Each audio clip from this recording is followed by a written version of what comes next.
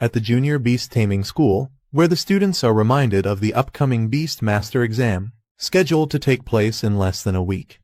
Tomorrow is the crucial day of the Beast Master qualification assessment.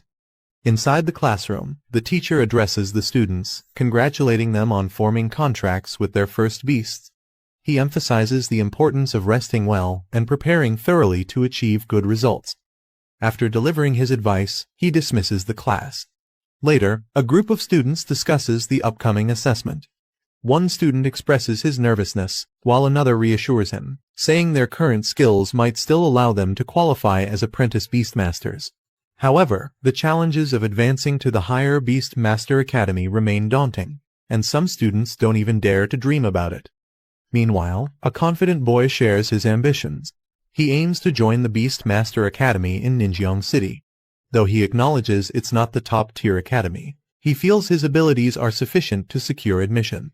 In contrast, another student worries about failing the apprentice exam, fearing a life of mediocrity if he doesn't succeed.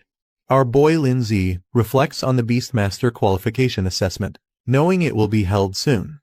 He is a time traveler who entered this world just a week ago by traveling through time and space, taking over this body. As he sorts through the memories of his new host, he learns about the dark history of this world. Hundreds of years ago, during a catastrophic event, dimensional rifts open, unleashing hordes of ferocious beasts. Despite the overwhelming threat, humanity fought back with resilience. Through brutal battles, they eventually discovered ways to tame these beasts, turning them into powerful allies for survival and combat.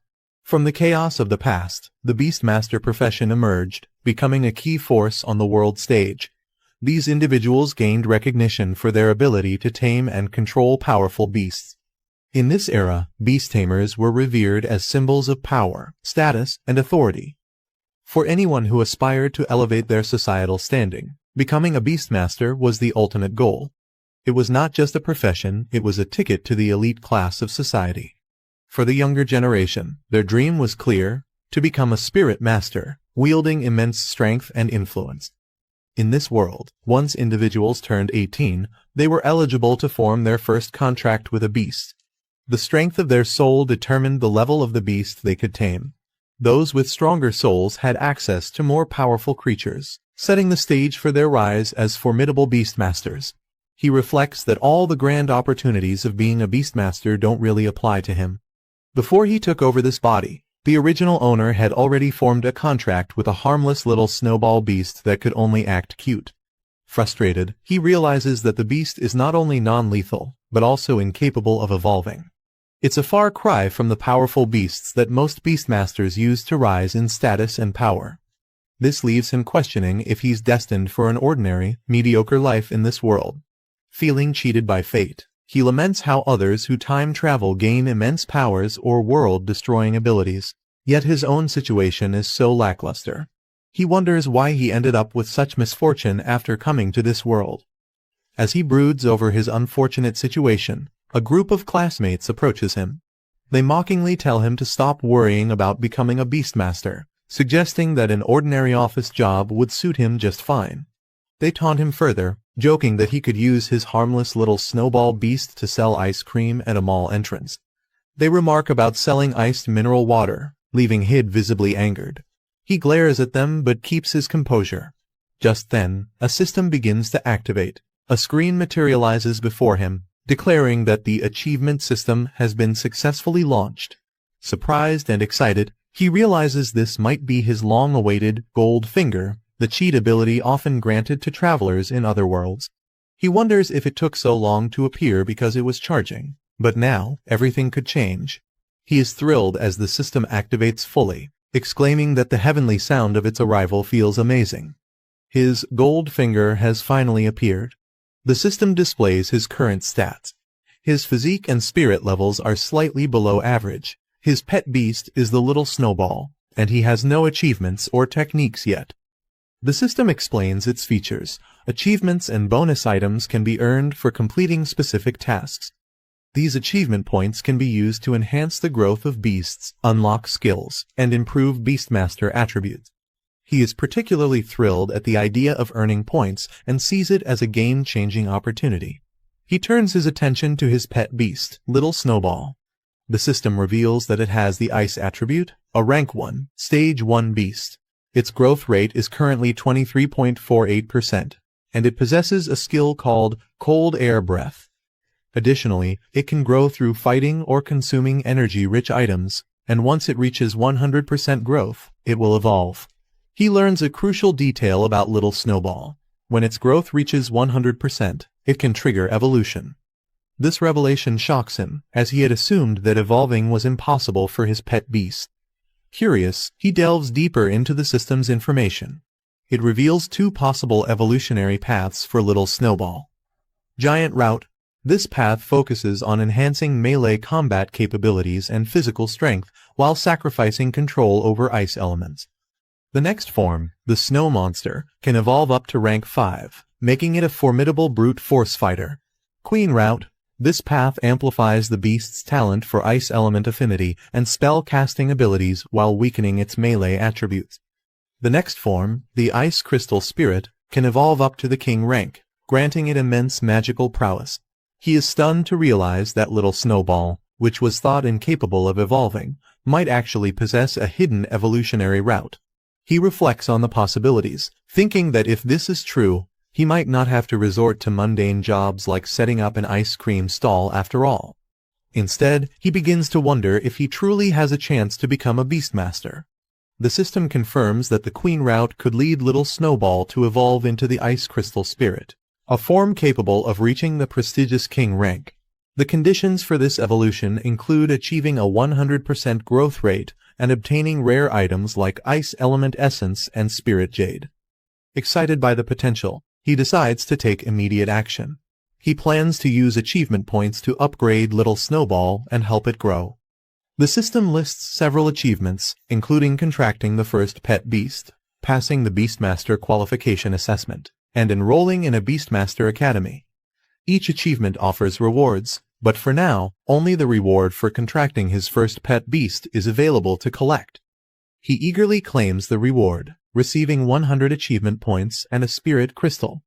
With excitement building, he turns his focus to Little Snowball, determined to use the achievement points to help it grow. He initiates the process, channeling the points into Little Snowball. Bright lights engulf the little creature, and the system announces a level up. Little Snowball's stats improve. With a surge of energy, Little Snowball successfully evolves to rank 1, stage 2, achieving a 100% growth rate. He is thrilled, seeing proof that his efforts and the system's capabilities are real. He marvels at the results, exclaiming how the level-up process actually works. The system informs him that he has consumed 77 achievement points, leaving 23 remaining. Little Snowball appears slightly stronger, but the protagonist can't help but feel underwhelmed by the brief and dazzling special effects. He jokes that as an F-class beast, Little Snowball's status isn't entirely unjustified. The system reminds him that for Little Snowball to continue evolving, he'll need 20 Ice Element Essences and 1 Spirit Jade. These items are rare and expensive, making the task more challenging. Despite the obstacles, he is determined to gather the resources and advance Little Snowball further. He begins planning his next steps, securing money and heading to the pet shop to buy the materials necessary for Little Snowball's evolution. As he walks, one of his classmates mocks him again, taunting him about selling ice cream with his snowball. Ignoring the jeers, he calmly reassures Little Snowball not to take such insults to heart. With determination, he declares that tomorrow's Beastmaster qualification assessment will depend on their combined efforts, signaling his resolve to prove everyone wrong. However, the mocking classmate sneers, calling him trash. He snaps back, the classmate revealed to be a member of the powerful Zhong family, the second largest family in Zhongning City. He responds, saying the Beastmaster final exam will prove who is truly worthless. Zhong Hao taunts him further, claiming that someone with a useless beast shouldn't even bother. Another classmate joins in, laughing that he should stick to selling popsicles instead. A girl named Guan intervenes, warning Zhong Hao not to cross the line. Zhong Hao, recognizing her, pretends to back off, but continues to insult Lin Zi indirectly. He mocks her for associating with someone he considers trash and implies she would be better off siding with someone of higher status, like him. He reassures Guan, telling her there's no need to argue with the bullies. He confidently states that they'll understand the truth when the time comes. Afterward, he informs Guan that he needs to visit the pet store to prepare for tomorrow's qualification assessment. She agrees to head home on her own, wishing him luck. As he arrives at the store, Lindsay is struck by the high cost of evolution materials, lamenting how months of savings disappear in a single purchase. Returning from his errands, he is greeted by Guan, who invites him over for dinner at her house. She mentions her mother asked her to extend the invitation. He agrees, saying he'll join later. As the conversation shifts, Guan hesitantly brings up the Beastmaster qualification assessment happening the next day. She asks if he will accompany her to the event. Lindsay calmly replies that he also needs to participate, surprising her. Excited, she encourages him to show up strong and make an impression, especially against Zhang Hao and his gang. He reassures Guan, confidently promising to handle the situation. She smiles, takes her leave, and he watches her go, determined to make tomorrow's assessment a turning point. Later, sitting at home, he reflects on the high cost of the ice element essence and spirit jade. Addressing little Snowball, he mentions that leveling up in the future will require even more resources. He lays out the materials, encouraging little Snowball to eat and evolve. Watching his pet beast consume the items, he gently reminds it to take its time, as no one will compete for the resources. Suddenly, little Snowball begins to glow and expand, signaling the start of its evolution. Surprised, the Lindsay exclaims, wondering if this is truly happening. A sudden glow from little Snowball. He steps back, surprised, as an overwhelming burst of energy surrounds them. Little Snowball begins to change, evolving into a new form. Amidst the dazzling spectacle, little Snowball transforms into the Ice Crystal Spirit, a Rank 2, Stage 2 beast. The system lists its new skills, including Icicle and Extreme Cold Domain, and reveals that its next evolution would be into the Snow Maiden, requiring even rarer materials to advance further. He is ecstatic, declaring the evolution a success. He proudly admires the Ice Crystal Spirit, realizing that this marks a turning point in his journey. He checks his pet Snowball's stats, and is surprised to see that its rank has directly jumped to Rank 2, Stage 2. This level of growth is unexpected since the average strength of pets at his school typically lies between Rank C and Rank E. Snowball radiates an icy aura that surprises Lindsay with its intensity. Holding it in his arms, he shivers and comments on how cold it feels. As he observes Snowball's surroundings, the icy energy continues to grow stronger, creating a frosty explosion around them. Lindsay realizes that Snowball's strength has increased far beyond his expectations, affecting even the environment around it. The achievement notification confirms Snowball's evolution, granting Lindsay 100 achievement points and a Strength Crystal Roman 11 as rewards for reaching this milestone. He reflects on the materials he used for Snowball's evolution. He notes that without the system prompt guiding him, no one would have considered feeding such rare resources to a weak pet beast. Confident in his decision, he activates the system to extract his rewards. 2 items materialize in front of him, a glowing spirit crystal and a strength crystal. The spirit crystal enhances spiritual strength, which determines the number and level of pets he can contract. The strength crystal boosts his physical fitness, a crucial attribute for survival. Without hesitation, Lindsay consumes the strength crystal. As he absorbs the strength crystal, a surge of power courses through his body. He feels a transformation beginning to take effect. His physique becomes visibly enhanced, surrounded by a powerful aura of energy. The system panel displays his updated stats. His physique has doubled from 1 to 2, his spirit from 0.8 to 1.8, and his spirit power from 80 to 180. Snowball's rank is confirmed as Ice Crystal Spirit, Rank 2, Stage 2, while his achievement points have risen to 123. Testing his newfound strength, Lindsay punches the air, feeling the cold no longer affect him. Instead, a steady stream of energy flows from within, marking a significant breakthrough in his abilities.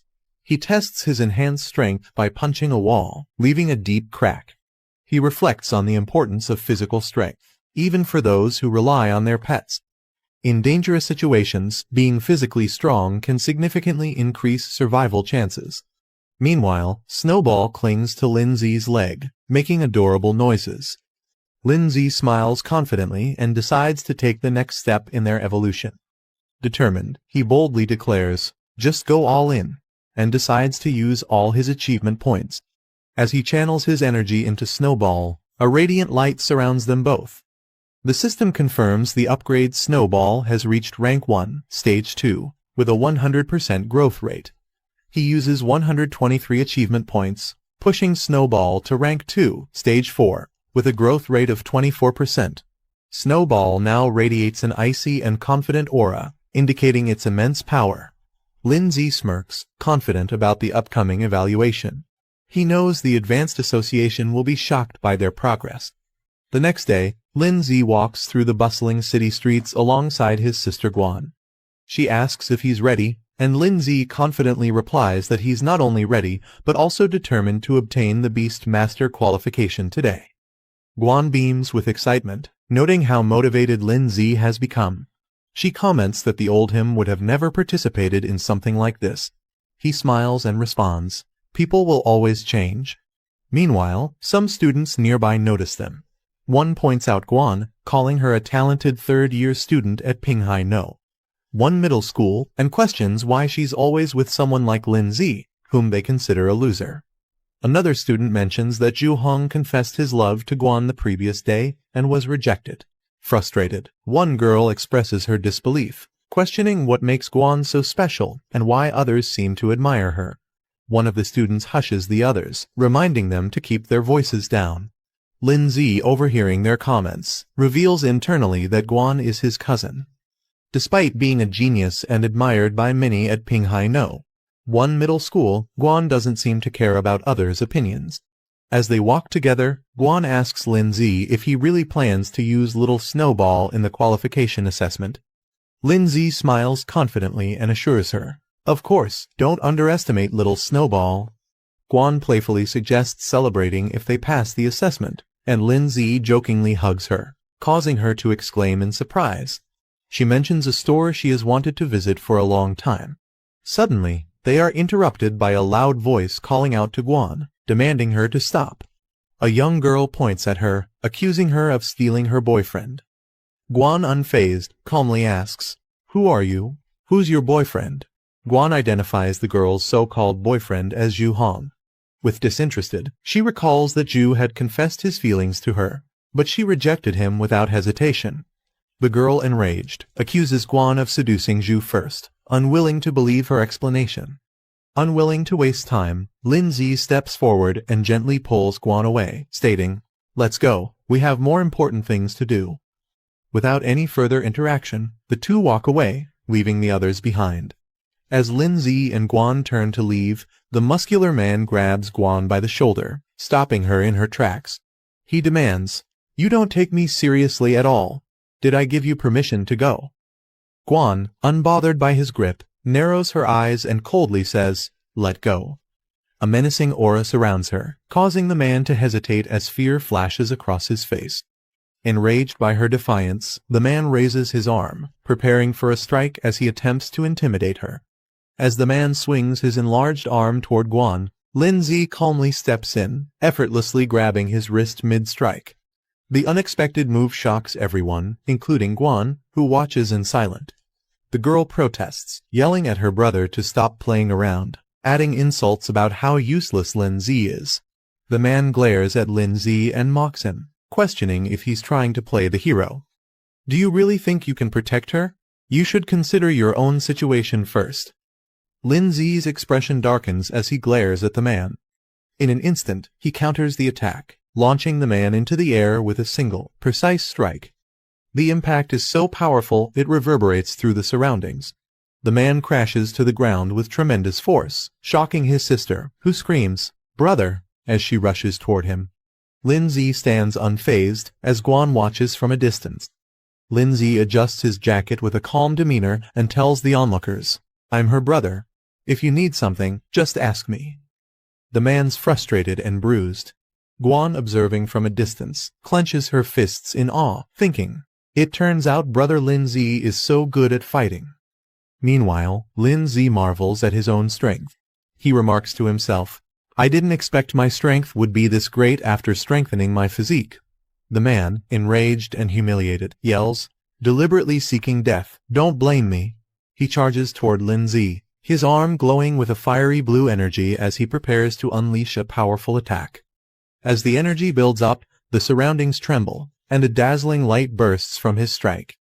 Guan watches with concern, but Lin Zi remains composed. Suddenly, the man's summoned beast, a ghost wolf, its spectral form exudes a chilling aura, and its system stats reveal it to be a rank 2, stage 1 beast. The man smirks confidently, pointing at his ghost wolf. He mocks Lin Zi and Guan, saying 2 high school students like them could never compete against his rank 2 beast. Guan observes the situation, realizing her pet beast is only at rank 1, stage 7. Though she has some faith in it, she understands the huge power gap. She admits the chances of victory are slim but resolves to fight anyway, knowing there's no alternative. As Guan starts preparing herself, she notices Lin Zi moving forward. Surprised, she calls out, asking him what he's doing. Lin Zi glances back at her, confidence as he takes charge of the situation. Guan hesitates and asks Lin Zi if he's planning to use Little Snowball and another plan she suspects. He confidently assures her not to worry, that her qualification assessment must not be jeopardized. He tells her to leave everything to him. The girl mocks Lin Zi, ridiculing him for his so-called qualifications and how someone like him dares to speak so boldly. She urges her brother to take action and teach Lin Zi a lesson. The man, unfazed by Lin Zi's confidence, orders his ghost wolf to attack. The wolf charges forward with immense power. Lin Zi steps forward, his hand glowing with power as he prepares to confront the ghost wolf. The ghost wolf leaps toward him with blinding speed. The wolf's attack connects with a burst of light. Suddenly, Snowball unleashes its ability. The surrounding air transforms into a domain of extreme cold, freezing everything in sight, including the ghost wolf. The girl and man are caught off guard by the sudden appearance of this powerful Snowball. Guan wonders aloud if this powerful entity could truly be Snowball. Lin remarks with a confident smile that Snowball has evolved, leaving Guan still in awe of its new power. The man commands it to strike swiftly. The ice beast surges forward. Snowball's transformation glowing with energy. She evolves into the ice crystal spirit. An icy attack icicle is unleashed, sending sharp, freezing shards toward the man's ghost wolf. The impact shatters the wolf's form into pieces, leaving the man stunned. He stares at the scattered ice fragments in disbelief, muttering, "Impossible." Regaining his composure, the man yells at Snowball's master, Lin Zi, questioning how a mere high schooler's pet, only at rank 1, stage 9, could instantly defeat his rank 2 pet beast. The man panics, realizing they've underestimated Lin Zi's pet beast. He hurriedly tells his sister they need to leave, admitting their miscalculation. Before they can retreat, Lin Zi blocks their path, calmly but firmly making it clear they aren't allowed to leave. The man and sister are frozen in fear as Lin Zi unleashes a massive icicle attack, covering the ground in ice and leaving them stunned and powerless. The man, now completely overwhelmed, bows his head and apologizes. He admits his mistake and pleads for forgiveness, addressing Lin Zi as Big Brother. Lin Zi reminds him that his apology is directed at the wrong person. Realizing his error, the man turns to Guan, apologizing sincerely for his behavior. He assures her it won't happen again and vows to teach his subordinate a lesson for causing this mess. The sister watches her brother in disbelief, softly calling out to him, clearly shocked by his sudden regret. The man, frustrated with his sister's hesitation, scolds her and forces her to apologize quickly. As the situation de-escalates, Guan dismisses their apology, telling them to leave immediately. The man quickly agrees and grabs his sister to retreat. Lin Zi standing next to Snowball, who now looks stronger and more composed. He gives a slight nod, acknowledging the resolution. The man and sister hurriedly flee the area. Guan excitedly praises Lin Zi, amazed at how he defeated a rank 2 ghost wolf. She asks how he managed it and wonders if Snowball, now the ice crystal spirit, can evolve further. Lin Zi acknowledges her excitement, but reminds her they have little time and need to hurry to the qualification exam venue. Snowball cheerfully follows as Lin Zi strokes her head, radiating confidence. In the Imperial Beast Association building, where a crowd has gathered. Among them, several onlookers marvel at the magnificent origin stone, a mysterious artifact central to their training and examinations. At the Imperial Beast Association, Guan and Lin Zi observe the origin stone. Guan marvels at its size, while Lin Zi notes that it doesn't seem extraordinary at first glance. As the qualification begins, Lin Zi reflects on the importance of this test. It's the final assessment of the year, and failure would mean losing the chance to become a Beastmaster. Determined, he resolves to succeed. A representative addresses the candidates, explaining the process. Each participant has received a bronze medal, with rankings low, medium, high, and superior indicating their level. These medals are the key to accessing the Origin Stone realm. The representative explains the rules. Candidates must choose the difficulty level of their challenge. Higher difficulties offer greater rewards but come with increased risks. The rewards include enhancements like increased spirit, physique, and pet growth rates, as well as unlocking additional pet slots. The Origin Stone displays the rewards for each level: low, medium, high, and superior, with superior offering the most significant benefits. The crowd reacts with mixed emotions. Some are inspired, dreaming of passing the superior difficulty, while others doubt their chances, knowing the difficulty of even the high level.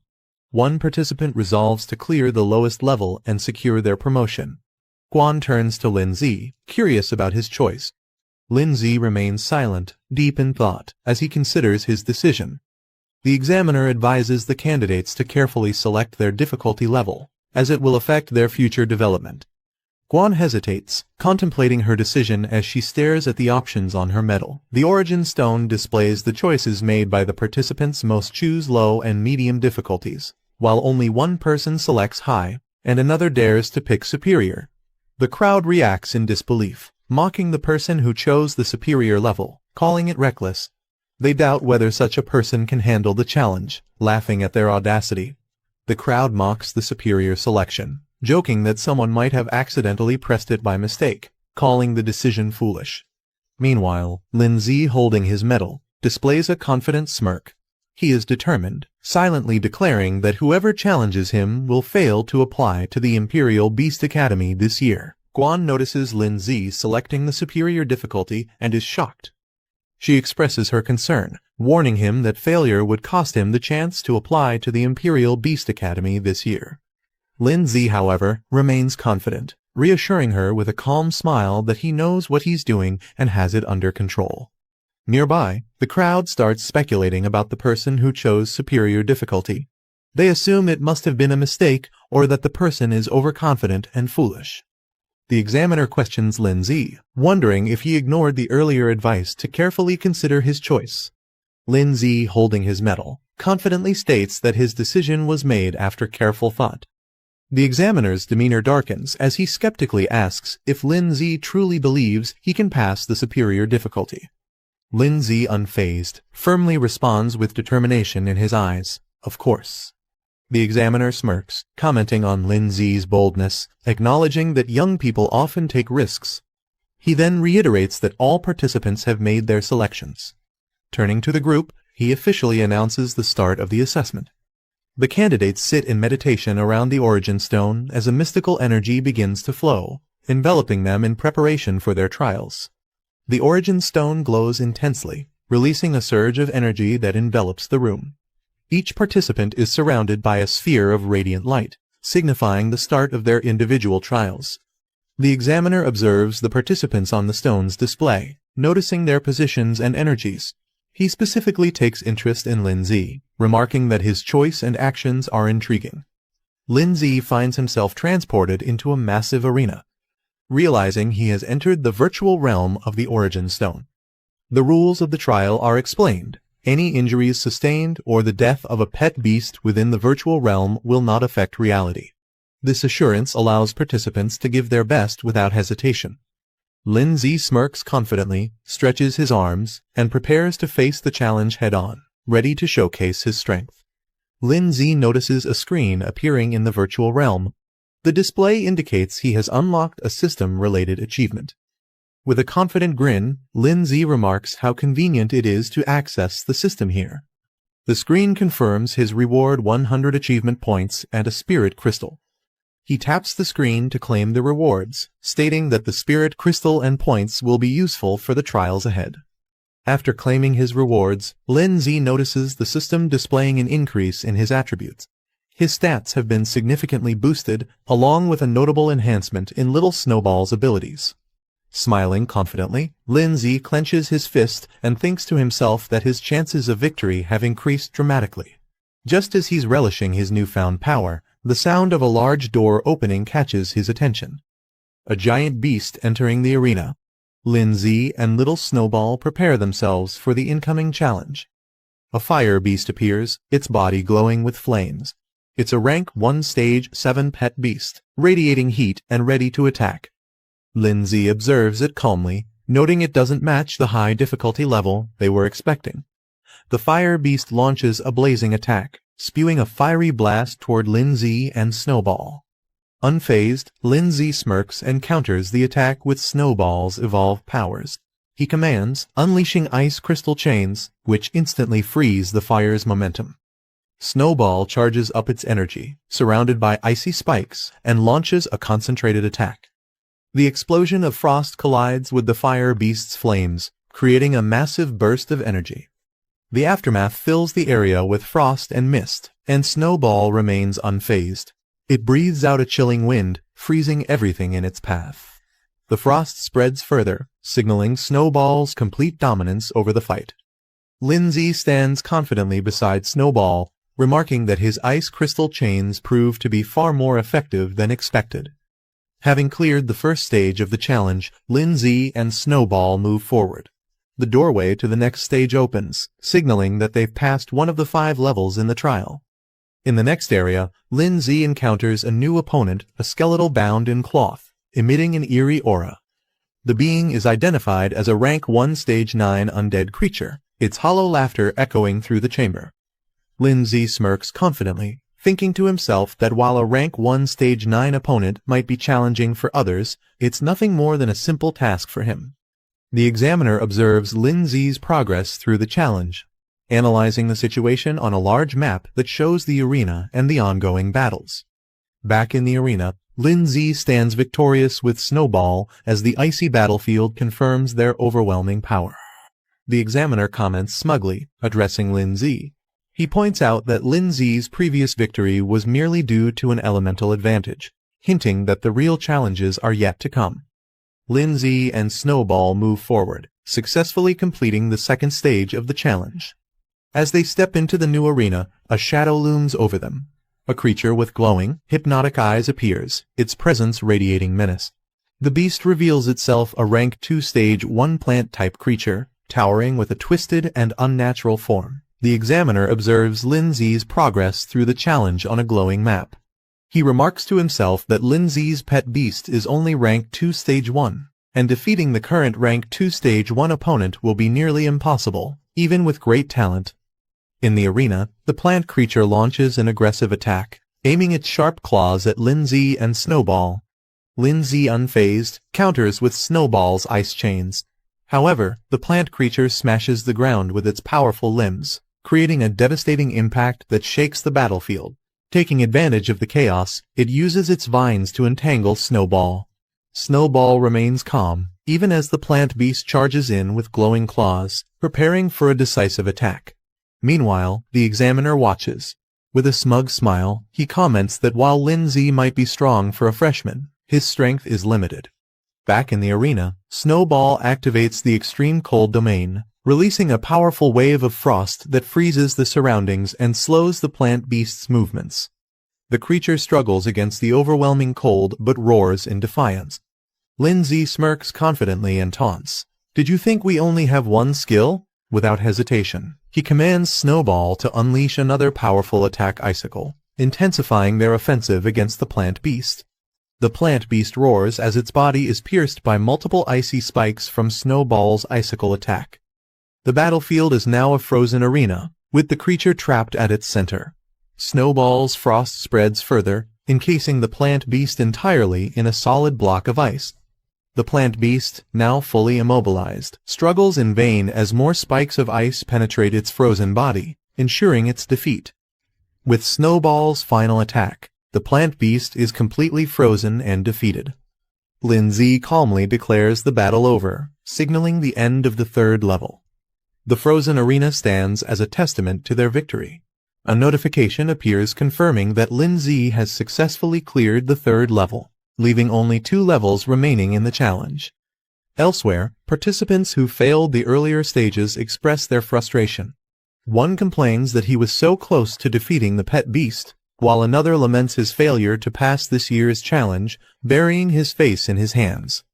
Amid the group of participants, one excitedly celebrates his success, exclaiming that he's now an apprentice beastmaster.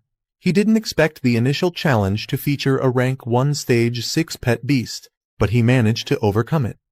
Meanwhile, others watch in frustration. One participant clenches his fists and mutters his dissatisfaction, lamenting his failure and comparing his performance to those who succeeded. Someone notices the next challenge, a vicious claw beast. The announcement stuns the crowd, who recognize it as a rank 2 pet beast. Murmurs of disbelief ripple through the room as they question why such a high-level beast would appear in the apprenticeship assessment. The 4th level ends with a decisive victory for Lindsay and Snowball. The frozen remains of the opponents stand as proof of their power. Onlookers exclaim in amazement, recognizing Lindsay as the one who challenged the superior difficulty level. With the 4th level cleared, the final stage of the challenge begins. Lindsay confidently remarks that they've reached the last level. In the observation area, participants watch in disbelief, questioning why Lindsay is so powerful. One mentions they know all the top students from the local high schools, but Lindsay's strength seems unmatched and unfamiliar. Meanwhile, Guan happily celebrates her own success, announcing that she's now an apprentice beastmaster. However, her thoughts immediately turn to Lindsay, wondering about his progress and eagerly anticipating his performance in the final stage. The crowd gathers around the monitor, awestruck by Lindsay's performance. Cries of admiration echo through the room as they acknowledge his strength. Guan, watching closely, realizes that Lindsay has cleared the 4th level on superior difficulty. She clenches her fists in excitement, calling it incredible. As the final stage begins, the roar of the beast resonates through the arena. A massive saber-toothed lion emerges. Its sheer size and ferocity shock the onlookers. "It's a rank 2 stage 5 beast," someone exclaims in disbelief. Others remark how impossible it is for a newcomer to defeat such a creature. Guan, though visibly concerned. Lindsay watches calmly as Snowball prepares for battle, commenting that he's finally facing a worthy opponent. Snowball summons another icicle attack, its sharp fragments shooting forward with incredible speed. The enemy's movements are lightning fast, making it difficult for Lindsay to track.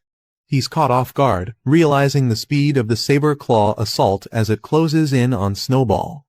Snowball braces herself against the powerful attack, the clash sending shockwaves through the area as both sides fight for dominance. Snowball takes a direct hit, showing signs of wear as the intense battle continues. The trainer smirks, confident in his pet's advantage. He challenges Lindsay, curious if he has any new tricks left to show, while mocking that this might be the end for him. The saber-toothed lion charges forward, its ferocious aura overwhelming. Lindsay observes the fight carefully, recognizing the disparity in power. He acknowledges that while Snowball has the advantage of being at a higher stage, the outcome depends on various factors like attributes, environment, and strategy. Lindsay notes that Snowball is in a weakened state after consecutive battles, facing such a strong opponent with superior speed and power. The saber-toothed lion grows more ferocious, realizing it might actually lose if the battle continues like this. Lindsay calls out to Snowball, urging her to brace herself for the incoming attack. The lion lunges with full force, claws glowing with lethal energy, aiming to end the battle in one decisive blow. Watching closely, Lindsay stays calm but focused. As the lion charges, he recognizes the moment he's been waiting for. Now's the time, he thinks. Snowball summons a final icicle, releasing a concentrated burst of freezing power to meet the lion's charge head-on. The aftermath of the clash leaves a cloud of frost and dust hanging in the air.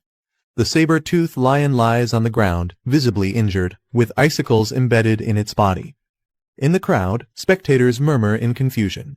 They speculate about the outcome, some wondering if it ended in a tie, while others question what exactly just happened. One onlooker points out the lion's condition, drawing everyone's attention. The saber-toothed lion struggles to move but ultimately collapses, its defeat becoming evident to all. Meanwhile, Snowball stands firm. Snowball's eyes glow intensely as it channels its energy into a powerful strike. The battlefield is filled with a burst of light as Snowball unleashes an overwhelming attack, aiming directly at the saber-toothed lion. The lion charges forward, attempting to counter Snowball's attack. Its paws meet the icy terrain, but shards of ice quickly form around them. Despite its struggle, the saber-toothed lion roars and pushes forward. Lindsay analyzes the situation, noting that the saber-toothed lion, being a beast adapted to extreme cold, has remarkable resistance to icy attacks. Despite his confidence, Lindsay begins to feel the pressure of the lion's resilience. A system notification suddenly appears, declaring a new achievement unlocked. The display reveals that Lindsay has gained 100 achievement points and unlocked a new skill feature. Intrigued, Lindsay wonders aloud about the meaning and potential of this newly unlocked ability, his mind already planning how to leverage it for the battle. Lindsay reviews the system panel displaying 3 new skills, a control-based ice lock, a defensive ice barrier, and an area-based ice spike attack. Each skill requires a specific number of achievement points to unlock, with varying growth potential. Surprised, Lindsay realizes he can equip more skills than expected, noting that most pet beasts are typically limited to just 2 basic abilities. He contemplates the strategic advantages of having multiple options in battle.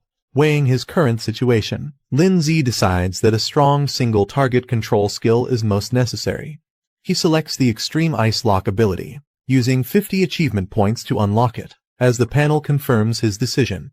The saber-toothed lion charges at Lindsay and Snowball with intense ferocity, its powerful strike aimed directly at its target. Snowball, standing firm, channels its energy to counter the attack. A dazzling light engulfs the battlefield as Snowball undergoes an upgrade. The system confirms Snowball has advanced to rank 2, level 7, increasing its growth rate to 54%. Onlookers, witnessing the radiant display from afar, react with surprise and curiosity. One exclaims, "What's with that light?" Another realizes, "It's an upgrade." The crowd is baffled by Snowball's sudden upgrade. Some speculate about the resources used, while others argue upgrades should only happen after securing a victory, leaving them suspicious of Lindsay's tactics. Lindsay, unfazed by their doubts, confidently gestures to the saber-toothed lion, inviting it to make its move. As the lion charges with renewed ferocity, Snowball activates the newly acquired Extreme Ice Lock skill. Chains of glowing frost encircle the lion, halting its attack mid-air and leaving it restrained. The saber-toothed lion struggles to break free from the icy chains of the Extreme Ice Lock, roaring in frustration. Lindsay channels his power and uses the Ice Spike ability. Shards of ice form above the lion and crash down with incredible force, piercing through the beast's defenses. The lion lets out a final roar as it succumbs to the relentless assault. The spectators are stunned by the display of power, murmuring questions about the mysterious skill and why it was so effective. The examiner and the crowd are in disbelief, questioning how Lindsay's pet can use 3 different skills, a feat uncommon for beasts of its rank. As the saber-toothed lion struggles to recover, Lindsay observes it calmly, commenting on its thick defenses. Snowball's eyes glow fiercely as it prepares another powerful attack. It channels its icy energy, shards forming around it. With determination, Snowball readies itself, showing it has no intention of letting the lion recover. With Snowball's final attack, the saber-toothed lion is completely subdued, collapsing onto the icy battlefield in defeat. Lindsay stands victorious alongside Snowball, their combined strength leaving the audience in awe. The system announces Lindsay's success, declaring his evaluation as completed at an extraordinary difficulty level. Guan jumps with excitement, cheering for Lindsay and celebrating his hard-earned victory. In the crowd, disbelief spreads. Some accuse Lindsay of bribing the examiner, unable to accept his unexpected win. Others speculate about his methods, still skeptical of his capabilities. The examiner, however, remains composed. He acknowledges Lindsay's exceptional talent, remarking that while he's seen many young beast tamers, none have impressed him as much as Lin Zi with his silent yet commanding performance. After the battle, Lin Zi's stats receive a significant boost, reflecting his successful completion of the challenge. Snowball's status is displayed, now ranked at level 3, stage 1, with an impressive 84% growth rate and mastery of 3 powerful skills. The examiner, still observing, acknowledges the extraordinary difficulty of the test and how much Lin Zi's capabilities have grown as a result. The performance leaves him and others deeply impressed. The system displays another notification. Lin Zi is now eligible to form a contract with a second beast, marking a major milestone in his journey. Lin Zi reflects on his next step, deciding which beast to form a contract with as his second companion. He considers his options, planning to visit a pet shop to explore the possibilities. The system announces Lin Zi's rewards, 200 achievement points and a spirit stone, acknowledging his successful completion of the trial. The notification also signals the conclusion of the evaluation. As the trial ends, Lin Zi opens his eyes, finding himself back in the real world. A crowd gathers around him, their silence filled with curiosity and astonishment at his extraordinary performance. Lin Zi sits calmly, unaffected by their reactions. Lin Zi finds himself surrounded by curious classmates, bombarding him with questions about how he accomplished such an extraordinary feat. They're particularly amazed by Snowball, an ice element beast they've never encountered before. Guan, overcome with joy, rushes to Lin Zi and hugs him tightly, exclaiming how she always believed he would succeed. Lin Zi, initially surprised by her reaction, smiles warmly. The examiner approaches Lin Zi, acknowledging his impressive performance. As the surrounding crowd watches, students murmur in surprise. It's rare to see an examiner apologizing to a student. However, Lin Zi remains calm and unbothered. The examiner directly addresses Lin Zi, offering him a spot in the Beastmaster Association. He further explains the benefits, mentioning that Lin Zi could secure a high-ranking position with exclusive privileges. Even top graduates don't easily receive such offers. Guan, standing beside Lin Zi, urges him to accept, recognizing the rarity of this opportunity. The competition for a spot in the Beastmaster Association is intense, like crossing a narrow bridge against thousands of others. Lin Zi considers the offer. Accepting would mean all his academy expenses, including tuition and living costs, would be covered. It would also raise his status in everyone's eyes. However, he knows there's no such thing as a free lunch. Opportunities like this always come with hidden costs. Facing the examiner, Lin Zi politely declines, stating he has already made up his mind and will decide his future after graduation. His firm response leaves the examiner and the surrounding students momentarily stunned. After Lin Zi declines the offer, another student eagerly steps forward, asking if he can take the spot instead. The examiner ignores him, his focus still on Lin Zi. He recognizes Lin Zi's rapid growth and realizes that in the future, Lin Zi will be even stronger and able to negotiate for much greater benefits. Seeing Lin Zi's firm decision, the examiner doesn't press further. Instead, he tells Lin Zi that if he ever changes his mind, he's welcome to find him anytime. Before leaving, the examiner introduces himself as He Zhenwen, leaving his contact as a final gesture. After the examiner leaves, Lin Zi stands confidently. Guan watches him closely, her expression unreadable. The two walk through the academy courtyard, when suddenly a voice calls out to them, asking them to wait. Lin Zi and Guan turn around, surprised. A girl excitedly approaches, introducing herself and her companion. She mentions they are from the neighboring class, eager to meet Lin Zi. The two girls eagerly approach Guan, asking for Lin Zi's contact information. Their excitement is clear as they try to get closer. The girl confidently hands Lin Zi her phone, suggesting they add each other as friends, mentioning that they've admired him for a while and hope to spend more time together. She introduces herself as a student from the neighboring class and congratulates him, clearly trying to make a good impression. However, Lin Zi casually smiles and excuses himself, saying they have other things to do. Guan, standing beside him, crosses her arms, visibly annoyed by the situation. As Lin Zi and Guan try to leave, the girl chases after them, still insisting he add her as a friend. Lin Zi, without looking back, dashes away, leaving Guan visibly irritated by the situation. Shortly after, Lindsay receives a message summoning him to the office. He glances at his phone and sighs before heading there. Arriving at the office, Lindsay peeks inside and asks if he was called. Inside, a confident and elegant woman greets him. She leans back in her chair intrigued, and mentions that she heard he successfully passed an extremely difficult trial. Lindsay hesitates for a moment, observing the teacher's expression. Before he can react, she suddenly pulls him into a tight hug, excitedly praising him for his achievement.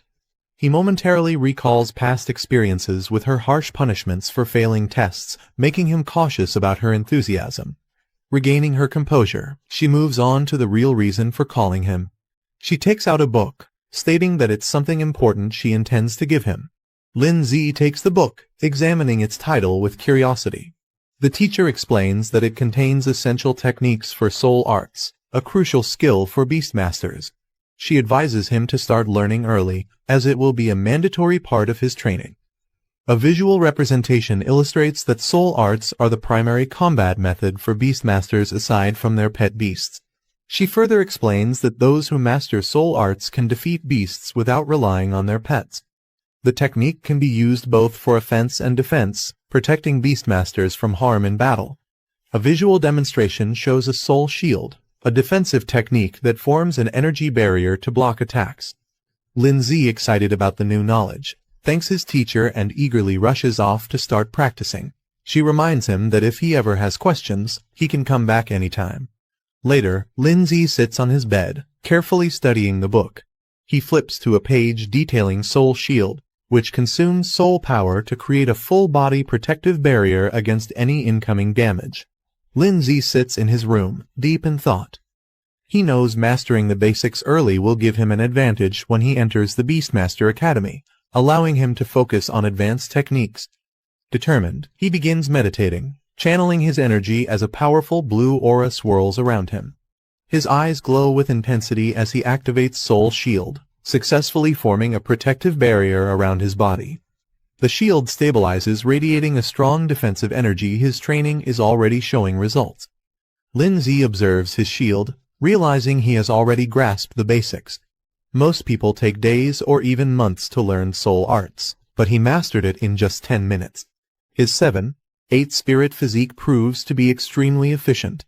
Sitting within his shield, he notices a system prompt offering to upgrade his soul shield by spending 50 achievement points out of his 350.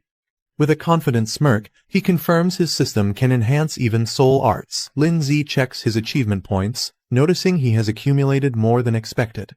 The system prompts him, asking if he wants to spend some points to upgrade soul protection. Considering his options, Lindsay decides that survival skills should be upgraded in one go. Without hesitation, he selects the option, using a portion of his points for an instant enhancement. Lindsay activates soul protection, advancing it to the 3rd stage. A powerful barrier forms around him, radiating with energy as the upgrade takes effect. Feeling the difference, he notes that the shield is now stronger and much larger than before. He smirks, realizing it could easily cover multiple people at once, a significant boost to his defenses. Lindsay checks his soul power, realizing that activating soul protection only consumes a small amount each time. With his current limit, he can use it multiple times without worry. Remembering the Spirit Soul Stone he received from an achievement, he decides it's time to use it, thinking it might further enhance his abilities. After using the Spirit Soul Stone, Lindsay feels a surge of power. His soul power and spirit level increase significantly, boosting his overall strength. Looking at his current reserves, he realizes that using all this power just for defense would be wasteful. Deciding to make the most of it, he considers learning a few more skills to balance his abilities. Lindsay flips through a skill book, looking for useful abilities. He comes across Soul Arrow, a technique that focuses spiritual energy at the fingertips and fires it like a projectile. Turning the page, he finds Soul Impact, a close-range attack that condenses energy into a powerful strike. Seeing their potential, he considers learning both skills to expand his combat options. As night falls, the city is quiet, with only a few lights glowing in the distance. Inside, Lindsay closes his eyes, steadying his breath. A faint aura of energy surrounds him as he focuses, processing everything he has learned. Lin Zi's eyes snap open, a sharp golden glow flashing within them. Without hesitation, he launches forward, unleashing Soul Arrow at high speed. The energy projectile shoots out as he moves with precision, testing his control over the technique. Lin Zi fires Soul Arrow, watching as it shoots forward with precision. Though the attack isn't highly destructive, he notes its accuracy is impressive, making it a reliable long-range option. Satisfied with the test, he moves on to the next skill, Soul Impact. Clenching his fist, golden energy gathers around it. Lin Zi gathers energy into his fist, golden flames surging around him as he unleashes Soul Impact. The force explodes forward, sending shockwaves through the room. Testing its power further, he throws a punch, consuming 30 soul power in an instant. The impact is strong, confirming that this close-range attack will be a devastating addition to his arsenal. Lin Zi observes the aftermath of his soul impact, surprised by the sheer damage it caused. The wall in front of him is shattered, proving the technique's destructive potential. A system notification appears, informing him that he has successfully learned 3 soul techniques and has been rewarded with a soul recovery potion, which can instantly restore all his soul power.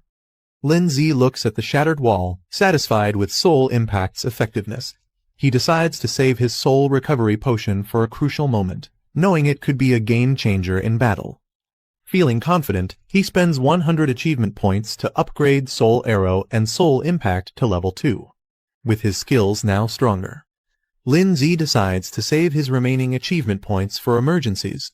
With his skills upgraded, he shifts his focus to his next goal, earning money to buy a second pet beast. The next day, he heads to the mission center, a place where trainers take on tasks to earn rewards. At the mission center, Lin Zi joins the crowd, scanning the available tasks.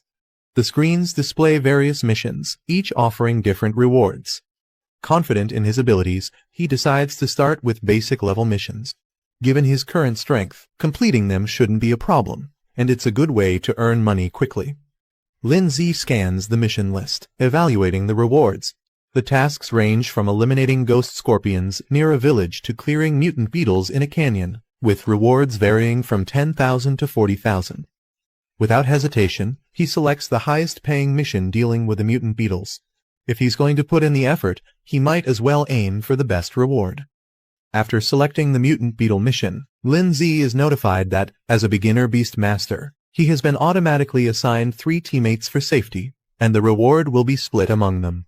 Annoyed, he punches a training dummy, frustrated that he has to share the earnings. He was confident he could handle it alone.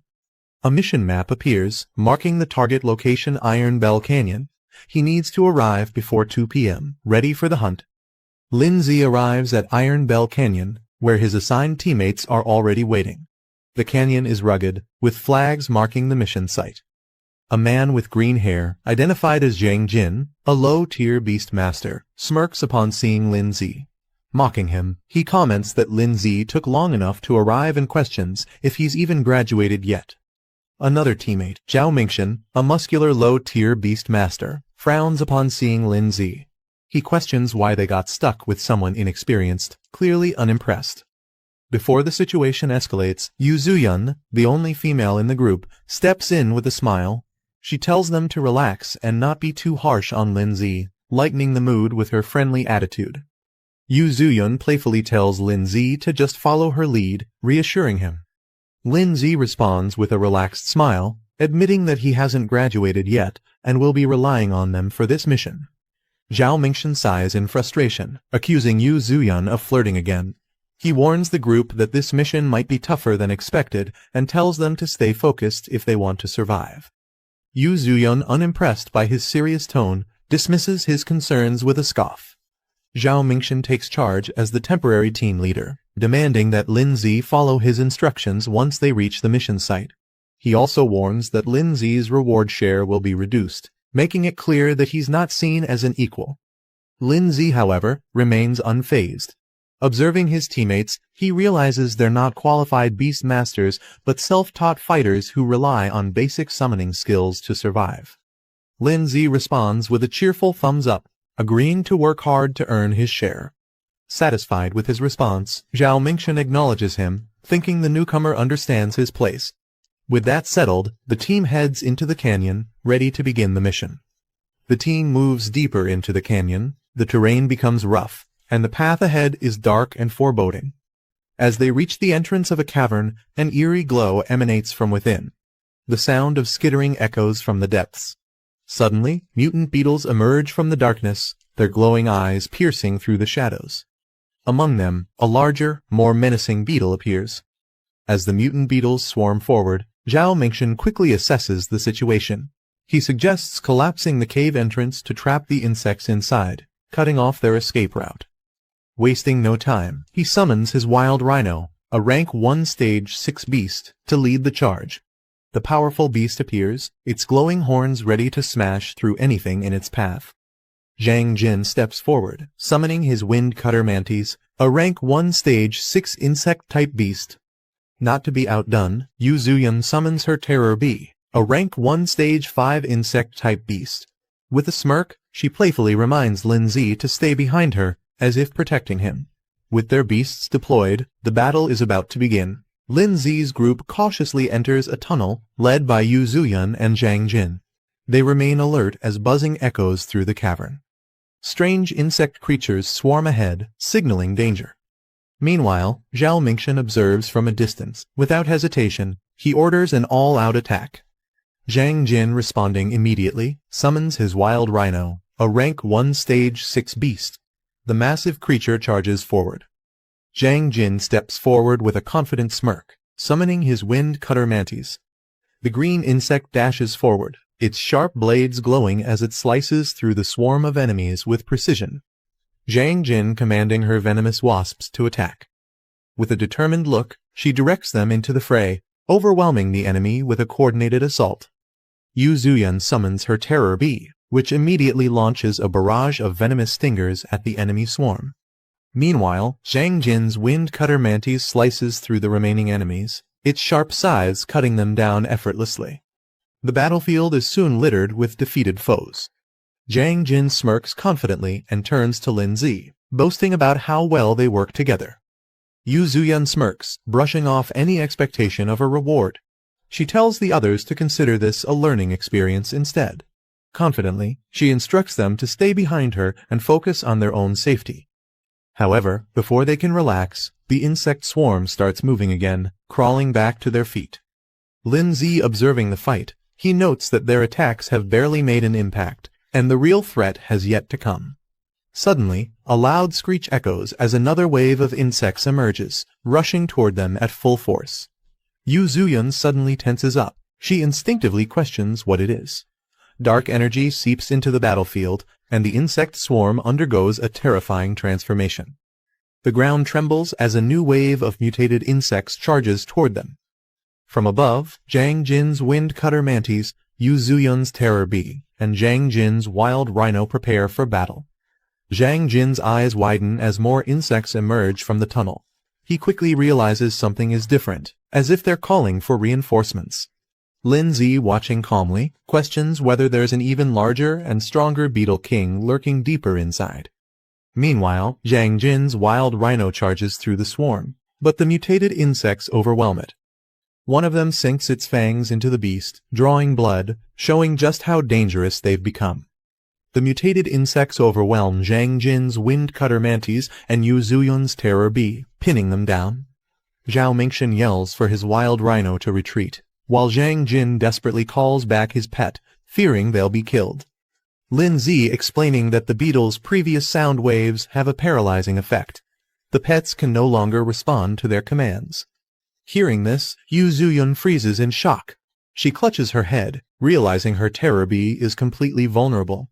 Fear sets in as she struggles to think of a way to save it.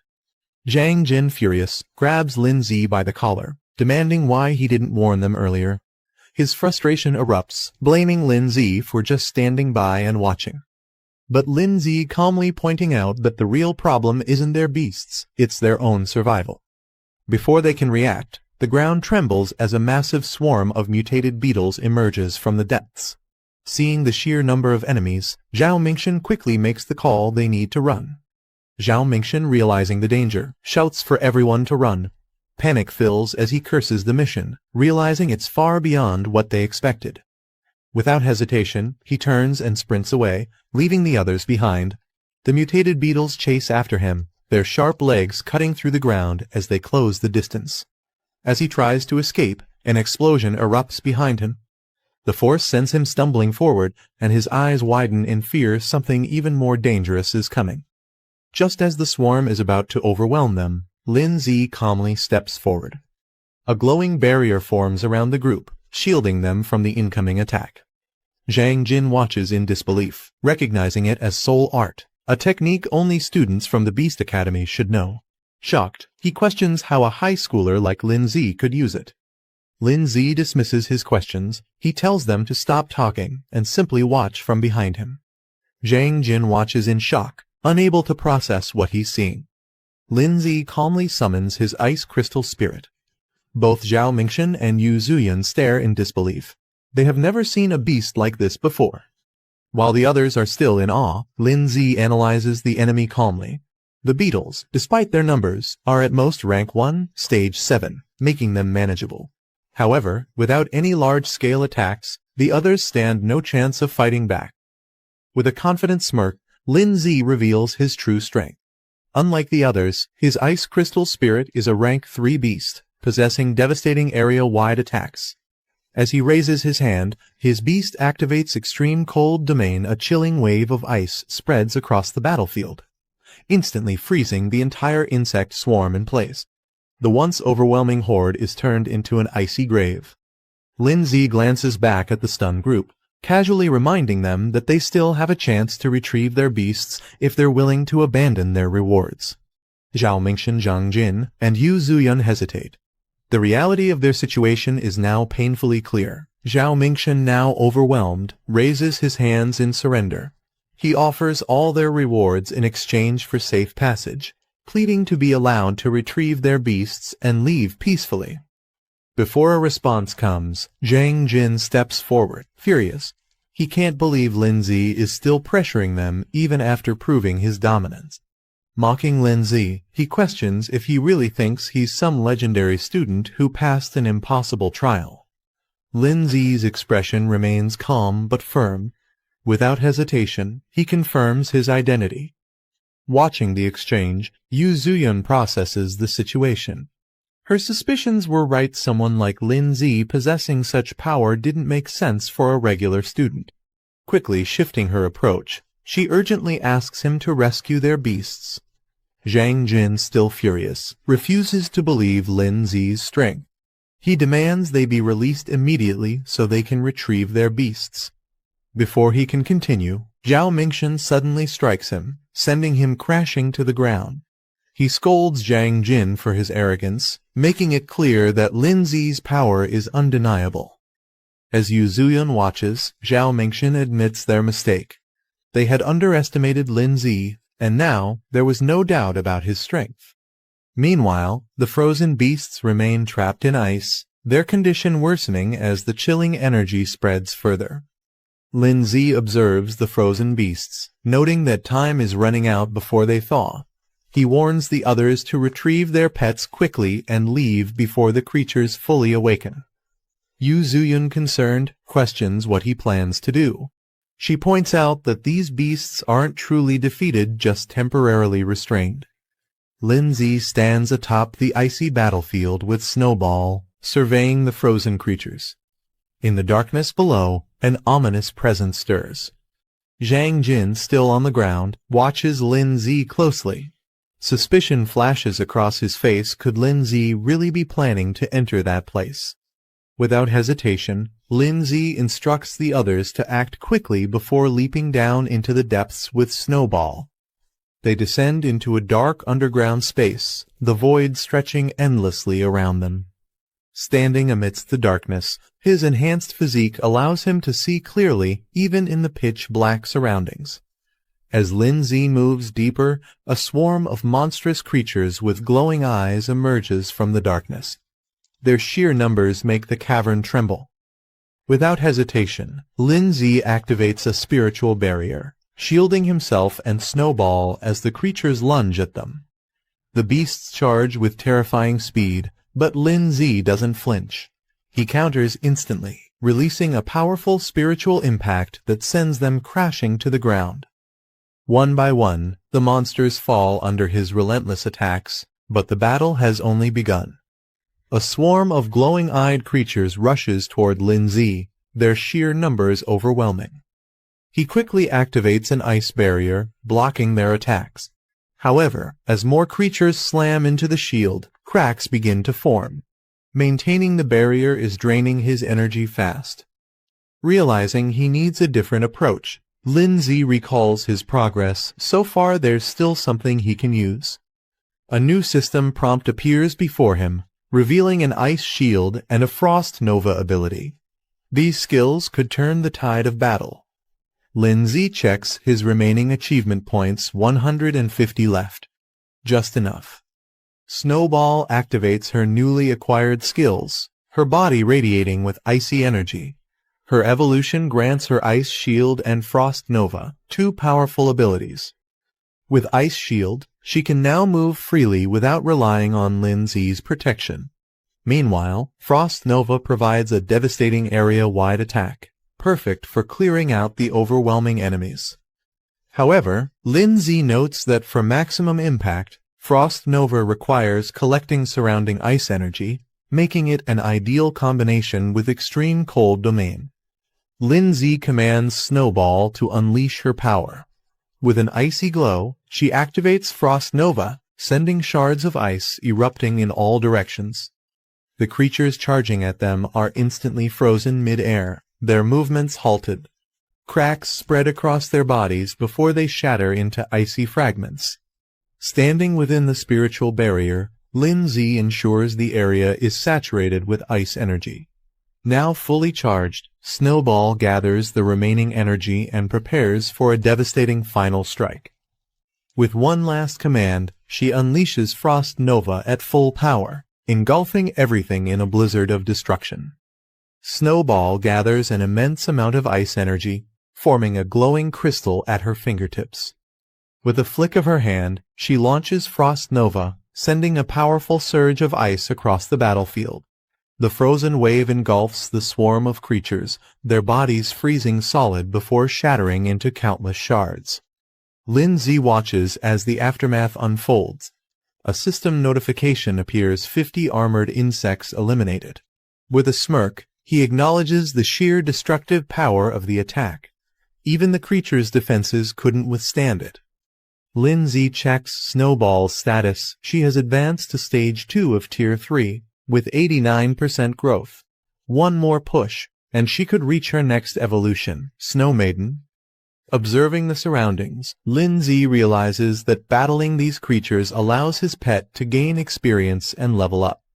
Though the process is slow, the sheer number of enemies makes this an ideal training ground. With Snowball on the verge of evolution, Lin Zi considers pushing forward. But before he can decide, an eerie sound echoes from deeper within the cave. Both he and Snowball turn sharply toward the source. Deep in the cave, more armored insects emerge, their glowing eyes fixed on Lin Zi and Snowball. Unlike before, these creatures move in formation, their aggression more calculated. Lin Zi smirks, realizing the king of the swarm must be close. Meanwhile, outside the cave, Yu Zuyun, Zhao Mingshan, and Jiang Jin struggle to recover from their earlier defeat. Still catching her breath, Yu Zuyun insists they report the mission's dangers immediately. If they delay, Lin Zi could be in serious trouble. Jiang Jin, still frustrated, dismisses Lin Zi's situation.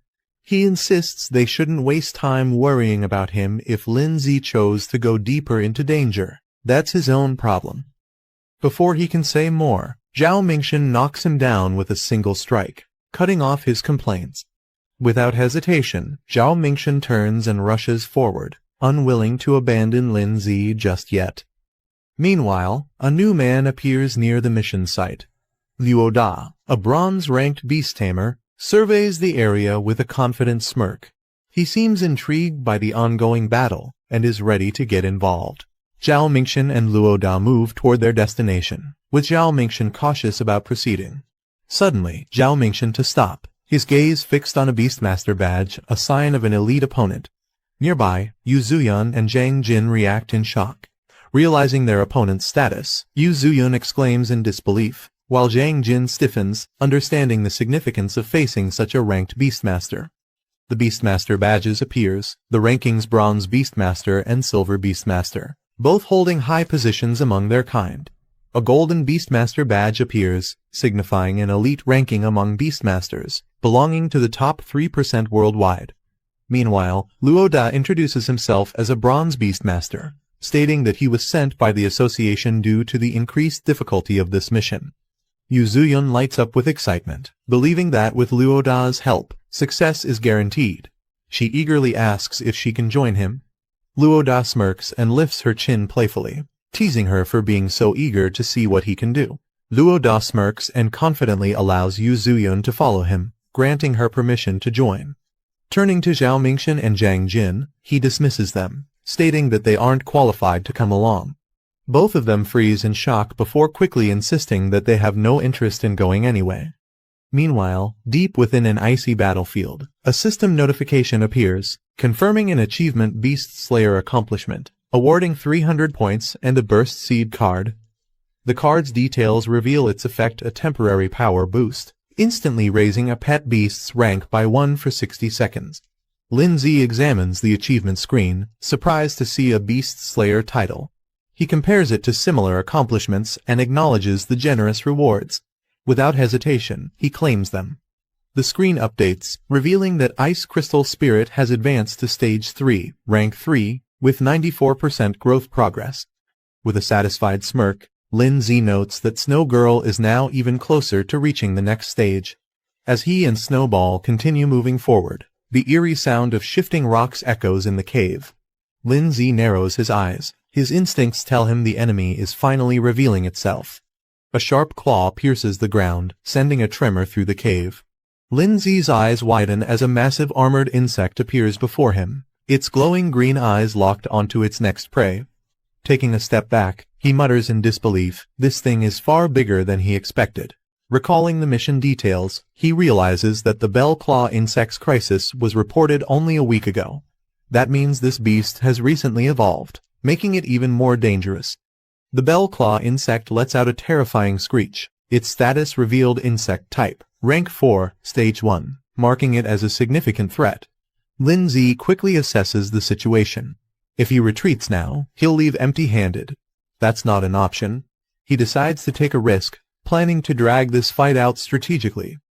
Before he can act, a massive figure crashes down from above, radiating power. The impact sends debris flying, shaking the cave with overwhelming force. A rock golem suddenly charges into the battlefield, knocking aside smaller creatures as it lands with a heavy impact. From a distance, Yu Zuyun and the others spot Lin Zi and rush over, relieved to see him unharmed. Lin Zi reassures her he's fine but is surprised they returned. Noticing an unfamiliar face, he questions who the newcomer is. Luo Da smirks and tells Lin Zi to step back, warning him that this place is far too dangerous. He then reveals the true identity of their opponent, the Bell Claw Insect King, a feared creature of legend. The Bell Claw Insect King stands menacingly, its glowing green eyes locking onto its prey. It's an extremely rare rank 4 beast capable of controlling entire swarms. Luo Da immediately recognizes its significance. As Lin Zi prepares to engage, Luo Da stops him, insisting that he took on this mission alone, and that this boss belongs to him. Turning his back to Lin Zi, Luo Da smirks and asks if Lin Zi even knows who he's dealing with. Before the conversation can continue, the Insect King lunges forward, launching a devastating attack with blinding speed. Luo Da confidently faces the Bell Claw Insect King, his rock golem standing beside him. With a smirk, he questions what gives the creature the audacity to challenge him. The Insect King roars in fury and lunges forward, its razor-sharp claws gleaming as it prepares to strike. Unfazed, Luo Da casually watches as the rock golem intercepts the attack. Just as the clash intensifies, an unexpected move occurs. Frost chains suddenly form, binding the Insect King in place. Lin Zi stands with Snowball, casually observing Luo Da, who acknowledges him as an apprentice beastmaster. Recognizing Lin Zi's name, Luo Da seems intrigued, recalling that he passed an advanced trial. However, he boasts about his own achievements, emphasizing his extensive combat experience and training beyond just trials. Lin Zi brushing off the conversation, stating that he'll also reach that level soon. Luo Da is momentarily stunned, trying to grasp Lin Zi's confidence. Before the argument continues, Yu Zuyun urgently shouts, warning them of incoming danger from behind. The Bell Claw Insect King spins violently, its massive claws slashing through the air. Luo Da sighs, annoyed by the situation. He turns to Lin Zi, telling him to watch closely. This is the difference between them. Activating his soul art, Luo Da commands his rock golem, causing fragments of stone to float and merge. The golem's power surges, its fists now engulfed in flames, evolving to rank 4, stage 2 for a devastating attack. Lin Zi watches in surprise, realizing that Luo Da's soul art grants his beast a powerful enhancement. The rock golem, now strengthened, launches itself into the air, its fiery fists aimed at the Bell Claw Insect King. With a thunderous impact, the golem crashes down, sending flames and shock waves across the battlefield. As the dust settles, the Bell Claw Insect King is seen struggling on the ground, momentarily weakened by the devastating attack. Luo Da smirks, boasting that mastering a high-level enhancement soul art is not something just anyone can achieve. He turns to Lin Zi, emphasizing the gap between their abilities. Before Lin Zi can respond, the Bell Claw Insect King's eyes glow red, its body surging with energy. It lets out a deafening roar as its power spikes, unleashing a desperate horn charge assault. With terrifying speed, the Insect King barrels forward, its entire body wrapped in a crimson aura, preparing to strike. The Bell Claw Insect King enters a frenzied state, its power surging to a dangerous level. Its distorted form radiates an ominous aura. Luo Da acknowledging the difficulty of facing such a powerful opponent. High above, Lin Zi and Snowball launch a combined assault. Icicle Spear and a Spirit Charge strike the raging Insect King with full force. As the dust settles, the impact leaves deep marks on the creature's body. The Bell Claw Insect King charges forward at full speed, its body surging with chaotic energy. Lin Zi and Snowball brace themselves as the monstrous beast approaches. Without hesitation, Snowball conjures frost chains, wrapping the creature in layers of ice to restrict its movements. The chains tighten, but the Insect King resists, letting out a piercing screech as its body trembles under the freezing grip. However, the beast retaliates, its body emitting a violent pulse, shattering the surrounding ice. Sensing the danger, Lin Zi quickly reacts, calling for Ice Shield. A massive ice attack crashes down, sending shards of frozen energy toward the Bell Claw Insect King. Luo Da watches as his beast struggles under the pressure. Realizing the situation is turning against him, he acknowledges how difficult this battle has become. The Bell Claw Insect King, refusing to be defeated, retaliates with a powerful counterattack, launching a fierce strike. However, before it can land a decisive blow, Luo Da's rock beast charges in at full speed. The aftermath of the clash leaves the battlefield in ruins, smoke and debris filling the air. Yu Zuyun, overwhelmed by the intensity of the battle, urges the group to retreat. She panics, insisting they'll all die if they stay any longer. However, Luo Da refuses to back down so easily. Gritting his teeth, he declares that they must at least take down the enemy before thinking of their next move. But before he can act, Lin Zi steps forward with determination. He tells the others to leave, he's staying behind to finish the fight. Luo Da looks at Lin Zi in disbelief, questioning his sanity. Even after seeing how powerless their strongest beast was against the enemy, Lin Zi still wants to fight. He reminds Luo Da that earlier, he claimed their strength gap was due to mastering high-level enhancement techniques. Luo Da scoffs, admitting that's true, but demands to know what Lin Zi plans to do about it. Instead of answering, Lin Zi silently reaches out and activates a Burst Seed card. A golden aura surrounds Lin Zi and Snowball as he activates the enhancement skill, causing their energy to surge. Luo Da stares in shock, realizing that Lin Zi also possesses soul enhancement techniques, something he didn't expect. Snowball unleashes a powerful enhanced ice attack, her energy exploding as she prepares for battle. Luo Da and Yu Zuyun are left speechless. Luo Da struggles to comprehend Lin Zi's true strength, while Yu Zuyun watches in disbelief. Lin Zi activates his Burst Seed card, unlocking a temporary boost that pushes his strength to stage 4, level 3. He notes that he only has 1 minute, But with his soul techniques, it should be enough. As the Bell Claw Insect King lunges at him, Lindsay charges forward alongside Snowball, meeting the attack head-on. With a flick of her hand, Snowball unleashes frozen chains, wrapping the enemy in thick layers of ice. Lindsay observes the change. Snowball's evolution has significantly increased her skill power. However, he knows the effect won't last long and must act quickly. Lindsay and Snowball unleash a synchronized attack. Golden energy bursts from Lindsay's fist, while Snowball channels her freezing power. Their combined strike smashes into the Bell Claw Insect King, forcing it back as cracks spread across its armored body. With only seconds left on his Burst Seed card enhancement, Lindsay delivers a final, decisive blow. His attack lands with explosive force, shattering the enemy's defenses. The Bell Claw Insect King lets out a final screech as it is engulfed in the impact, ice and fire colliding in a devastating explosion. Luoda watches in shock, realizing Lindsay is recklessly burning through his life force to sustain his soul power. He shouts for him to stop before it takes a serious toll on his body. Lindsay checks his status and reassures the others he's only used half of his soul power, so there's no need to worry. Luoda stares in disbelief. He can't believe Lindsay still has this much energy left after such an intense fight. Yu Zuyun, equally shocked, begins to reconsider. Maybe Lindsay truly has the ability to defeat the Bell Claw Insect King. Before they can react further, the wounded Insect King lets out a deafening roar, its body surging with energy for one final desperate attack. Snowball unleashes Frost Rebirth, sending an overwhelming surge of ice energy at the Bell Claw Insect King. The freezing blast engulfs the creature, forcing it backward as shards of ice pierce its body.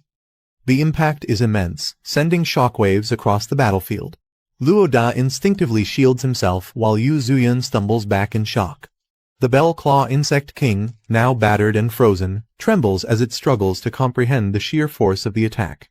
Yu Zuyun watches in shock, struggling to process what she just witnessed. Luoda turns away from the battlefield, recalling an ancient legend, a war between divine beasts that once shook the world. He speaks of the 5 elemental beasts, powerful creatures that were said to have vanished after the great battle. The vision of these legendary beings flickers in his mind, their overwhelming presence lingering as if they were never truly gone. Meanwhile, Lindsay clenches his fist, his enhancement timer ticking down to 30 seconds. Without hesitation, he moves in for the final strike, declaring the fight is about to end. Snowball gathers an immense amount of ice energy, the air around her freezing as countless ice shards take shape. The Bell Claw Insect King scurries through the tunnels at high speed, trying to escape. But from above, Lindsay charges down with immense power, alongside Snowball. Their combined attack strikes with blazing energy, an explosion of blue and orange light crashing down onto the insect. The Bell Claw Insect King is left smoldering, its body damaged and weakened, steam rising from its battered form. A system prompt appears announcing the first boss kill. Lindsay has officially defeated the Bell Claw Insect King. Yu Zuyun runs up excitedly, cheering for Lindsay after his victory. She praises him like a hero, thrilled by his performance. Meanwhile, Luoda stands nearby, slightly annoyed that Lindsay ended up stealing the spotlight. Snowball, now back in her small form, stumbles a bit. The temporary buff she used has worn off. Lindsay kneels and gently pats her head, praising her for doing an excellent job. A system prompt appears. Snowball, now known as Ice Crystal Spirit, has reached stage 5 of rank 3, with her growth rate hitting 100%. But to evolve further, a requirement pops up. She'll need 10 advanced ice crystals as evolution materials. The evolution is now within reach, only the items remain. Lindsay smiles warmly as he looks at the tired Snowball in his lap. He gently tells her to rest for now before they think about the next steps.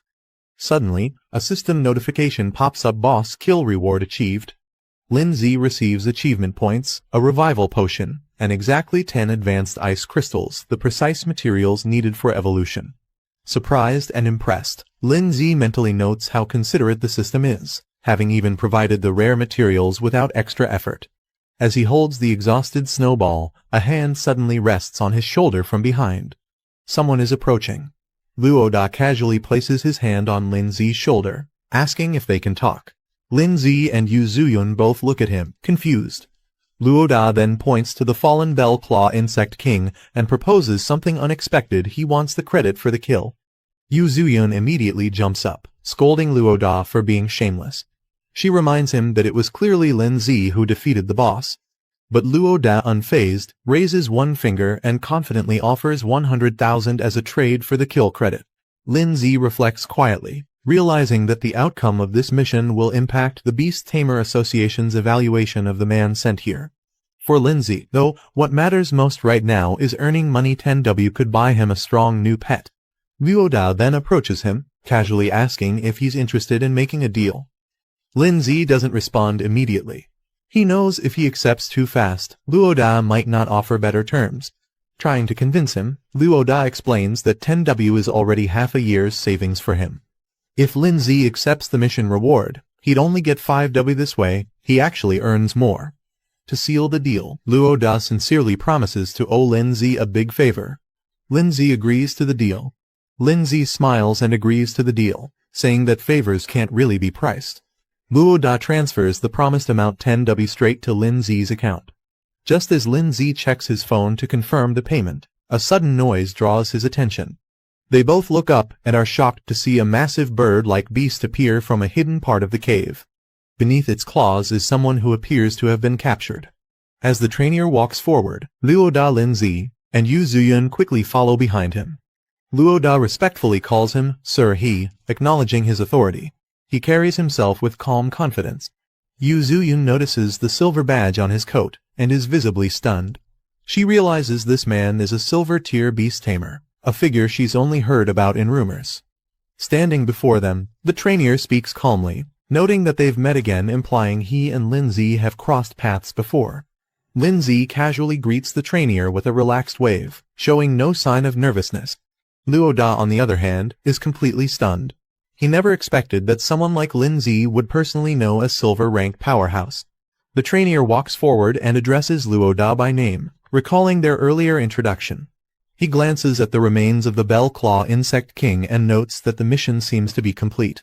Luo Da quickly steps forward, politely reporting that the entire incident has been handled smoothly and without any injuries. Trainer analyzes the situation.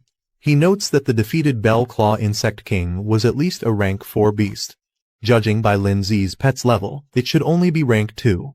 Even with talent, he assumes Lin Zi must have teamed up with Luo Da to bring it down. Then, turning serious, trainer formally apologizes. He explains that due to a misjudgment by the Beast Tamer Association, this mission was wrongly classified as basic when it should have been intermediate. The error put them all at risk. He hopes Lin Zi can forgive the association and assures him that their trust in Beast Tamers matters. Lin Zi, calm as ever, says it's fine. He adds that Luo Da did a great job keeping everyone safe. Luo Da, hearing the praise, scratches his head with a shy smile, pretending to be humble while clearly enjoying the compliment. Yu Zuyun, watching from the side, quietly admires how smooth and composed Lin Zi is during conversations. She thinks to herself, this must be what high emotional intelligence looks like. Meanwhile, trainer informs Lin Zi that, as compensation for the mission's misclassification, the association will provide him with 10W. In return, they'll also be taking the monster's corpse back for research. Hearing that, Luo Da is amazed. He thinks to himself that Lin Zi really came out of this with a massive profit. Lin Zi politely accepts the compensation, saying he won't argue with their generosity. In his mind, though, he notes that this isn't just compensation, it's also recognition of his strength. Lin Zi smiles slightly, understanding that the 10W given by the Beast Tamer Association isn't just compensation, it's also a gesture to keep things quiet and show goodwill. Refusing it might only create complications later. Meanwhile, trainer silently observes Lin Zi's behavior. He notes that Lin Zi hasn't even acquired a second pet beast yet, which clearly means he needs money urgently. To trainer, this payout is more than a reward, it's an investment. He transfers the amount to Lin Zi's account and tells him to make good use of it. He also reassures Lin Zi that if he ever needs help again, the association will support him. Trainer then approaches the remains of the Bell Claw Insect King, casually lifts it, and with a nod, says he'll take his leave. Lin Zi watches him go, thoughtful but composed. Suddenly, Lin Zi's expression changes. His reaction leaves him momentarily stunned.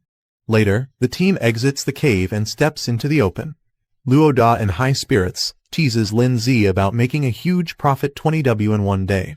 Lindsay smiles and adds that he didn't just earn money, he also gained a valuable favor. Luoda laughs and reassures him, saying not to worry. He promises that he won't forget this help, and that they'll definitely meet again in the future. Watching him leave, Yu Zuyun smiles and thinks to herself meeting two powerful people in one day wasn't a waste of time at all. Looking at Lindsay, she says she'll work hard to become stronger too. Once she reaches his level, she hopes they'll have the chance to team up again. Lindsay smiles gently and encourages her to keep going, promising that they'll definitely get that chance in the future. Lindsay walks through the city, thinking to himself that with his current budget, he might be able to afford a B-rank pet beast. He arrives at a sleek pet shop where a shop assistant greets him warmly and asks if she can help. He tells her he's looking to buy a pet beast. She gestures for him to follow her. They walk upstairs into a display area filled with various pet beasts in glass cases. She informs him that all the available options are here, ready for selection. The assistant politely tells Lindsay to take his time browsing. Lindsay walks through the display, observing the pet beasts. He figures out that in a regular store like this, B-rank pets are probably the highest tier options available. As he examines the beasts, some stand out like a skeletal creature, and a mushroom-type pet both marked as B-rank with basic evolutionary paths. Then he spots a small fiery spirit beast. Lindsay instantly reacts this one has a hidden evolution route. But even with that, he notes that it doesn't come close to the potential of Snowball's evolved form, the Ice Queen who belongs to a completely different league.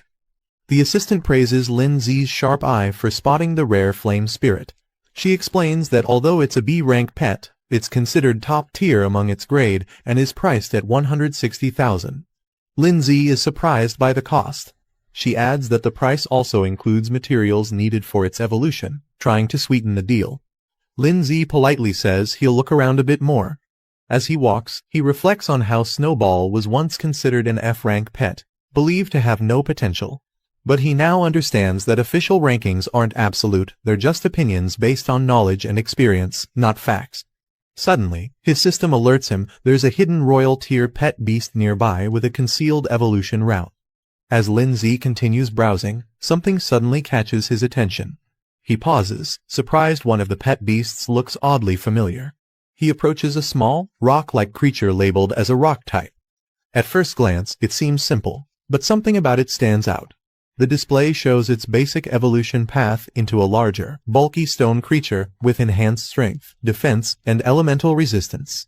But what really surprises Lindsay is its hidden evolution route. It doesn't just grow stronger, it can evolve into a being known as the Rock God, tapping into ancient bloodlines and gaining the power to control Earth itself. Lindsay discovers the requirements for the rock-type beast's next evolution stage. He notes it needs full growth, elemental essence, and a rare powder, which hints at its hidden potential. He suddenly remembers why the creature looked familiar. It's the same base form that another person's pet, the giant rock beast, evolved from. But that one followed the normal path. What surprises Lindsay is that this version could take a completely different route, one that leads to a divine-level evolution, something the other owner likely had no idea about. He compares the two pets mentally. Ice Crystal Spirit is more of a burst damage and control type, fitting for a mage role. Meanwhile, this rock-type beast would evolve into a warrior type, focusing on strength and endurance. The assistant, cheerful and enthusiastic, tells Lindsay that the little rock beast is quite a popular choice, easy to raise, decent in battle, and very affordable. She offers it for 80,000, and Lindsay agrees to buy it without hesitation. He also requests some additional materials for its evolution, listing them confidently. Hearing his request, the assistant is confused. She points out that the rock beast can't evolve using those high-grade materials and questions if he's planning to actually use them on it, especially since they're expensive and meant for more advanced pets. Lindsay laughs it off, claiming the materials are meant for someone else as a gift, brushing aside her concern. Lindsay checks his remaining balance, only 20,000 left. He's a bit frustrated that the evolution materials cost more than the pet itself. The assistant completes the transaction and hands him the sealing orb. The little rock beast is sealed inside with a brilliant glow, confirming the contract.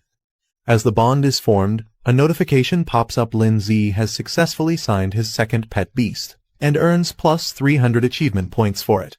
That evening, Lindsay prepares for training. He sits cross-legged with the materials laid out in front of him and begins the summoning. The little rock beast appears in a flash of blue energy, its growth rate currently at just 12%. Lindsay checks his available achievement points 800 total and realizes he needs to raise the pet's growth to 100% before anything else. He spends 220 points, boosting the rock beast to stage 2 with full growth. A bright light surrounds the creature as it levels up instantly. Lindsay sits comfortably with the rock beast in front of him. Looking at its cute and clumsy appearance, he thinks to himself no one would expect this little guy to carry a hidden god-tier evolution path. He then instructs the rock beast to eat the evolution materials he prepared. The creature immediately reacts, charging forward and gobbling down one of the items. But before it can evolve fully, Lindsay reminds it there's still more to consume, pointing at the second item that remains untouched. Lindsay watches as the rock beast stubbornly shakes its head, refusing to eat the remaining evolution material. Surprised and annoyed, Lindsay scolds it, reminding the creature how expensive those materials were. To his shock, the little beast even throws a tantrum, stomping around in protest. Lindsay is left speechless. "You're actually mad now," he mutters in disbelief. Just then, a summoning light appears. The rock beast pauses, tilting its head in confusion as someone is about to arrive. A dark energy pulses through the room. Snowball appears, her expression cold and ominous. Lindsay quietly observes, noting that Snowball seems to have recovered well. Without warning, the rock beast launches itself forward in a full-speed charge, its small body engulfed in rage. The impact as it crashes headfirst into Snowball with a loud burst. After the impact, Snowball stands firm, calmly holding an ice blade in her hand. The rock beast, now on the floor, looks defeated. But instead of staying down, it suddenly bursts into dramatic, exaggerated sobbing, flapping its tiny arms and crying loudly. Lindsay watches the whole thing unfold and rubs his forehead in disbelief. He can't help but sigh at how overly his new pet is. Snowball stands with arms crossed, staring down the trembling rock beast. Her presence alone is enough to make it nervous and retreats slightly in fear. The rock beast, overwhelmed, starts shaking and lets out a puff of smoke, panicking under the pressure. Suddenly, a screen flashes. Snowball's growth rate reaches its peak, signaling a major breakthrough. Just then, Lindsay appears surrounded by a sinister red aura. His presence shifts dramatically, and the atmosphere becomes heavy. The red aura around Lindsay intensifies, bursting out in a violent surge of energy. Moments later, a new rock stands where the energy-burst rock beast has evolved into a terrifying armored warrior form. Its entire body is clad in jagged, dark stone, exuding raw strength. A system panel flashes, confirming its evolution. The rock beast has now reached stage 9 of rank 2. It possesses several new skills and even greater potential, requiring 100% growth and rare earth elemental materials for its next divine evolution. Lindsay casually mentions that the evolution of rock beast into this form was something they clearly didn't see coming. The evolved rock beast glares intensely, its red eyes glowing beneath the armored helmet. Lindsay turns in surprise, sensing the sudden danger, but before he can react, the ground erupts beneath him. Rock beast has launched a powerful ground spike attack straight at him. As the spikes rush forward, Snowball reacts instantly, dashing through the air to intercept the attack, aiming to protect Lindsay before the strike lands. Rock beast charges forward with a brutal punch, aiming to crush everything in its path. A massive cloud of frost and mist explodes out as Snowball counters the attack. The sudden defense catches rock beast off guard. Its expression shifts from rage to confusion. Snowball emerges with a solid block of ice, her ice shield firmly raised to block the blow, standing her ground with calm determination. Rock beast glares at Lindsay, frustrated that its attack was blocked. Lynn, startled, reacts as the beast's presence overwhelms the room. A system alert appears. Snowball now meets the conditions for evolution. Lindsay steps up with confidence, ready to show who's really in control. He activates the evolution, using 10 high-level ice materials. Bright light surrounds Snowball as the transformation begins. In the next moment, her silhouette shifts, her body surges with power, glowing with icy blue energy. Rock beast tries to brace itself, but it's too late. An icy blast crashes through the room, forcing it on the defensive. A notification appears. Snowball's evolution has succeeded. From the mist, her new form is revealed, no longer the small frost spirit, She now stands tall and elegant as the Snow Lady, surrounded by swirling frost and glowing blue energy. Another system screen outlines her new abilities: upgraded ice blade attacks, improved reflective shields, and a devastating storm that enhances the extreme cold domain, turning it into a full-blown blizzard. As the newly evolved Snow Lady steps forward, Lindsay observes with excitement. Not only has she evolved, but her abilities have upgraded too. Facing her intimidating presence, Rock Beast hesitates, its stance weakens, and for the first time. Suddenly, sharp ice spikes rise up from beneath, catching Rock Beast off guard. Lindsay calmly gives the command, calling out Snow Ladies. Snow Lady unleashes a barrage of sharp icicles from above, raining them down on Rock Beast. Caught off guard, it stares up in shock, unable to react in time. Moments later, Rock Beast is on the ground, completely overwhelmed. Snow Lady stands tall. Lindsay walks over serious. He reminds Rock Beast of their contract: if it's going to stay under his command, obedience is non-negotiable. As he gives a final warning, if Rock Beast continues to act out of line, he won't hesitate to destroy it. Rock Beast trembles as Lindsay steps forward, asking firmly whether it will finally submit. With pressure still looming from the icicles above, Rock Beast quickly bows its head in agreement. But Lindsay doesn't let it off easily. He warns that next time, there won't be any second chances. Under the cold rain of icicles, Rock Beast gulps, completely intimidated. The beast clings tightly to Lindsay's leg like a child begging for forgiveness, while Snow Lady watches silently. Lindsay opens the door, only to be immediately confronted by a muscular man in a black tank top. The man is furious, demanding to know why Lin caused such chaos in the middle of the night. He points out the damage done to his home, especially the ruined wall. Trying to smooth things over, Lindsay puts on a nervous smile, apologizing and offering to cover the damages. But the man doesn't buy it. He snaps, saying this isn't the first time, and demands compensation not just for repairs, but for his mental stress too. He throws out a number, at least 300,000. Lindsay is stunned at the demand. 300,000. His face twists in disbelief. But the angry neighbor confirms it, insisting Lin must pay up within 3 days. As he starts threatening consequences, Rock Beast silently appears behind him, towering and menacing. The man doesn't realize the danger behind him until Rock Beast slowly raises its fist, glowing with fury. The angry neighbor suddenly freezes. He senses something behind him. Rock Beast's massive arm swings in at full force, stopping just inches away from the man's face as Lindsay calmly orders it to halt. Shaken and sweating, the man stares at the beast in disbelief. He stammers, asking if this terrifying creature is Lindsay's pet. He bows his head and quickly apologizes, trying to play it off as a misunderstanding. Rock Beast glares silently at the neighbor, its glowing red eyes narrowing with threat. Shaking, the angry neighbor quickly backs down, waving his hands nervously. He mutters that there's no need for compensation anymore, it's all a misunderstanding. Lindsay simply smiles. He reassures the man that it's no big deal, as long as they don't fuss over small things. Later that night, Lindsay sleeps peacefully in bed. Snowball, now in her evolved ice crystal spirit form, lies beside him. Nearby, Rock Beast sits on the floor. Morning light shines through the windows, and the city awakens. Inside the room, Snowball is playing a song on her phone. The cheerful, loud music suddenly startles Lindsay, who bolts up in surprise as the lyrics echo through the room.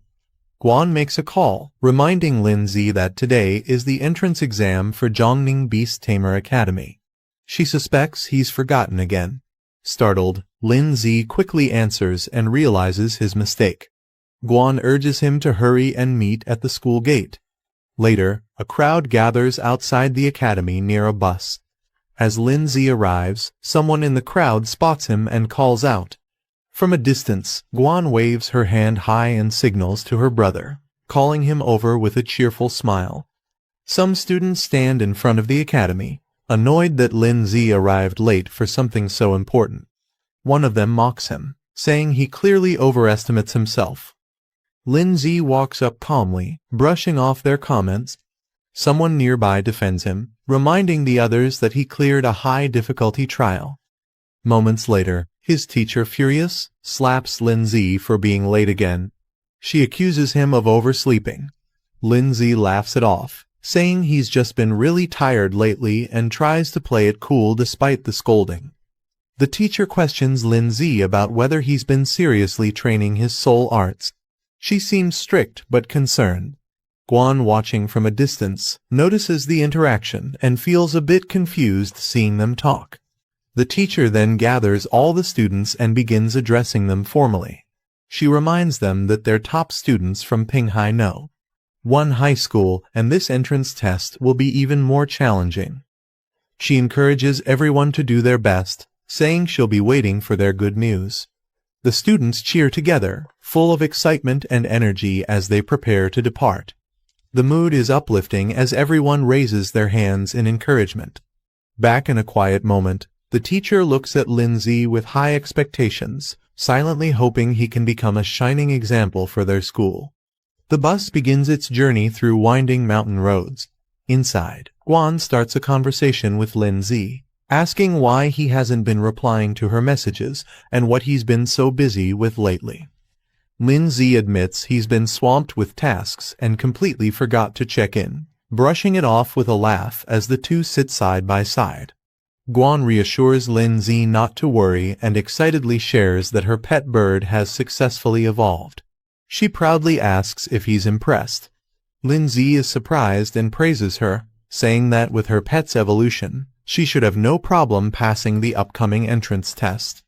As their bus enters Jiangning City, the skyline comes into view. The towering buildings and scenery impress Guan, who gazes out the window in awe, marveling at the beauty of the big city.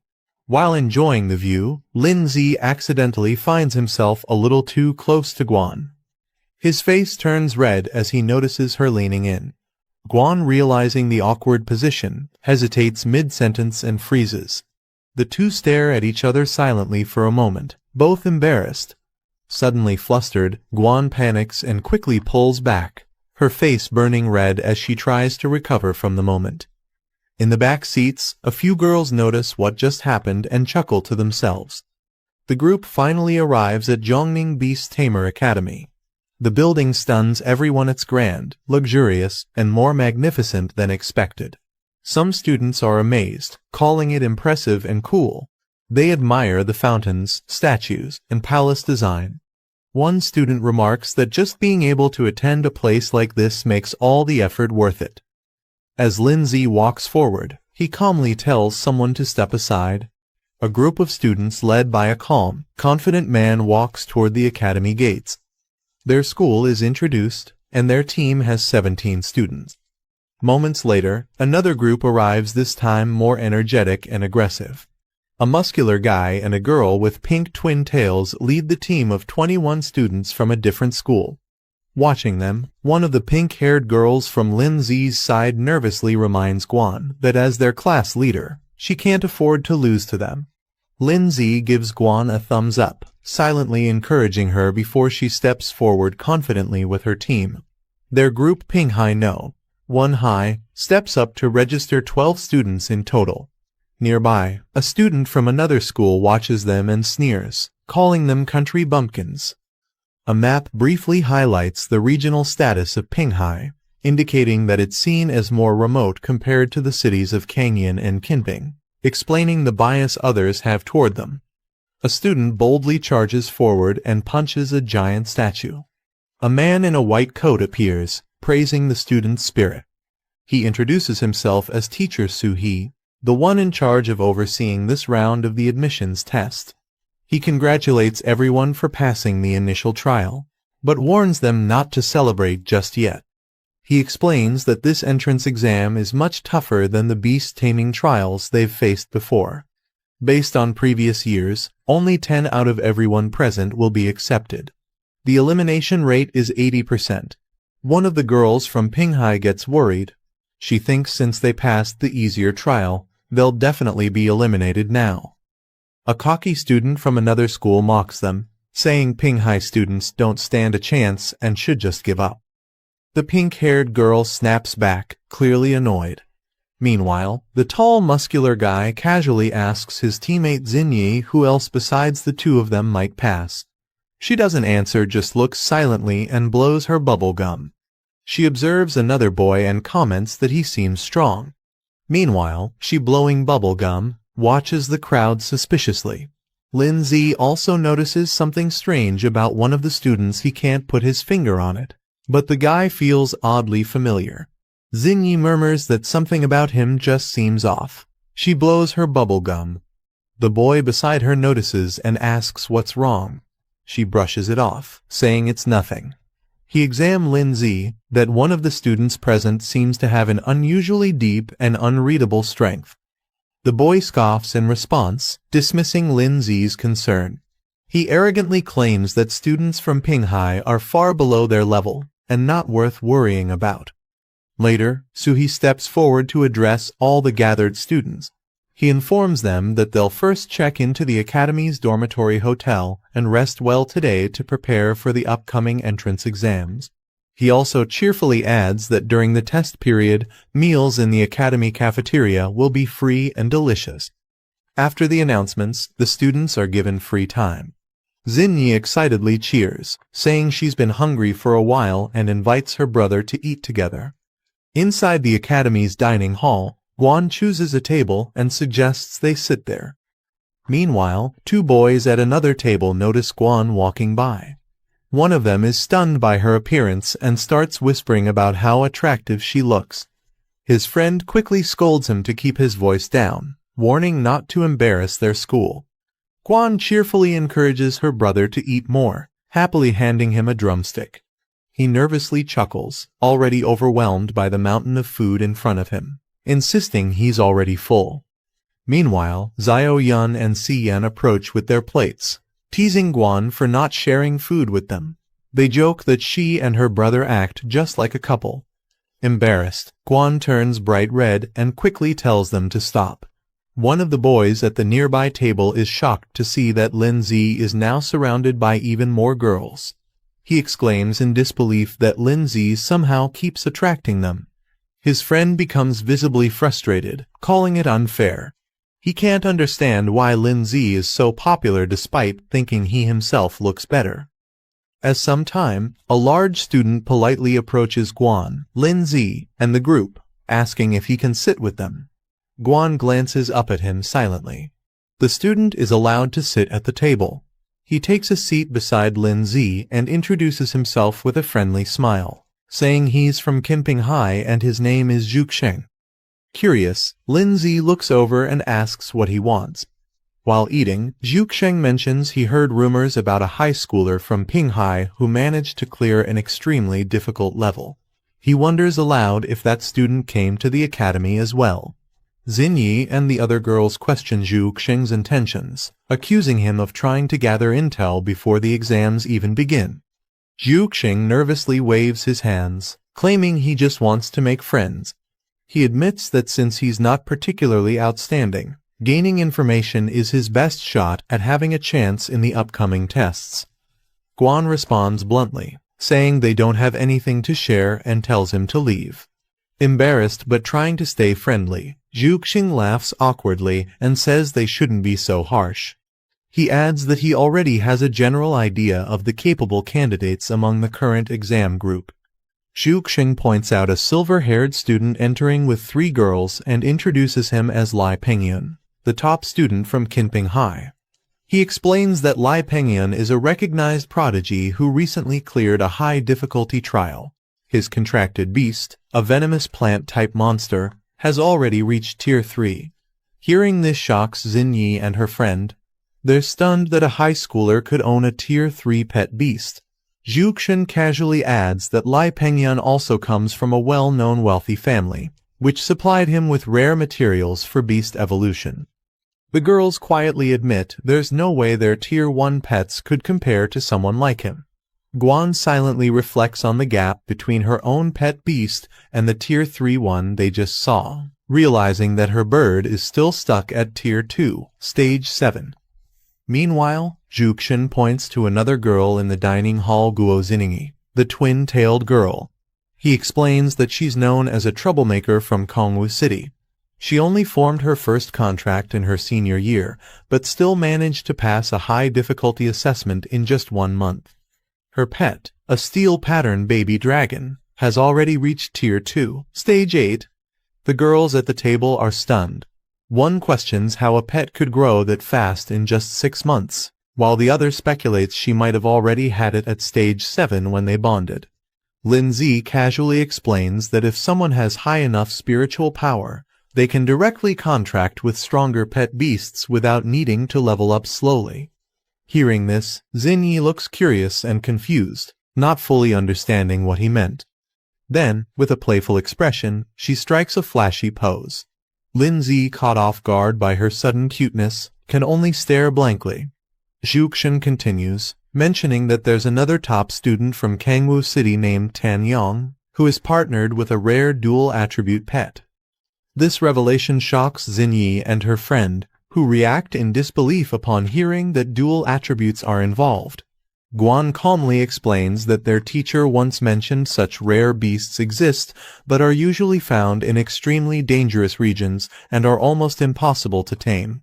Lindsay, thinking to himself, recalls that the monster called Rock Ghost belongs to both ghost and rock types. He considers how valuable it would be to develop a dual-attribute pet like that. Zhu Xing finishes sharing all the information he knows and then asks the group if they can tell him who the student is that passed the super difficult trial. Xingyi excitedly begins to respond, pointing playfully as if to reveal something important. But before she can say more, Lindsay, still eating, calmly interrupts and says that the person he's asking about isn't here today. They notice someone's absence and quietly comment that the person didn't show up today. Lindsay calmly dismisses Zhu Xing, implying that he's not needed here and their group isn't close to his family. Zhu Xing gives up questioning and politely says he won't press further, then leaves. As he walks away, Zhu Xing thinks to himself that they're clearly hiding something. He suspects one of them might be the person capable of passing the highest level difficulty trial. Zhu Xing walks past a table of 3 other students. One of them eyes Lindsay's group and suggests testing that boy soon. Meanwhile, Xiao Yun questions Lindsay directly, asking why he didn't reveal the truth. She believes it's something he should be proud of. But Lindsay calmly wipes his mouth and replies that it's better to stay low-key. He doesn't want to draw attention too early and isn't fully convinced about the accuracy of the other family's intel. Guan smiles, impressed by Lindsay's cautious thinking. They walk together down the cafeteria aisle after finishing their meal. Guan suggests to Xiao Yun and Si Yan that they should train together that night so they don't fall behind other schools. The 2 girls happily agree. Guan then turns to Lindsay and asks if he wants to come to their room later so all 4 of them can hang out together. Lindsay pauses, but suddenly his mind flashes with 3 in revealing swimsuits, leaving him completely stunned. As Guan walks past a guy with silver hair, he suddenly reaches out to touch her. The guy smugly suggests that he and his friends should come visit the girl's room that night. He leans in with a creepy smile, calling Guan flirtatiously. But before he can finish his thought, Guan unleashes a powerful slap, her eyes glowing red with rage. The guy grabs his hand and shockingly responds that he actually enjoys it, still acting provocatively. His friends burst into laughter mocking, while Xiao Yun and Si Yan watch with concern from behind. But suddenly, a dark and threatening aura surrounds Lindsay. He looks directly at Guy, demanding him to let go. No more warnings. Guan steps in to calm down Lindsay, warning him that causing a fight here will definitely lead to punishment. Despite that, the guy keeps mocking them. He makes crude comments about their school, praising the girls but insulting the boys as weak. Lindsay says nothing, but his expression darkens as his fist slowly rises. In a flash, Lindsay punches the guy straight in the face with a devastating blow. After Lindsay's punch sends the guy flying, his companions rush forward angrily, ready to fight back. But Lindsay stands firm, surrounded by a dark, furious aura. He coldly warns them that they can say whatever they want to him, but insulting or threatening Guan is unacceptable. His intense aura freezes the 2 in place. They watch in shock as their friend lies unconscious behind them. Lindsay, consumed by rage, declares that he won't let the guy off easily after everything he said and did. The guy, now furious, challenges Lindsay to settle things right there with a fight. Just as he's about to attack, someone suddenly grabs his arm to stop him. Pengyan steps in and tells him not to make a scene or disgrace their side here. The haired guy is shocked and calls out to him in frustration. Pengyan calmly acknowledges Lindsay's punch, saying it was powerful, and suggests both sides should consider things settled. But Lindsay doesn't agree.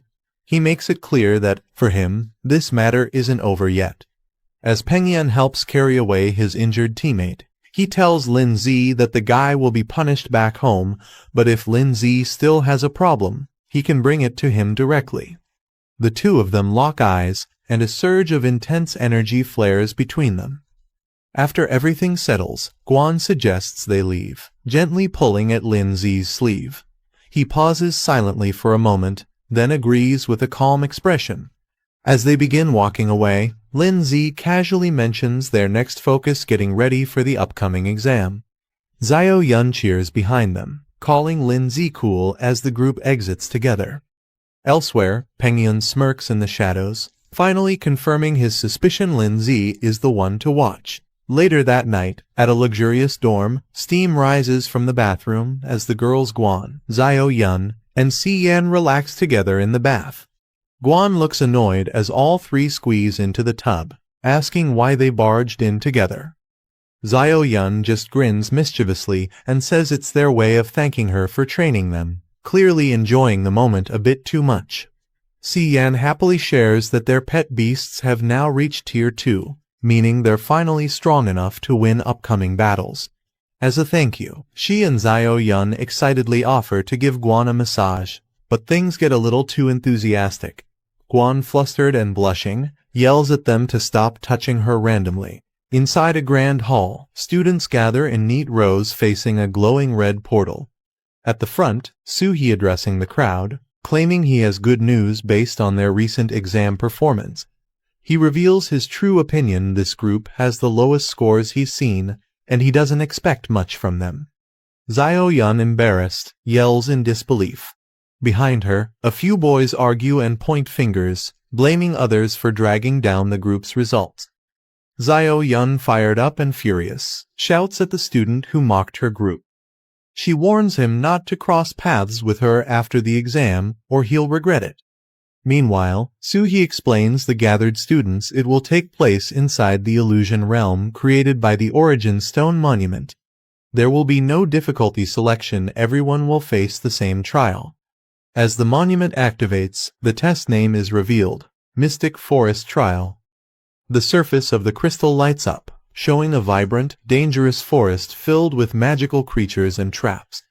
Inside the illusionary mystic forest, dangerous beasts with glowing eyes roam, ready to attack anything that enters their territory. Suhi explains the exam rules. Each participant will receive a point tracker, and their score will increase based on the beasts they defeat. He then outlines the scoring system. Defeating a level 1 beast earns 10 points, a level 2 beast grants 20 points, and a level 3 beast gives 40 points. However, Suhi warns them the forest is brutal. If their pet or the student themselves is eliminated, they'll be considered disqualified. He adds that in the forest center, there's a ranking monument displaying the top 10 players' scores and their current locations, making them both targets and competitors. As students process the exam details, some begin to panic. One of them voices concern about the presence of level 3 beasts, worrying they'll be instantly eliminated if encountered. Suhi continues the announcement. The exam will last 4 hours, and at the end, only the top 10 scorers will be selected based on points. Suddenly, Lai Pengyan raises his hand and asks a sharp question: can they only hunt beasts to earn points? Suhi grins darkly and praises the question. Then, he reveals the twist. Defeating other participants is allowed, and if they do, they'll inherit all of their opponent's points. The students react in outrage. Many can't believe such brutal rules are allowed. Some argue that it encourages betrayal among classmates. One student proposes forming a group to eliminate competitors from other schools to secure a top spot. A boy cracks his knuckles with a smirk, excited by the chance to fight without holding back. Meanwhile, Xinyi, blowing bubble gum, observes the chaos around her calmly and with little interest. Suhi silences the crowd. He tells them the real battlefield is far crueler and gives everyone the option to withdraw now if they're scared. He adds that the top-ranked student will receive the title of freshman leader, along with special privileges after enrollment. Lin Zi narrows his eyes with focus in his mind. He's eager to see who among the new students will prove themselves the strongest. A montage of standout candidates appears: Xinyi, Lai Pengyun, the muscular brawler, Lin Zi, and Guan. All of them potential contenders for the top rank. Guan, looking thoughtful, hopes to meet up with Lin Zi in the trial. Even if she can't make it to the top 10, she wants to support him however she can. Before entering the illusion, Lin Zi calmly instructs Guan to use her bird-type pet's flight ability to find him quickly and regroup once inside the trial zone. She gives a confident nod, her eyes gleaming with determination. She's ready. Suhi stands on stage, instructing everyone to stay calm as the trial is about to begin. A bright red burst signals the opening of the illusion realm. The transfer begins. Inside the illusion forest, Lin Zi appears first. He calmly surveys the area, standing tall among the trees. Lin Zi scans the forest carefully, remaining alert to any signs of movement. He spots a tall red monument in the distance and recognizes it as the ranking stone. Glancing at his wrist device, it shows his current score is 0 and the countdown timer is active. He notes that players can only view their own score, not their ranking. This forces everyone to eventually approach the central stone, making it the most dangerous area later on. The red pillar in the center displays the top 10 scores, but only if players actively go to update it. If someone doesn't, their location will still show. Lin Zi realizes the true goal of this exam is to pit students against each other. The one with the most strength makes the rules here. He reminds himself that it's just a game. As his spirit beasts materialize behind him, he focuses having fun is what matters most. Suddenly, a sharp object comes flying toward him. Two-headed snakes rush at Lin Zi, but a glowing barrier blocks them. Lin Zi stays calm, barely reacting. He notes the barrier consumes little soul power, so he keeps it active as a precaution. Suddenly, Rock Ghost slams into the ground, summoned by Lin Zi. Lin Zi decides to observe the golem's performance without revealing his own strength. He wants to test the creature's dual attribute potential. The rock ghost stares down the retreating two-headed snake, which backs away in fear. Lin Zi tells it to stop chasing, explaining the low-tier beasts aren't worth the effort due to low points. The rock ghost clenches its fists, excited by Lin Zi's suggestion to find tougher enemies to fight. Lin Zi remains calm, but quietly worries whether Guan Ning will be able to locate him smoothly. A fiery centipede lies defeated behind Guan Ning, who looks up with hope that everything goes smoothly. She checks her watch. 30 points, time remaining, 3 hours 45 minutes. She lets out a relieved breath. Pointing ahead, Guan Ning commands her flaming bird, "Go, flame bird!" and it takes flight. The flame bird soars through the sky, heading toward the red stone pillar. Guan Ning clutches her hand to her chest. Her eyes look around as she quietly mutters, "Lin Zi, where are you?" Guan Flame Bird glides high above the trees, scanning from the sky. Through her glowing eyes, Guan sees what the bird sees. Her vision locks onto the landscape ahead. Elsewhere in the forest, a student's small beast clashes with a massive red snail in a heated fight. Another student flees in panic as a weird frog-flying creature lunges at him from behind. A group of strange monkey beasts clap and cheer wildly, possibly having just evaded the flame bird's pursuit. The flame bird returns to Guan, who realizes her pet can't stay too far from her for long. Guan determines her only option is to try her luck near the stone monument. She believes Lin Zi is strong enough to reach the top 10 and might show up on the ranking list. Without hesitation, she mounts a large yellow bird and launches into the sky. She jumps off the yellow ostrich mount mid-run. The bird runs off in a panic as she launches a surprise strike.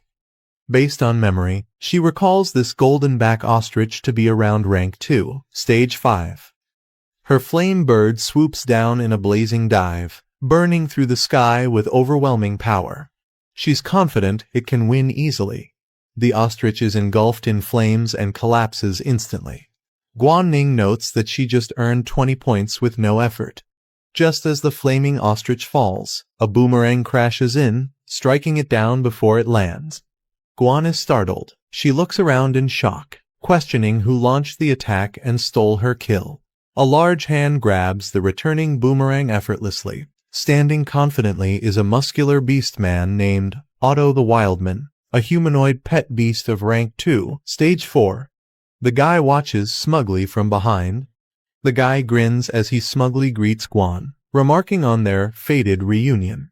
She angrily confronts him for stealing her kill, but he just shrugs it off, saying there are no rules against it. He enthusiastically orders his pet Otto to attack, shouting for him to crush her flaming bird. Otto launches into the air with immense power, about to strike down with brute force. Guan shouts urgently, warning her flaming bird to dodge the incoming attack. A golden boomerang hurtles through the air, aimed directly at her. Guan realizes too late that it's targeting her, not the bird. The impact knocks her off her feet, leaving her vulnerable and dazed. The guy grabs her from behind and mocks her with a sinister smile, saying she won't be able to command her bird anymore now. He smugly explains how humanoid-type beasts like his have high intelligence, allowing them to act independently while his commands are just suggestions.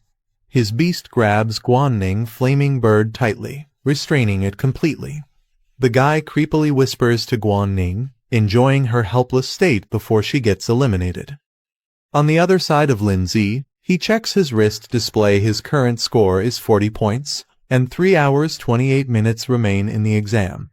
Rock Ghost silently finishes off another beast and tosses the body aside, while Lindsay calmly walks ahead without turning back.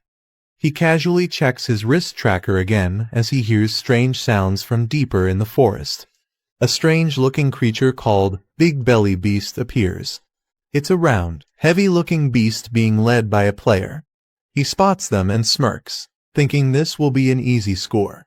Zhu Xing checks his wrist tracker, revealing he already has 60 points. He advises himself not to get too relaxed. He suddenly notices the arrival of Lindsay. Recognizing him, he mentions they've met in the cafeteria before. Lindsay smiles calmly, thinking to himself that this guy probably doesn't know his identity. Since he seems informed, he could be useful. Rock Ghost stands proudly, drawing Lindsay awe. He wonders if it's a rare beast since he's never seen one like it before. Zhu Xing watches from a distance, assuming Lindsay isn't the same Lindsay who passed the advanced trial. He believes Lin uses an ice-type beast, unlike the golem beside him. Lindsay smiles and humbly claims his beast is nothing special, just a basic D-rank pet that reached level 2. Zhu Xing proudly presents his unusual and rare monster, a mutated beast that has already reached level 2, stage 7. Zhu Xing boasts further, offering to let Lindsay follow him and earn points together. He promises that if Lin listens to him, he'll easily get into the top 10.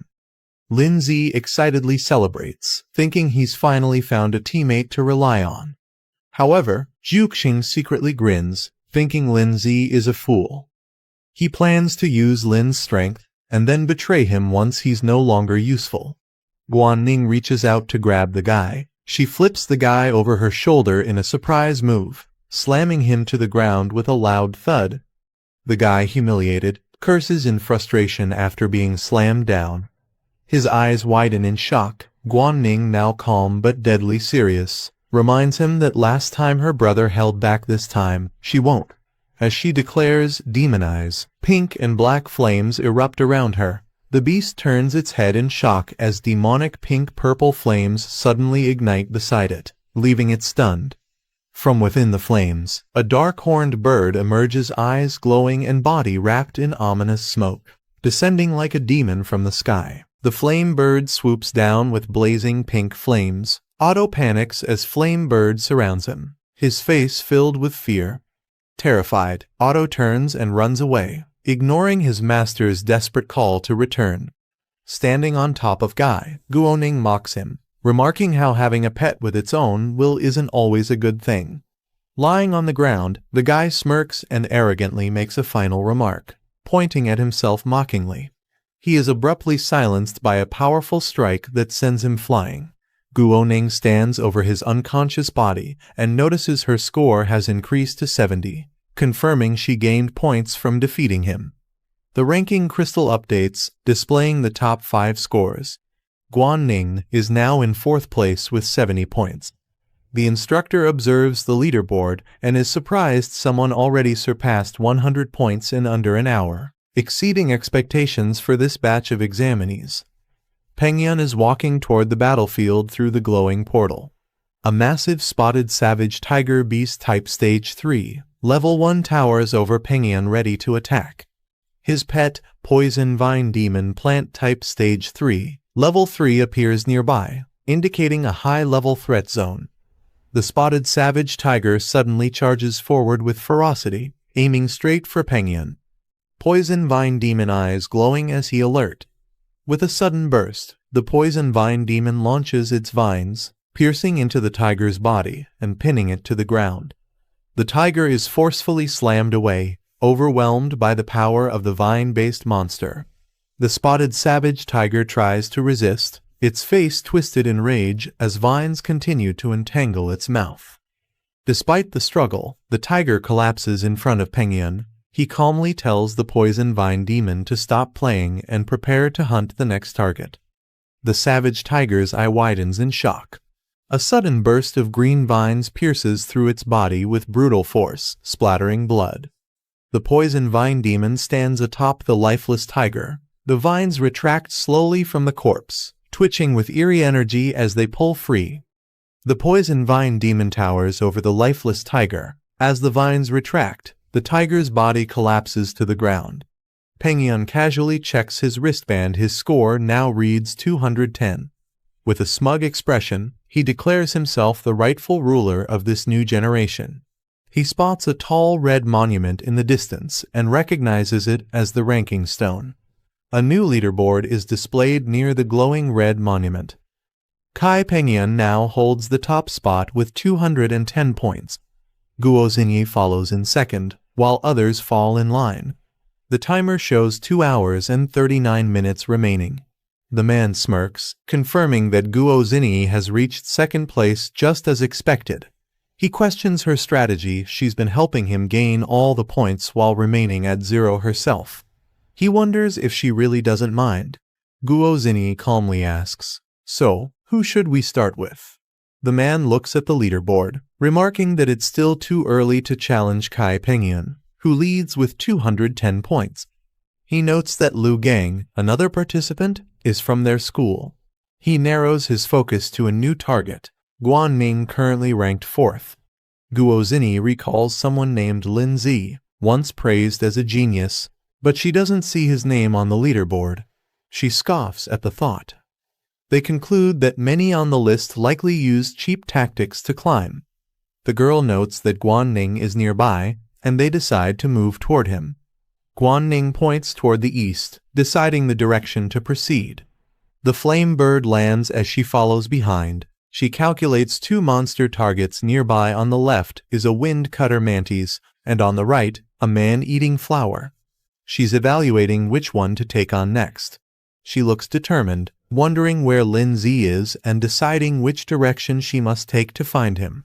Meanwhile, Lin Zi walks calmly through the forest alongside Andre. They encounter a new enemy, a creature labeled as Withered Vine Beast, ranked 2ND tier, level 4. Andre cheerfully tells Lin Zi to handle the beast first and promises to assist shortly. He smirks to himself, planning to swoop in and steal the kill after the creature is nearly defeated so he can claim the points.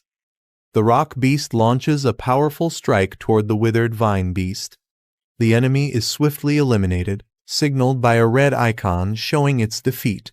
Rock beast remains silent, staring at the defeated enemy while Lin Zi watches calmly in the background. Andre stands silently and stunned by what just happened. Suddenly, his face twists in shock as he realizes the armored creature killed the enemy instantly before he could even act. The screen shows a countdown timer with just 2 hours and 20 minutes remaining. The leaderboard reveals the top participants. Lindsay is shown in 9th place with 120 points, a sharp rise from his previous position. A total of 17 participants have already completed the challenge. The instructor observes the screen, surprised by Lindsay's rapid progress, jumping from rank 33 to rank 9 in under 2 hours. He recalls rumors about Lindsay being from a family known for overcoming high-difficulty trials. He realizes the reason behind their success. Lindsay and Zhuxing are working together as a team. As they walk through the forest, Zhuxing complains that Lindsay and his pet, Rock Beast, keep eliminating enemies too quickly. Zhuxing asks to be given a chance to fight at least one. Lindsay simply apologizes, showing no intention of slowing down. He explains that since the graduation exam affects their school advancement, he always commands Rock Beast to go all out in battle. Then, turning casually to Zhuxing, he offers to let him handle the next one if he wants points too. Annoyed, he grits his teeth, thinking Lindsay is getting too full of himself.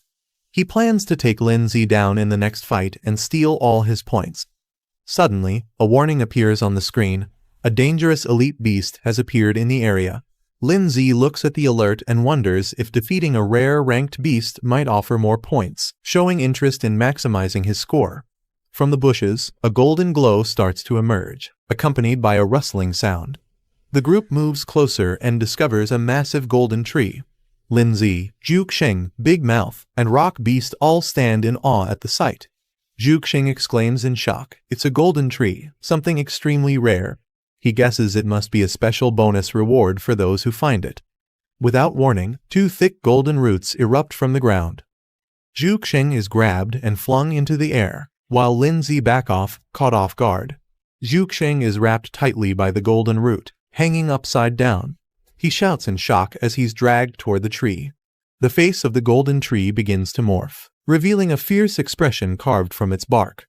The tree reveals its monstrous form with multiple writhing limbs and a skull-like face. A system panel identifies it as a golden ant beast, a plant-type stage 9 elite. Terrified, Zhuxing recognizes the beast. It's a golden ant beast, a dangerous creature far beyond what they expected. Panicking, he desperately shouts for help from his pet, Big Mouth. But Big Mouth gets captured by another tendril mid-air, rendering it useless. Hanging upside down and completely restrained, Zhuxing realizes how dire the situation is as silence falls. He's left speechless. He realizes in panic that the golden ant beast isn't just restraining him, it's actively draining his energy. He urgently calls for Lindsay's help. Lindsay, however, calmly reminds him that they agreed each person would handle one beast. He doesn't look very concerned. Desperate and upside down, Zhuxing pleads for teamwork. He insists this situation is different. The enemy is far too powerful, and they need to join forces. Lindsay casually walks away with Rock Beast, waving off Zhuxing's cries. He encourages Zhuxing, saying he trusts him to find a way to win and promises to leave it to him. Zhuxing panics as the golden root tightens around him. He desperately begs Lindsay not to leave and pleads for help. Lindsay stops and says he can help but wants to know what's in it for him, showing he's not about to help for free. Frustrated, Zhuxing curses him internally for trying to negotiate at a time like this. But realizing he has no choice, he offers to share secrets he knows about others. Interested, Lindsay turns to face the golden tree and simply replies, "Talk." He blurts out a major secret he knows about the exclusive soul skills of Lai Pengyan and Guo Zinyi. He begs Lindsay to save him first. Lindsay processes the intel, thinking it's important. He compares the soul skills to Rhoda's enhancement techniques. Then, he calls out to his pet, Rock Beast.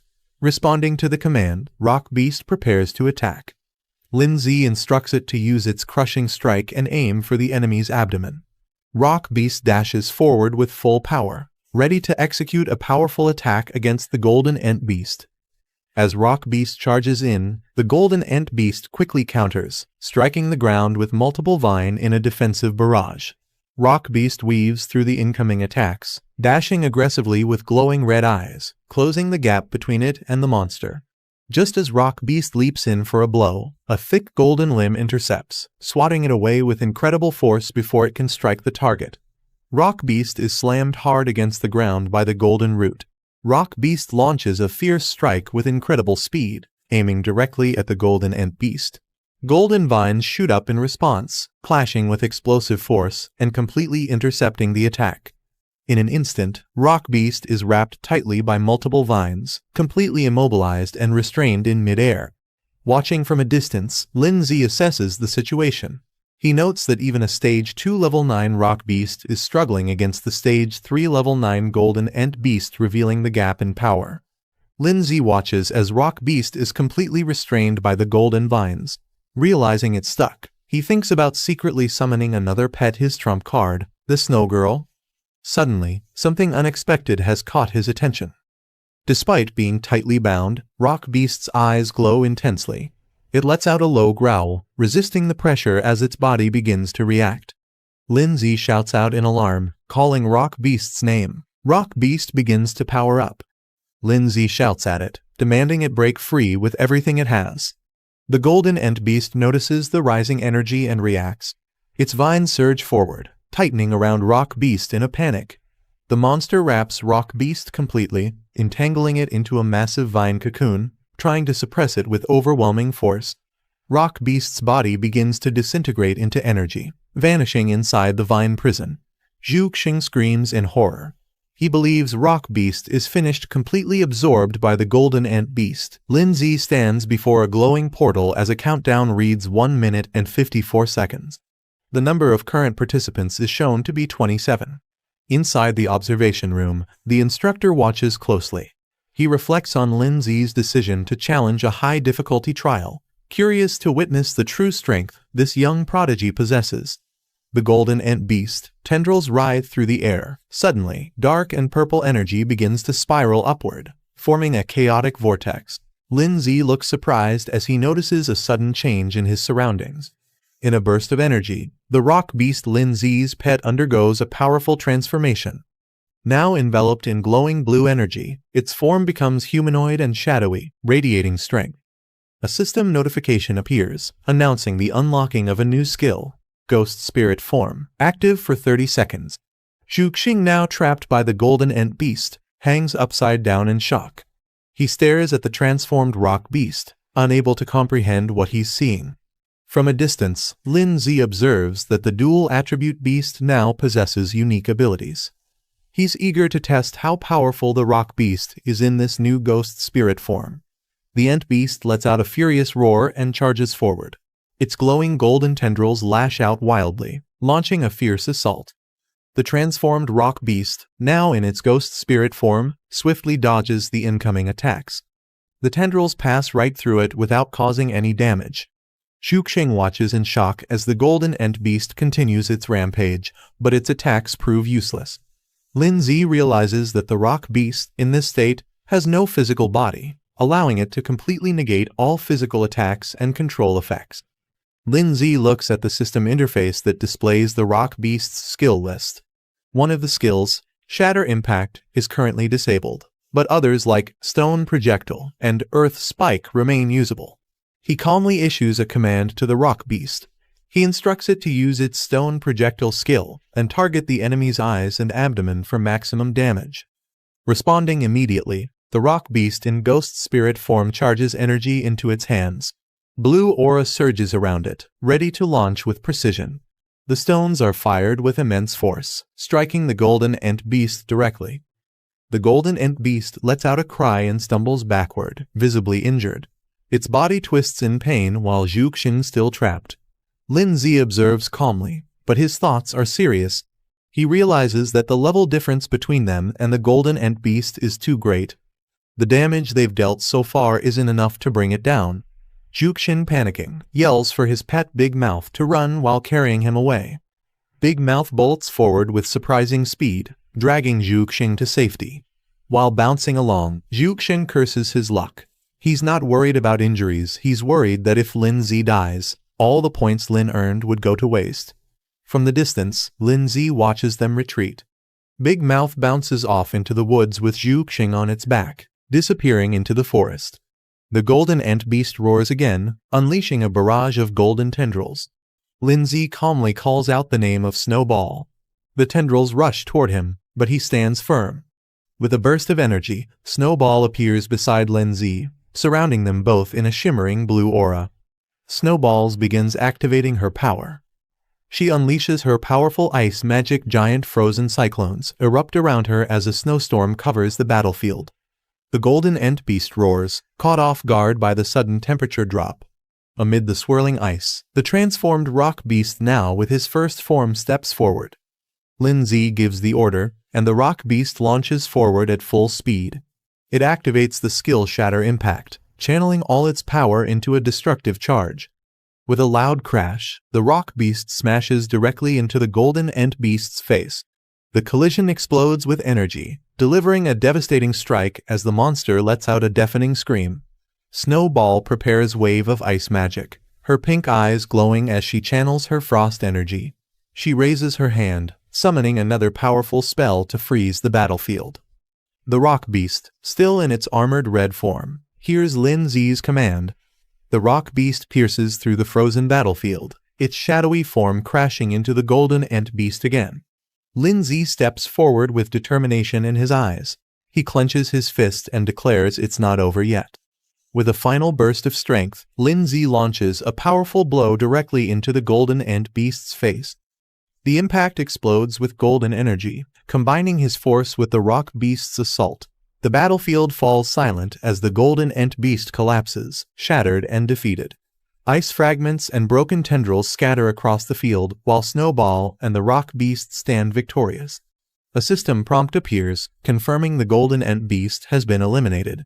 Its glowing eyes fade as the battle officially ends.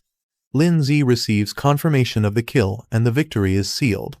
The rock beast evolves to stage 3, unlocking a new advanced form of its ghost spirit mode. This new form doubles its previous power and duration, allowing it to copy Lindsay's movements and abilities for 10 seconds at the cost of 100 achievement points. Lindsay opens the reward panel and grins. He praises the usefulness of the new skill, feeling that spending achievement points on it was completely worth it. He reflects on how the rock beast's ghost spirit form boosted their combat strength by over 100%, and even managed to level up during the battle. He's thrilled by the gains. This was a massive win.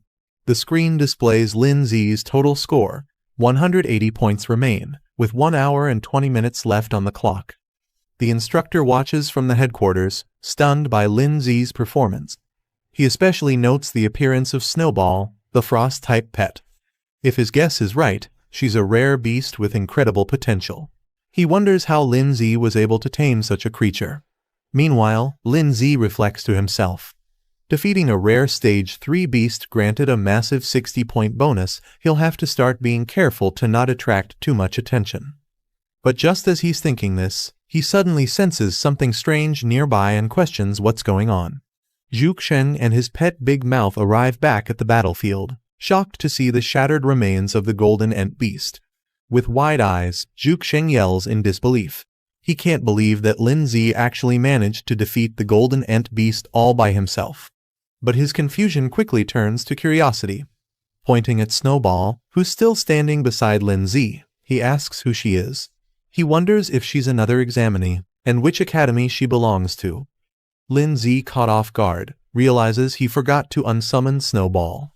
Internally panicking, he knows he can't keep up his low-profile act now that Zhuxing has seen her. Zhuxing is still stunned as he points at Snowball. He loudly wonders what's going on, assuming she must be a humanoid ice-type beast that somehow defeated the golden ant beast herself. He begins analyzing it, further questioning whether Snowball is an independent beast or someone's summoned pet. He nervously speculates that if she's a pet, then her master must be nearby and dangerously strong. Zhuxing panics even more. Realizing she's an ice type, he wonders if her master could be the rumored Lindsay. If that's true, then Lindsay's strength is clearly far above their level, and they might be the next targets. Lindsay stands silently, unable to say anything. Watching Zhuxing spiral into his own exaggerated assumptions, he just internally sighs, knowing things are now way off script. A system warning suddenly appears. Fake summon attacking us. Snowball, facing the others, seems to be preparing for something. Lindsay and the rock beast turn their attention toward her. Snowball looks genuinely confused, tilting her head as question marks float around her. Zhuxin grows more anxious. He points at Snowball and nervously tells Lindsay that she's staring directly at them. Lindsay silently nods, trying to keep calm. Without warning, Snowball unleashes a flurry of icicles into the air. Massive ice spikes rain down toward their direction. Snowball calmly gathers energy in her hand, casting another wave of ice magic. Zhuxin begins panicking. He thinks if both he and Lindsay die here, it'd be an embarrassing end. He decides it's safer to sacrifice someone else's pet before running. Zhuxin shouts at Big Mouth. The creature looks confused as Zhuxin lunges toward it with the intention of using it as a shield. Zhuxin yells that it's for protection, trying to justify his selfish survival tactic while his pet is left stunned. Snowball calmly announces she's fine and voluntarily returns to her summoning space. The rock beast also appears. A message displays, "You too, return." Zhuxin, still panting from panic, leans against Big Mouth, who looks just as exhausted and confused. Zhuxin wipes his sweat and smirks proudly. Perfect, he thinks. Not only did he survive the crisis, but he also earned points. Zhuxin, drenched in sweat, asks if things are finally safe. He's startled to see Lindsay. Lindsay calmly rises from inside Big Mouth. Protected by a glowing barrier, he casually asks if he can come out now, revealing he's been safe the whole time. Zhuxin panics again, yelling at Big Mouth not to release him yet because the threat might still be behind them. Internally, he's confused. Lindsay should have been digested by now, yet he's perfectly fine. Big Mouth makes a strange sound as it struggles with something. Big Mouth suddenly spits Lindsay out, sending him tumbling onto the grass. Zhuxin watches in shock, trying to understand how Lindsay managed to survive inside his pet. Lindsay calmly adjusts his jacket and casually comments that maybe Big Mouth just had trouble digesting him. Zhuxin quickly changes tone, suggesting that if the monster had kept chasing them, they could have teamed up to defeat it together. Zhuxin forces a smile. Inside, he admits that this guy is actually scarier than he thought. Lindsay confirms that the enemy doesn't seem to be chasing them anymore. He then asks Zhuxin to finally explain what the exclusive soul technique is all about. Zhuxin suggests they head to the stone monument first to check if their team made it into the top 10 rankings. He agrees to explain everything along the way. While walking, Zhuxin explains that exclusive soul techniques are rare skills awakened by only a few exceptionally gifted beast tamers. They're unique and personalized based on one's physique and talent, not something that can be taught or learned from books. Curious, Lindsay then asks what kind of exclusive soul techniques Guozini and Lai Pengyun, two other individuals, possess, wanting to understand how his peers compare. Zhuxin runs excitedly toward the large red stone monument, eager to check the latest rankings. The ranking list lights up. Lai Pengyun 370, Guozini 340, Tang Yang 250, Lu Gang 210, Lindsay 180, and others down to the 10th spot with 100 points. There's less than an hour left in the trial. Zhuxin scans the board and, as expected, doesn't find his name. He sighs in disappointment. But he quickly pumps himself up. There's still time left, and the 10th place only has 100 points. If he can add Lindsay's contribution to his total, he's confident he'll break into the top 10 rankings. Lindsay walks up to the stone pillar with Zhuxin, both staring at the leaderboard. Zhuxin tries to call out to him, attempting to confirm. Zhuxin's eyes widen as he sees Lindsay's wrist glow with red numbers. Lindsay reveals his wrist. His score is clearly shown as 180 points. Zhuxin leaps forward in shock and amazement. He shouts in disbelief, this quiet guy actually has 180 points. He realizes just how underestimated Lindsay truly was. The leaderboard updates, showing Lindsay 180 points in the 5th position. Zhuxin crouches, trembling beside the monument. He stammers, struggling to ask what Lindsay's name is. Lindsay coolly responds, stating his name without hesitation, Lindsay. Zhuxin freaks out completely. Pointing at Lindsay, he yells that Lindsay was pretending to be weak the whole time, while secretly being way ahead of him. Zhuxin finally realizes Lindsay's full strength. He had 2 pets all along, including the powerful ice-type girl. Zhu curses himself for not recognizing that Lin Zi was hiding his true abilities. Lin Zi calmly reminds Zhu Xing that if it weren't for his help, Zhu would have already been eliminated by the Golden Ant Beast. He demands Zhu to finally share the information he promised. Zhu Xing snaps in frustration, yelling that Lin Zi will never get what he wants. His face twists with rage as he launches forward, ordering his pet to attack. In a shocking betrayal, Zhu commands Big Mouth to devour Lin Zi completely. Lin Zi counters instantly. His ice-type pet and rock guardian spring into action. Snowball unleashes her true power. A majestic ice dragon forms in her hand. With a single cast, she freezes Big Mouth solid, shocking Zhu Xing, who watches helplessly as his strongest pet turns into a block of crystal. Zhu Xing collapses to the ground, trembling. Lin Zi, flanked by his powerful pets, towers over him. Lin Zi coolly approaches Zhu Xing, declaring that although his score isn't high, it's still equivalent to a rare third-rank beast, enough for him to take. Terrified, Zhu Xing begs for mercy, yelling that he'll talk, just don't hurt him. But Lin Zi changes his mind. With Snowball by his side, he calmly says he no longer cares what kind of soul technique others have, it makes no difference to him now. Zhu Xing freezes in confusion, struggling to understand what Lin Zi means. Lin Zi stands confidently before Zhu Xing, declaring that none of them are even close to being his match. Panicked, Zhu Xing screams out for Snow Girl and tries to command her. Suddenly, a sharp flash slices through the air too fast for him to react.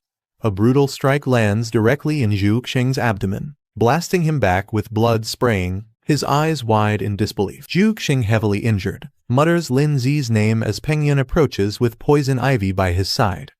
Pengyan smirks, saying he's waited a long time for this moment, as his twisted pet beast snarls beside him.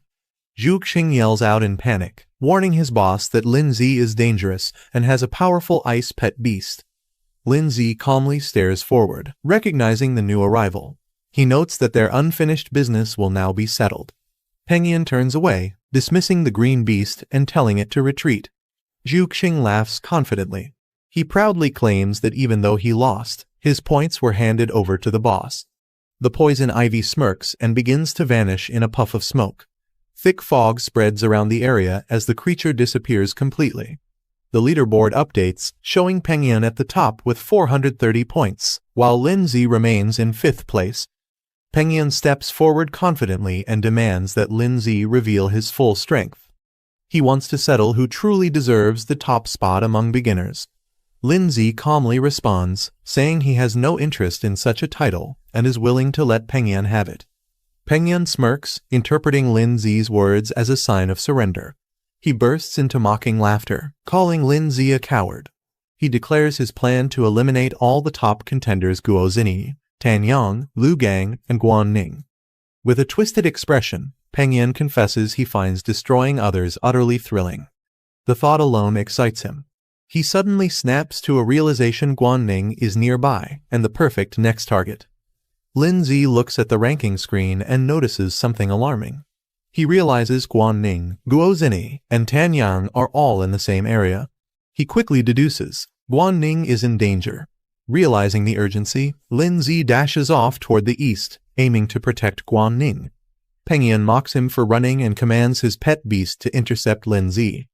The poison ivy leaps high into the air, attempting to cut Lin Zi off mid-route. But before it can block him, the poison ivy attacks first, restraining Rock Beast tightly with its chains. The vine entangles Lin Zi mid-air, binding him tightly within its coils. Pengyan mocks him, claiming he's nothing more than an overrated name. He orders the poison ivy to drain Lin Zi's energy completely, warning him not to try escaping again. Lin Zi grits his teeth, cursing under his breath as his energy begins to flare. Pengyan arrogantly dismisses Lin Zi, unaware that Ice Queen is rapidly closing in behind him. He turns in shock, realizing her presence too late. In an instant, Ice Queen freezes him solid with a powerful burst of ice magic. The poison ivy halts its attack, stunned by its master's sudden incapacitation. The Ice Queen prepares another wave of sharp ice crystals. Rock Beast lunges and shatters the ice sculpture. Lin Zi calmly leans toward Ice Queen and reminds her, "I already told you." Without turning back, the trio Lin Zi, Ice Queen, and Rock Beast walk away. leaving the frozen Penguin statue behind. The poison ivy writhes weakly on the ground, still clinging to life despite being frozen and shattered. A man approaches and observes the scene, surprised by the creature's resilience even after a brutal defeat. This man, identified as Lu Gang, grins confidently. He sees an opportunity, comparing the situation to hunters being hunted in turn. Lu Gang raises his hand, aiming for the frozen statue of Penguin. He declares that the points are his now. Lu Gang summons his iron-armored dragon, a rank 2 stage 9 beast, and commands it to attack the frozen Lai Penguin directly. Confident, Lu Gang mocks his opponent, saying even if pet beasts can be revived, the same can't be said for their master. The dragon beast shatters the ice statue with a powerful strike. Lu Gang smirks, believing this guarantees his first-place rank. However, as he checks his wrist, he's confused. His points remain unchanged, and he wonders aloud why they didn't increase. Lu Gang stands puzzled as he notices something strange. Despite his confident strike, the points haven't transferred and nearby. He turns around, suspicious, only to spot a vine creeping closer. Before he can react, the vine launches at him with fierce speed, stabbing directly into him in a surprise attack. Penguin calmly walks up, explaining that there's no harm in revealing secrets to someone already eliminated, as Lu Gang is ensnared. He reveals his terrifying secret technique, mimicry synchronization, as his face shifts into a monster form. Lu Gang is caught off guard, trying to call his pet for help, but he's already being constricted tighter by the vine. The iron-armored dragon attempts to respond to the command, but it's too late. It's already entangled and pinned down by the vine beast. A burst of smoke signals its defeat, as the vine completely suppresses the armored beast. Lin Zi swiftly approach from above. He spots them and immediately becomes alert. He warns them, saying that if they dare touch his little sister, they'll face consequences. With fierce determination, Lin Zi rushes down at high speed. His eyes burn with rage as he declares that they are as good as dead.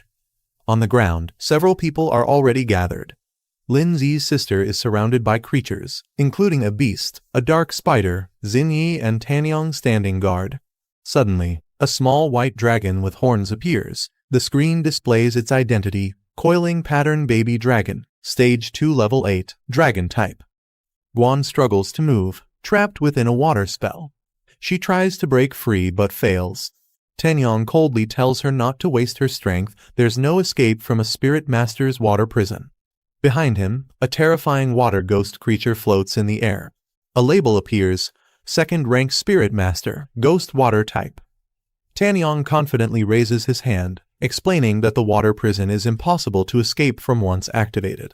He turns to Xinyi, saying she can take over. He suggests that if she defeats Guan and claims her points, she'll have a real chance at becoming the top freshman. Xinyi smiles teasingly and questions if he's hesitating because Guan is too pretty to hurt. Tanyong doesn't respond, staying silent as Xinyi watches him curiously. Tanyong stands with his arms crossed. He responds to Xinyi's teasing, saying he's not interested in other girls, hinting that Xinyi is the only one he cares about. As Guan remains trapped inside the water spell, Xinyi gets ready to strike. But Tanyong interrupts her, telling her to wait. She's confused and asks what they're waiting for. Xinyi's eyes light up with excitement. She smirks and says they should wait for the big fish to take the bait. Suddenly, Lin Zi bursts in at high speed, attacking with deadly force. The impact shocks Tanyong, who immediately reacts with surprise. Tanyong activates a water shield to protect Xinyi from the sudden strike. Waves surge up around them as he barely blocks the powerful attack. Lin Zi's pet beast, Snowball, crashes down with force, scattering black debris and emitting purple smoke. Lin Zi walks forward calmly, flanked by his two powerful companions, his rock beast and Snowball. Lin Zi glares at Tanyong and Xinyi. He demands that they release Guan immediately before it's too late. Xinyi and Tanyong are shocked when they realize Lin Zi has two powerful pet beasts. Inside the water prison, Guan is surprised to see both of Lin Zi's pets appear together. But she quickly reminds herself it's not the time to be shocked. She warns Lin Zi that Tanyong and Xinyi are strong and tells him to be careful. Lin Zi, with his rock beast and Snowball behind him, confidently steps forward. He tells Guan to hang on, he's coming to rescue her. Tanyong narrows his eyes and points at Lin Zi. asking if he's the one who supposedly cleared the ultra-difficult challenge and obtained legendary-level pets. Xinyi smiles and confirms Lin Zi's identity, saying it all makes sense now. He always felt different from others. Tanyang rolls up his sleeves. He says he'll find out Lin Zi's true strength by facing him directly. Xinyi warns him to be cautious, sensing that Lin Zi isn't an ordinary opponent. Tanyang charges forward with confidence. He tells Xinyi that if he beats Lin Zi, he'll give her the points, making her the top freshman. If he loses, she's free to take his points instead. As he launches his attack, he commands his ghost spirit to restrain Lin Zi. A burst of energy and blue magic fills the air as Tanyang tries to take control of the battle. Lin Zi channels his power and activates a fierce soul-based technique.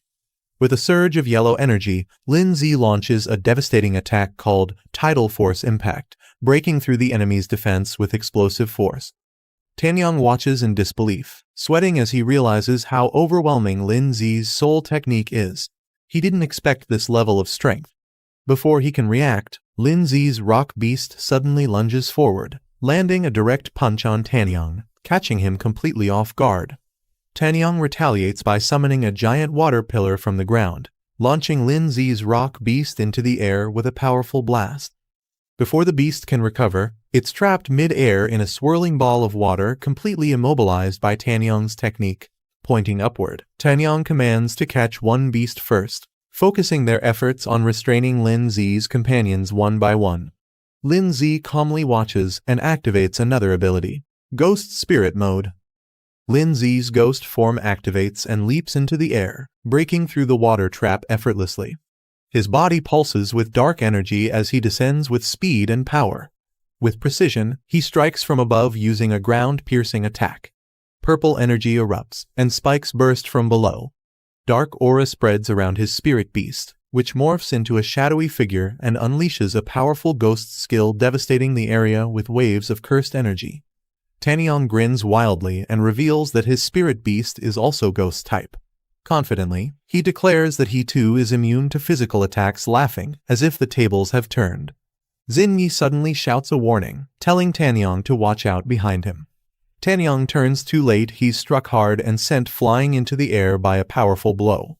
He glances back in shock and sees the ghostly spirit standing in a fierce battle stance.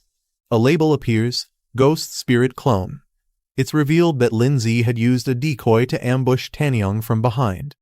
Lin Zi calmly watches as his ghost clone lands a solid blow, sending Tanyang crashing to the ground. He remarks that unfortunately, Tanyang isn't immune to physical damage.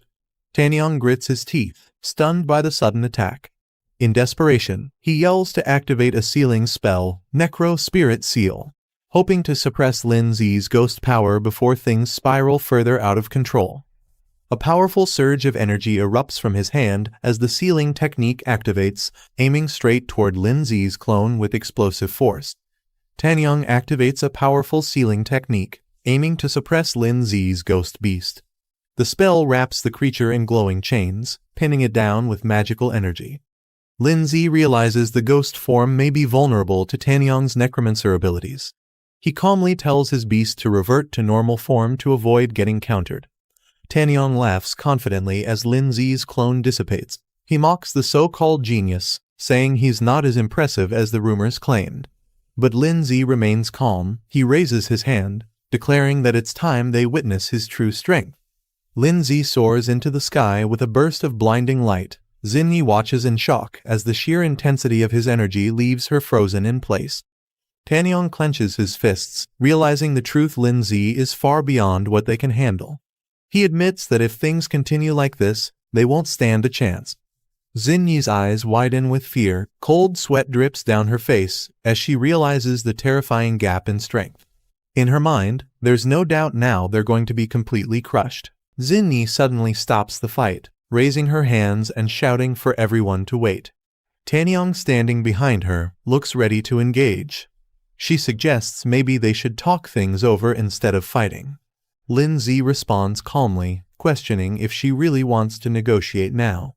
Xinyi explains that most of them have already secured top 10 ranks in the competition, so there's no point in continuing to fight.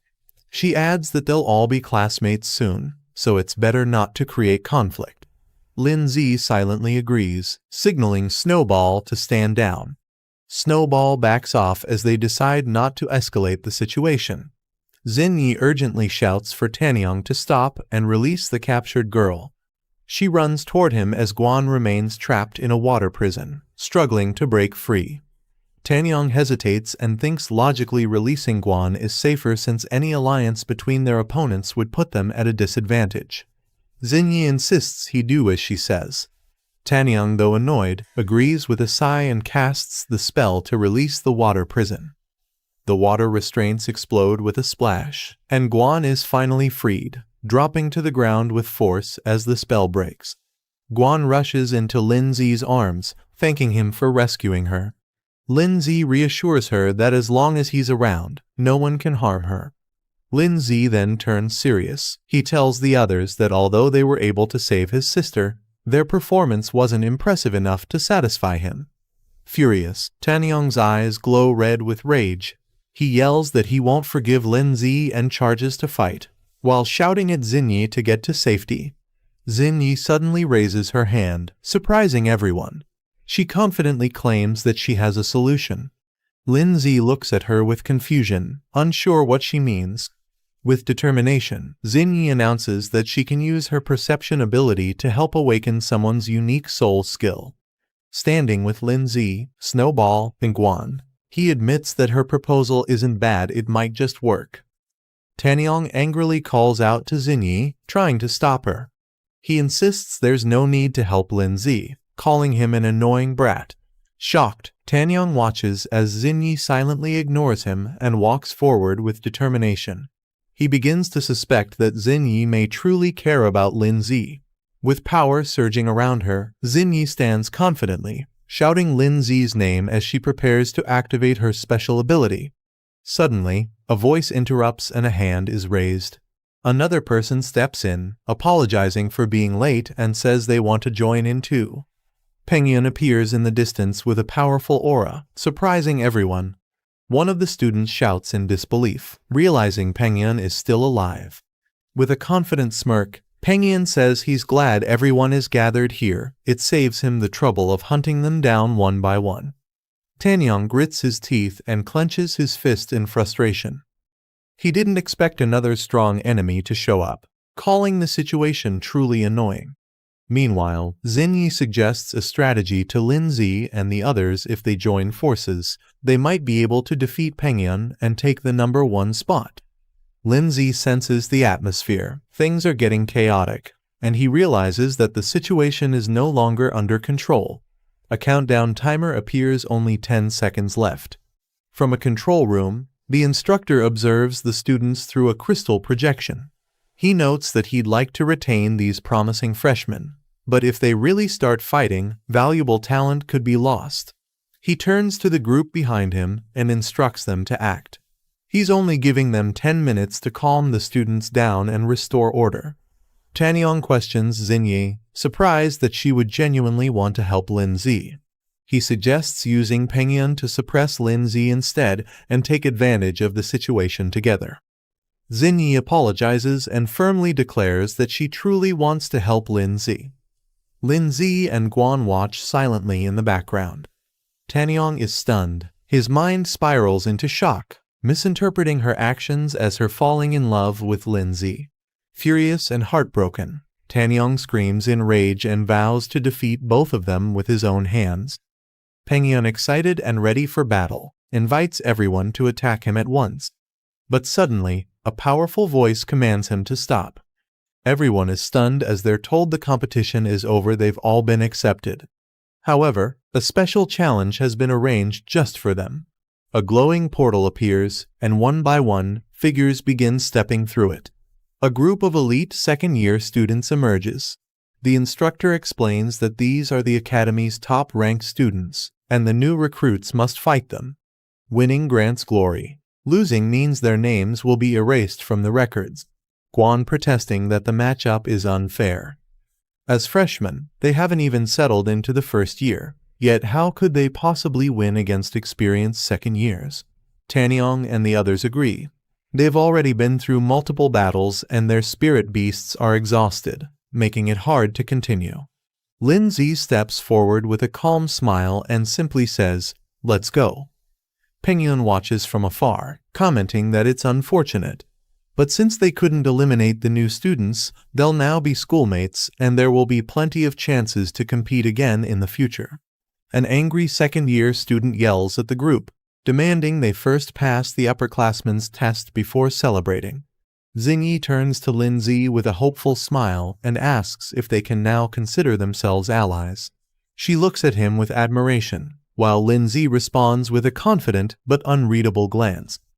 Guan, visibly flustered, pouts and complains that Lindsay hasn't answered her yet, annoyed at being left out of the moment. Lindsay analyzes the situation, recognizing that the reward from the purification trial is valuable since it boosts both physical strength and soul power.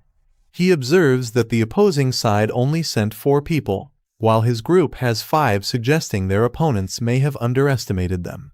He then turns to Xingyi and sets a condition. If she wants to be seen as a true ally, she must prove herself in battle. Lindsay explains that she'll have to fight either him or his sister's team to earn that trust. Guan instantly protests, expressing that she wants to stay by Lindsay's side. Lindsay gently assures Guan that he'll take on one opponent himself, and tells her and Xingyi to handle one together since they have a better chance as a team. One of the senior student named Zaidu steps forward and challenges them, asking who's ready to face him. He even jokes that they can come together if they're scared. Tanyang boldly volunteers, determined to prove his strength and protect Xingyi's dignity. Zaidu smirks at his courage and summons his powerful insect-type beast, a third stage slicing mantis. He warns that courage alone won't be enough to win. Pengyun chuckles sinisterly and announces he won't hold back, especially just because his opponent is a girl. A girl calmly summons her beast, a powerful thunder lion glowing with blue lightning. With a twisted smile, the girl taunts Pengyun, daring them to go all out and not to hold anything back against her. Lindsay evaluates the remaining group members. He notes that among the 2 girls, one of them appears relatively weaker and may need more support in the battle ahead. A flashy second-year student named Wu Yushin steps forward, striking a dramatic pose and teasing Lindsay. He jokes about their hairstyles and suggests they have a showdown. Lindsay responds casually, accepting the challenge with a confident, "All right." He politely tells the senior student to go easy on him, though his smile suggests he's more than ready for the challenge. Nearby, a blue-haired second-year girl comments that this batch of freshman girls looks cute and harmless, drawing attention from Guan and Xingyi. However, she declares she hates cute girls more than anything and refuses to hold back in the fight. Her name is Huey. Xingyi and Guan are both caught off guard by her intense energy. A powerful aura swirls around them. In the examination hall, many students slump in frustration after the results are announced. One blonde student sighs while another calls it unfortunate they didn't make the cut. A girl tearfully tells her friend Xiaoyan that they've definitely been eliminated. She's devastated, while Xiaoyan tries to comfort her. Xiaoyan agrees it's unlikely they'll pass, noting that the competition was filled with geniuses. Unless a miracle happens, they don't stand a chance. A boy who also failed is overwhelmed, clutching his head and shouting in despair. After going through the whole ordeal, he still got cut at the end. A silver-haired boy rubs his head, still feeling pain and frustration from the exam. He mutters about how sore he is. One of the instructor places a hand on another's shoulder. A boy named Gao Wangxiang steps forward and says he'll take over the next group of examinees. Another instructor recognizes him and greets him with respect. The instructor complains, saying Gao arrived too quickly to steal students he worked hard to select. Gao defends himself, stating that the current testing methods are too extreme and may cost them good talent. He mentions he still has 10 available spots open for admission. Gao Wangxiang smiles confidently, saying it's only fair to search for hidden talent from the group of students who didn't make it. There could still be some gold among them. The other instructor agrees to let him take charge and leaves the arrangement to Gao. Gao turns to the disappointed students and announces exciting news. Although they didn't make it into the top 10, he still has 10 open spots. Anyone who passes his test can still be accepted. The room erupts with joy. The previously rejected students are shocked and thrilled, excited by this unexpected second chance. Two girls excitedly hold hands, overjoyed that a miracle actually happened. One of them says they must try their best this time. Making it into the top 20 should be possible. The student clenches his fists, vowing that he won't miss this second chance. On the battlefield, Tanyong watches in shock as a massive tornado attack forms. He realizes the sheer gap in strength and yells that this is clearly a battle of overwhelming levels. A fighter taunts with a smug expression, calling him a loser and claiming victory. Bright blue energy blasts erupt violently. The girl standing beside a large beast acknowledges the opponent's stamina, but says the fight is over. Pengyun with glowing eyes glares forward with fury. The girl calmly questions if her opponent can no longer hear. A red demon warrior mocks the idea of genius and declares that true strength is what rules this academy. Huey scolds the younger girl, saying instead of wasting time on petty fights, she should focus on training and self-improvement. Inside the school, the instructors debate their methods. One criticizes the harsh elimination process, while the other defends it, believing only pressure reveals true talent. Gao chuckles confidently as he addresses his colleague. A powerful icy beast is unleashed, drawing attention as one instructor notes that someone has resisted the earlier strategy. A majestic creature called the Glacial Warhorse forms from ice, towering over a stunned Wu Yushin. Shocked and wide-eyed, Wu Yushin screams in disbelief, unable to accept what he's witnessing. Lin Zi looks on as the icy beast towers before Wu Yushin. He calmly addresses the headmaster. Snowball appears beside him, confirming surrender on their behalf. Instructor laughed loudly, saying this time they've truly struck gold. He admits that they've seen many geniuses before, but this one stands out completely. They observe the boy and feel as if they're seeing the younger versions of the legendary union's top 8 beast tamers. The boy's performance reminds them of those elites in their youth. As they continue watching the energy projection, instructor comments that it's truly astonishing. Both instructors are captivated by the boy's overwhelming power. Gao Wangxiang speculates that even the union's top 8 might not have had such terrifying power at his age. He confirms the boy's name is Lin Zi and insists they must get him assigned to their class. Instructor jokingly tells Gao Wangxiang not to steal students like this, reminding him that student placement should follow official rules. Gao Wangxiang just laughs casually in response. Wu Yushin sits defeated, admitting his loss. The system confirms his defeat and marks the match as concluded. Guan jumps in excitement, cheering that her brother actually won. She's thrilled and praises Hogwanhwa amazing it is. Xin Yi didn't expect Lin Zi to be this powerful, it completely caught her off guard. Tanyong slams his fists into the ground in frustration, yelling that there's still a gap, he's still not strong enough. He vows to turn his pain into motivation and tells them to wait for his comeback. Spectators question whether Wu Yushin went easy on purpose, shocked that a newcomer like Lin Zi actually defeated a second-year student. Someone even refuses to believe it. Zaidu shouts not to underestimate them just because Lin Zi used tricks to win the last match. They ask if he's ready to continue. Lin Zi smirks calmly and responds, "Oh, all 3 of you want to come at once."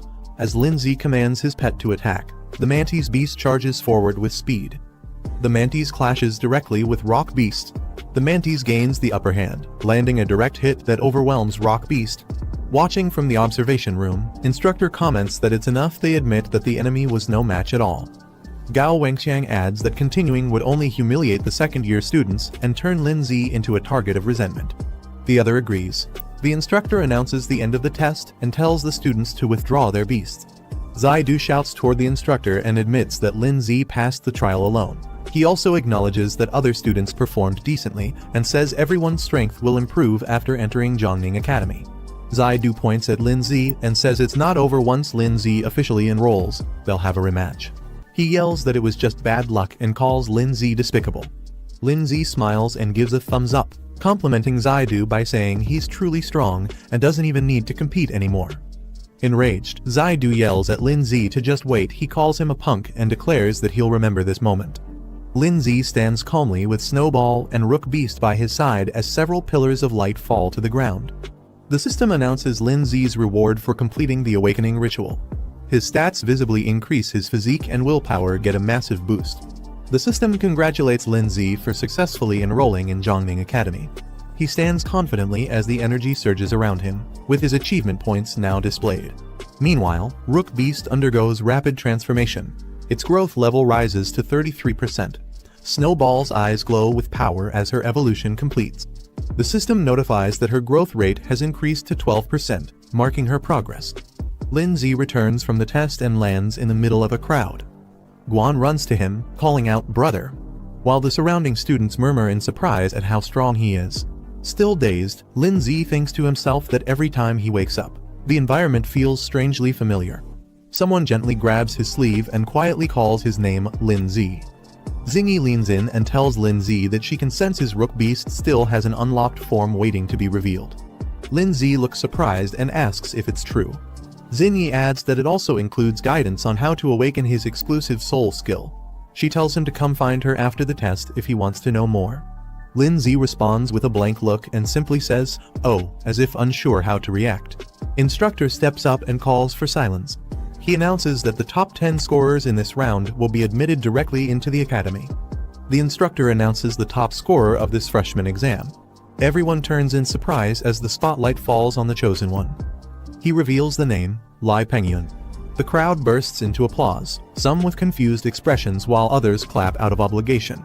Pengyun murmurs in disbelief, wondering how it could be him. Something doesn't seem right. He clenches his teeth in frustration, thinking that someone who looked stronger than him got ignored.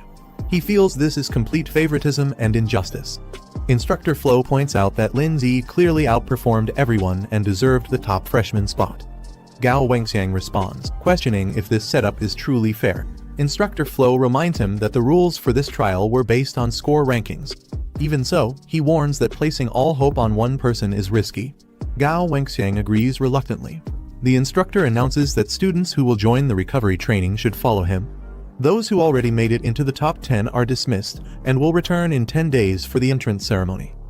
Guan comforts her crying classmates, telling them not to worry. She encourages them to do their best in the upcoming recovery trial and assures them they can pass it if they try hard enough. Zhu Sheng approaches from the crowd and greets Lindsay respectfully, calling him Big Brother Lindsay. Lindsay recognizes him and replies, "Oh, it's you."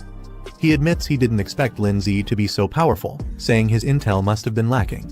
He compliments Lindsay's recent battle against the second-year senior, calling it extremely impressive. Curious, Lindsay asks him what he's planning. Zhu Xing suddenly clasps his hands together, grinning wide, and asks if Lindsay would accept him as a junior disciple. He dramatically declares his endless admiration for Lindsay, comparing it to a flowing river. Lindsay responds calmly, saying he doesn't accept disciples. He adds that Zhu Xing doesn't even qualify for admission yet, questioning how he could be his junior. Determined, Zhu Xing dashes off, shouting that he'll definitely pass and begging Lindsay to wait for him. Elsewhere, Pengyun lets out a cold snort. Guan excitedly celebrates their success, saying it's great that they officially passed the trial and became freshmen at Zhongning Academy. She suggests they skip going back today and enjoy a full day out in the city. Lindsay stretches and agrees, saying that after 4 hours of intense testing, he really does need some proper relaxation. Blushing slightly, Guan proposes they spend the night in the city and return tomorrow instead. Lindsay smiles and agrees to Guan's suggestion, telling her, "All right." Guan softly smiles, visibly happy and a little shy, while thinking about spending the night together in the city. Suddenly, Lindsay looks at his phone and panics. He realizes all the hotel prices are shockingly high, with most listings showing a rate of $29.99. He exclaims in frustration at how expensive everything is. He stares at his phone in shock, remembering that he had already spent all his money last time to upgrade his stone monster. His remaining balance is now only 300. Guan notices his strange reaction and suggests they go eat something first. Lindsay nervously agrees. As the sun sets, they arrive at a luxurious restaurant with a fancy sign welcoming new students for a special dinner. Lindsay looks around in disbelief, wondering how a place like this even exists. It's filled with summoned beasts and students all dining together peacefully. Guan smiles warmly and says she had been looking forward to eating at this restaurant for a long time. She suggests they summon their beasts since they've fought hard and deserve a good meal too. He hesitates slightly but agrees, replying with a simple okay, while sweating a bit. Soon, all their pets are seated with them at the table: Snowball, Rock Beast, and others ready to eat alongside their masters in the spacious, elegant hall. Snowball comments in surprise that the last time she saw Snowball, she looked like a little girl, and now she's evolved so quickly. She also adds that the transformation is beautiful and asks how Lin Z managed it. Lin Z replies that it might be because his bond with his beast is stronger than usual. He internally thinks that it's actually a complicated system thing he'll explain later when he gets a chance. For now, something else takes priority. Guan cheerfully calls him amazing and says he must teach her later. Then she shifts to the menu and suggests they start ordering food. But when Lin Z looks at the menu, he's shocked to see the outrageous prices: dishes costing 6,000, 10,000, even 18,000. Lin Z sweats nervously, staring at the menu and mumbling that there are just way too many zeros in the prices. Meanwhile, Rock Beast happily taps the table with forks, excited for food. Snowball gently pats the Fire Beast, who blushes with a heart above his head. The waitress politely asks what they'd like to order. Without hesitation, Guan excitedly points at several items on the menu, saying, "This one, this one, this one, and this one too." Lin Z is left stunned in silence. 5 minutes later, a full table of sparkling, luxurious dishes is served. Everything they ordered arrives beautifully plated.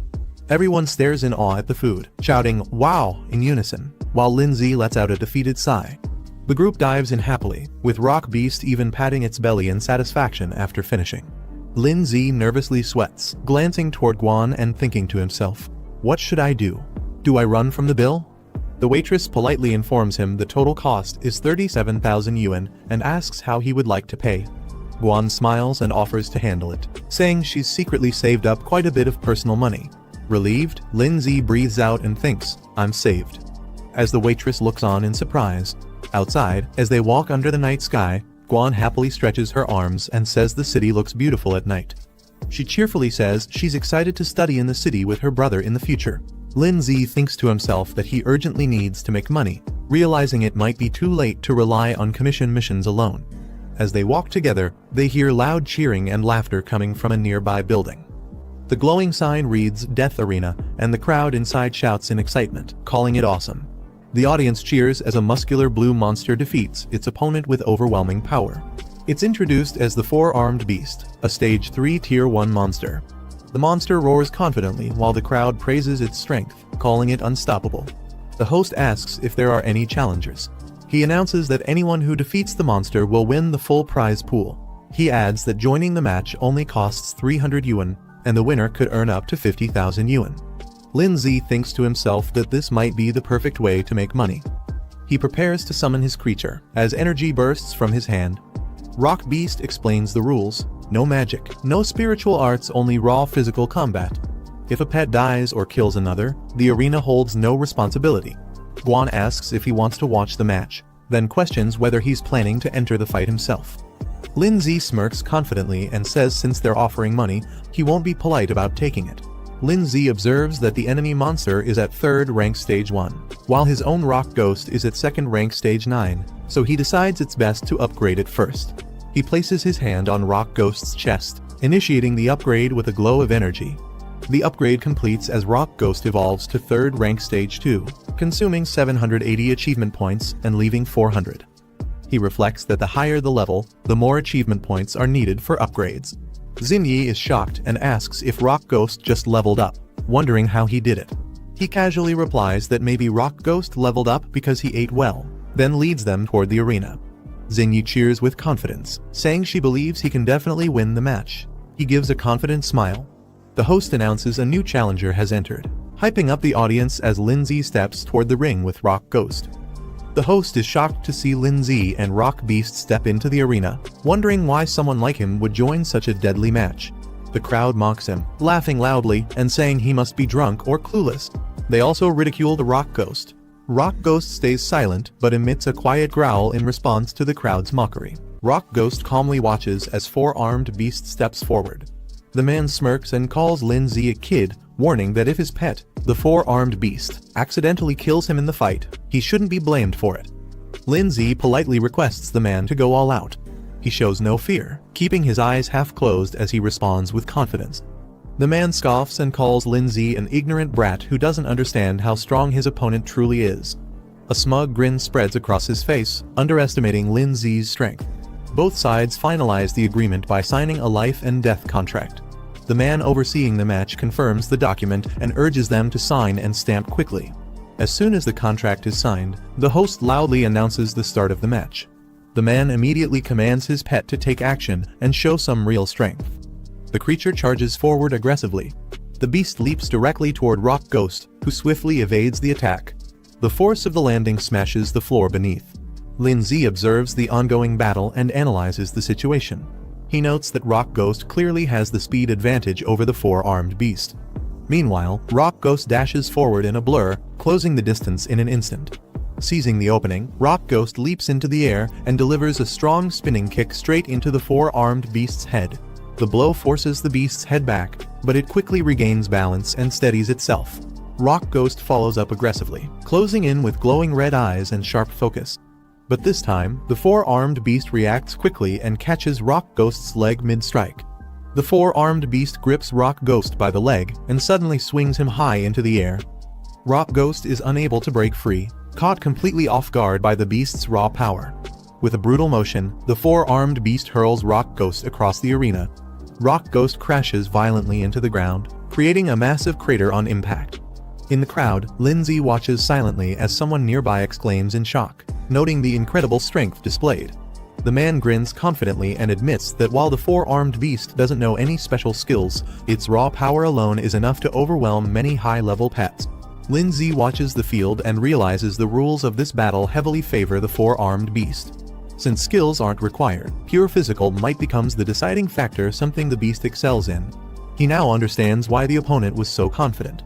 The four-armed beast raises its massive fists and prepares to strike again, its powerful arms swinging down with crushing force. Rock Ghost quickly retreats, narrowly evading the incoming blow. The beast grabs Rock Ghost again and prepares to deliver a powerful overhead smash. Its arms swing high above its head, aiming to crush its opponent without mercy. As the beast slams down, the ground trembles from the impact. Rock Ghost crashes hard into the arena floor, headfirst, as an explosive burst of debris and force shoots outward. Watching from outside the ring, the man crosses his arms and sneers. He mocks Lindsay, sarcastically asking if that was all his pet was capable of. The crowd erupts in laughter and applause, impressed by the four-armed beast's last strike. Guan looks on with concern, calling out "brother." Lindsay calmly analyzes the situation, thinking that if skills were allowed, Rock Ghost in its spiritual state could easily ignore brute force attacks. However, under these rules that restrict skill use, raw power dominates, and that gives the four-armed beast an edge. As he reflects, Lindsay remembers that the last time Rock Ghost shifted forms was during a life-threatening situation. If what she said was true, and the transformation can be triggered again under pressure, then it's a gamble worth taking. Lindsay's golden eye glows as he steps forward, calling out to Rock Ghost.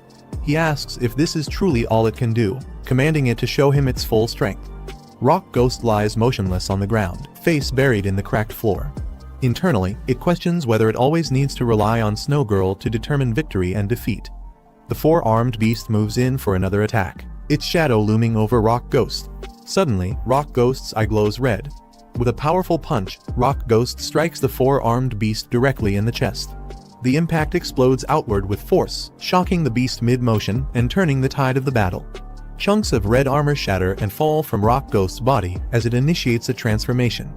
Red mist swirls around Rock Ghost as it emerges fully transformed. A new system reveals its new stats: speed tripled, defense completely dropped, and the transformation lasts for 60 seconds. It now moves like a true predator. Lindsay observes with satisfaction. He's impressed and confirms that the rocky armor can be detached at will, allowing Rock Ghost to adapt based on the situation. Without wasting a second, Rock Ghost leaps at full force toward the four-armed beast. The man smirks arrogantly, laughing at Rock Ghost and mocking it for not learning its lesson. He assumes the beast still holds the upper hand after the previous exchange. The four-armed beast prepares to strike again, but just as it moves, Rock Ghost suddenly vanishes, leaving only a red blur behind. The man's expression instantly shifts to shock. He panics, sweating as he shouts in confusion, completely unaware of what just happened. In a flash, Rock Ghost reappears behind the four-armed beast and lands a direct, explosive blow to its back. The four-armed beast desperately swings its fists, trying to catch Rock Ghost. Before the beast can react, Rock Ghost reappears behind it and slams a powerful kick directly into its lower back. With glowing red eyes and a wicked grin, Rock Ghost lunges in again. Punch after punch rains down on the four-armed beast. It tries to shield its head, overwhelmed and confused, while red impact marks scatter across its body. Lindsay sees the countdown reaching just 10 seconds and immediately shouts to Rock Ghost, urging him to stop playing around and finish the battle now. Rock Ghost launches high into the air and descends like a crimson meteor. Its body rotates mid-air, targeting the four-armed beast's exposed head. With full force, Rock Ghost smashes into the beast using a finishing move, Ghost Impact. The four-armed beast is sent flying and crashes onto the floor, completely wrecked and coughing blood. After delivering the final blow, Rock Ghost stands tall as its transformation ends. The ghost form fades, and its body begins reverting to its base state. On-screen text confirms the transformation has concluded. The man stares wide-eyed, frozen in disbelief. He mutters that this outcome is impossible, unable to accept what just happened in front of him. In the stands, the crowd erupts in shock.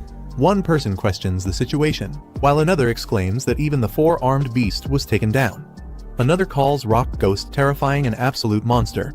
The judge walks into the arena and raises his hand, standing beside the unconscious beast. He announces the result clearly. The winner of the match is Rock Ghost. Lindsay stares blankly with lifeless eyes, his face drenched in sweat. He calls out in disbelief to Rock Ghost. The crowd is confused, questioning why the four-armed monster lost when it seemed strong. One person comments that the match wasn't dragged out, and another points out that the boy used a skill against the rules. The announcer loudly declares that the contestant's pet used a skill technique, which is a violation of the competition rules. A group discusses the situation. One of them notes that the transformation of the opponent's form was confirmed. Guan argues it was just a piece of armor falling off and shouldn't count as a skill, saying it's unfair. The man clenches his fist and angrily calls the boy a brat. He warns not to think he can easily take the money just by pulling a few tricks. Lindsay stands near his pet Rock Ghost and proposes a new idea. He agrees the pet battle result is a loss, but suggests a rematch, this time a physical fight between him and the opponent. If he wins, he demands the prize money. The man smirks darkly, surprised, and asks if Lindsay really wants to fight him directly. The announcer, shocked, exclaims that Lindsay is challenging him to a real-life duel. He announces Lindsay's identity: former professional freestyle fighting champion, Shingu. The crowd erupts in excitement, cheering for the fight. They demand to see a bloody showdown.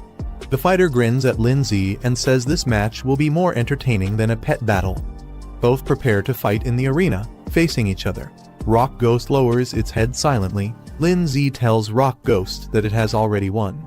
He gently taps its shoulder and says it's his turn now. Rock Ghost, startled by Lindsay's words, reacts with wide eyes. The announcer speaks into the mic while the man nods with confidence. He praises Lindsay, saying he's the first in history to dare challenge Shingu directly, and admires his courage and resilience. With excitement, the announcer shouts that if Lindsay manages to defeat Shingu, he can still take the prize money and leave freely. The crowd cheers as Shingu prepares to fight. Guan watches from behind the ropes. Lindsay glances back and nods calmly. Shingu powers up with a fierce grin, lunges toward Lindsay, and shouts for him to come at him. He says they should enjoy the fight to the fullest. Outside at night, lights glow across the city skyline. Xinyi asking if she might be developing feelings for the boy. As Tanyong and Xinyi walk along the sidewalk, she firmly says she only sees him as a brother. Tanyong responds with frustration, questioning what makes him worse than that brat, and reminds her she barely knows him. Tanyong continues, saying he just doesn't want to see her get hurt. Xinyi folds her arms and replies sharply that she'll decide her own matters. She tells him to go back and rest early. Tanyong stands quietly behind her. Tanyong looks back and quietly says Xinyi's name while watching her from a distance near a building. While walking alone through a back alley, Tanyong clenches his fists and declares that he will surpass Lindsay someday. He tells him to just wait. Suddenly, Tanyong hears a faint cry for help and turns his head, surprised. A girl, trembling and cornered by a dark, shadowy creature, desperately asks who will save her. Her white beast companion lies unconscious on the ground. A system identifies the monster as Fire Flame System, Stage 1, Rank 2. Tanyong charges in and delivers a powerful kick to the shadow monster, shouting for it to get lost. The shadowy beast is sent flying backward from the impact. Tanyong holds the girl in his arms and asks if she's alright. He scolds the monster, questioning where such a beast even came from. While cradling the girl, he looks up and notices someone standing on a rooftop under the moonlight. He mutters, wondering what kind of monster this world even holds. A hooded man descends rapidly from above, landing hard in front of Tanyong, the girl and the defeated monster. Tanyong steps forward, demanding to know who the hooded man is and if that beast was his pet. The man questions the meaning of monsters and suggests that if beasts used by humans are considered good, then those that act independently are evil. He asks who made that definition. Tanyong stays cautious and asks what exactly the man is trying to say. The man explains that some beasts are born free and powerful, and only become aggressive after being hunted or manipulated by humans. Their nature is misunderstood due to isolation and fear. Tanyong cuts him off and prepares to attack. He declares that if the hooded man is the one who controlled the beast to harm humans, he won't allow him to continue. He summons a weapon mid-air while charging forward. The man stares calmly and asks if Tanyong is the one named Tanyong. Tanyong is surprised. The man asks if Tanyong knows his name, then mockingly suggests he surrender so he can be taken to the Beast Defense Association for punishment. The shadow monster watches silently with glowing red eyes. The man lowers his arm and calmly orders the beast to retreat. The monster immediately obeys and vanishes. He then steps forward and touches the red-horned wolf's forehead, releasing a glowing energy into its body. The white beast convulses violently as the energy spreads through it, triggering a powerful reaction and causing the creature to cry out in pain. A glowing red orb pulses with energy as the beast's transformation intensifies. The wolf suddenly rises with overwhelming power, surprising everyone present. The man admits he originally intended to seek them out, but since Tanyong showed up on his own, it saves him the effort. He now plans to test Tanyong's usefulness. Tanyong watches the beast cautiously as it radiates with uncontrollable power. The beast finishes its transformation, now towering with overwhelming energy. Its eyes glow fiercely as it snarls at the figures ahead. Tanyong and the summoned shadow stare up in shock, bracing for the clash. The announcer telling another to teach the boy a lesson. Another orders Barebone to show him his strength. Xingyi stands behind them, watching. Xingyi looks ahead with a surprised expression. Linzi turns around abruptly after noticing something. Xingyi cupped her hands and shouted loudly for Linzi, telling him to go for it. Standing beside her, Guan also cheered him on, her fists clenched as she leaned forward with anticipation. Both kept their eyes fixed on the fight. Chenggu stepped into the spotlight, his muscular body exuding power. With pride, he spoke of his past victories, winning the freestyle wrestling championship in Jeonan City in 3241, then defeating Thunder Dragon in the Cherry Blossom Cup in 3243. He continued explaining how he went on to secure the Liaoning Freestyle Wrestling Championship for 3 consecutive years. His title, Steel Muscle Machine, was a testament to his strength and dominance in the ring.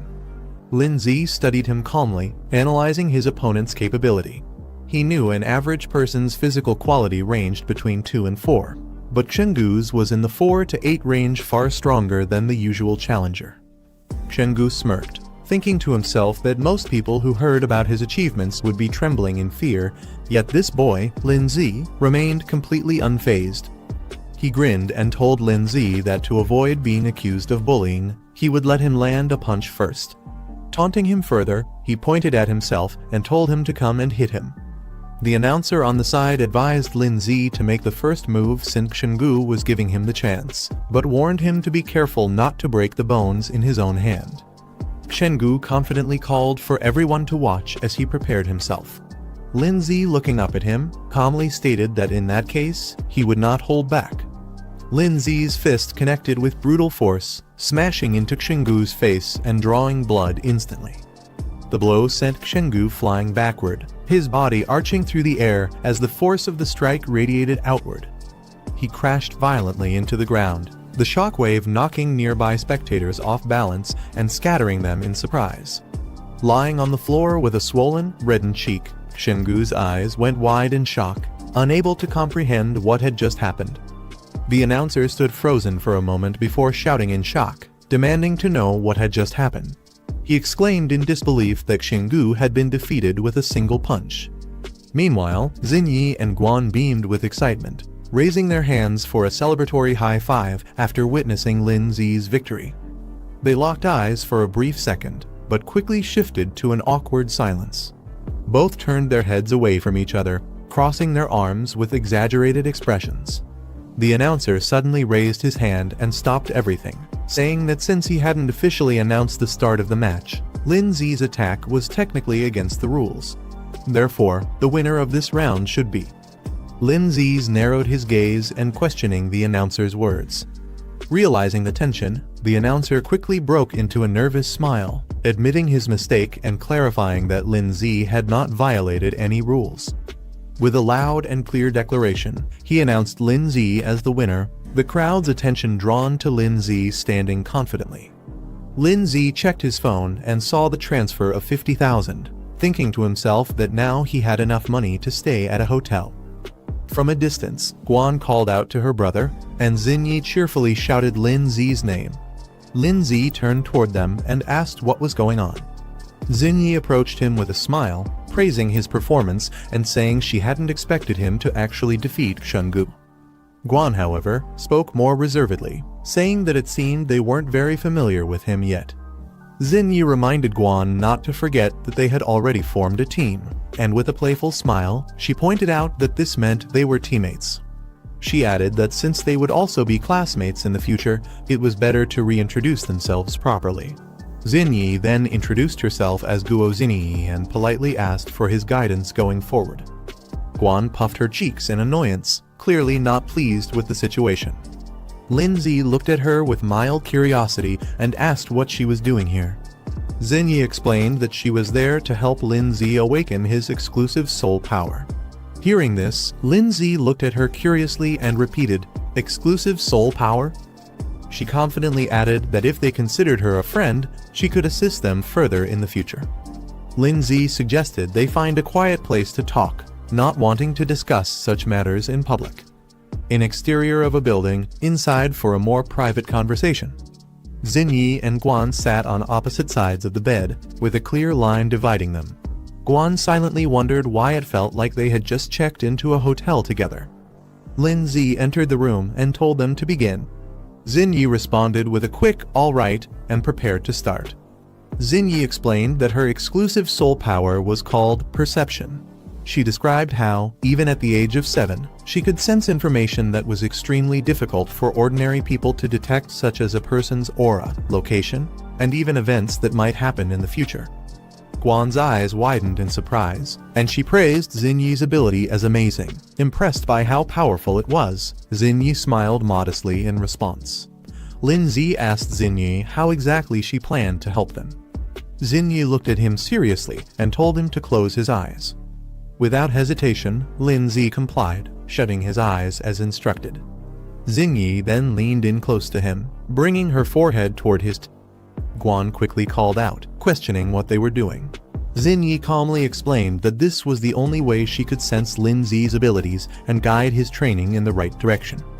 She pouted, clearly reluctant, but eventually gave in, saying she would trust Xinyi just this once. Xinyi closed her eyes, telling herself to focus her mind, though she could feel her heart racing faster than usual.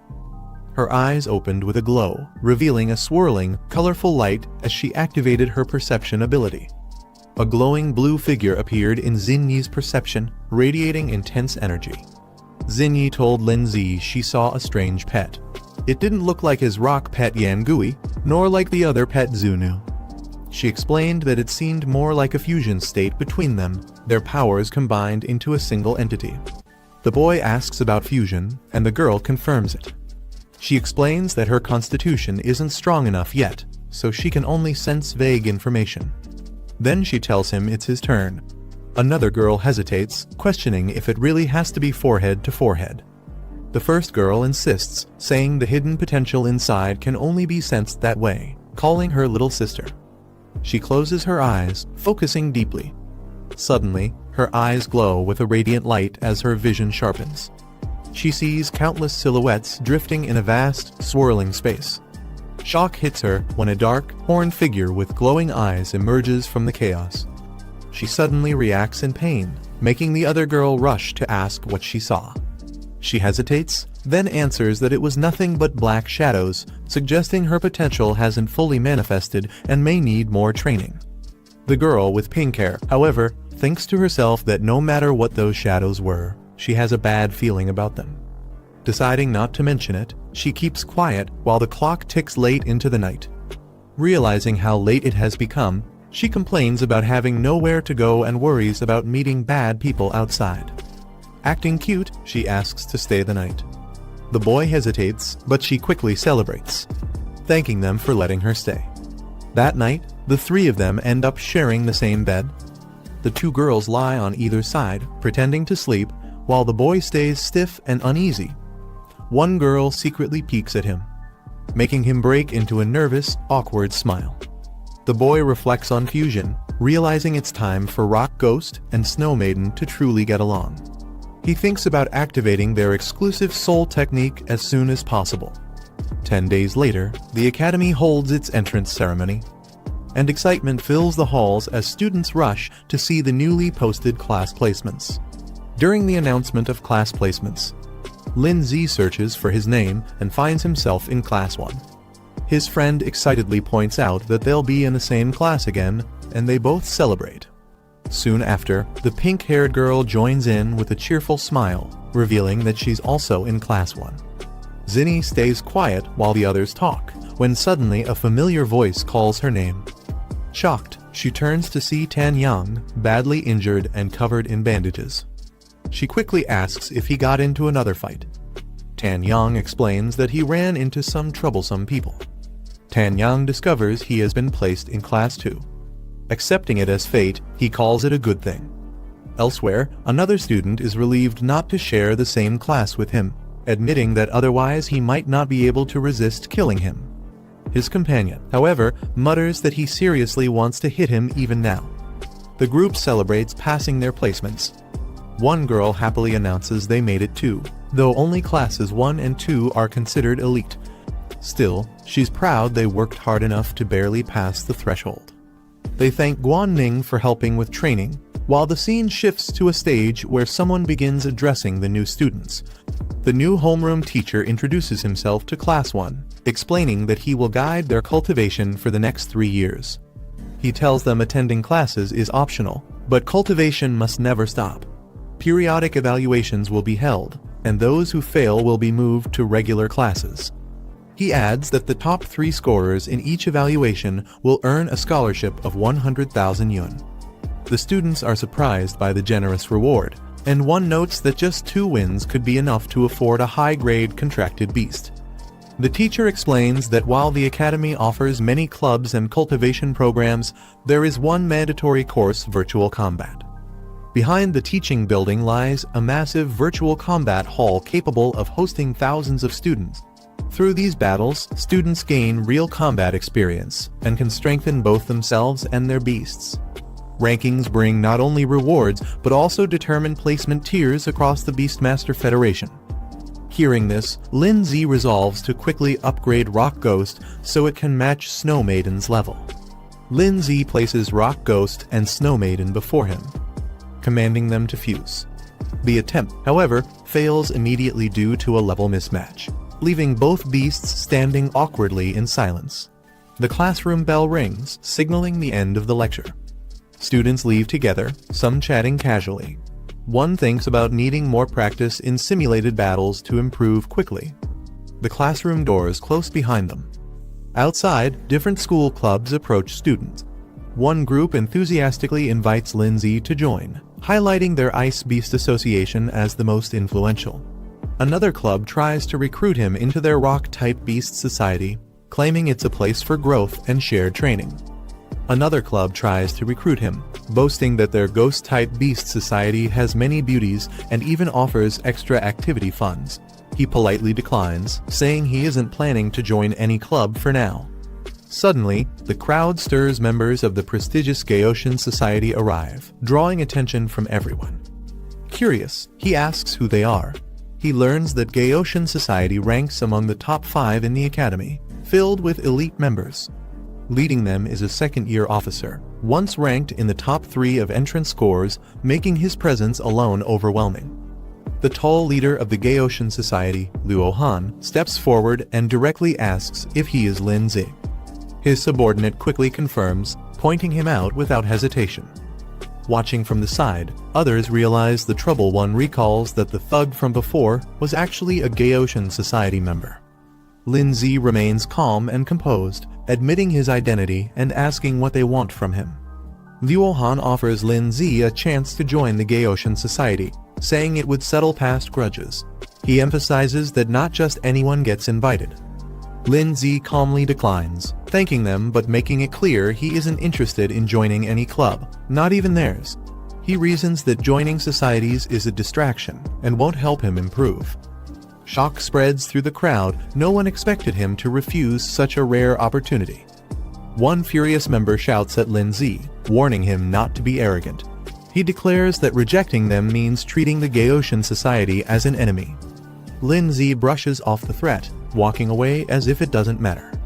Rage flashes in one of the Gaoshan members' eyes, unable to accept such disregard. A pink-haired girl watches with interest, impressed by Lin Zi's composure and boldness. His companion quietly wonders if rejecting them might cause more problems.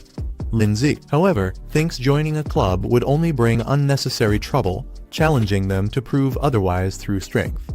The vast hall fills with students, each preparing for the upcoming trial. Looking around, one notes how many participants have gathered.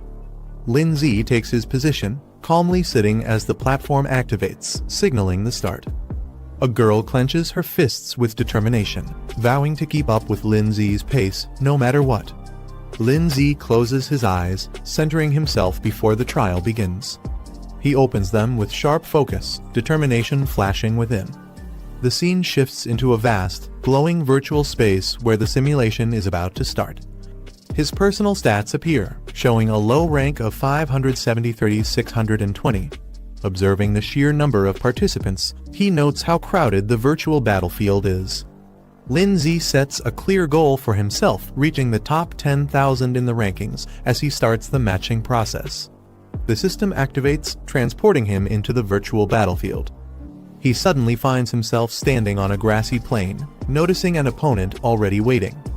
Calmly assessing the situation, he realizes the simulation has switched to a grassland arena.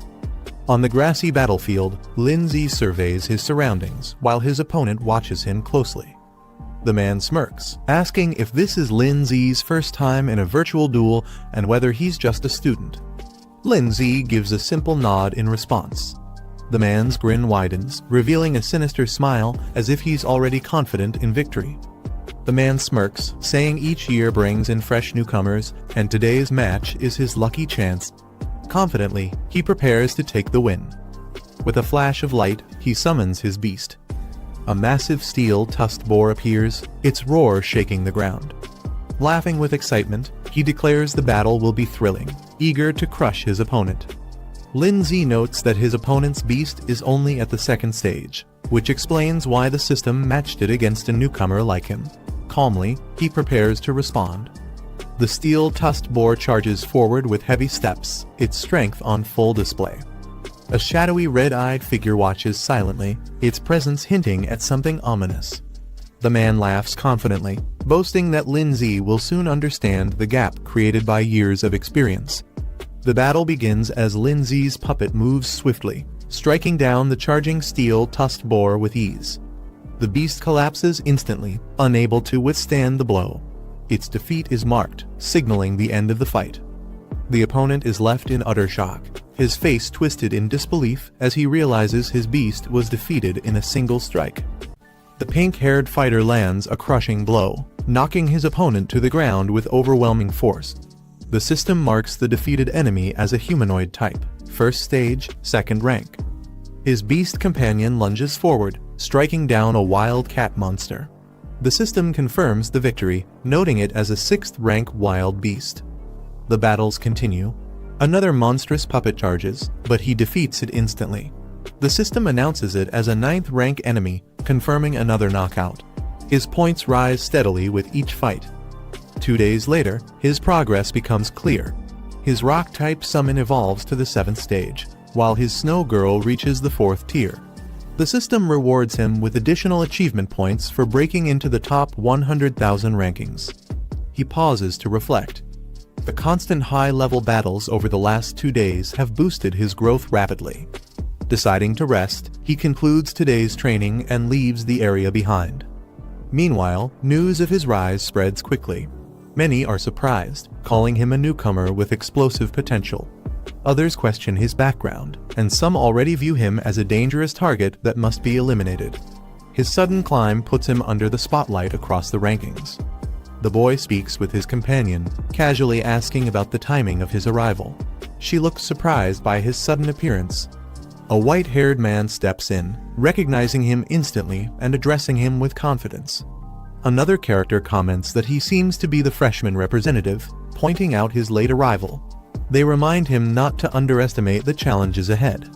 In a chibai form, the boy is asked if he has already withdrawn from studies, highlighting doubts about his persistence. The white-haired man raises 3 fingers, proudly declaring that he reached the top 150,000 ranking in just 3 days, showcasing his rapid progress. The girl is left shocked, staring wide-eyed at the revelation. She holds her device tightly, unable to believe what she just heard. The girl checks her device and is surprised to see that her brother has already broken into the top 100,000 rankings. Another character reacts in complete shock, unable to believe the sudden rise in rank. A boy explains that his own ranking has been stuck around the 180,000 mark, no matter how much effort he puts in. He wonders aloud if contracting another beast might help and asks for advice.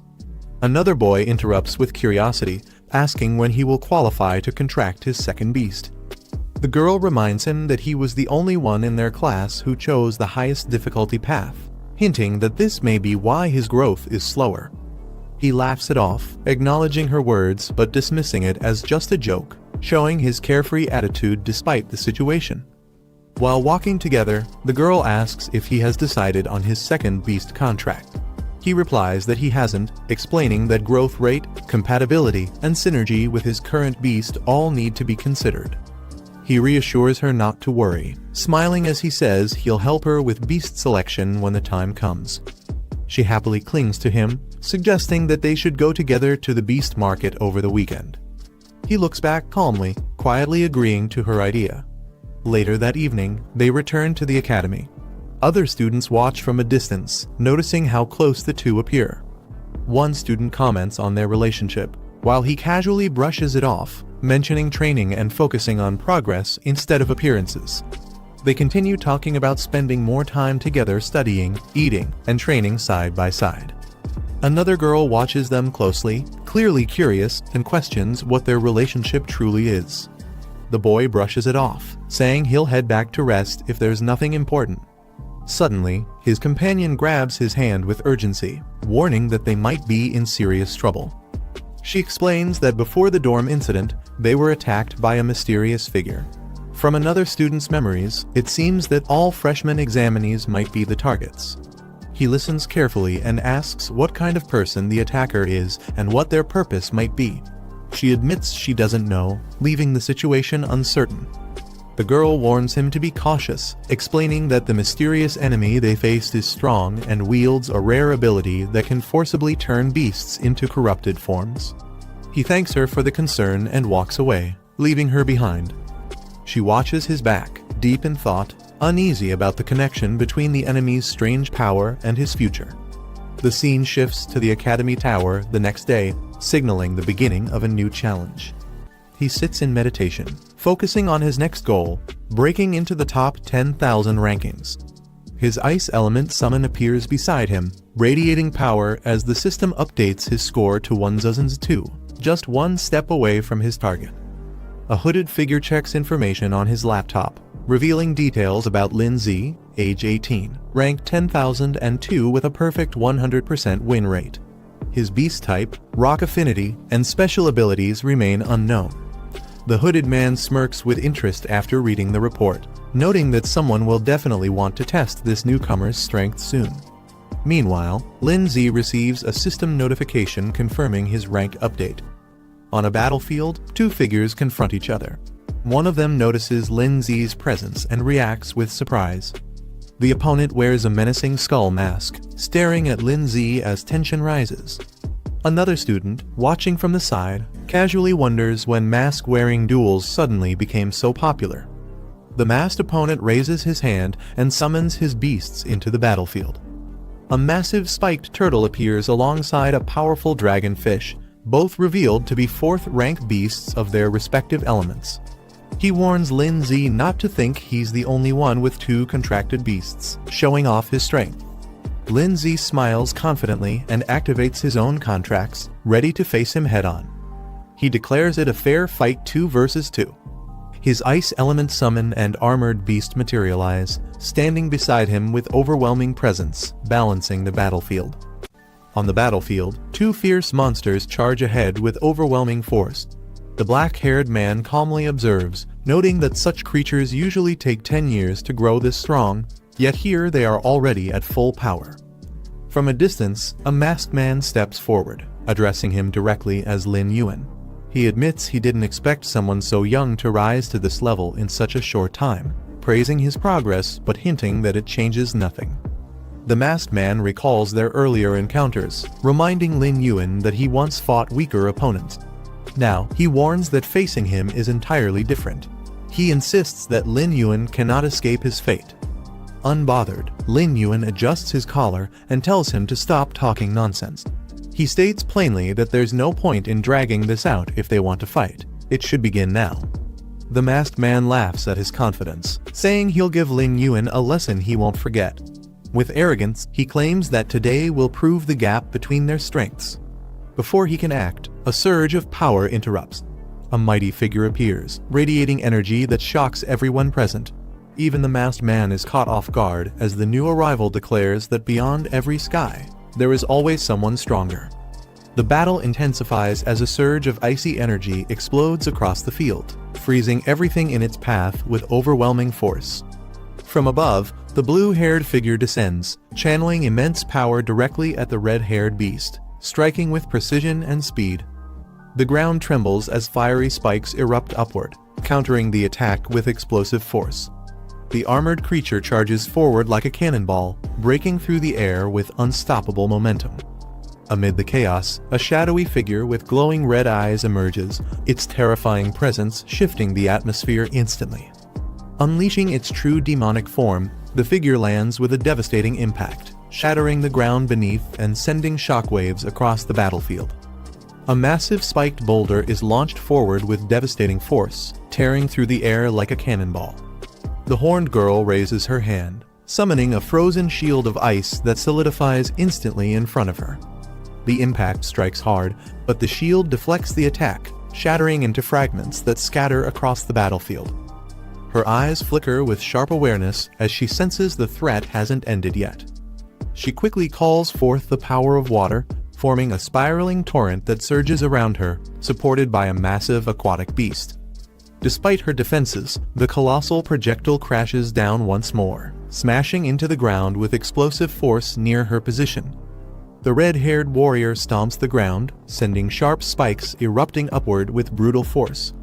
A massive spiked boulder follows, launched into the air and crashing down with deadly precision. The horned girl looks up, her gaze sharp and unwavering as the attack descends toward her. With calm control, she channels her icy powers, preparing a counterstrike. A blinding burst of blue energy erupts from her hand, releasing a devastating ice and lightning blast. The boulder smashes into the ground, only to be shattered by her attack, freezing and cracking under the immense power. The icy phoenix spreads across the battlefield, its chilling presence stunning the surroundings with sheer power. The masked man watches closely, nodding with a sinister grin, admitting that the display isn't bad at all. He remarks that his opponent does have some real skill, though his tone makes it sound more like mockery than praise. Meanwhile, the black-haired man recalls that the enemy's ability lies in manipulating Earth, a skill that grows more dangerous against airborne opponents. With a wave of his hand, the masked man activates his ability, transforming the ground into mud, swallowing everything into its trap. The dragon companion spits a stream of water in defiance, but the shifting earth begins to close in, pulling everything deeper underground. The masked man unleashes a new technique, molding the battlefield with a towering wave of mud and rock. Lin Yuan quickly realizes that this ability is far more dangerous than it first appeared, its destructive power capable of reshaping the fight. A massive spiked boulder is launched from the earth, crashing down toward the horned girl with unstoppable force. The red-haired beast lunges forward to add pressure, its monstrous presence filling the field with chaos. The deadly boulder twists through the air, but Lin Yuan's sharp eyes catch the danger, his body tensing for a counterattack. He summons his strength, activating the icy domain of absolute frost, preparing to unleash its freezing power against the overwhelming assault. The horned girl stands tall, releasing a surge of ice that towers upward, freezing the ground in an instant. Lin Yuan braces behind the frozen shield, blocking the incoming force. The ice barrier holds firm, leaving him unharmed. The masked man laughs mockingly, saying that such defenses are only temporary and won't last long against his power. He commands his beast to unleash high-temperature water bombs, boiling streams that crash violently against the ice. The dragon roars as scalding blasts shatter parts of the frozen wall, proving the masked man's attack is still dangerous. Lin Yuan realizes with concern that his ultimate skill cannot be used again in such a short time, just as another massive boulder hurtles toward him and the horned girl. Lin Yuan shields his ally, commanding her to retreat as he blocks the enemy's crushing attack head-on. The impact explodes violently, shards flying everywhere, but he withstands it, standing firm against the force. The masked man folds his arms, amused, and declares that Lin Yuan has finally proven himself worthy. The horned girl's eyes flash with determination, her power resonating as she readies herself for the next exchange. Despite the momentary success, Lin Yuan realizes they are far from safe. The battle has only just begun, and the enemy still holds the advantage. The masked man leans against his beast with arrogance, remarking that Lin Yuan may have skill, but he still isn't on the level of a true powerhouse. Standing beside the horned girl, Lin Yuan hears the masked man suddenly propose an offer. The masked man invites him to join their group, boasting that their shared power could make them unstoppable. Lin Yuan raises an eyebrow, noting that this so-called organization doesn't sound like a simple school society. He questions their true purpose. The masked man dismisses the concern, pressing him for a clear answer yes or no. With a confident smile, Lin Yuan refuses, declaring that he only wishes to fight and defeat the masked man himself. Amused, the masked man accepts his decision, grinning as he tells Lin Yuan that he'll be waiting right here for their battle. Onlookers begin mocking the boy, saying he was too arrogant and it was only a matter of time before he failed. Some laugh, claiming he just got taught a harsh lesson, while another person curiously asks if anyone knows more about him. A white-haired man enters the hall, facing Lin Zi. He directly asks if Lin Zi has also run into the mysterious group. Lin Zi doesn't deny it, and instead questions if the man has already joined them, testing his intentions. The man smirks coldly, telling Lin Zi not to underestimate him. He declares that anyone who dares act arrogantly in front of him will be forced to pay a heavy price. His words carry both confidence and hostility, making his stance clear. Lin Zi studies him carefully and responds with a calm but sharp question, asking if he truly understands their background. His tone suggests doubt, as if warning that recklessness without knowledge could lead to disaster. The white-haired man responds firmly, saying he will make everything clear. His confident tone shows he isn't afraid of what lies ahead. Lin Zi observes the situation carefully, noting that the number of people involved is quite large. He recalls that what Guo Zini mentioned earlier must have been referring to them. He notices a masked figure and thinks he might be able to extract some information from him. But deep down, Lin Zi feels uneasy, sensing that if things are left unchecked, something disastrous will surely happen. The scene shifts outside to a grand building, its majestic exterior standing in contrast to the tense atmosphere inside, hinting that the story is moving towards something even bigger. As he walks, he reflects on his progress. The Rock Ghost is currently at Stage 3 Level 7, and the Snow Girl has reached Stage 4 Level 2. With the remaining points, he could push Rock Ghost to Stage 4. But without the required materials, advancement is impossible. He calculates the value of what he has gained. If these items were purchased with money, they would cost at least 400,000. Just then, someone calls out to him loudly, addressing him as Big Brother. The person rushes over, mentioning that the forum was buzzing with news of his recent defeat. Surprised, he asks how it's possible that someone strong enough managed to beat him. Scratching his head, he replies that he's not invincible, and losing occasionally is natural. Changing the subject, he acknowledges the man's quick access to information. With a serious look, he asks if there's any way to obtain high-grade elemental essence and spirit stones, hinting at his determination to strengthen his team further. A man explains that these materials are extremely rare. Curious, he asks how much the protagonist is willing to offer for them. The required list is revealed: 30 portions of high-grade earth elements and 3 spirit stones. The man complains that even with effort, such items are nearly impossible to obtain. Suddenly, he brightens up and suggests another option. He claims to know of a place where these materials might be found and offers to personally take him there. Hearing this, the protagonist smiles faintly and agrees without hesitation, telling him to lead the way. The two arrive at Spirit Crystal Mountain. The rocky terrain stretches endlessly as the man explains this is their current destination. He elaborates that before the ancient war, countless dimensional rifts appeared around the world. These rifts connect to other realms, and it's said that many contracted beasts actually originated from those worlds. Years ago, the Tamer Association and major academies secured safe entrances to several rifts, allowing steady resource extraction. However, many rifts remain undeveloped. Some explorers who ventured too deep in search of rare resources never returned, falling victim to the dangers hidden within. Looking at the glowing rift ahead, the protagonist calmly asks if entering this secret realm will truly yield the rare materials he needs, testing the man's confidence in his claim. The man proudly explains that only experienced tamers manage to bring back resources from such places. He adds that the information he has now wasn't easy to obtain and came at a great cost. He reveals that this secret realm is known to contain valuable resources, including high-grade earth elements and spirit stones, exactly what the protagonist is searching for.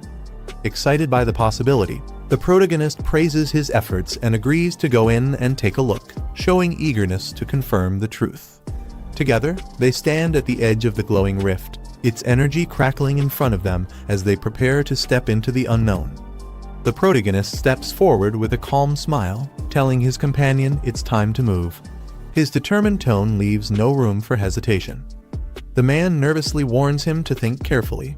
If they encounter danger inside, they may never come back alive. His fear is clear, but the protagonist remains unfazed. Looking at the glowing rift, the protagonist states that obtaining the 2 rare materials is worth any risk. He adds that if his companion is too afraid, he can turn back now. The man clenches his fists and shouts that he won't back down. Gathering his courage, he insists that all the effort spent gathering information was for this very moment, and he refuses to be left behind. The man clenches his fists with excitement, convinced that with the protagonist leading them, they'll surely obtain valuable treasures. He shouts that this could be their chance to strike it rich, while the protagonist simply responds with a calm "good." Without hesitation, the two leap into the glowing rift together, their figures vanishing into the blinding light. On the other side, they land inside a vast cavern. The atmosphere is heavy and cold, and the man stumbles forward, struggling to regain his balance while the protagonist calmly surveys the surroundings. Suddenly, glowing crystals illuminate the cavern walls. The man freezes in shock, eyes widening as he realizes what lies before them, barely able to form words.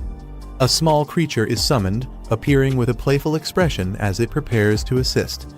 It quickly grabs hold of a glowing crystal, showing its usefulness in gathering resources.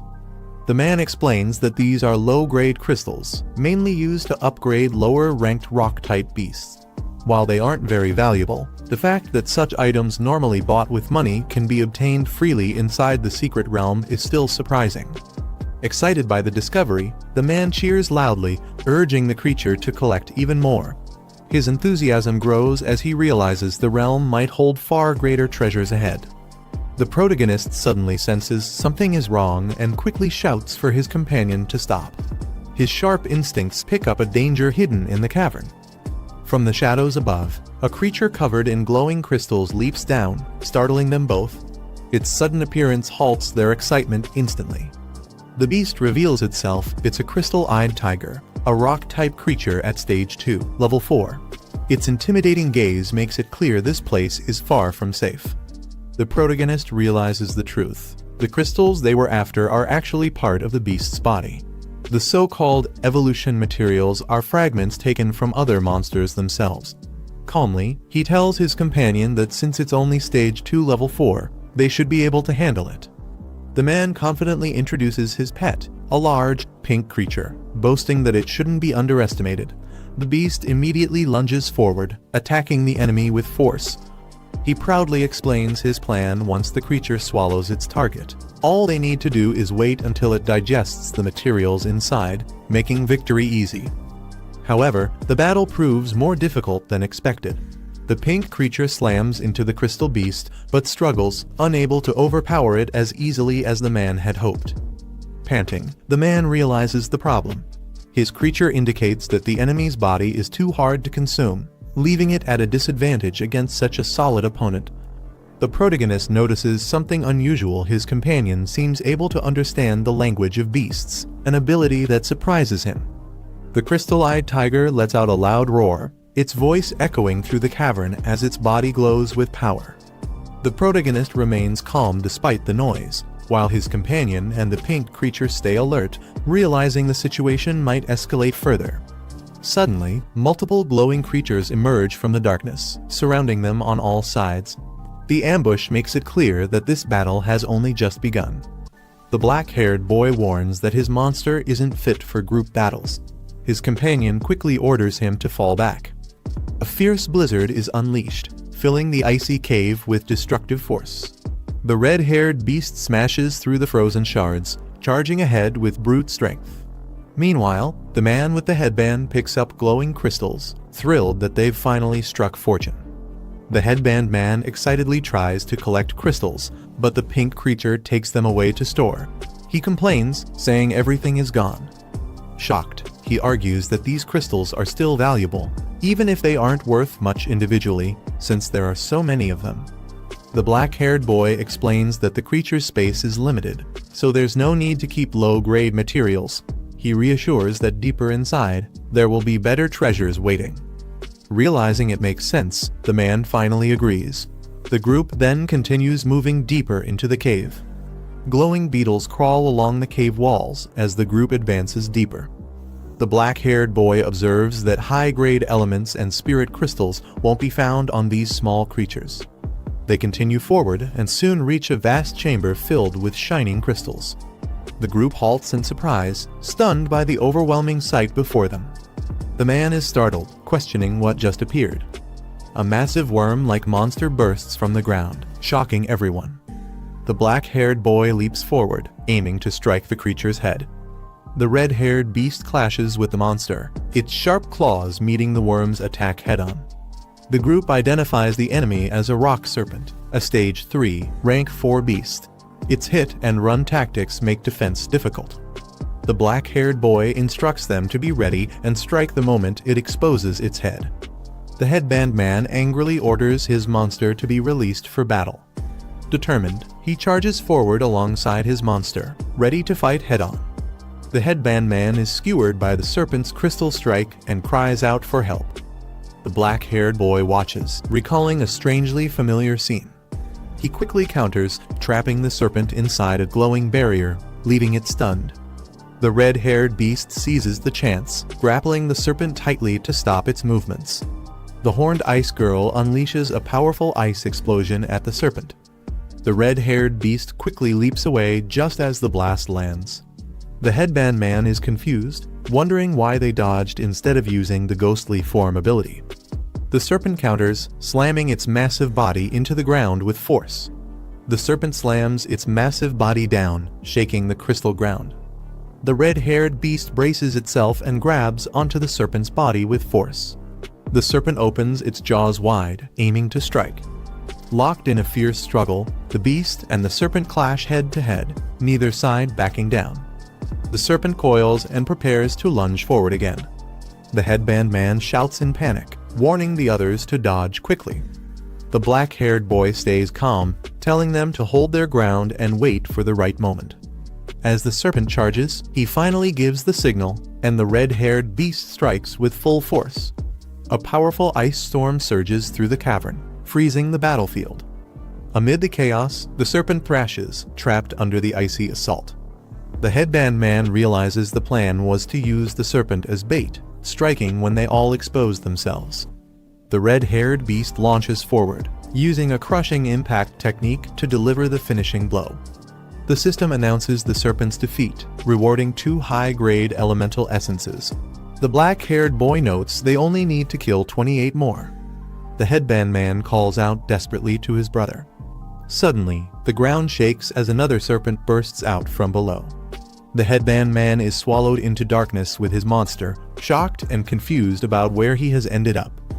The headband man panics as countless glowing red eyes appear around him. He realizes he's surrounded by multiple serpent-like creatures, and fear overwhelms him. From above, the others spot the swarm closing in on him. The group watches in shock as he is dragged down, crying out desperately to his brother for help. The headband man, thinking his brother has come to save him, bursts into relief and joy. But the black-haired boy simply counts the total, noting that with 28 kills, their goal is finally complete. A terrified man is caught by a monstrous arm just as he's about to fall. He shouts in relief, saying he knew his brother wouldn't abandon him.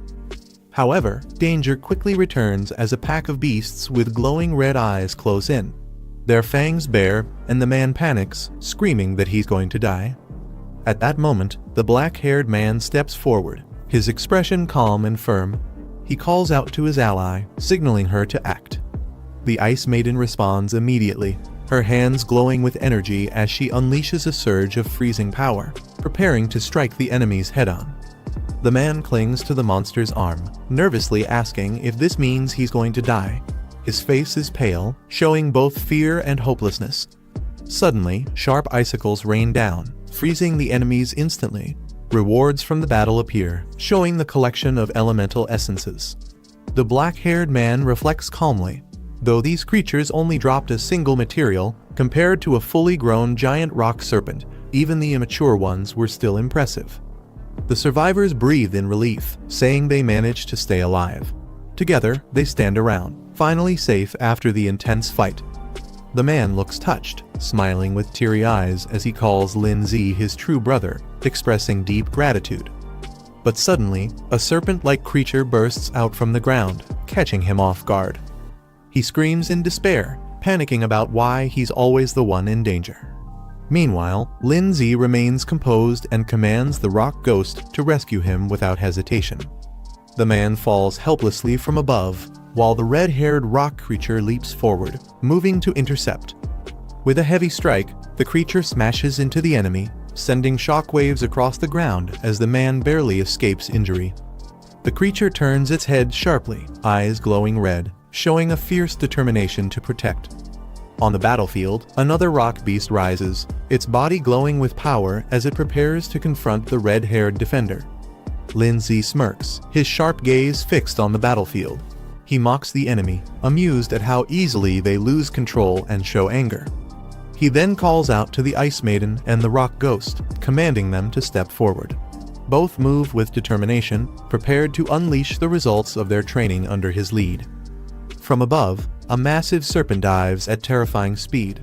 Its red eyes glow menacingly as it plummets, aiming to crush everything in its path. The Ice Maiden and Rock Ghost respond in unison. She rushes forward with icy elegance, while the Rock Ghost braces with strength. Their coordinated assault meets the serpent head-on, escalating the intensity of the battle. The Ice Maiden channels her icy power, her hands glowing with brilliant blue light. She unleashes a powerful spell, aiming directly at the massive serpent. The beast is struck and instantly bound by jagged ice chains. Its body stiffens as the cold spreads, locking it into place despite its violent thrashing. Seizing the moment, the Rock Ghost charges forward with unstoppable strength.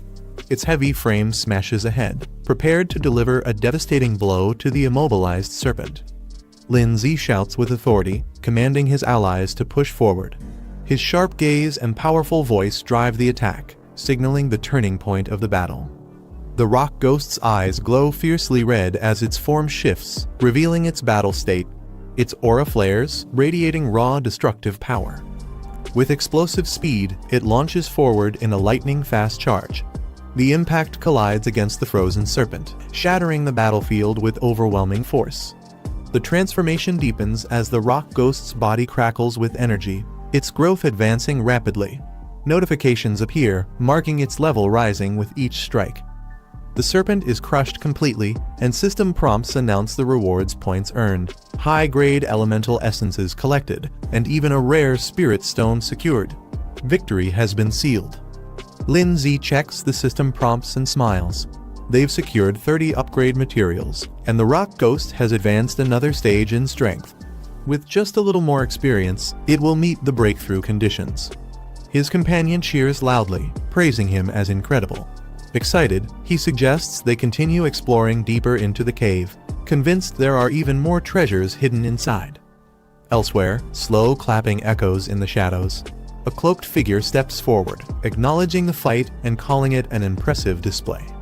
The white-haired stranger fixes his gaze on Lin Zi, stating that he truly is worthy of being targeted. A new threat reveals itself, shifting the atmosphere instantly. Lin Zi stiffens, his expression sharp. Shocked, he demands to know how the cloaked stranger could possibly be aware of his true identity. His companions glance around nervously, the tension in the cavern rising. The air grows heavier as all eyes fix on the mysterious figure. The white-haired man smirks under his hood, dismissing the question. He asks rhetorically, "Who am I?" as if the answer should already be known. Spreading his arms wide, the cloaked figure declares that surely Lin Zi must have heard of him before. His presence looms larger, signaling that a dangerous reveal is about to unfold. Lin Zi narrows his eyes, recognizing the name immediately. The enemy is connected to the parasitic organization, the same group that has crossed his path before. His companion reacts with shock, demanding if the cloaked figure truly belongs to that organization. The tension rises as everyone processes the revelation. Lin Zi confirms he knows about them, his voice calm but steady. The enemy's affiliation only makes the situation more serious. A flashback surfaces.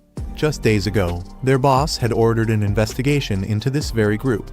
The memory connects everything, proving the danger they're facing is no coincidence. The white-haired man smirks, explaining the group's twisted ideology.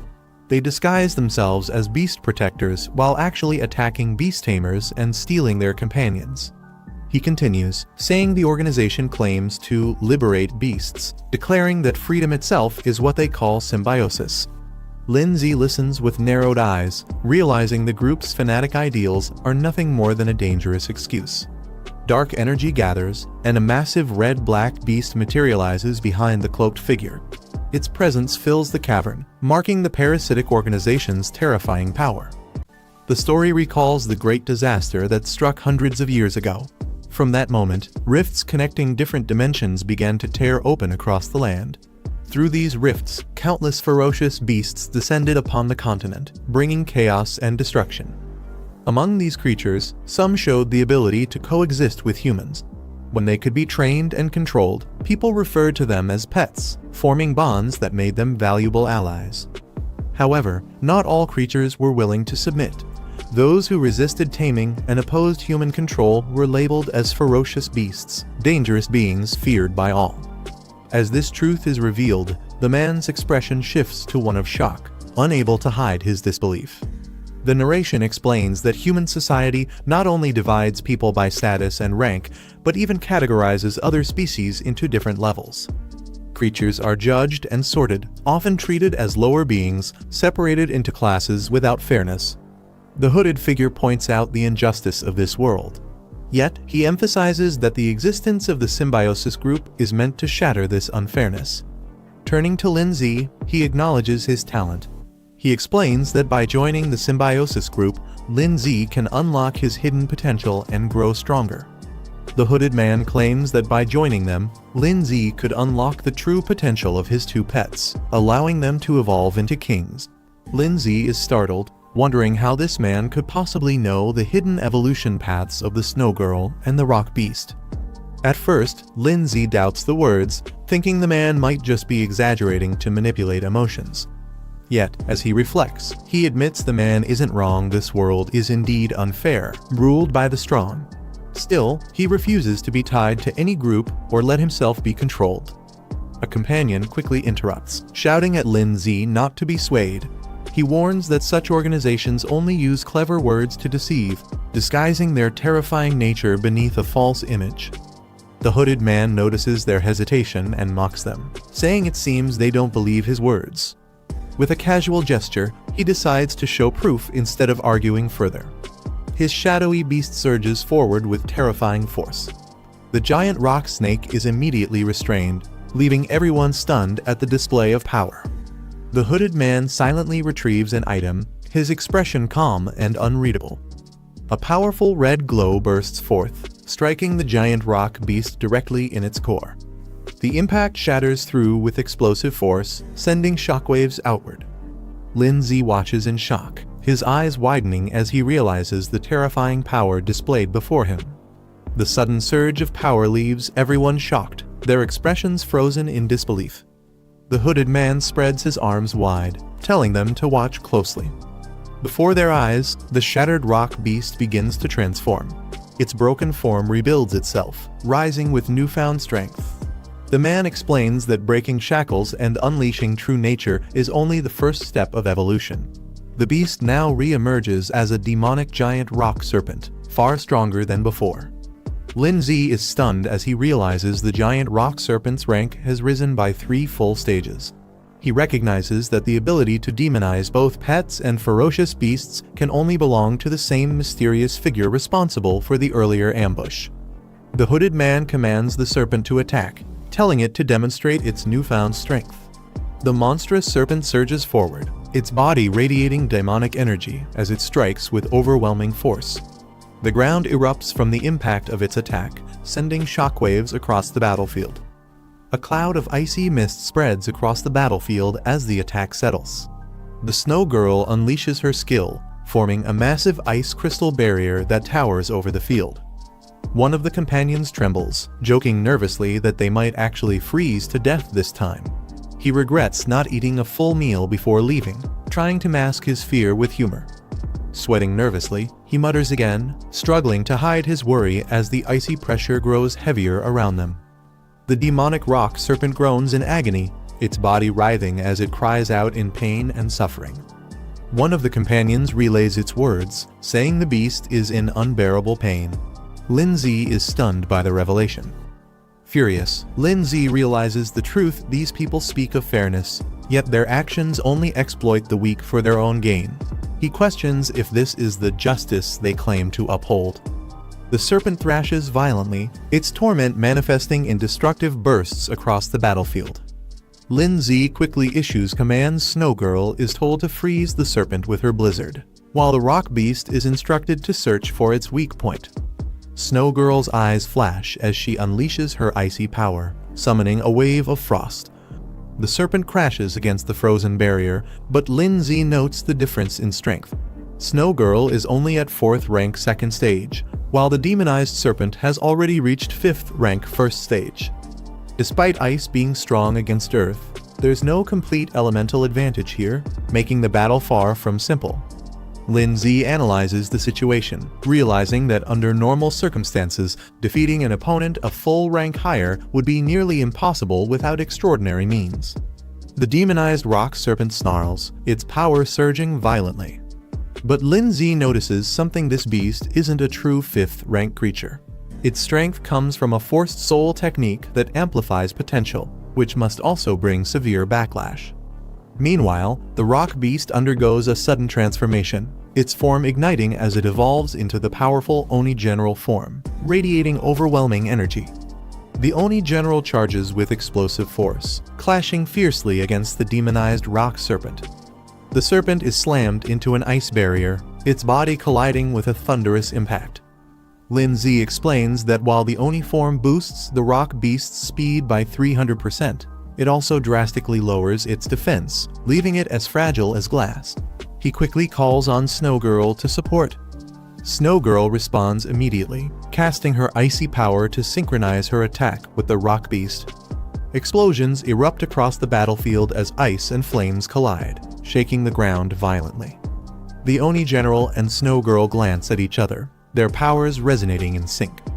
Lindsay realizes what is happening together. They are unleashing a combined technique, something far stronger than either could manage alone. Shocked, he exclaims in disbelief, recognizing it as a fusion skill. A massive blue crystal floated in mid-air, surrounded by arcs of icy lightning. The system identified it as the Ice Core Bomb, a high-level offensive skill. It infused ice energy into a rock core, filling it with explosive cold power. Once it struck the enemy, it would detonate instantly, freezing and shattering everything nearby. The man stared at the system interface, deep in thought. After a moment, the screen flashed. He had successfully unlocked the fusion skill panel. He realized this wasn't an ordinary upgrade. To fully activate the fusion soul technique, both the Ice Queen and the Rock Ghost had to reach the same strength level. But that wasn't enough. The system also required them to build perfect synchronization between each other, a shared understanding that linked their powers completely. Only when their compatibility reached the highest value could the fusion skill truly awaken. As the man analyzed the data, the battlefield erupted once again. The Ice Queen launched shards of frozen light, clashing against the crimson energy of the Rock Ghost. Explosions of frost and flame filled the area. The two creatures fought relentlessly, pushing their power to the limit as the synchronization process began. The crimson-headed serpent twisted its massive body, gathering dark energy around its jaws. Its aura pulsed with violent power, shaking the icy battlefield beneath it. The red-haired fighter leapt high into the air, striking down with a burst of flame. Her attack clashed against the serpent's energy, creating a powerful explosion that shattered the frozen ground. The serpent roared, coiling its body as waves of heat and frost rippled outward. It struck back with furious speed, refusing to be overpowered. Its entire form blurred into motion, lunging forward like a lightning bolt. The red-haired fighter barely held her stance as the monstrous creature charged straight toward her with unstoppable momentum. The serpent's massive body slammed forward, its icy scales glowing under the force of impact. The explosion of energy tore through the frozen ground, sending shards flying in every direction. The red-haired fighter didn't retreat. Instead, she charged head-on through the blast, her fiery aura burning away the frost. With a fierce strike, she shattered the serpent's icy armor, causing a thunderous explosion of light and energy. From a distance, the man watched alongside the Ice Queen. He noticed her movements slowing down under pressure. The serpent's rapid attacks left her no room to assist the Rock Ghost in maintaining defense through her ice mirror barrier. Meanwhile, a cloaked figure with dark energy swirling around him observed from afar, speaking in a cold tone. He mocked them, saying they better hurry up, it would be disappointing if they died so easily. The man clenched his fist and shouted at his team, commanding, "Ice Queen, Rock Ghost, use the combined skill now."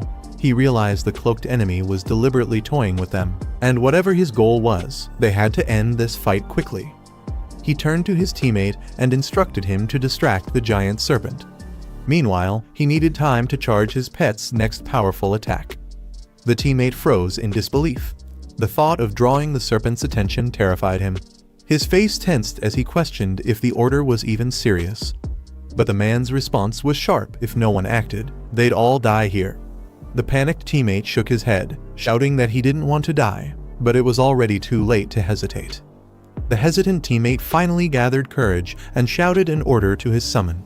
The pink creature at his side responded instantly, puffing up its round body as it prepared to attack. He commanded, "Big Mouth, use acid attack." The creature opened its mouth wide, gathering toxic green energy before launching it forward with incredible force. The stream of corrosive liquid shot across the battlefield, splattering directly onto the serpent's crystalline body. The acid hissed as it burned through the icy armor, releasing steam and cracks along its surface. The serpent roared in pain, its massive frame twisting in rage. Although the attack hadn't dealt heavy damage, it successfully provoked the creature, drawing all of its attention toward the teammate and his summoned beast. As the serpent roared in anger, a blinding blue light began forming above it. The energy twisted into a massive sphere of condensed ice, glowing with immense power. The temperature around the battlefield plummeted instantly. Frost spread across the ground as the Ice Queen raised her hand, channeling every ounce of magic into the attack. The frozen sphere grew larger and denser until it resembled a falling meteor of pure ice. Its overwhelming force caused the serpent to recoil, instinctively preparing to defend itself. The Ice Queen's form glowed brilliantly as she invoked her ultimate move, Ice Core Collapse. At the same time, the red-haired fighter's flames surged to life beside her, ready to merge their power for the final strike. The man's voice echoed through the frozen cavern as he shouted, commanding everyone to attack. His fierce tone snapped the team into action, signaling the start of their final move. The massive ice core descended like a meteor, crashing into the serpent with unstoppable force. The impact unleashed a shockwave of blue light that froze everything in its path. Sharp ice crystals erupted from the ground, covering the battlefield in layers of frozen spikes. The serpent's roars faded beneath the sound of cracking ice. After the explosion settled, the man and his teammate stood together inside a protective barrier formed by the slime creature. They both breathed heavily, staring at the frozen battlefield that glittered like glass. The chubby teammate gasped for breath, clutching his chest. He could still feel the lingering chill from the explosion. Then his eyes widened. He heard something moving. "It's still alive," he shouted in shock. The black-haired man narrowed his eyes and said they should check it out. The teammate hesitated, his voice trembling as he asked if that was really a good idea, but followed reluctantly behind. As they approached the frozen remains, faint sounds echoed from within the thick ice. The creature's voice was weak and filled with pain. The crimson serpent lay trapped, its body frozen solid, but its mouth barely moving. It spoke in a strained tone, saying it was suffering and begging them to help. The man stared silently, realizing the monster was still conscious inside the ice. The chubby teammate looked at the frozen serpent and spoke softly, suggesting they should end its suffering. Lindsay remained silent, his expression calm but heavy with thought. He stepped forward, summoning a shard of icy energy into his hand. For a brief moment, he hesitated, then his eyes sharpened with resolve. In one swift motion, Lindsay thrust his weapon forward, piercing through the thick ice and striking the serpent's core. The frozen beast let out a faint tremor before falling completely still. The system immediately announced the result: the abyssal giant rock serpent had been defeated. Lindsay earned 1,000 achievement points, 10 high-grade elemental crystals, and a special explosion card as his reward. After the battle, Lindsay reviewed the system rewards. He had obtained 2 additional spirit stones, completing the materials needed for the rock ghost's evolution. The bonus rewards included a soul potion and another explosion card, fulfilling all upgrade requirements. Despite the victory, a strange heaviness lingered in Lindsay's chest. He clenched his fist, questioning why he still felt uneasy even after accomplishing so much. As he stood in silence, the cloaked enemy slowly approached, clapping mockingly. His presence broke the tense atmosphere as the team turned to face him once again. The man with silver hair smirked under his hood and asked with a teasing tone, "What's wrong? Are you angry?" His taunting words hinted that the real fight was far from over. The silver-haired enemy smirked and pointed at the remains of the fallen serpent, mocking Lindsay. He said that beast tamers like him often slaughter monsters to obtain rare materials, so what made this situation any different? Lindsay turned to face him, his expression cold. The Ice Queen stood behind him, her aura freezing the air as shards of ice floated around her. He stayed silent for a moment, his eyes narrowing in thought as the enemy's words echoed in his mind. Finally, Lindsay responded calmly. He admitted that beast tamers do hunt monsters for materials, but when they face one too powerful to defeat, it's only natural for them to become the prey instead. His words carried a quiet but unshakable confidence that silenced the mockery. Lindsay pointed directly at the cloaked man, his tone sharp with disgust. He said the world was full of unfairness and conflict, but among all that, what he hated most were people like him. The hooded enemy sneered and replied coldly. He said that Lin Zi and his team, who called themselves righteous tamers, were no better. They spoke of equality and freedom while controlling beasts to fight and die for them. He accused them of using their beliefs to manipulate others and exploiting creatures weaker than themselves. His voice echoed with contempt as he called them hypocrites hiding behind the illusion of justice. Lin Zi stayed silent, watching his opponent with narrowed eyes. The man gave a mocking smile and said, "Looks like our little talk is over," as the tension between them thickened once more. As tension filled the cave, a small pink-haired girl appeared beside the cloaked man. Her expression was calm but carried an unsettling confidence. The black-haired boy steps forward, fury burning in his eyes as he faces the hooded stranger. He demands to know what the man is planning, his voice echoing through the cave.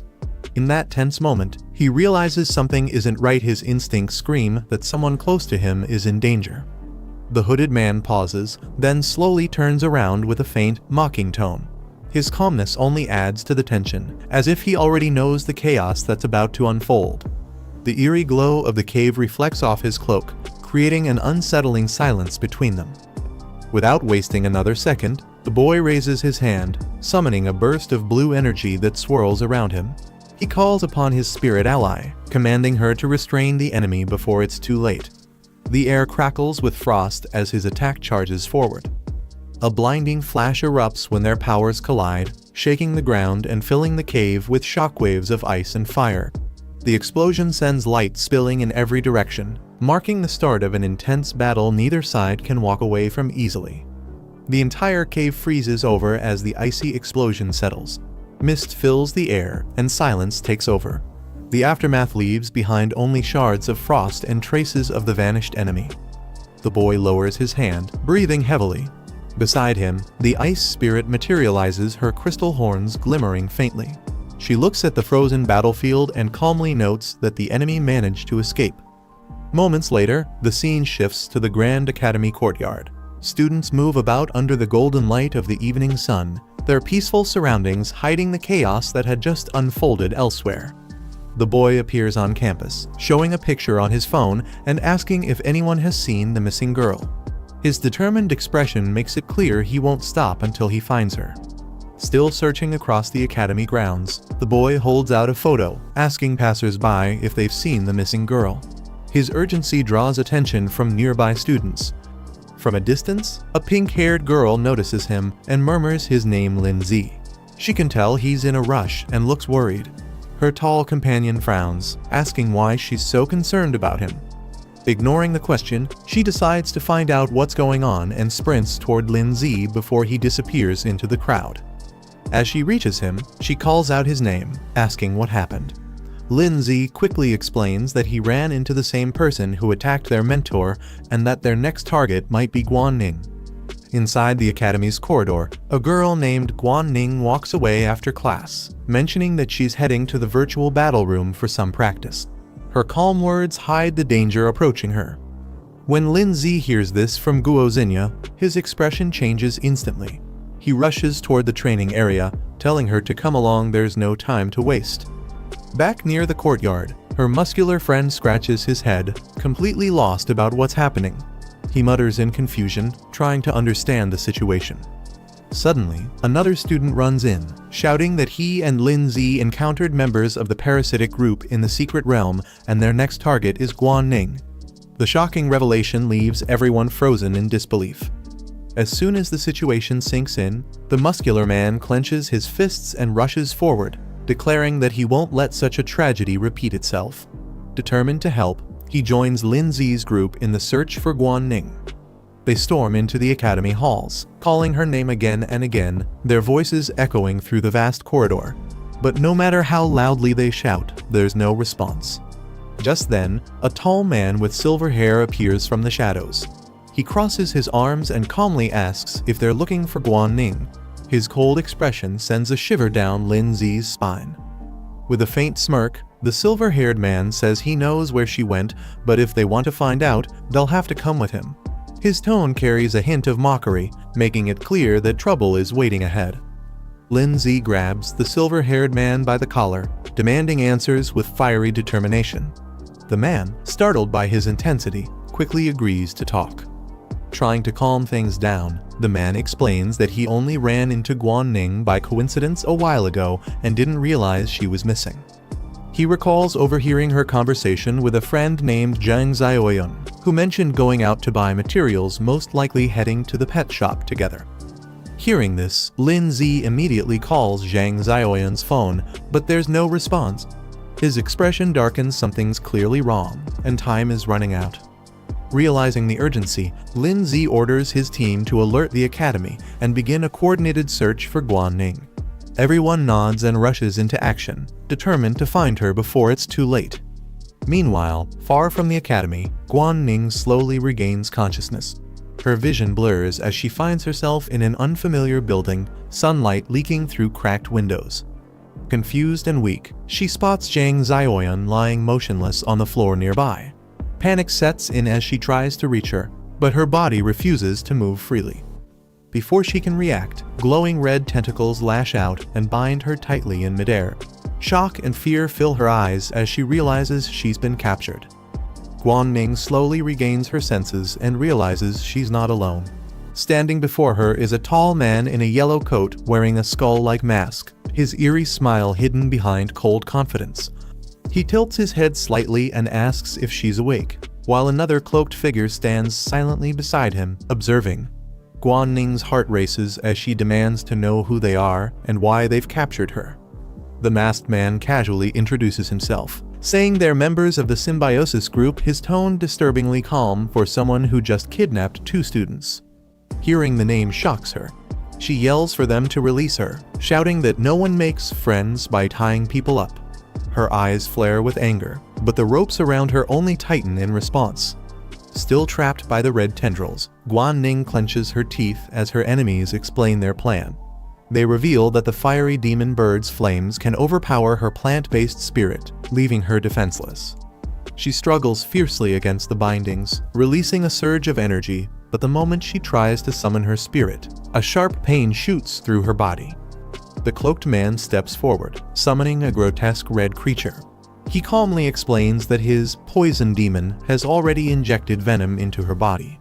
If she forces her spirit power now, she'll cripple herself permanently. Despite the pain, Guanning glares at them coldly, trying to buy time until the poison fades. She steadies her voice and demands to know their true goal, refusing to show fear even in chains. The masked man spreads his arms, his voice echoing through the warehouse as he makes an offer. He invites Guanning to join the symbiosis group, claiming they seek to destroy the world's injustice together.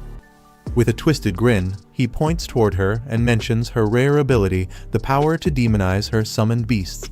He demands that she use it for their cause.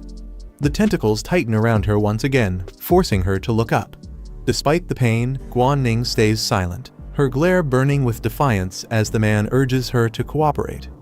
Finally, she shouts back that yes, her beast can demonize, but that power belongs to the demon flame bird itself, not to anyone else.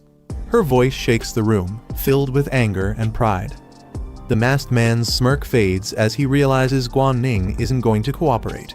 He sighs, disappointed, saying it seems she has no intention of being honest. Leaning closer, his tone turns cold as he warns that they'll have to use special methods to make her talk. His chilling words echo through the silent warehouse. Guanning's eyes widen in fear and anger. She shouts for them to stop, insisting that she doesn't even understand what special technique they're talking about. But her cries are ignored. The red tendrils around her tighten once again, spreading like living snakes as the enemy prepares to use force to break her will. Just as the enemies prepare to use force, a deep voice echoes through the warehouse commanding them to stop. The air trembles as a surge of dark red energy bursts through the entrance. A dark silhouette appears at the doorway, his presence catching everyone's attention. The girl turns in surprise, recognizing him instantly. Her eyes widen with joy as she rushes toward him, clearly relieved to see him safe. Nearby, the masked man looks puzzled, wondering why their leader is here when he was supposed to be meeting someone else. The dark-haired boy studies the mask closely. He realizes it's the same person he once faced in a virtual battle, and the memory makes him tense. The masked man suddenly understands what's going on and looks ahead with realization. A small spirit beast appears, growling softly. It seems to be the creature that tracked them down. He notes that the beast must belong to the Tamer Association. Its tracking abilities are incredibly sharp, enough to follow their scent even here. The hooded figure smirks, saying that since their target came straight to them, they might as well capture him together. The masked man agrees without hesitation. A monstrous creature suddenly lets out a piercing roar, its glowing green eyes fixed on the group. The pink-haired girl shouts a warning to her brother, explaining that the enemy's poison can disrupt soul energy. Before he can react, the creature's venomous tendrils shoot forward at incredible speed, striking down toward him. The impact sends him crashing backward across the floor, the attack's force shaking the entire room. A red-haired beast roars as a small ice spirit appears above it, ready to attack. The masked man quickly summons his own creature, a spiked, armored beast with glowing eyes. He warns Lin Z that this isn't a simulation anymore. Every hit will cause real damage, and death here means death for real. Combining water and earth attributes, his summoned beasts merge into one powerful form. With a confident grin, he orders them to strike. The molten creature crawls across the floor, its body bubbling and reshaping as heat fills the room. It lets out a fiery roar, unleashing waves of scorching energy that melt everything in its path. The masked man grins confidently, boasting that both his summoned beasts are 4th tier and far beyond his opponent's level. The white-haired girl stands firm, sweat on her face but determination in her eyes, warning him to surrender before he regrets it. Lin Z observes the battlefield and realizes the intense heat is weakening Xiaoxu's power. He decides to let the rock spirit take the lead instead. He opens his hand, revealing a glowing crystal. Before arriving, his rock spirit had already met the conditions to evolve. It only needed this last spirit stone to complete the process. As the masked man boasts that his beasts are both 4th tier, Lin Z's calm expression doesn't change. The moment the rock spirit absorbs the crystal, its body erupts with blinding light, signaling its long-awaited evolution has begun. As the crystal's energy surges, Lin Z's rock spirit undergoes a massive transformation. Its body hardens, glowing with a powerful purple aura. The spirit of Earth has awakened. The pink-haired girl watches in shock, realizing her brother's summoned beast evolved again, and much faster than before. Even the red-haired enemy seems stunned. His molten beast suddenly falters, as if feeling an overwhelming pressure from Lin Z's creature. The masked man clenches his jaw, confused by what he's witnessing. He mutters that beasts of the same type shouldn't have this kind of dominance over each other, yet Lin Z's power completely defies that logic. Lin Z calmly remarks that beasts of the same element shouldn't overpower each other. However, his evolved spirit of Earth proves otherwise. A massive aura erupts behind the creature, divine and overwhelming. The enemy's molten beast trembles under the sheer pressure. A new skill activates Earth's divine authority. The ground itself seems to respond, suppressing all enemies within range. Realizing the situation is out of control, the masked man panics and orders his ally to retreat immediately, taking the girl with them before it's too late. The red tendrils tighten around the girl, lifting her off the ground as she struggles to break free. She clenches her teeth, forcing herself to stay conscious even as the poison weakens her body. Determined not to become a burden to her brother, she gathers her remaining strength and channels her power. With a fierce cry, she summons her flaming companion, the Fire Phoenix, which bursts out in a blaze of heat, cutting through the red restraints. The Fire Phoenix collides with the red tendrils in a powerful explosion, filling the entire hall with flames and smoke. As the dust settles, the pink-haired girl holds the unconscious child in her arms, relieved that she's only asleep. Determined, she vows not to let their enemies escape after what they've done. But the masked man quickly orders his ally to retreat, knowing the inspection team will arrive soon. They flee the scene before reinforcements can show up.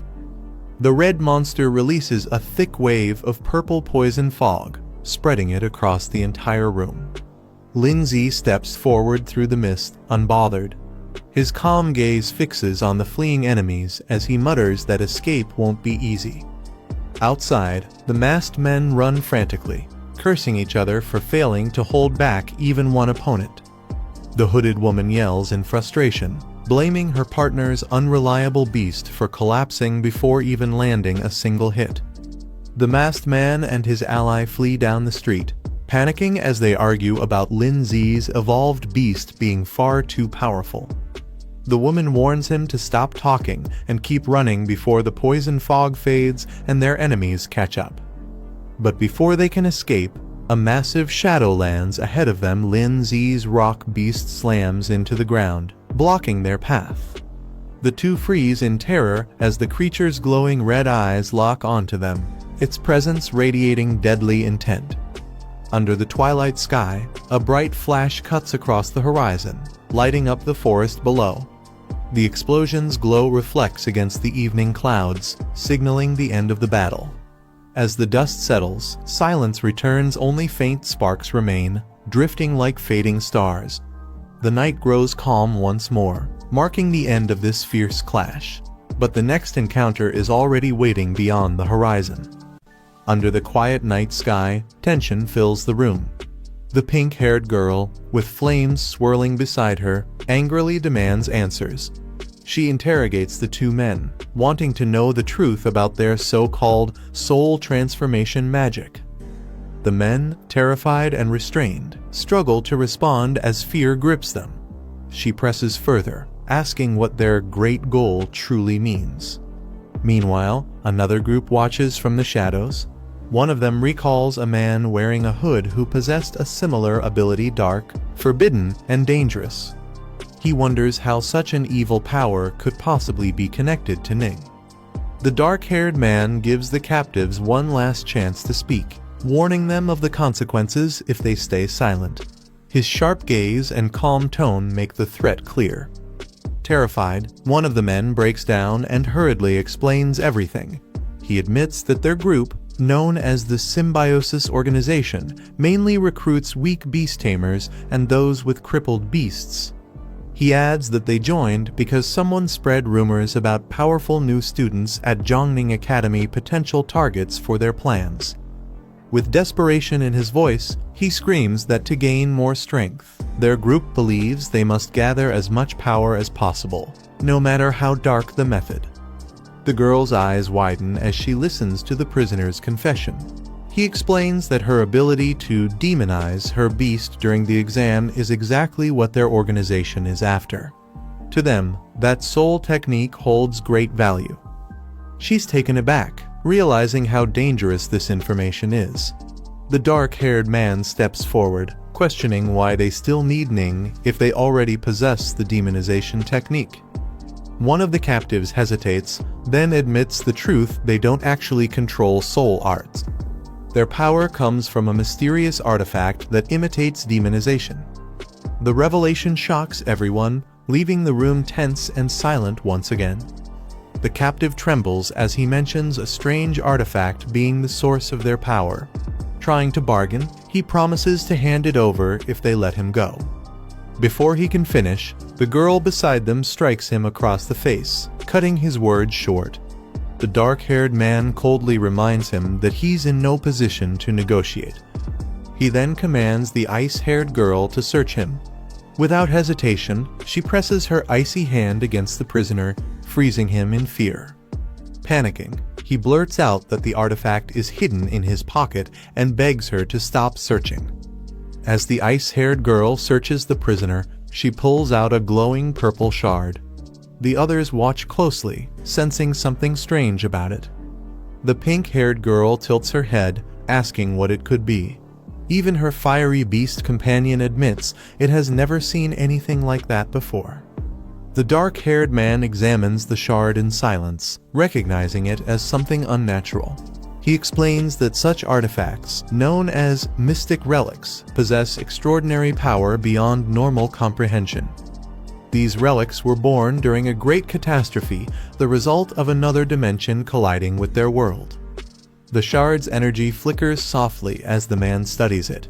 He explains that relics like this one have different uses. Some act as massive storage tools, while others enhance the strength of both tamers and their beasts.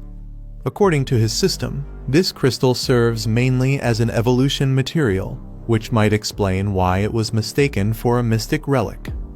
The fiery bird seems especially drawn to it, reacting with curiosity and excitement. Its interest suggests the shard could be connected to its evolution path. Realizing its value, the man hands it to Ning, telling her to keep it safe. She nods, holding it carefully as the light from the crystal reflects in her eyes. As the interrogation ends, the man questions the captives one last time about the demon flame bird's ability. Before they can answer, someone suddenly calls out his name from behind. Two new figures rush into the room, worried but relieved to see everyone safe. They quickly ask if anyone's hurt. The dark-haired man assures them the situation is under control and that the culprits have been captured. The captive, however, look completely drained, realizing that their plan has failed and escape is no longer possible. After the fight, the black-haired man checks on his team.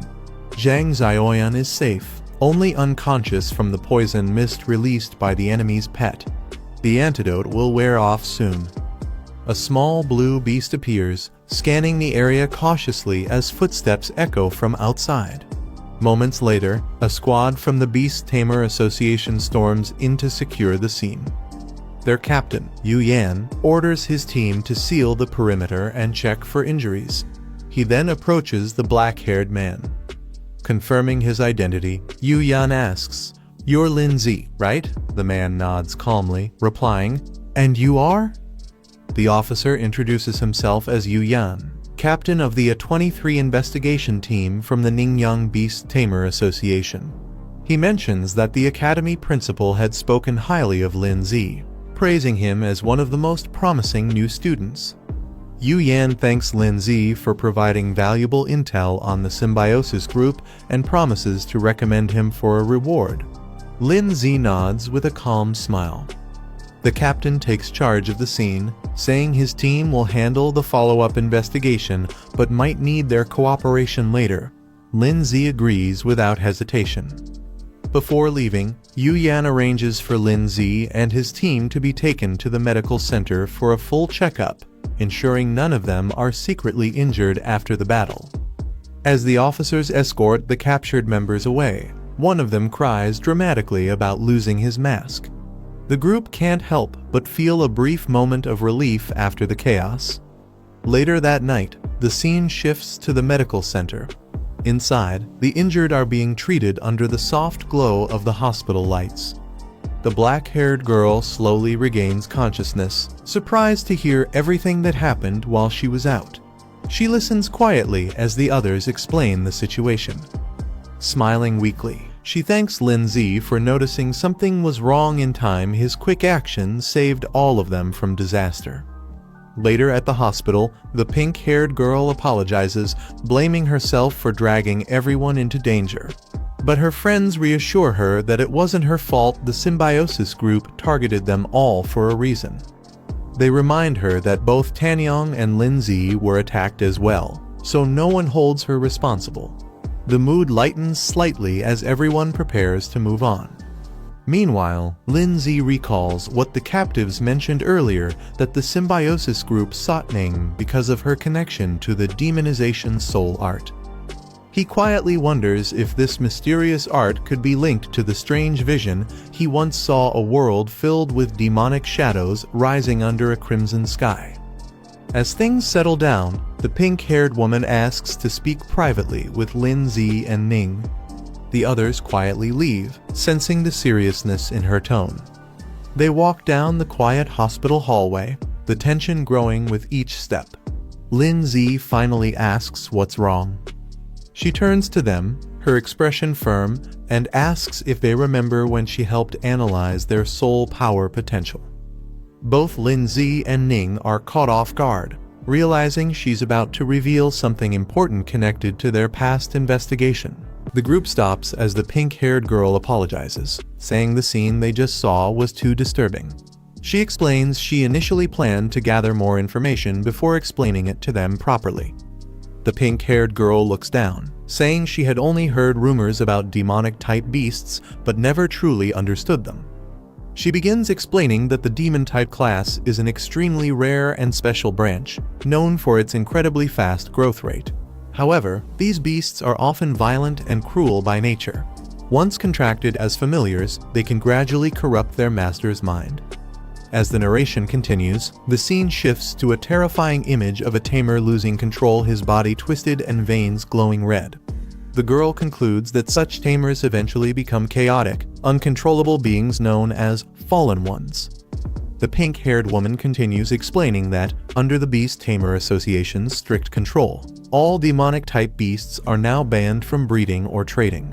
Even the materials related to their evolution are heavily restricted and prohibited from being sold. The black-haired man then recalls meeting someone who owned a demonic-type beast, but surprisingly managed to remain sane despite its corrupting influence. She explains that the fallen are tamers completely consumed by their beast's power, while others suffer a reverse backlash when their beast loses control. Both outcomes are equally dangerous and unpredictable. Curious, the pink-haired girl turns to him and asks how he managed to demonize his flame bird. Calmly, he explains that after evolving, his fierce flame bird naturally gained this new ability. The man explains that his flame bird is currently at stage 2, level 7. After demonization, it can temporarily reach stage 3, level 2, but only for about a minute. With his current soul power, he can only use that ability once per day. He recalls seeing others attempt to demonize their beasts through symbiosis, but their results were unstable and often led to severe backlash. He assumes the authorities banned the practice to prevent uncontrollable disasters. The pink-haired woman remarks that the world is full of mysteries and humanity has only begun to scratch the surface of soul arts. There's still so much unknown potential waiting to be uncovered. Teasingly, she tells the girl beside her not to overthink things. What matters now is getting stronger, and if her soul arts can truly enhance demonized beasts, she'll become incredibly powerful in the future. The girl lowers her gaze, realizing that if this truly is a new type of soul art, the symbiosis organization will never abandon it easily. The thought weighs on her, but instead of feeling discouraged, she gathers her determination. She clenches her fists, reminding herself that the only true solution is strength.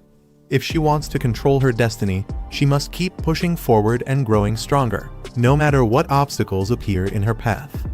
Later, she approaches her brother, her tone firm but hopeful.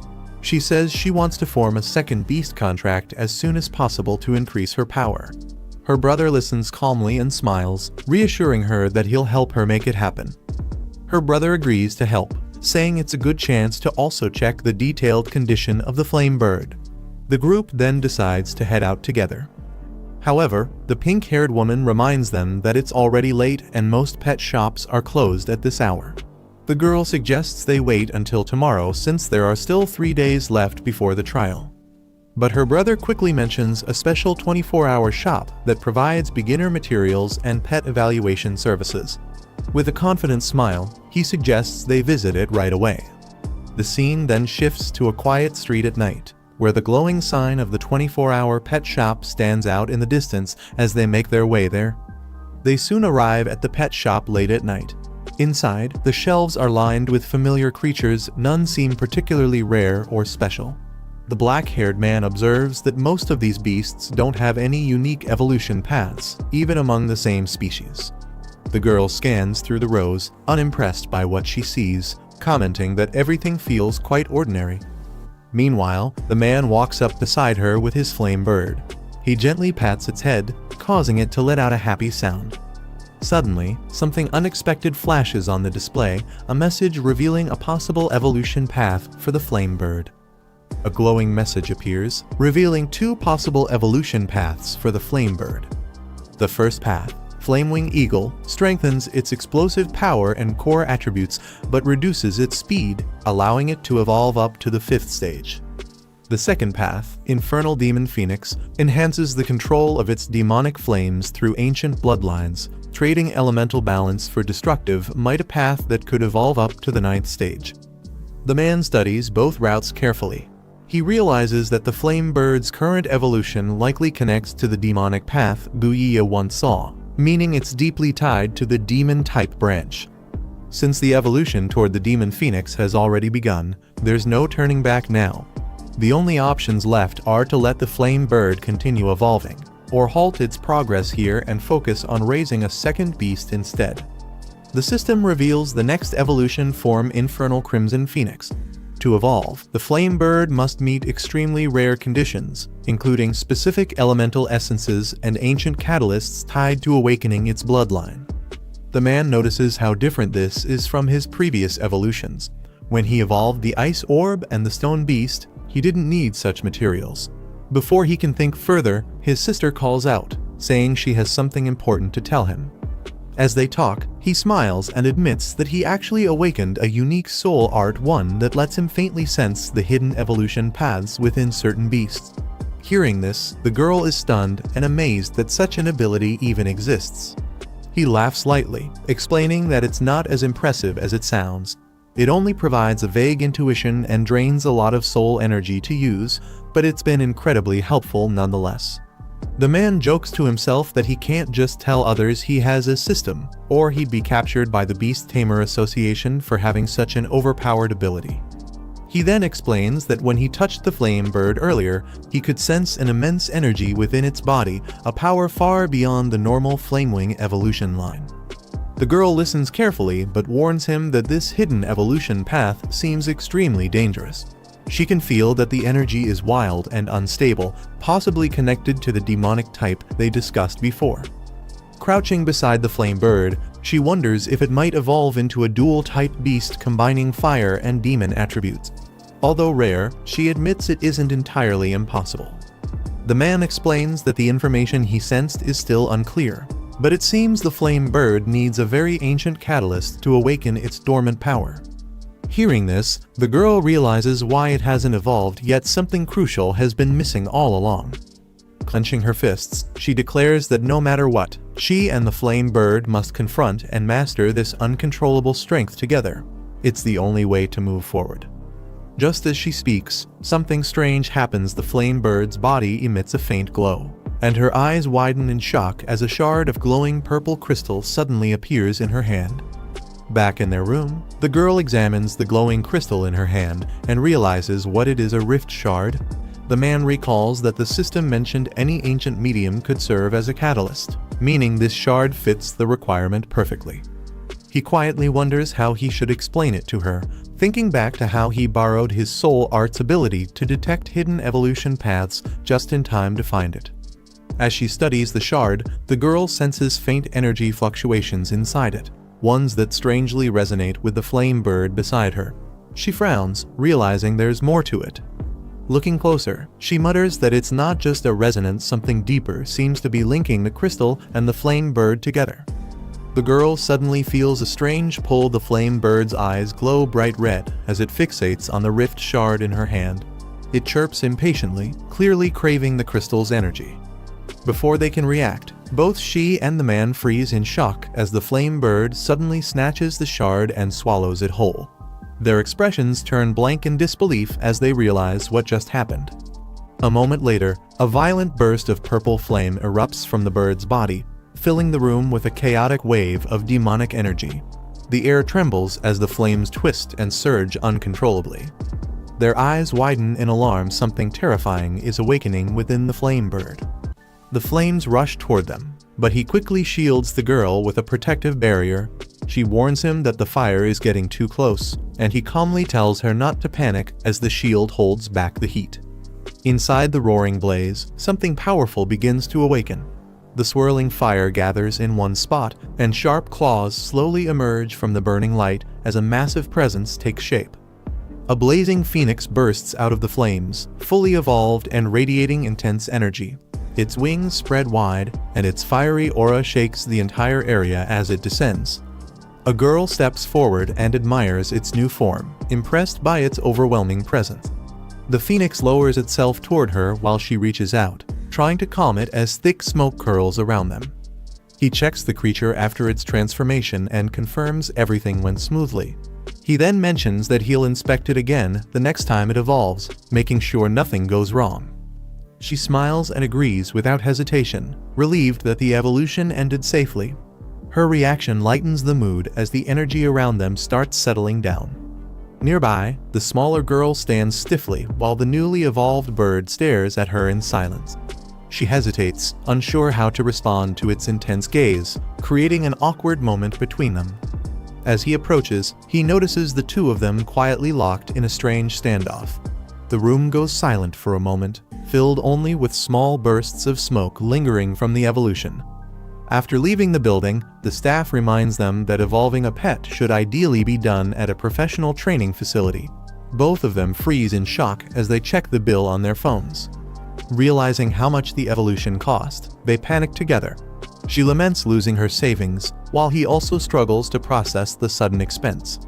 He soon pulls himself together, thinking about how quickly the reward money they earned has already disappeared.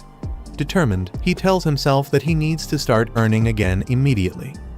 With that resolve, they head out, leaving the city behind as they move toward their next goal, ready to recover the money they just spent. A hidden garage door opens quietly, revealing a dim interior. Someone inside has already activated something powerful. A hooded man stands before a towering purple crystal, inspecting its glow. The energy around it pulses steadily as he examines its condition.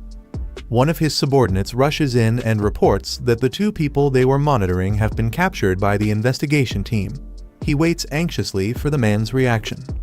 The hooded man responds calmly, saying he already knows. His tone remains steady, as if this development was expected from the beginning. His subordinate asks what their next move should be. The hooded man stays silent for a moment, still focusing on the glowing crystal beside him. He then orders the group to stay inactive for now. No one should make any moves until further notice. He adds that once the right moment arrives, their targets will approach them on their own. The crystal pulses as he speaks, hinting that he already has a plan in motion. Meanwhile, the scene shifts to the protagonist meditating in a quiet chamber, preparing himself for whatever comes next. He prepares for the upcoming school exam, knowing that performing well will earn him a large scholarship. At the same time, he reminds himself that raising his virtual battle ranking can also bring valuable rewards. His current stats appear, showing a high win rate, but a ranking that recently dropped because he didn't battle for a few days. Seeing how much he has fallen, he realizes he needs to push harder. He decides to jump straight into ranked matches, confident that a strong streak will carry him to the next tier. With determination, he initiates the matchmaking process. The battle begins immediately, pitting him against a strong beast-type opponent. After a decisive victory, his ranking rises again, putting him one step closer to his goal of reaching the top 100 before the exam. He continues battling through ranked matches, defeating a powerful water-type beast and pushing his rank up rapidly. Each win moves him closer to the top. Another match begins immediately, this time against a dark-type three-headed monster. He wins again, and his ranking jumps even higher. As his victories pile up, his rank climbs at an unbelievable speed, rising from the thousands to the hundreds, then breaking into the top 50 in a single streak. News spreads quickly across the platform. A new record holder appears, someone who climbed from the bottom ranks into the top 100 within a single day, with an almost perfect win rate. Everyone starts wondering who this mysterious player is. Across the platform, players are shocked by how fast he climbs the rankings. Many comment that he wins every match in under a minute, calling his speed insane. Soon, a top-ranked veteran appears, an expert known for using high-tier beasts. He mentions that he has heard about the newcomer who rose from the 10,000 range all the way to the top. The veteran approaches him directly, admitting that the newcomer has real skill. His tone shows a mix of respect and curiosity. He then warns that the climb ends here. Ranked 9th, he declares that he will personally stop the newcomer's winning streak. He calmly signals the start of the match, showing no pressure despite facing a top-ranked opponent. The red-haired veteran becomes furious, yelling that sending out a single beast to fight him is an insult. He demands the protagonist summon another one, unable to believe the disrespect. Before he can finish complaining, he is instantly frozen solid. The attack ends the match in a single move, leaving him immobilized in a block of ice. He praises his ice beast for finishing the fight beautifully. At the same rank level, she completely overwhelms opponents with ease, proving she can dominate any equal tier match. After the match, he gently pats the ice girl's head, proud of her. Her growth bar is now completely full, showing she has reached the maximum level for her current stage. He notes that the intense battles have finally maxed out her growth. Now, all she needs is the right evolution materials, and she will be ready to advance to her next form. Suddenly, multiple system notifications appear, listing special achievement rewards for reaching high ranks. Each tier offers points, crystals, and rare items. He is surprised the system triggered both an achievement reward and a series quest at the same time. His expression brightens, realizing this breakthrough will benefit them greatly. He plans his next steps, buying the evolution materials for the Ice Girl tomorrow and using the spirit crystals to improve his own base attributes. He then arrives at a building marked with the club's name, preparing to visit someone inside. A cheerful pink-haired senior greets him warmly as soon as he enters. She seems excited to see him. She invites him to join her team for next week's training session. Her sudden enthusiasm surprises the girl standing nearby. She happily agrees, admitting she couldn't find suitable teammates and was considering skipping the trial. Curious, she asks who is already in the team. The senior lists the current members one by one and mentions they still need 2 more people to complete the lineup. She casually suggests bringing Lin Z in as well. The girl realizes the senior specifically wants Lin Z, noticing how eager she sounds. Her reaction makes her suspect there's another motive behind the invitation. The senior proudly explains that Lin Z recently caused a huge stir in the virtual arena, instantly becoming one of the most talked about rising contenders. He activates his power, releasing a bright purple energy as his status window updates. His soul power, attributes, and skills all rise to a new level. Stepping outside, he walks through the city and reflects on the upgrade. With his soul limit increased, the combined attacks of his Ice Spirit and Earth Spirit will become far stronger, and his soul techniques will also gain more power. He then enters a building and approaches the front desk. The receptionist greets him politely. He tells her he wants to purchase a blue ice tier. She checks the system and asks him to wait a moment. The receptionist suddenly reacts and apologizes, explaining that the last blue ice tier was sold just moments ago. She adds that the material is rare and the next restock might take a full month. He frowns at the delay, thinking that waiting a month is far too long. As he turns around, a girl calls out to him from across the hall. He recognizes her and responds to her greeting. She walks up and mentions that training begins next Monday, asking if he has already formed his team. He tells her he hasn't yet. The pink-haired girl hesitates for a moment before speaking. She introduces Lindsay to another pink-haired senior who casually greets him and suggests he join their team. The senior formally introduces herself as Jiang Man, the president of the Dragon Heart Club. She also introduces the vice president, Guang Yun, who politely greets him. Lindsay respectfully greets the senior but calmly explains that he has no plans to join any team. He thinks teaming up with strangers is troublesome and feels it's better to enjoy the secret realm with just Guan Ning. The girl is surprised and asks if he really doesn't plan on entering the secret realm. She explains that for safety, the academy requires trial teams to have at least 5 members. He's shocked to learn such a rule exists.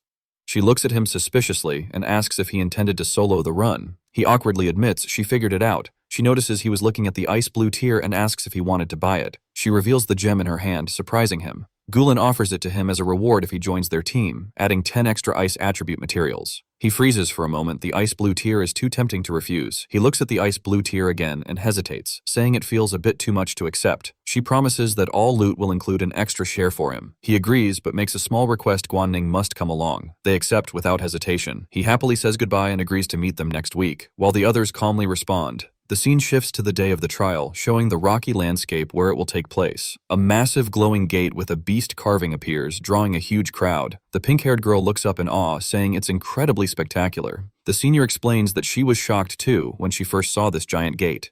He asks her what kind of fierce beast is carved on the stone surface, as they all gaze at the glowing pattern.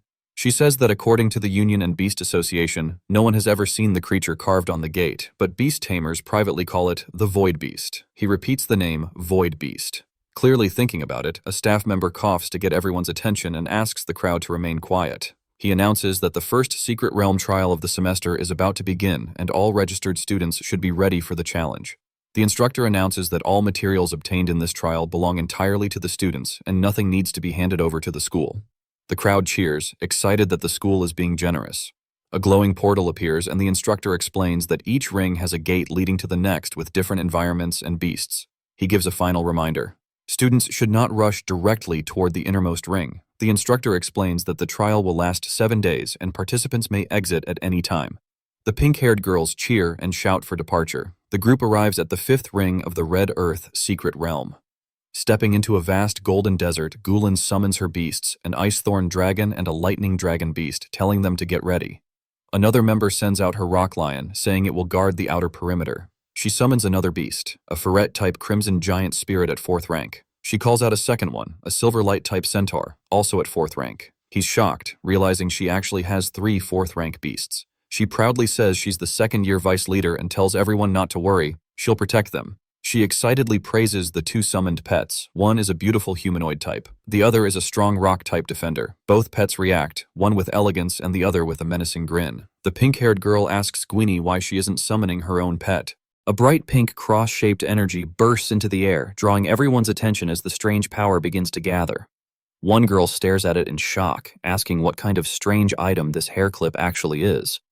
As the pink mist swirls around her, the pink-haired girl calmly explains that the clip is a spatial tool, and the mist she released is a special artifact called Fog Spirit, a combat-type wonder. She adds that this mist can attach to its user, protect them from harm, and even attack on command. With its support, she can unleash power equal to a Tier 4 beast. The girl gets excited after hearing the item can both defend and attack, calling it an incredibly powerful artifact. The pink-haired girl casually mentions that she's from a prestigious family and naturally has many valuable items, brushing it off as nothing special. The boy and the girl freeze in shock. Realizing they've been traveling with someone extremely wealthy, watching the spatial tool, the boy thinks ahead, knowing that as their strength grows, they'll spend more time in dangerous zones. So, obtaining a spatial item for himself will become necessary. The girl signals that everyone is ready, and the group begins moving across the desert with their monster companions. Their path is covered with defeated mummy-like beasts scattered across the sand. The group inspects the area, seeing the large number of fallen enemies surrounding them. The girl kneels beside one body and explains that these are Tier 2 beasts commonly found in the 5th zone, adding that all 15 were taken down with a single strike each. The girl notices several human footprints around the fallen beasts, concluding that another capable team has already passed through this area. The pink-haired girl reacts cheerfully, saying that if someone cleared the beasts ahead of them, it saves their effort. The group continues forward, following the trail left by the unknown team. Another girl looks toward the boy and asks why he seems unusually deep in thought. As they walk, the glasses girl admits she has never seen Lin's or Guan Ning's summoned beasts before. The pink-haired girl is shocked, surprised that even someone as knowledgeable as her doesn't recognize these beasts. She then realizes that all 3 of their beasts might be extremely rare, possibly never recorded or seen in the past. The glasses girl calmly explains that beast evolution paths are still an ongoing research topic, and some major clans even possess unique evolution routes of their own. The glasses girl explains that a beast's evolution path is a closely guarded secret for tamers, and unless the relationship is very close, it's not something people openly ask about. She restrains her curiosity and remains silent as the group reaches the 4th zone boundary. A mummyite creature evolves into a new form, a dark-type Tier 3 beast known as the Death Envoy. She identifies it immediately, stating that this is the evolved form of Moon Eye's beast, now taking on the Death Envoy state. The lightning beast charges forward at high speed, releasing a sharp burst of energy toward the Death Envoy.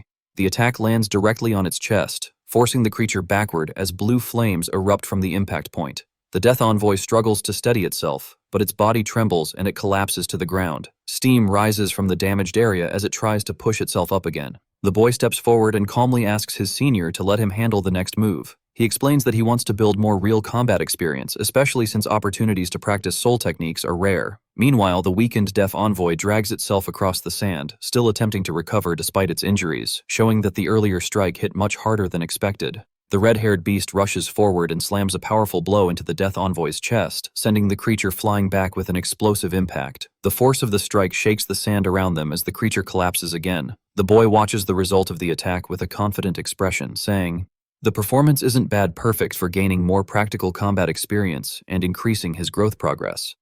The glasses girl observes him silently, while the pink-haired girl looks on with folded arms.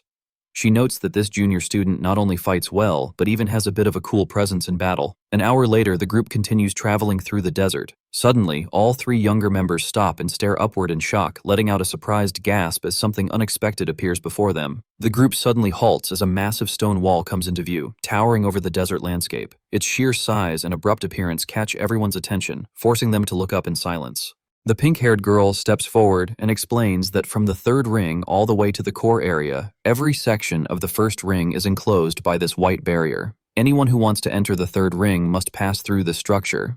She continues pointing out that the wall has exactly 4 entrances in total. By following along its edge, they should eventually find one of the gates that leads deeper inside. After walking along the wall for a while, they finally spot a carved opening in the stone. One of them announces with relief that they have found the entrance, and the entire group gathers in front of it, preparing to move forward. A red-haired beast steps forward, its eyes glowing fiercely as it approaches the massive stone door. With a single powerful strike, it drives its claws into the crack between the slabs, releasing a shockwave strong enough to force the gates apart. The stone door begins to tremble and slowly shifts open under the strength of the beast. Dust scatters across the ground as the heavy slabs separate wide enough for the group to enter. The pink-haired girl lets out a relieved laugh, saying that having a strength-type beast really makes things easier. She recalls how in the past their whole group had to struggle for half a day just to open this stubborn entrance. As the boy steps through the opening, he finds himself facing a completely different environment, a dense, mist-filled forest stretching endlessly ahead. He pauses, taking in the sudden change of scenery as the fog swirls between the tall trees. The group walks deeper into the fog-covered forest as the glasses girl warns them to stay alert. She explains that the beasts in the third ring are much stronger and appear more frequently than those in the previous zones. Their levels are also significantly higher. She continues, noting that this area contains a particularly dangerous dark-type beast known as the Bone White Lord. Unlike regular beasts, this one possesses leadership abilities which makes it far more threatening than fighting it alone. The glasses girl further explains that the Bone White Lord can summon lower-tier skeleton warriors to fight alongside it. Whenever it appears, it is always surrounded by a large number of loyal undead soldiers, making it difficult to handle, even for experienced teams. Since their main goal is reaching the second ring, she suggests avoiding unnecessary battles in this zone. The group picks up their pace, moving swiftly through the trees to minimize the risk of getting surrounded. The pink-haired senior waves her hand casually, saying there's no need to worry too much. She explains that the Bone White Lord usually stays underground, sleeping most of the time and rarely surfaces to patrol the forest. She adds that unless their luck is extremely terrible, they shouldn't run into the creature at all. The 3 juniors stare at her with blank, tired expressions, pointing out that she's basically raising a death flag by saying that. Realizing how ominous it sounds, the senior laughs awkwardly and tells them to pretend she didn't say anything. She reassures them again, insisting that their group couldn't possibly be unlucky enough to encounter such a rare threat. Just as she finishes her sentence, the forest suddenly stirs. The sound of rustling echoes through the trees, catching everyone off guard. The group turns toward the noise with shock as something begins to emerge. As the sudden rustling grows louder through the fog-covered forest, the pink-haired senior turns her head sharply toward the sound. A drop of sweat slides down her cheek as she reacts to the disturbance. A sudden, violent shockwave erupts in the forest, sending debris and pressure waves in all directions. From the chaos, a white, skeletal-looking figure emerges, surrounded by crushing force, making it clear that a powerful entity has appeared. Nearby, 2 girls react in panic as they sense the overwhelming aura. One realizes that the situation has spiraled out of control and quickly alerts the other, admitting that this was not intentional and that something dangerous has been triggered. As the pressure intensifies, the pink-haired girl turns an alarm, scanning their surroundings. She struggles to stay calm while trying to understand how bad the situation has become. Realizing the threat is far beyond what they can handle, she urgently suggests retreating. The moment ends with clear fear and urgency as they prepare to escape before the entity closes in. The skeletal enemies advance without slowing down, showing no signs of fatigue as they close the distance. With escape no longer an option, the group realizes that avoiding the fight on open ground will only make things worse. The skeleton warriors raise their weapons and move in together, clearly preparing for a direct confrontation. Their coordinated movement signals that the battle is about to begin. At that moment, a powerful golden attack is unleashed, streaking forward with intense force and crashing straight into the advancing enemies, shaking the area on impact. Watching the strike land, the pink-haired girl remains calm and focused as she identifies the summoned being responsible for the attack, confirming the arrival of a powerful ally. A fiery spirit forms in midair and releases an explosive fire attack, instantly engulfing the skeletons in flames. The blast tears through their ranks, sending bones and weapons flying as the area is flooded with heat. Several skeleton warriors are burned and shattered on impact, their formation breaking under the sudden explosion. The battlefield briefly clears as the flames spread across the ground. Without hesitation, the pink-haired girl steps forward and declares that she will handle the rest. Her stance shifts from defensive to aggressive as she gathers energy in her hand. She releases a sharp, pink energy strike that cuts through the remaining skeletons, knocking them down one after another. The scene ends with the enemies collapsing, showing that the threat is finally being suppressed. A sudden freezing domain spreads across the area as massive ice forms surge forward, instantly sealing the battlefield. The temperature drops sharply, and the remaining enemies are caught within the expanding ice. The frozen impact sends one enemy crashing down, shattered, and overwhelmed by the sheer force of the ice attack. The scale of the skill shows that this is not a normal ability, but a wide-range control technique. After the attack ends, the pink-haired girl stands confidently, clearly surprised by how powerful the ability turned out to be. She acknowledges that mastering such a large-scale attack is far beyond what she expected. Nearby, the black-haired boy observes calmly and recalls earlier warnings about the terrifying power behind such guardians. He realizes that an even greater force must be backing this overwhelming display of strength. After the battlefield falls silent, the pink-haired girl senses something is off and realizes the true target is still missing. She looks around carefully, questioning why the main threat has not shown itself yet.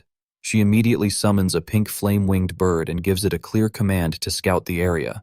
The creature takes flight, spreading its wings and scanning the surroundings from above. As the familiar searches, a chilling presence quietly reacts in the distance. A cold gaze opens, signaling that the hidden enemy has noticed the movement. Moments later, the scout locates the source of danger and confirms the position of the white skeletal lord. The revelation makes it clear that the real confrontation is about to begin. A sharp surge of blue energy flashes as the white skeletal lord finally moves, revealing its position. Its massive form advances with overwhelming pressure, making its hostile intent unmistakable. The skeletal lord raises its arm and prepares a direct strike, its power visibly condensing as it closes the distance. Each step it takes shakes the ground, showing that this is a far greater threat than the earlier enemies. Seeing this, the pink-haired girl quickly turns back and warns her allies that the enemy is heading straight for them. Her expression shifts to urgency as the danger rapidly approaches. Before the attack can land, the black-haired boy steps forward and invokes the power of the earth. The ground erupts beneath him, forming a solid barrier as he commands it to block the incoming assault, halting the skeletal lord's advance head-on. The earth barrier cracks under pressure as the white skeletal lord forces its way forward, showing that even the defensive skill cannot fully stop its advance. The impact shakes the ground, proving the enemy is still far from defeated. Seeing the situation worsen, the black-haired boy reacts in alarm and signals to wait. Realizing something important about the enemy's condition mid-fight, the skeletal lord is revealed to be injured, its body showing clear damage from the earlier attacks. This explains why its movements briefly slowed, confirming that their previous strikes were effective. At the same time, a system notification appears showing a massive gain in soul points and a skill upgrade. A new effect activates, allowing accumulated rage to enhance attacks, making it clear that the battle has pushed the protagonist into a stronger state for the next phase of the fight. The ice and earth forces continue to restrain the white skeletal lord, limiting its movement and buying valuable time. The combined pressure keeps the enemy from fully breaking free. Noticing a fluctuation in energy, the bespectacled girl reacts in surprise as she senses a shift in power on the battlefield. This change confirms that the situation is entering a critical phase. The black-haired boy quickly analyzes the fight and explains that direct damage alone may not be enough. Instead, he decides to rely on sustained attacks to exhaust the enemy, taking advantage of its current injuries. Realizing the skeletal lord is wounded and reinforcements could arrive at any moment, he gathers blue energy in his hands and urges an immediate decision. The moment ends with clear urgency as he prepares to finish the battle before the tide turns. The black-haired boy studies himself and evaluates his remaining power.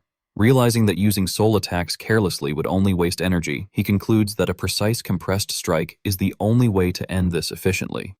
He condenses his soul power into a single point, forming an intensely compressed blue spear of energy. The pressure around it spikes sharply, showing that all his strength is being focused into one decisive attack. With no hesitation, he releases the attack straight ahead. The compressed soul strike erupts forward, tearing through the air with overwhelming force. The blue energy pierces directly into the white skeletal lord's body, slamming it back as cracks spread across its form. The impact confirms that this final move is powerful enough to seriously damage and potentially finish the wounded enemy. The white skeletal lord is struck and collapses heavily, its body crashing into the ground. For a brief moment, everything goes silent, leaving the outcome unclear.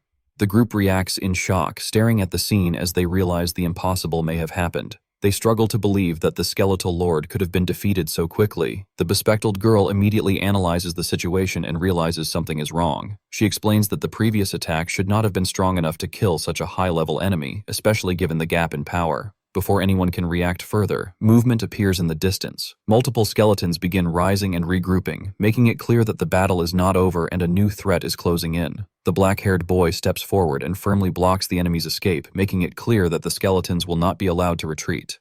His calm stance shows full control of the situation. He immediately launches a large-scale attack, raining down ice shards and rock fragments from above.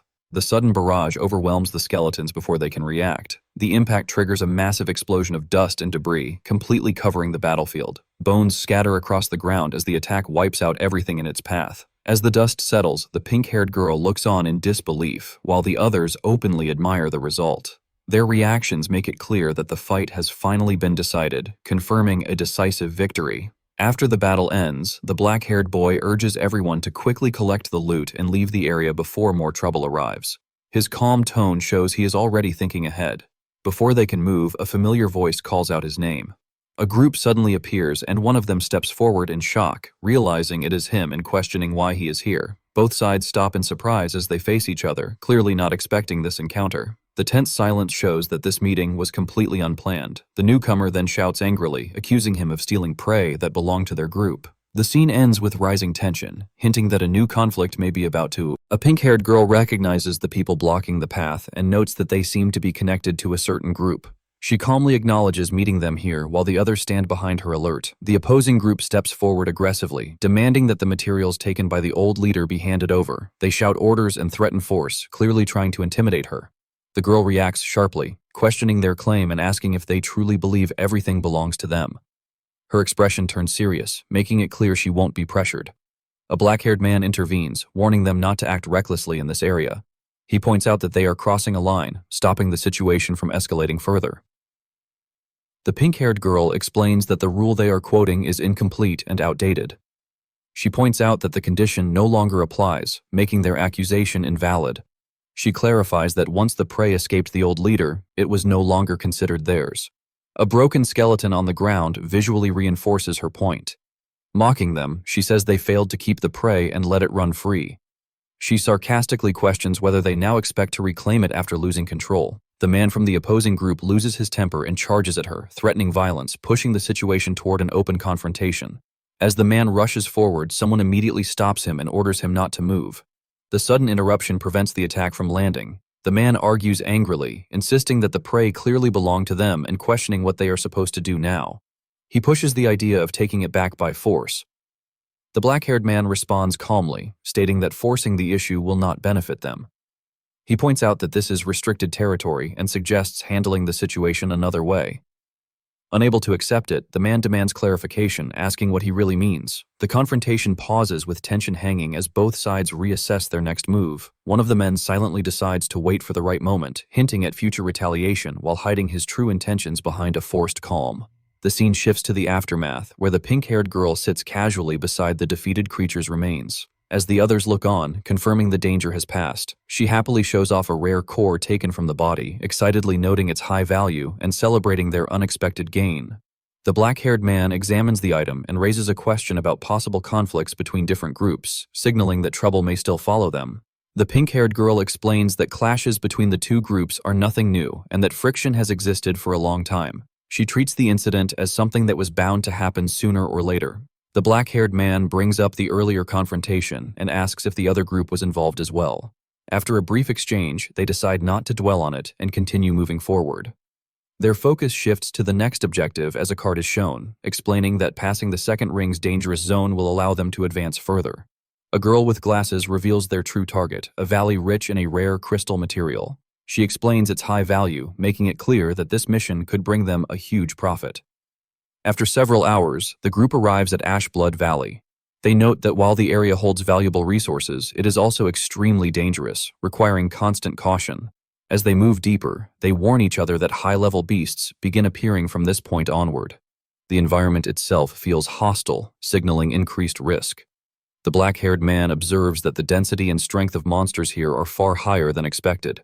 In a short time, the growth rate of the land's energy has already increased noticeably despite the strict entry conditions and heavy danger. He concludes that pushing forward is still worth it. The rewards ahead justify the risk, and the team prepares to continue. The group advances deeper into Ashblood Valley, where the terrain is covered with strange red mineral formations. Everyone stays alert as they scan the surroundings. The pink-haired girl suddenly spots ash bloodstone embedded in the rock and excitedly moves in to collect it, confirming they found their target material. Before she can finish, a red-furred beast crashes down from above, smashing the ground with overwhelming force and scattering debris everywhere. From above, the team witnesses the sudden ambush and realizes the monster's power is far beyond ordinary beasts, turning the situation dangerous in an instant. The pink-haired girl suggests temporarily storing all the collected ash bloodstones together. She mentions that her spatial equipment still has room, so they decide to gather more first.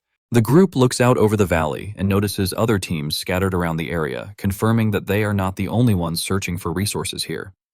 Concerned about the risks ahead, one of them asks what they should do next if they continue deeper without proper preparation. The black-haired man calmly states that reaching the second ring is already enough. He proposes luring the incoming beast toward the other teams to divert the danger. Nearby, a hostile presence reacts with interest, hinting that the situation is about to turn chaotic. Suddenly, multiple flying beasts appear in the sky, circling above the valley and signaling that the disturbance has attracted more monsters than expected. A lightning-covered beast descends aggressively, releasing intense energy as it locks onto the area, immediately raising the threat level. At the same time, a large reptilian monster roars as dark energy surges around it. The girl with glasses senses something wrong and points out that the monster's behavior is abnormal. Seeing yet another wave of danger arrive, the pink-haired girl panics and shouts that this time she refuses to deal with it, realizing the situation is spiraling out of control. As the chaos builds, the group suddenly notices an unfamiliar presence ahead. The surroundings grow quiet and everyone turns to look, confused by what they're sensing. A strange purple-red bird descends from the sky, radiating an unusual aura. Its appearance feels different from the other beasts, immediately drawing their attention. The pink-haired girl freezes as her eye reacts sharply, showing a sudden abnormal change. Something about the creature clearly triggers a dangerous response in her. The black-haired man notices her condition and asks what's wrong. She stays silent, unable to explain, leaving the scene tense as the threat hangs in the air. The girl finally realizes what they are facing and reacts in shock, recognizing the presence of a dragon. Fear shows clearly as she understands the level of danger. A massive purple dragon descends from the sky, its aura overwhelming everything below. Its arrival confirms that something far beyond normal monsters has appeared.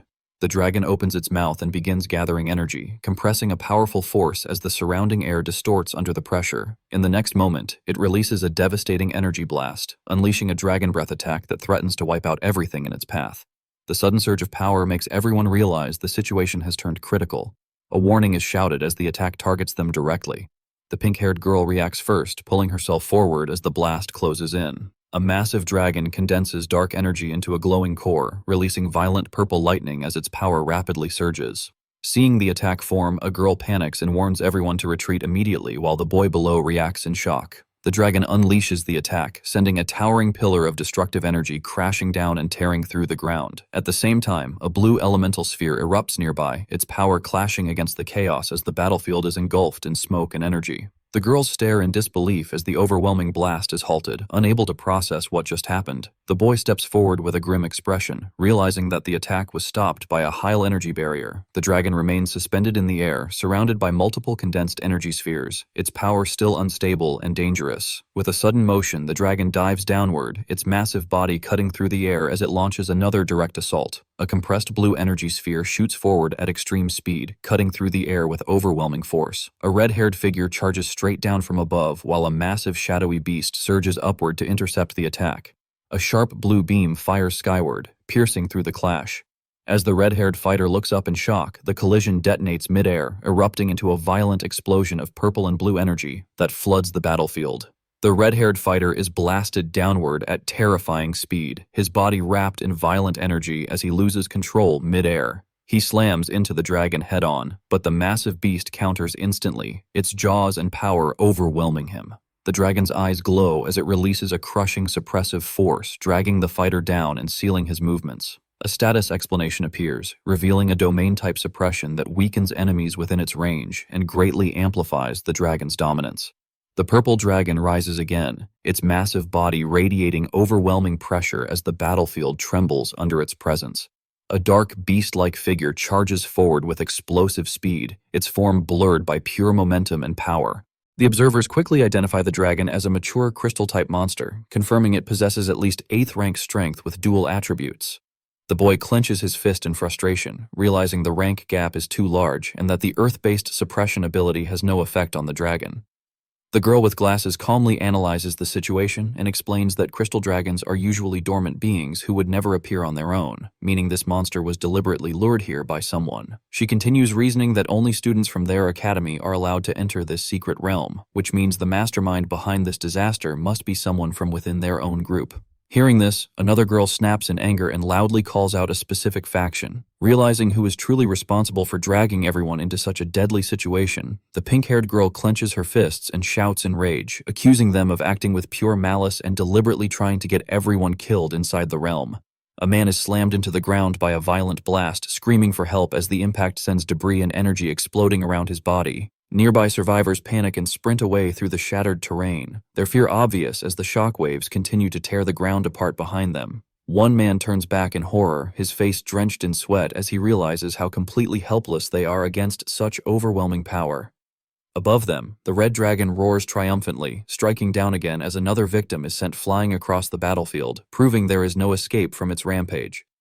One girl urgently reports that another crystal dragon has appeared and is chasing the group from Gay Ocean Society, and its position shows it is heading directly toward them. As the situation becomes clear, the pink-haired girl connects the dots and realizes that the crystal dragon was deliberately lured here by those people. The scene reveals the truth. The group encountered earlier was only a male crystal dragon, while the one now chasing Gay Ocean Society is the much more dangerous female dragon. The enraged red dragon charges forward with killing intent while a man below desperately runs for his life, confirming that the situation has escalated into a full-scale disaster. The girl with glasses explains that dragons usually live alone, but there is one exception. During their breeding period, a male and female dragon stay together until the eggs are successfully nurtured. She reveals that the two crystal dragons are connected as a pair, which explains why they are appearing together instead of acting separately. The crystal egg is shown, and it's explained that this area was deliberately chosen as the incubation site, which is why the dragons are so fiercely protecting it. As the truth sinks in, a man stumbles in shock, realizing that Gaussian society deliberately crossed the dragon's bottom line, ensuring they would be hunted down without mercy. A wounded man struggles to run as chaos erupts behind him, barely managing to stay on his feet while the destruction closes in. Realizing someone from Gaia Ocean Society might still be alive, the pink-haired girl suddenly grabs the boy's arm and pulls him back, stopping him from moving forward. Nearby, a man's face twists into a sinister grin, sweat dripping down as his expression reveals a dangerous resolve forming in his mind. In the darkness ahead, a massive, ominous presence manifests. Guanning spoke cautiously, stating that he wanted to lure that dragon over. Suddenly, Lindsay threw a punch. Xiao Tao was caught off guard by the action and inwardly wondered whether he had actually dared to do such a thing. The igneous rock dragon launched a ferocious attack, causing Lindsay to stiffen for a brief moment as he clicked his tongue in frustration, realizing that it was already too late. He concluded that the dragon eggs had been stolen long ago, that the dragons would not spare any humans, and that they were now in serious trouble. His mind was flooded with horrifying images of dragons slaughtering people. At that moment, Gu Lengyan appeared together with the Frostthorn dragon and issued a command for it to unleash ice spikes, while the Lightning Blitz dragon beast was ordered to cast Thunderstorm. The two dragons charged at each other, colliding in a scene engulfed in smoke and debris as she stood firmly in place. The Lightning Blitz dragon suddenly weakened, letting out a feeble squeak. With crimson eyes and its jaws wide open, it released petrifying flames toward the Lightning Blitz dragon. From afar, anxious shouts echoed as someone called out Lengyan's name and addressed her as senior sister. Guan hurried to support her, helping her stand upright while explaining that the situation was caused by the backlash from the death of a pet beast. However, Lengyan appeared deep in thought as she explained that the igneous rock blood mist was the most powerful skill of the igneous rock dragon. She elaborated that unless one possessed a high-level abnormal status resistance skill, any creature of a lower rank would be turned into a stone statue upon contact with the blood mist. Upon hearing this, Zhang Manman could not help but object, insisting that if things continued this way, it would result in a complete wipeout and that it was only a matter of time. From a distance, the demon flew over while struggling to hold the line, warning that the demon flame Crimson Owl would not be able to endure much longer and urging everyone to retreat. Lengyan stopped them, explaining that they could not leave and that, in terms of speed, they had absolutely no chance of outrunning the two giant dragons. Man immediately tried to persuade her otherwise, claiming that she had another way, and she then summoned a bell.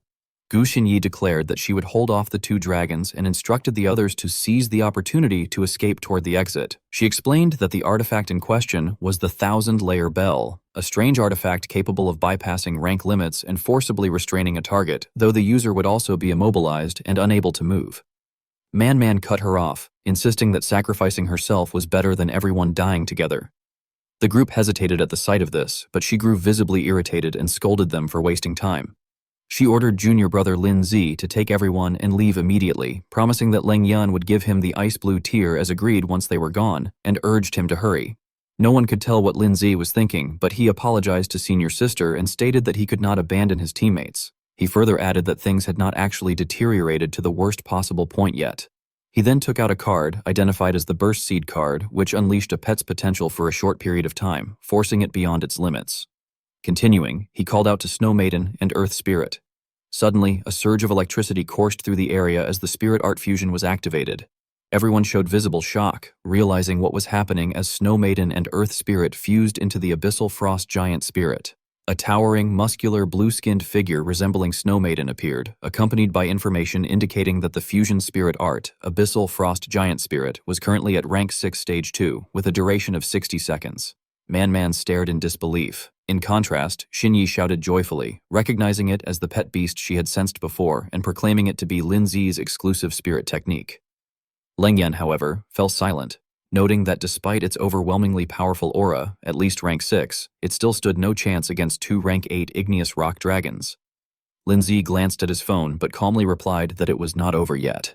Another notification appeared, indicating that a Burst Seed card had been used. The spirit's current level surged to rank 8 stage 4, with the Burst Seed duration set to 60 seconds. Man was utterly incredulous and silently questioned the situation, wondering how it was possible for someone to jump from rank 4 to rank 6 and then straight to rank 8, with the ranks seemingly doubling. She speculated whether that card might be some kind of strange artifact capable of directly increasing one's rank. Lin Zi, by contrast, remained far calmer. He calmly commanded the Abyssal Frost Giant Spirit to kill the two dragons. The spirit responded with a deafening roar as its special skill, Absolute Zero, was activated, dealing ice damage while applying the Deep Freeze effect to the enemies it struck. Lin Zi continued issuing commands, triggering Abyssal Frost, Absolute Zero, and then Abyssal Frost, Earth-Binding Arctic. The Abyssal Frost Giant Spirit's special skill, Earth-Binding Arctic Domain, took effect, exerting powerful crowd control and continuously slowing any enemies that entered its area. The blue-skinned entity relentlessly assaulted the dragons, leaving the 4 humans watching in a state of panic mixed with shock. Soon after, a system notification rang out, announcing that the Burst Seed card's duration had reached 0 seconds and that the Fusion Spirit art, Abyssal Frost Giant Spirit, had been dispelled. Once everything was over, the Snow Maiden reverted to her original form as a beautiful young girl and collapsed into Lin Zi's arms. He quietly thanked her for her hard work, praised her performance, and told her that the fusion spirit art had consumed too much energy, urging her to rest well, before gently pushing her away and sending her flying off into the distance. Man stared in disbelief, remarking internally that the igneous rock dragons had been defeated just like that. She turned her attention to Lin Zi and questioned him about the card he had used earlier. Lengyan shook his head in response and took out a red and black card from his pocket, explaining that most combat-type strange artifacts could only enhance a pet beast's strength by 3 or 4 minor stages at most. He pointed out, however, that the strange artifact Lin Zi had used allowed his pet beasts to break through the limitations of major ranks altogether. Lengyan could not help but sigh in amazement, stating that the amplification effect was terrifying, and that even well-established and powerful pet-breeding families might not possess such a formidable strange artifact. Xinyi chimed in as well, agreeing that she had never seen such an extraordinary strange artifact before. Leng Yan then asked the group whether they understood that this matter needed to be kept secret. The other three immediately nodded in agreement. Afterward, Lindsay asked senior sister whether they could take all of the materials with them. Images of dragon fangs, dragon blood, dragon horns, dragon scales, dragon skin, and dragon meat came to mind. The eyes of two people lit up with excitement, while Lindsay helplessly remarked that he felt something was missing. The three girls, however, paid no attention to him and promptly pointed out that the dragon egg was still unaccounted for. Lindsay walked toward the spot where someone was lying. Xinyi followed him and asked what he was doing. When she saw clearly what it was, she exclaimed in shock that it was a space-type strange artifact. Her face immediately lit up with joy as she confirmed that it was a spatial artifact and urged Lindsay to hurry up, put it on, and see what good items were inside. Lindsay simply agreed. As he put it on his wrist, he reflected inwardly that strange artifacts did not have any blood recognition restrictions, and that anyone who obtained one could use it. He focused his mind and extended his senses, gradually sinking into a stream of consciousness connected to the ring. He then found himself appearing in a completely unfamiliar place. After assessing it, he estimated that it was roughly 12 square meters in size, about the dimensions of a master bedroom. He noted with pleasant surprise that it was far larger than he had expected. A glowing purple mass in the corner caught Lindsay's attention, and he immediately realized that he had found the egg of the igneous rock dragon. The explanation identified it as an igneous rock dragon egg with the attributes dark and rock. Its bloodline path was described as an evolution focused on uncovering the primordial power of its lineage, steadily enhancing its physique and strength while improving its control over dark element energies. Its next growth stage was noted to be the hatchling stage. It was further explained that the advancement of pure-blooded dragons differed from that of ordinary pet beasts and was divided into distinct stages: hatchling, juvenile dragon, young dragon, adult dragon, mature dragon, ancient dragon, archaic dragon, and primordial dragon. These titles were clarified to be merely designations for different growth stages and not representations of the creature's actual age.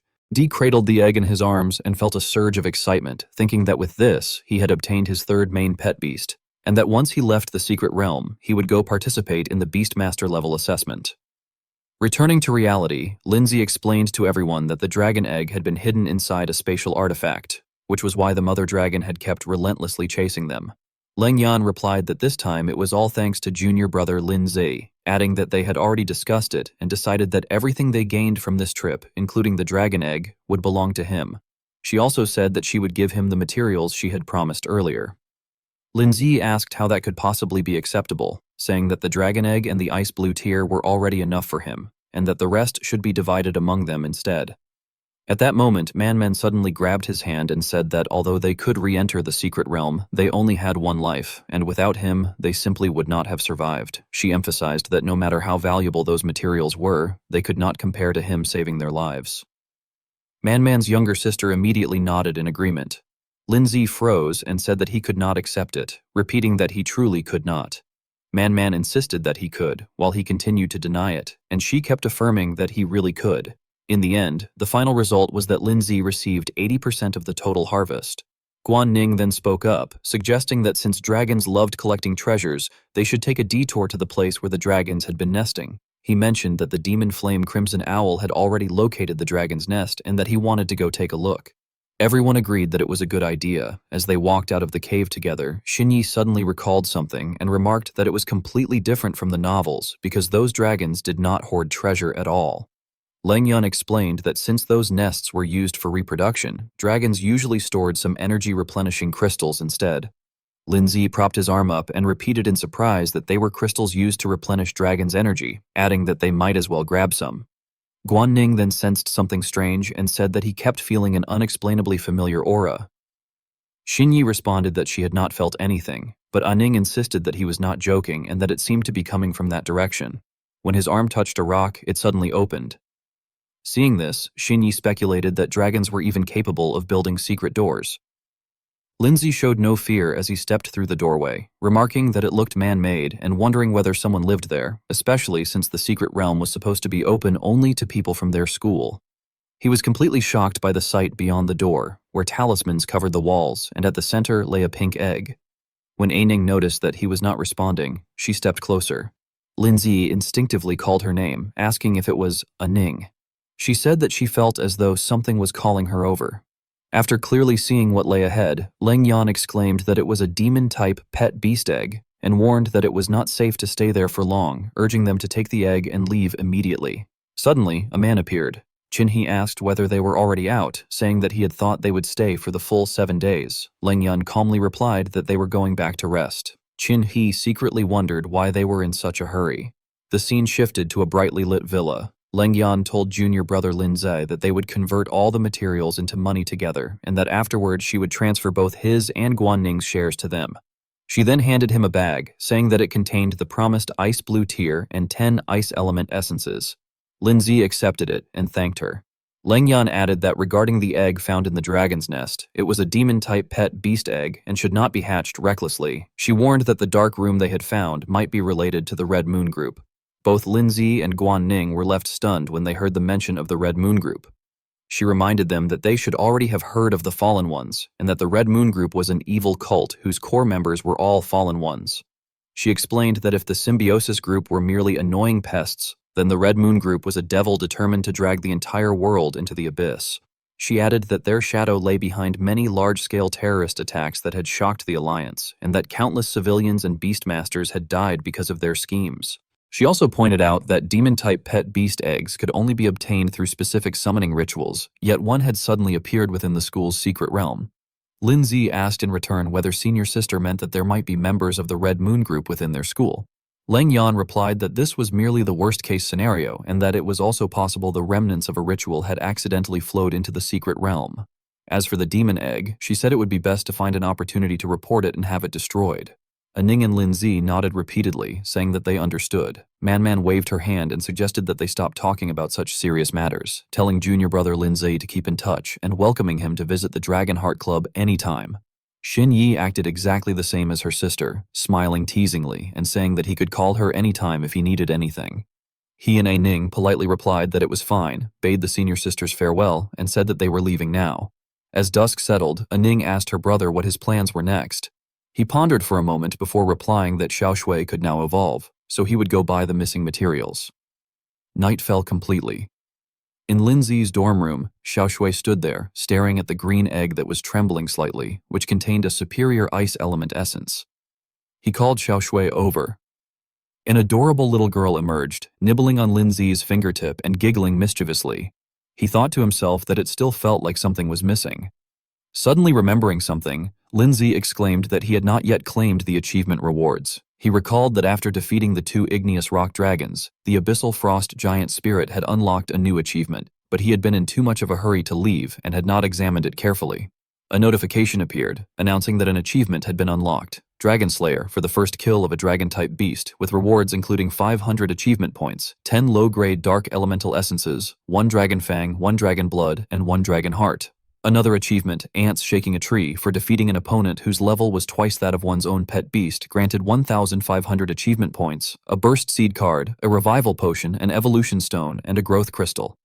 He jumped up in delight, thinking that the rewards were incredibly generous. He then realized that the rewards from Dragon Slayer were basically all materials for dragon evolution, which would be extremely useful when hatching the igneous rock dragon. He also noted with satisfaction that although he had used a burst seed card earlier, he had been rewarded with another one through the Ants Shaking a Tree achievement. An explanatory system notification appeared, stating that a revival potion was a miraculous potion imbued with a powerful life force which, upon consumption, could instantly heal all injuries and was effective for both beastmasters and their pet beasts. It also introduced a growth crystal, describing it as a unique crystal capable of stimulating a pet beast's potential and accelerating its growth, increasing the specified pet beast's growth rate by 10%, though this effect only applied to pets below rank 7. In addition, an evolution stone was explained as a strange crystal containing the power of evolution which, after absorption, could stimulate a pet beast's evolutionary potential, instantly allowing it to reach full growth and evolve, though its rank after evolution could not exceed rank 5. Lin Zhe exclaimed inwardly that the evolution stone had arrived at the perfect time for contracting his 3rd pet beast and remarked to himself that it was incredibly useful. Suddenly, a strange sound caught his attention, prompting him to wonder what it was. He then realized that an egg was hatching and reacted in shock, lamenting that his bed had been ruined. A beautiful girl, even more exquisite than snow, appeared before him. The system identified her as Frost Blue Maiden, an ice-type pet beast at rank 5, stage 1, with a growth rate of 0%. Her next evolution form was listed as Arctic Princess, with the requirements being a growth rate increased to 100%, 30 low-grade ice elemental stones, and 1 piece of Millennium Arctic ice. Lin Zi asked Xiao Shui whether there was any unusual resonance between her and the Earth Spirit's fusion. He then speculated that just because her rank was higher than the Earth Spirits did not necessarily mean the soul fusion technique could not be used.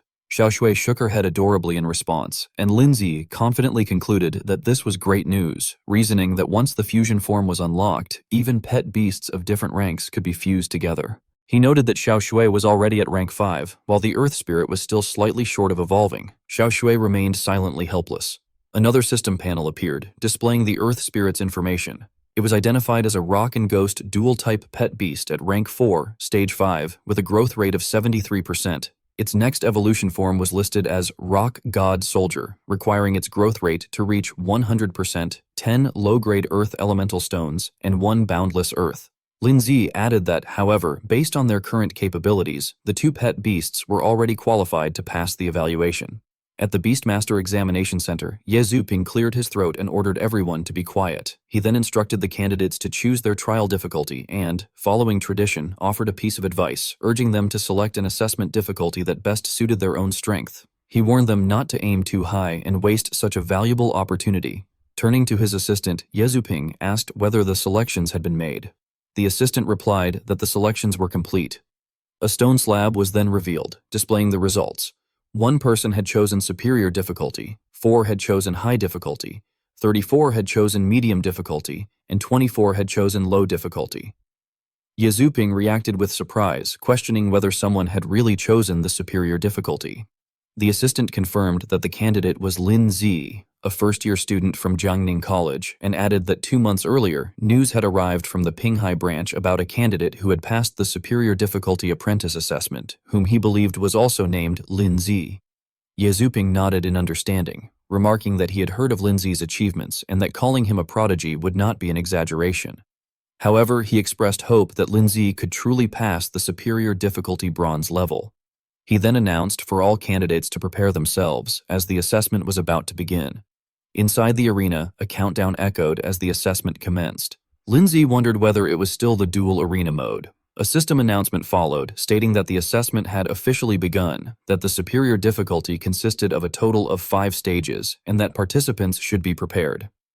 A swarm of grotesque, ghostly rats rushed out, identified as abyssal ferocious rats, dark and fire dual-type creatures at rank 3, stage 9.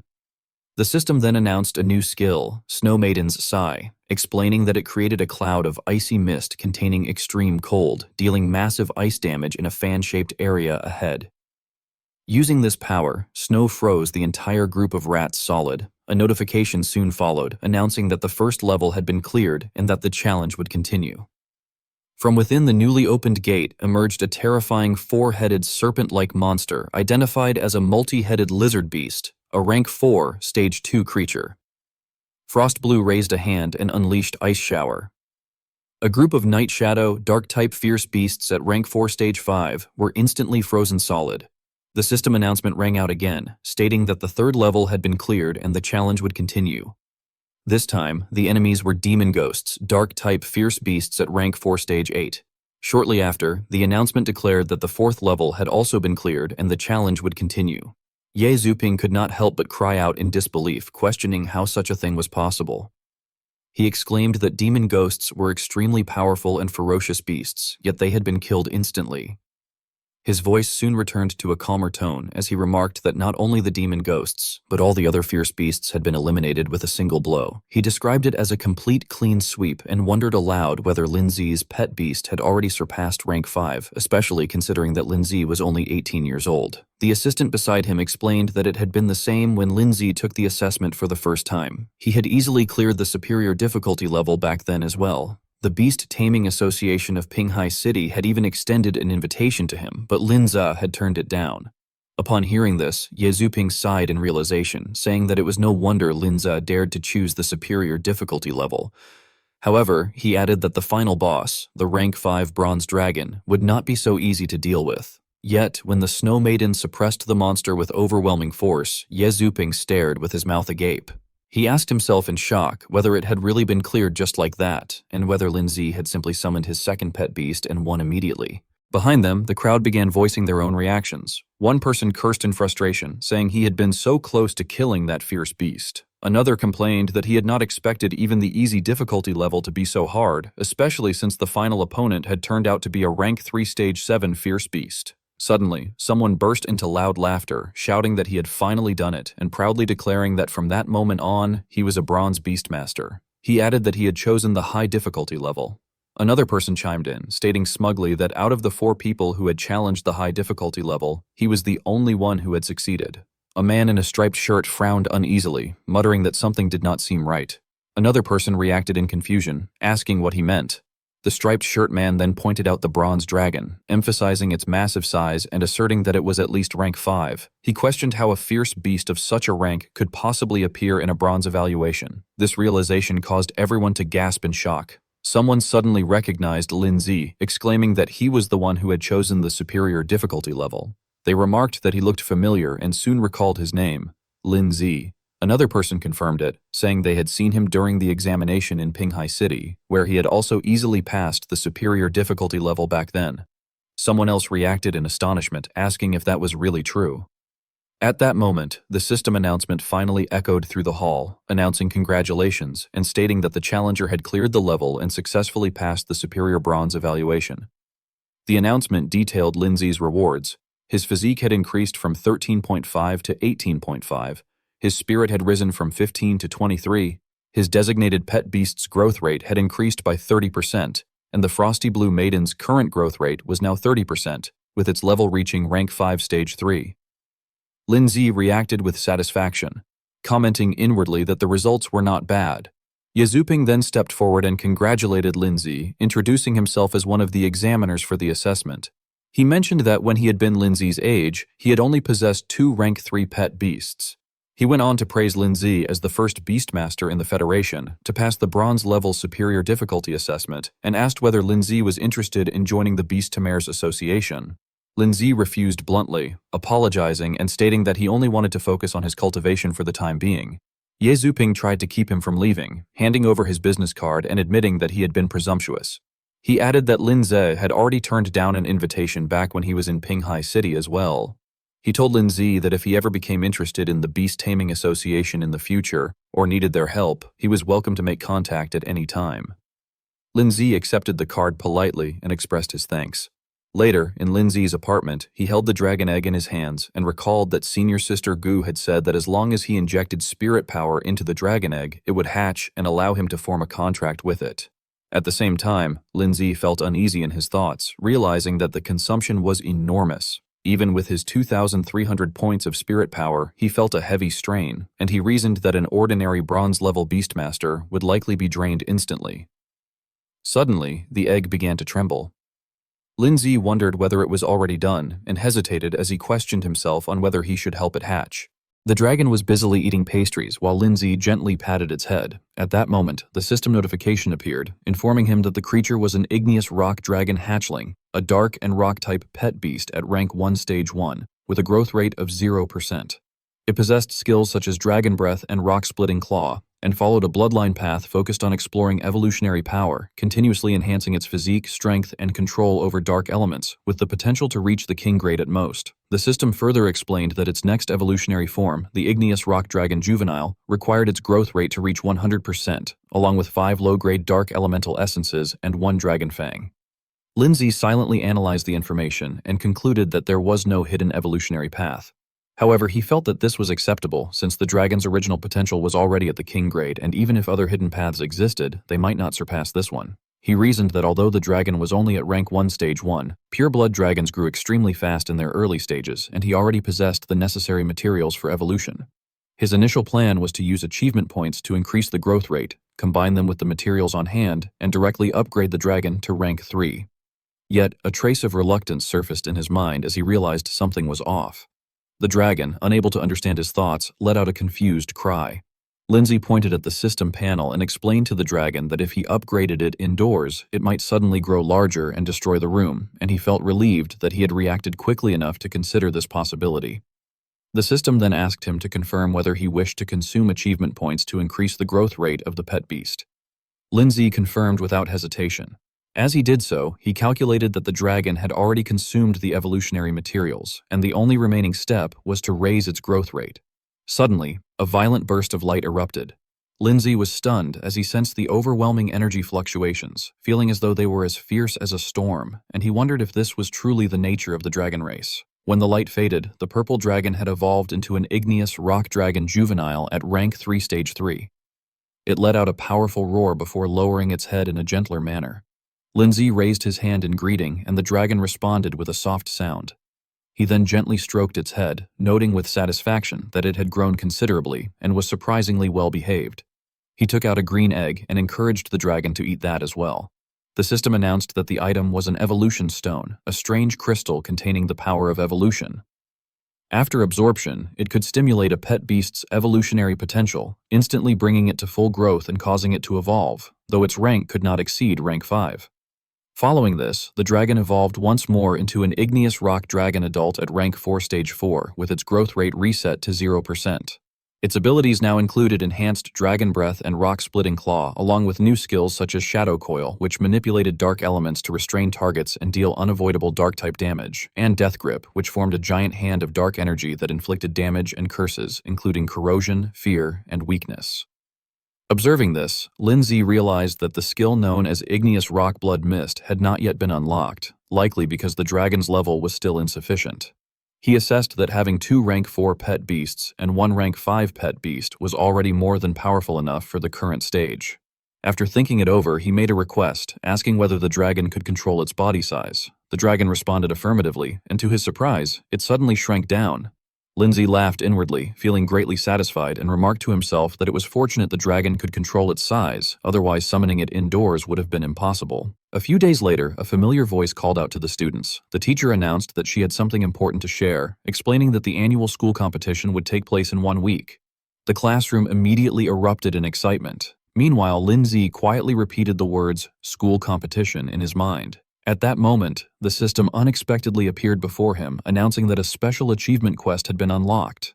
The quest required him to win the championship in the upcoming school competition and become the top student of Jiangning Academy. The rewards included 1,500 achievement points, a spirit technique scroll, and a random artifact. Lindsay smiled broadly, delighted that new achievements had been unlocked and that the rewards were exceptionally generous. He then raised his hand and asked whether students from lower grades were also allowed to sign up. The teacher agreed without hesitation, stating that according to school rules, any student could participate regardless of grade level. However, she also explained that the competition followed a knockout format, and most first-year students merely participated for experience, with only a few exceptions. Still, she encouraged everyone to sign up actively to prepare for future competitions. Among the students, someone muttered that instead of vaguely referring to a few people, she might as well have directly mentioned Lindsay's student ID number. Another student sighed, lamenting that despite both being first-year students in Class 1, the gap in their abilities was astonishing. The class buzzed with excitement as students whispered that Linza had recently speed-cleared the superior difficulty bronze-level test in record time. Xinyi suggested that Linza would definitely participate and urged him to sign up together with her. Guan Ning quickly agreed, calling him brother and proposing that they register together as well. The two girls then looked at each other in confusion before simultaneously clinging to Lindsay's arms, questioning why the other kept sticking so closely to him. This situation left Linza feeling extremely conflicted. Elsewhere, Tan Yong was seething with rage, veins bulging on his forehead as he cursed Lindsay's name while lamenting loudly about Xinyi. Li Pengyun also appeared, declaring inwardly that this time he would absolutely defeat Lindsay. In a narrow room illuminated by dim green candlelight, skull-shaped candles flickered ominously. Clad in black robes, a group of people conversed in low voices. One of them mentioned hearing that one of the Red Moon Group's deacons, known as Yan, was involved and questioned whether Xingtao had already disappeared. The black-haired man reported to Lord Yan that Ningjiang Academy had been conducting training in a secret realm for the past few days, and that it was normal they could not get in touch with that kid. Before he could finish, a leather whip lashed across his face, drawing blood. He screamed in pain, trembling as he stammered an apology and addressed his lord in fear. Yan slowly rose to his feet and coldly repeated the man's words, questioning whether it was truly normal that he could not contact them. The man immediately dropped to his knees and hastily explained that, if he remembered correctly, Yan himself had once stated that the Red Earth secret realm was safe, and that hatching test subjects there would absolutely go undiscovered. He begged for a chance to explain further. Yan let out a sneer and mockingly asked what there was to explain. He stated that the test subject's aura had completely vanished, to the point that even the mother organism could no longer sense its existence. He demanded an explanation for that, asking pointedly whether the man understood what that meant. Yan then asserted that the test subject had clearly been stolen. He reasoned that if it were still inside the secret realm, there was no way the mother organism would fail to sense it. According to him, there was only one possible explanation. Either the test subject had been hidden inside a spatial artifact, or it might have already been destroyed. At that moment, someone urgently pleaded for Yan to calm down. Yan responded with open disdain, dismissing them all as nothing but trash. He then issued a cold command, ordering them to investigate immediately to find out who had participated in the training and who had been in contact with the test subject. He declared that Ningjiang Academy was not large, and he refused to believe they could not track it down. The people kneeling on the ground bowed deeply and swore their obedience. A week later, inside a luxurious villa, Guan Ning looked around in amazement at the crowd and exclaimed inwardly at how many people had gathered. She turned to Lin Zi and asked whether he had been training all week, whether he had already contracted his third pet beast, and whether it was the igneous rock dragon. Lin Zi merely replied that she would find out once the competition began. Guan Ning, feeling confused and slightly annoyed, wondered why he was deliberately keeping her in suspense. From afar, someone called out to junior brother Lin Ze and junior sister Guan Ning. It turned out to be the Zhang sisters. Guan Ning greeted them respectfully, calling Zhang Manman her senior sister and remarking that she had known Manman would sign up. Manman casually leaned against Lin Zi's shoulder and cheerfully wished him good luck, saying that she was rooting for him. She added that this year's rewards were even more generous than in previous years, with a prize of 100,000 and a priceless artifact. Hearing this, Lin Zi calculated silently that the Academy rewarded one artifact, and achieving outstanding results granted another. He realized that if he won the championship, he could obtain 2 artifacts at once. Suddenly, 2 men pointed in their direction, recognizing Lin Zi and expressing hope that they would not encounter him in the preliminary rounds. Before they could say more, a large arm shoved them aside, ordering them to move, causing them to cry out in surprise. The newcomers were revealed to be Xu Li, the current president of the Gaoshan Club and a third-year student, along with Liang Jun, the former president and a fourth-year student. Seeing them, Man took the initiative to greet them politely, expressing hope that Xu Li had been well and asking Liang Jun what he had been up to lately. Liang Jun responded with a wounded tone, remarking that her words made it sound as though he were some kind of villain. He claimed that he had only wanted to say hello since they had not seen each other in a long time. Then, lowering his voice, he added that he also wanted to ask whether they had encountered Luo Han, Xing Tao, and the others during the recent secret realm training. Man smiled brightly and sarcastically asked whether someone from the Gaoshan Club had gone missing and whether they had come to the Dragonheart Club to report it. She mocked Liang Jun's judgment, suggesting that the successor he chose was mediocre, unable even to keep track of their own members, to the point she could barely stand to watch. Hearing this, Xu Li immediately flew into a rage and demanded to know what she had just said. Seeing Xu Li lose his temper, Liang Jun stepped in to smooth things over, saying that it had only been a casual question and that if they had not seen those people, then it was fine. He then suggested that they leave. After they walked away, Guan Ning quietly remarked that it seemed the others were starting to suspect them. Leng Yan adjusted his glasses and calmly stated that it was fine. He pointed out that, aside from the fact that they were the victims, given the circumstances at the time, no one could prove that they had had any conflict with Luo Han and his group. Man appeared somewhat hesitant as she commented that Liang Jun had always liked stirring up trouble for no reason, and that they were used to it. However, she then warned Lin Zi that Xu Li had signed up for the competition. Although Xu Li was flashy in his behavior, his strength was genuinely impressive. She noted that he was a top third-year student with 3 pet beasts, 2 at rank 4 and 1 already at rank 5. She cautioned that if Lin Zi encountered him in a match, he needed to be extremely careful, as Xu Li liked to ambush others. After listening quietly, Lin Zi simply acknowledged that he understood. In another corner, Xu Li angrily slammed his fist against the wall, cursing in frustration and questioning whether they were really going to let the others leave just like that. Liang Jun, however, remained far calmer. He responded that without any evidence, even if the others truly were responsible, there was nothing they could do to them. He then added that instead of wasting time dwelling on the matter, Shu Li should focus on what to do about that kid, Lin Zi. Liang Jun remarked that it was surprising for someone from such an ordinary family to possess that level of strength, yet still refused to join the Gao Shan Club. He also issued a warning saying that many people had already been using Lin Zi to mock them, and that if they continued to let him steal the spotlight in the competition, it would undoubtedly damage their reputation. Zhu Li let out a cold sneer and retorted that talent alone was useless, arguing that someone so poor could never afford the expensive evolution materials anyway.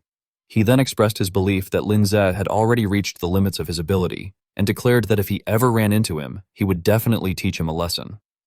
Suddenly, an announcement echoed through the loudspeakers, calling for all contestants of the preliminary round Group 11 to get ready, announcing a match between third-year student Shu Li and a first-year student. Shu Li immediately turned around, a look of excitement flashing across his face. He laughed loudly and exclaimed in delight that fate had brought the opportunity straight to him, declaring that Lin Zi was exactly who he would face and that he was going to teach him a lesson. After Shu Li and Lin Ze had stepped onto the arena, the referee picked up the loudspeaker and announced that the preliminary round Group 11 match would be between Shu Li and Lin Zi. Suddenly, the venue fell silent when someone noticed the arrival of a special figure and called out that the dean had come. The crowd began greeting him excitedly, calling out to Dean repeatedly. The person everyone was fawning over was identified as Dean Lu Qitian of Jiangning Academy. Everyone around was left open-mouthed at his appearance, with some exclaiming in shock that the dean was actually there and questioning whether he had not previously avoided watching the academy's competitions. Even after Lu Qitian had taken his seat, the murmurs continued as people commented that their dean was one of the top 10 powerhouses in the Federation and that it was only natural he usually did not have time to watch matches. They added that it seemed the academy was taking this year's competition very seriously. Yu Yan, the captain of Search Group A23 of the Beast Taming Association, turned to him with a smile and asked what had brought Dean Lu to the competition that year.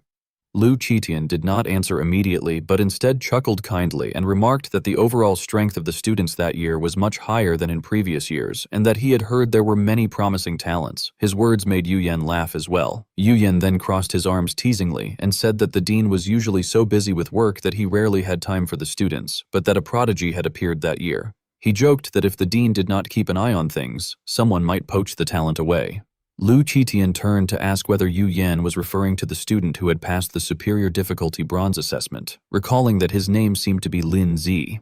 Yu Yan gave a thumbs up in confirmation and said that it was indeed him, adding that the young man had even helped the search group capture members of the symbiosis group before. He also mentioned that the dean had arrived just in time, as the boy was about to go on stage.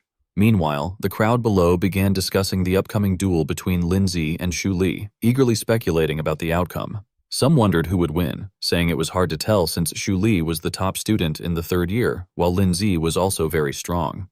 A louder student voiced his opinion that Shu Li was more likely to win, pointing out that Lin Zi was only a first-year student. Others agreed, adding that Shu Li had 3 pet beasts, one of which was a rank 5. On the arena stage, Shu Li spread his arms boldly and said that he had heard of Lin Zi, calling him the genius who had risen from common origins.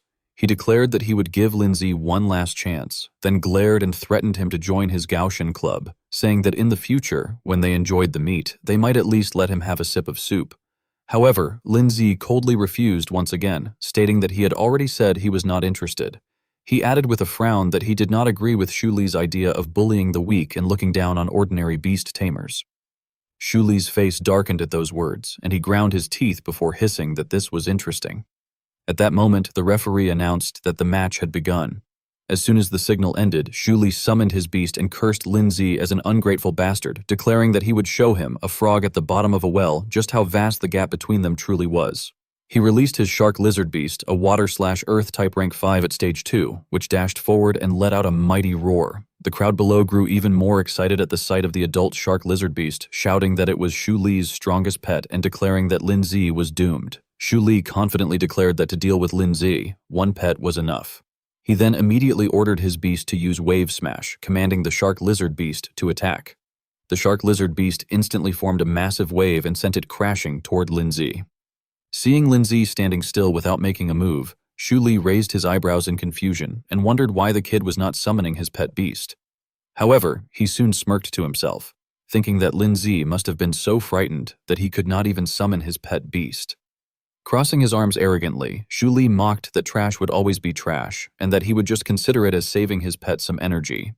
He reminded Lin Zi that this was what happened when someone provoked the Gaoshan Club. Yet, while Xu Li was still rambling on, Lin Zi struck in a single blow and defeated the shark lizard beast, shocking everyone present. The beast collapsed painfully onto the very wave it had created, fresh blood continuously pouring out. Xu Li's eyes widened and his jaw dropped as he cried out in disbelief, exclaiming in shock and questioning what had just happened. He could not believe that his shark lizard beast was lying unconscious on the arena floor, and stammered that it was impossible, that his shark lizard beast had been struck down by a spirit arrow. The crowd around them was equally stunned, unable to comprehend what they had just witnessed. They clutched their heads in chaos, shouting in disbelief and asking whether the others had seen that. They exclaimed that Lin Zi had not summoned any pets at all and had finished off the shark lizard beast with a single spirit arrow, just one arrow.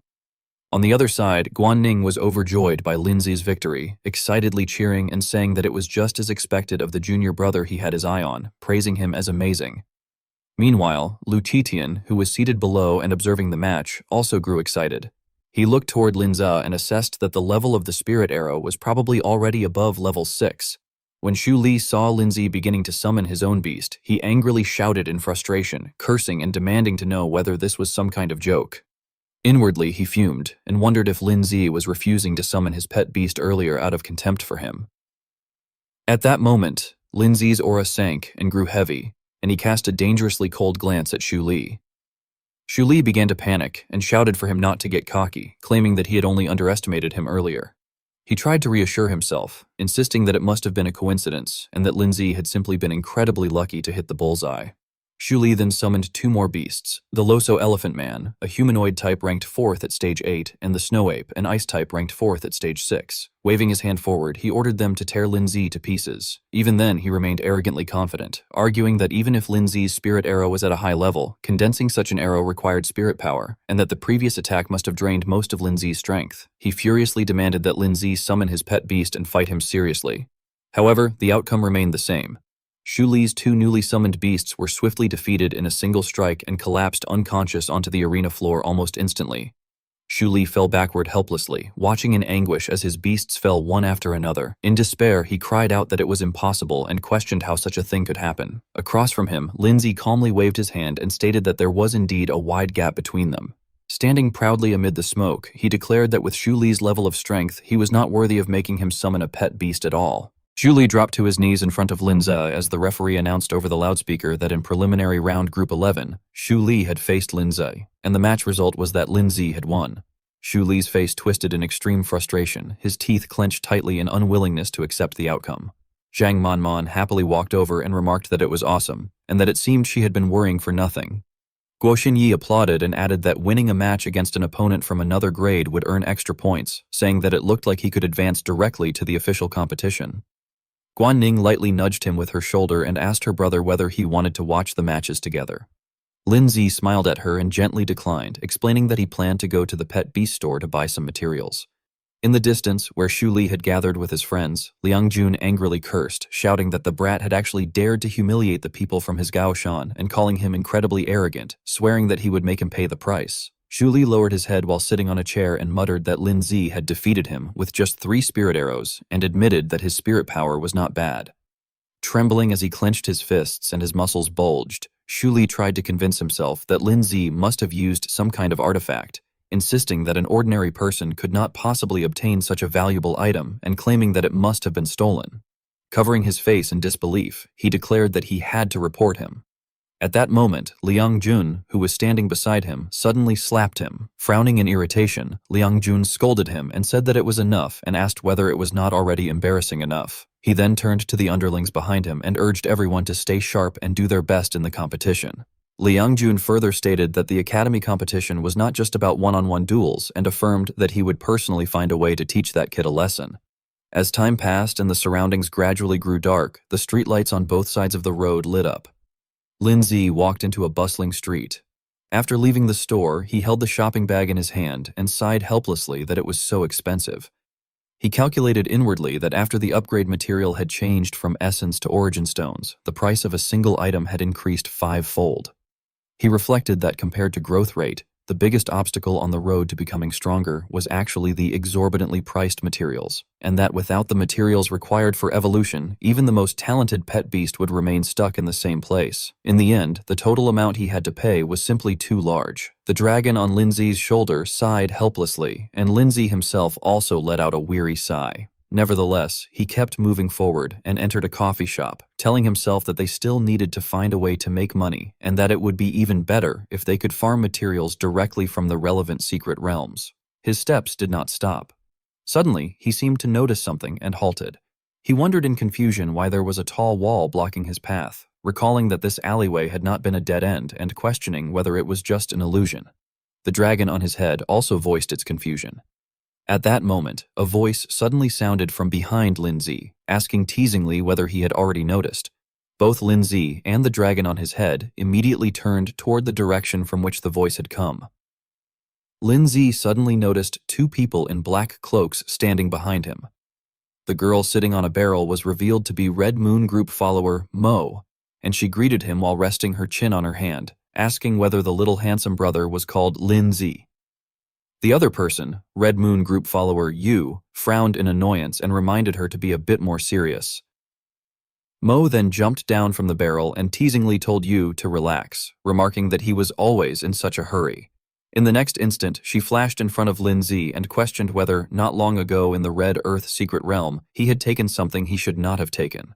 Both Lindsay and the dragon perched on his head were startled by the sudden turn of events. Nevertheless, Lindsay quickly regained his composure and replied that he did not know what she was talking about. Inwardly, he began to feel uneasy, wondering who they were and how they could possess such incredible speed.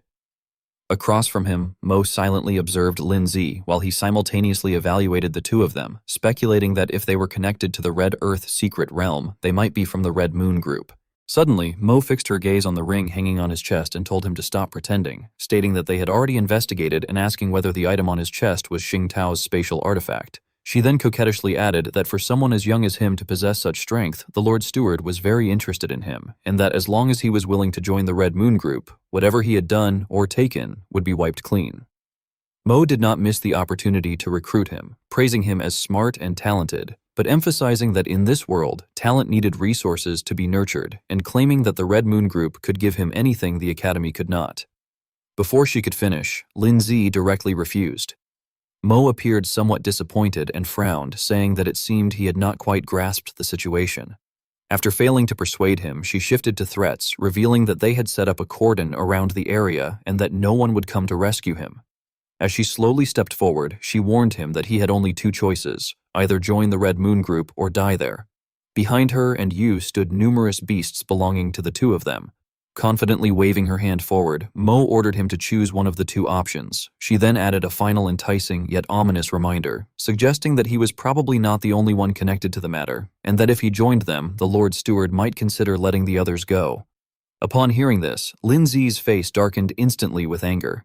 He suddenly burst into laughter and arrogantly brushed his hair back, asking whether she was threatening him. He then summoned Xiao Shui and Rock Ghost and declared resolutely that if they were going to give him two options, he would choose the third one, killing them all. As soon as he finished speaking, Lindsay waved his hand, signaling his two beasts to charge forward and attack. A horde of ferocious beasts belonging to Mo and Yu charged straight at Lindsay. In response, an attack identified as earth spikes erupted from the ground, piercing through the terrifying tendrils. Lindsay frowned tensely and shouted for Xiao Shui, who, upon hearing his command, immediately appeared in a ready stance. Massive shards of ice were launched forward at once. She soared into the air and struck the red-haired ape before her, sending it flipping backward without any ability to resist as fresh blood gushed out like a stream. Suddenly, something happened that left Lindsay utterly shaken, his eyes widening in shock. Strange sounds echoed continuously through the surrounding space, and the sky darkened. It turned out that another ferocious beast had lowered its head and devoured the body of the red-haired ape. It tore into the ape's flesh mercilessly. Witnessing this scene, Lindsay could only stare in astonishment as he exclaimed that they were cannibalizing their own kind. After swallowing its prey, the beast lifted its head and let out a long belch. Energy seemed to surge into its body. It opened its eyes wide, clenched its teeth in fury, then sprang to its feet, flexing as the muscles in its limbs bulged. Mo, watching the spectacle, felt both proud and exhilarated. She marveled that it was no wonder the creature was a Class B experimental subject, praising its impressive appearance and powerful physique. She then directly ordered the beast, addressing it as Rift Demon, to tear the human apart and teach him how foolish it was to defy the Red Moon Group. Lindsay, slightly panicked, raised his hand to block the overwhelming pressure. Upon receiving the command, Rift Demon advanced quickly, opening its mouth and laughing eerily. Meanwhile, the blood splattered on the nearby wall began to ooze downward in a sticky flow, drawing Lindsay's attention. The pools of blood around him also became viscous, clinging to his feet. Feeling disgusted, he wondered what the substance was. At that moment, the system displayed a notification indicating that it was detecting. Hearing his remark, Mo angrily retorted that it was their Red Moon Group's creation, an experimental creature that surpassed ordinary pet beasts. Lindsay frowned as realization dawned on him, muttering that an experimental creature meant it was not a typical demon-type pet beast. Around him were various other experimental creations of the Red Moon Group, including man-eating centipede demon-type, demented demon worm demon-type, and bloodthirsty bat demon-type. Only the Rift Demon was displayed by the system as 3 question marks. Growing increasingly uneasy, Lindsay observed that the system could not detect any information about the creature, not even its name or attributes, let alone evolutionary paths. Glancing at the half-devoured body of the red-haired ape, he assessed that the beast's strength had increased significantly after devouring the ape demon, and that the greater the casualties, the stronger it became. He concluded that they had gathered enough intelligence and now needed to eliminate it cleanly and decisively. However, he soon realized the situation was far from simple, noting anxiously that Xiao Shui and the others were currently tied up in battle and that he had already used too much of his spirit power during the match.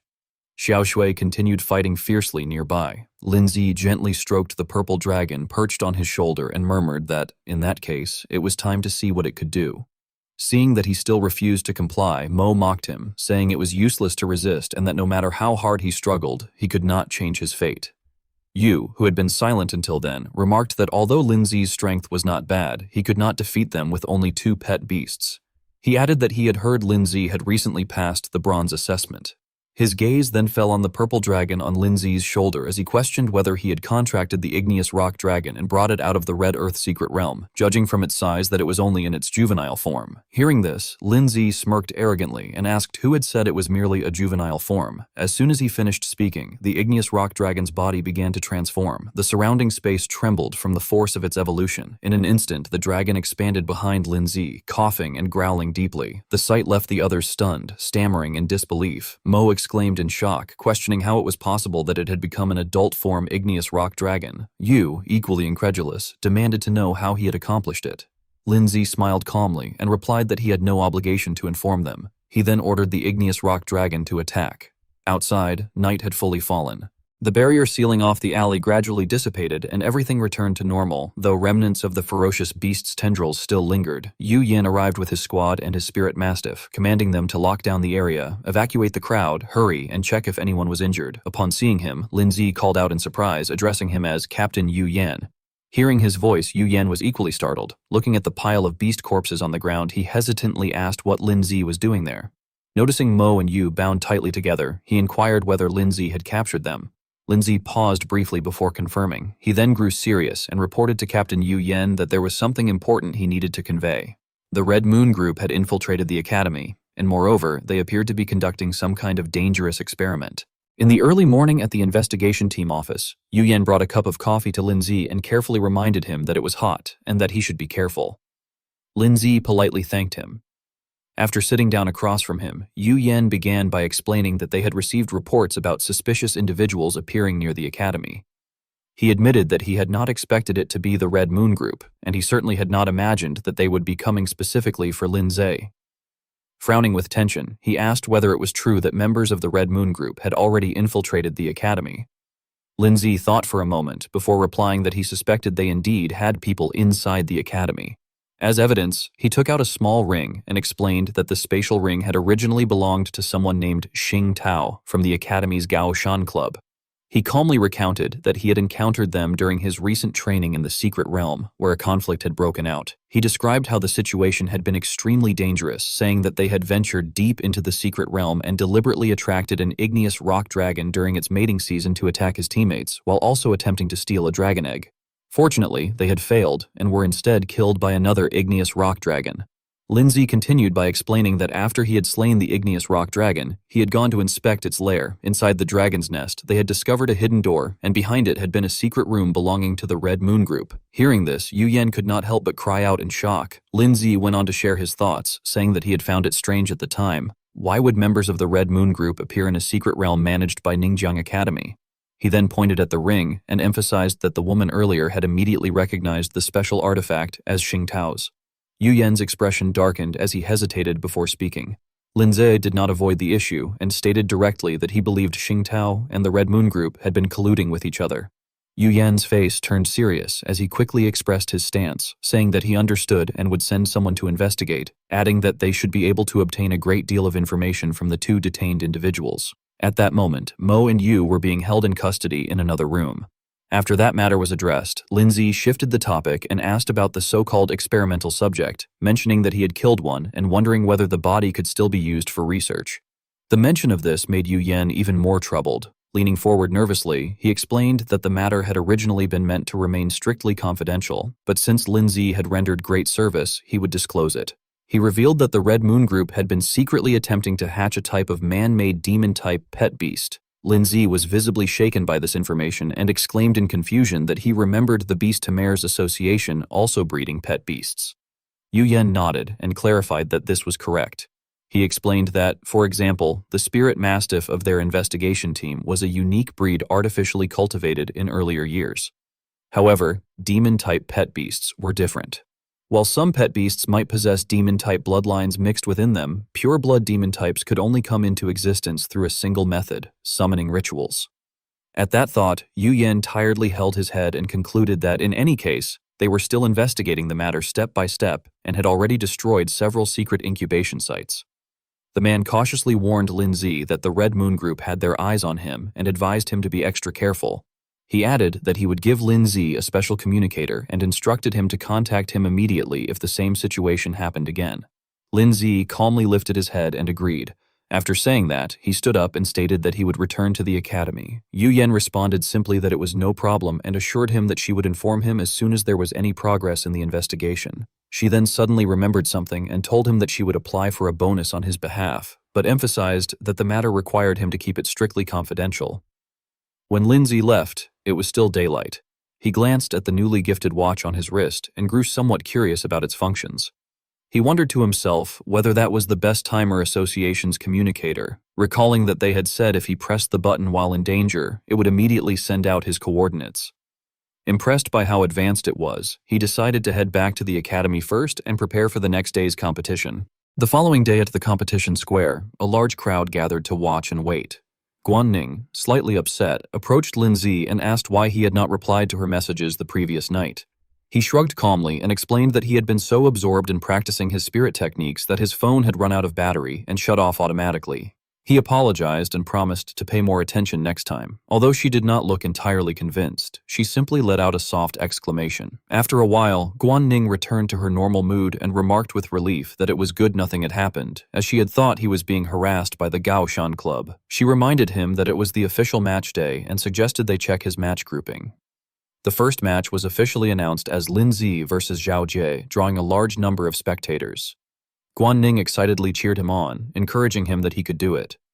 Lindsay summoned Xiao Shui behind him. Standing opposite him was second-year student Zhao Jie, who looked extremely nervous, accompanied by his rock armor turtle, a rock-type rank 4 stage 1 beast.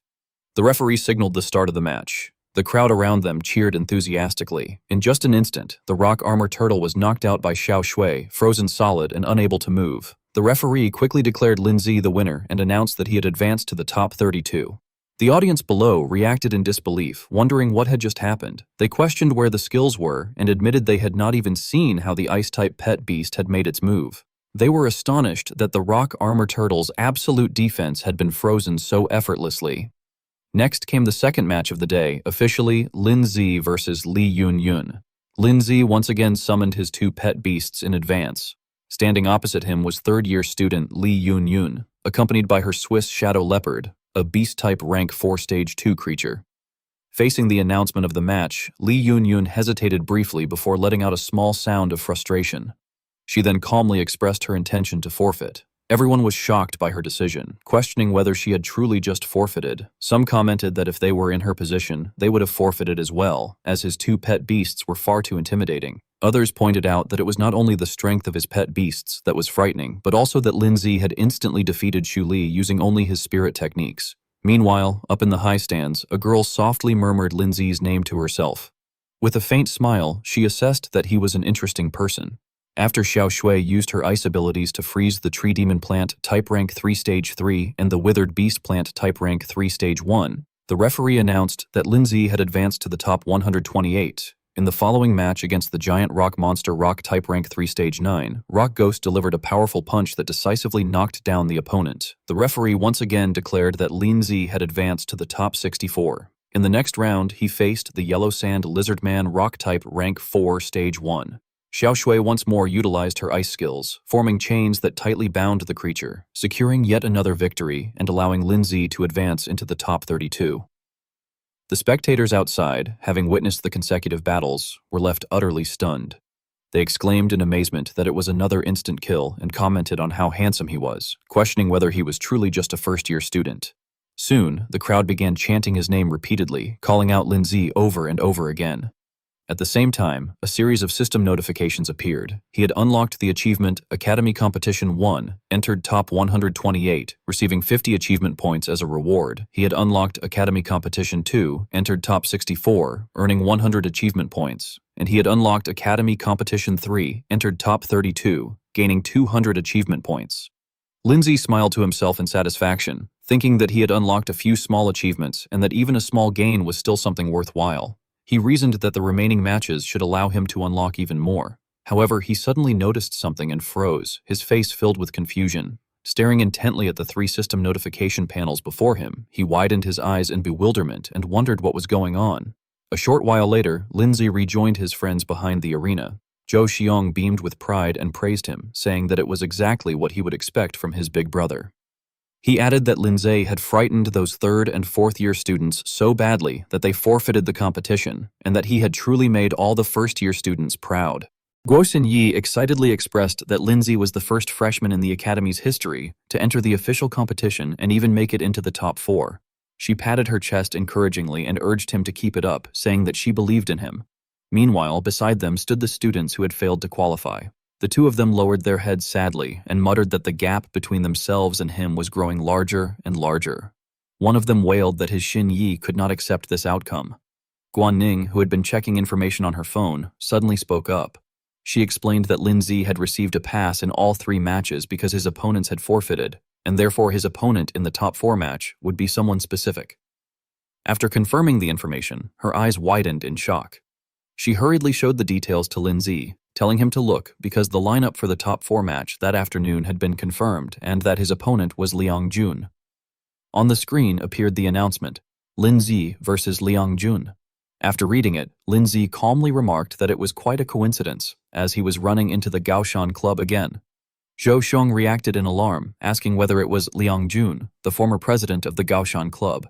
With visible concern, he hesitantly pointed out that Linza had already had a conflict with the Gaoshan Club and had now run into Liang Jun, warning that this was bad because Liang Jun was an extremely formidable opponent.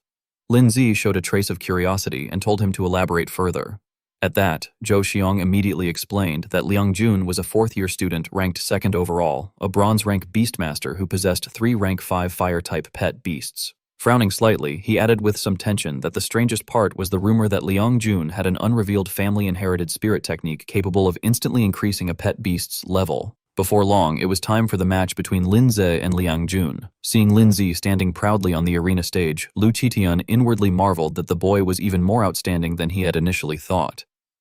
Yu Yan, standing beside him, remarked that it was only natural and reminded him that he had not believed her before.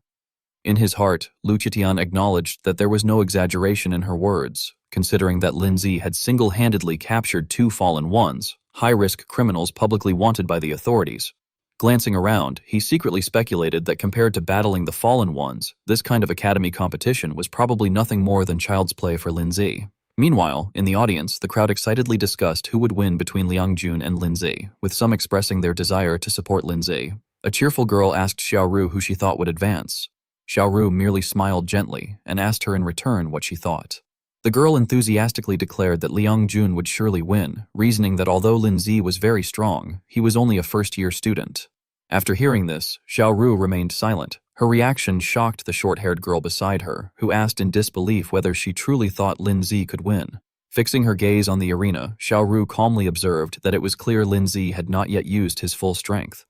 Upon hearing that, the girl quickly changed her stance, sighing that since Xiaoru believed he was good, she would also support Lin Zi, adding that as the top student among the fourth years, Xiaoru's judgment was trustworthy. Suddenly growing excited, she went on to speculate that if the two of them were to meet in the finals, it would become a showdown between the genius and beautiful top student and the monstrous first year. Xiaoru helplessly reminded her that they should simply focus on watching the match. At the same time, on the arena stage, Liang Jun calmly asserted that he was going to win the match. Lin Zi responded tensely and without yielding that victory could not be achieved by mere words, sarcastically asking whether everyone in the Gaoshan club enjoyed spouting nonsense. His remark instantly enraged Liang Jun. Frowning deeply, Liang Jun muttered that it was good, very good, before summoning his ferocious beast and confidently expressing that he hoped Lin Zi could still maintain that attitude later. The crowd immediately grew excited, exclaiming that Liang Jun was truly getting serious. They continuously commented that his Flame Weaver appeared to be evolving again, and concluded that, with 3 rank 5 pet beasts, Lin Zi was doomed. In contrast, Lin Zi merely smiled faintly and remarked that there were 3 of them. With a confident snap of his fingers, he summoned the Igneous Rock Dragon alongside Xiao Shui and Rock Ghost, calmly noting that what a coincidence it was, as he also had 3 pet beasts. This revelation shocked the audience even further, with many reacting in utter disbelief and recognizing it as an igneous rock dragon, astonished that he had actually contracted one. Guan Ning and Guo Xinli also exclaimed in surprise that it was indeed the igneous rock dragon.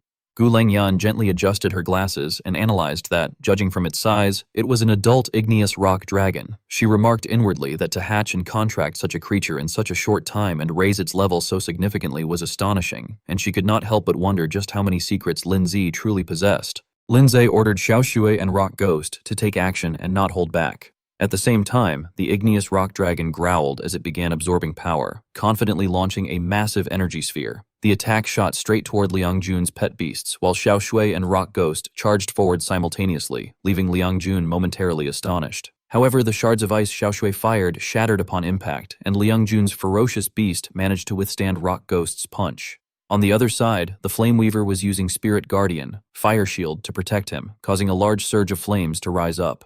The intense heat spread outward, making Liang Jun click his tongue in irritation as he muttered a sharp tisk. He then angrily pointed at the igneous rock dragon and ordered that they deal with that dragon first. At that moment, the igneous rock dragon suddenly released a faint wave of power known as Crimson Mist Stealth. Yet Liang Jun's Flame Weaver seemed frightened and immediately condensed its power, turning around to retaliate with Mist Explosion. Before the Flame Weaver's technique could reach the igneous rock dragon, however, Xiao Shui's ice shattered the attack entirely. She merely stood there coldly, without the slightest hesitation. The Flame Weaver was left frozen in place from the impact. Watching everything from behind, Liang Jun was thrown into confusion and inwardly wondered if this was some kind of joke.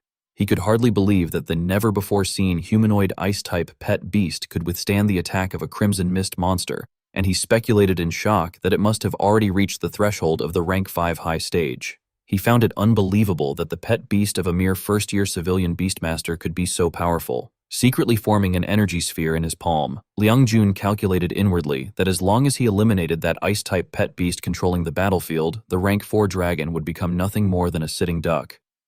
Seizing the opportunity, he suddenly launched an attack on Xiao Shui and shouted that the moment was now. From the side, he unleashed a spirit technique called Soul Burning Pierce toward her. At the same time, another spirit technique, Spirit Arrow, shot forward. The two attacks collided with each other, creating a massive explosion. Smoke and dust spread everywhere, obscuring everyone's vision. Lin Zi let out a soft laugh and waved his hand dismissively, mocking Liang Jun by remarking that a senior trying to interfere in a battle between pet beasts by sneaking around would only make himself look bad. He even dragged an entire group into the ridicule, adding that such behavior was very much in line with the style of Liang Jun's Gaoshan club. This infuriated Liang Jun so much that he shouted angrily. Grinding his teeth, he cursed inwardly that since Lin Zi was asking for it, he should not blame him for what came next. In the next instant, Liang Jun's two ferocious beasts began to twist unnaturally while letting out continuous groans. They were suddenly pulled toward the same direction, and their power was completely absorbed into Liang Jun's Flame Weaver. The surrounding spectators cried out in shock, wondering what he was doing and what was happening. Li Pingyun quickly realized the situation and remarked that Liang Jun's other two pet beasts had been absorbed by the Flame Weaver. Zhou Xiang confidently confirmed that there was no mistake and declared that it must be Liang Jun's family's inherited spirit technique. Up in the stands, Lu Qitian jumped to his feet in alarm and shouted that the technique was actually a spirit technique that forcibly increased strength by absorbing the life force of other pet beasts. He denounced it as sheer nonsense and insisted that he needed to stop the match immediately. However, Yu Yan, standing beside him, calmly folded his arms and reassured him that there was no need to worry because Lin Zi could handle it. Lu Qitian, still extremely anxious, shouted back that this was absurd. He stressed that the creature had become a rank 6 pet beast and warned that Lin Zi and that key were in danger. In the blink of an eye, Liang Jun's Flame Weaver evolved. A system panel appeared announcing that the Flame Weaver's level had reached rank 6, stage 2, with a duration of 3 minutes. Liang Jun felt extremely confident in his heart about this skill, thinking that spirit fusion would directly delete his spirit power and that he would also have to sacrifice his other two pet beasts. He glanced at Lin Zi beside him and resolved that no matter the cost, he was going to kill that guy today. However, Lin Zi showed no fear at all and merely smiled mockingly, remarking that this was the trump card Liang Jun was so proud of and that its effect seemed rather average. His expression then turned serious as he condemned the technique, saying that a fusion which sacrificed the lives of one's companions was nothing but dark magic. After that, he turned and gave an order to Xiao Shui and the Earth Spirit. In an instant, Xiao Shui vanished, and Rock Ghost beside her also disappeared. The fragments of both pet beasts merged together, and finally they transformed into a gigantic pet beast through the fusion spirit technique, forming the fusion form, Abyssal Frost Giant. Lin Zi let out a small sound of surprise, wondering inwardly if, as expected, after Xiao Shui had evolved, the fusion form had also completed its upgrade. At the same time, the system displayed a notification stating that the Abyssal Frost Giant was level rank 6 stage 4 with a duration of 1 minute. Lin Zi then confidently declared that 1 minute was enough to end the battle. The crowd below erupted into excited cheers, shouting in shock and disbelief, exclaiming that Lin Zi's pet beasts had fused as well, and cursing in amazement as they remarked that the aura was even stronger than Liang Jun's Flame Weaver. Zhou Xiang cried out in extreme confusion, wondering how his big brother could use Liang Jun's family-inherited spirit technique. Guan Ning, standing beside him, happily asserted that his brother's spirit technique was far more powerful than Liang Jun's. Lu Qitian was so astonished that he abruptly stood up, unable to believe what he was seeing. Only Yu Yan remained calm, bursting into loud laughter as he said that he had told them the kid could handle it. Liang Jun, on the other hand, could not believe what was happening before his eyes and shouted frantically, demanding to know how it was possible and how Lin Zi had done it. Nevertheless, he forced himself to calm down and commanded the Flame Weaver to attack, shouting that Lin Zi should stop bluffing and go to hell. A massive finger of flame ignited above it, and the entire space seemed to burn as the attack purgatory meteor explosion was unleashed. Lin Zi simply folded his arms and smiled where he stood, murmuring that logically speaking, fire types should be able to overcome ice types. But in the face of extreme cold, Liang Jun's little spark was not even as good as a candle flickering in the wind. At that moment, a huge mass of ice began forming in midair, and in the blink of an eye, it transformed into Abyssal Frost Ice Core Crash, held in the hand of Rock Ghost. A huge block of ice suddenly fell from the sky and crashed directly onto the position of the Flame Weaver. Seeing this, Liang Jun could only collapse to his knees as he shouted in disbelief that it was impossible. In an instant, everything shattered, just like the turmoil in his heart.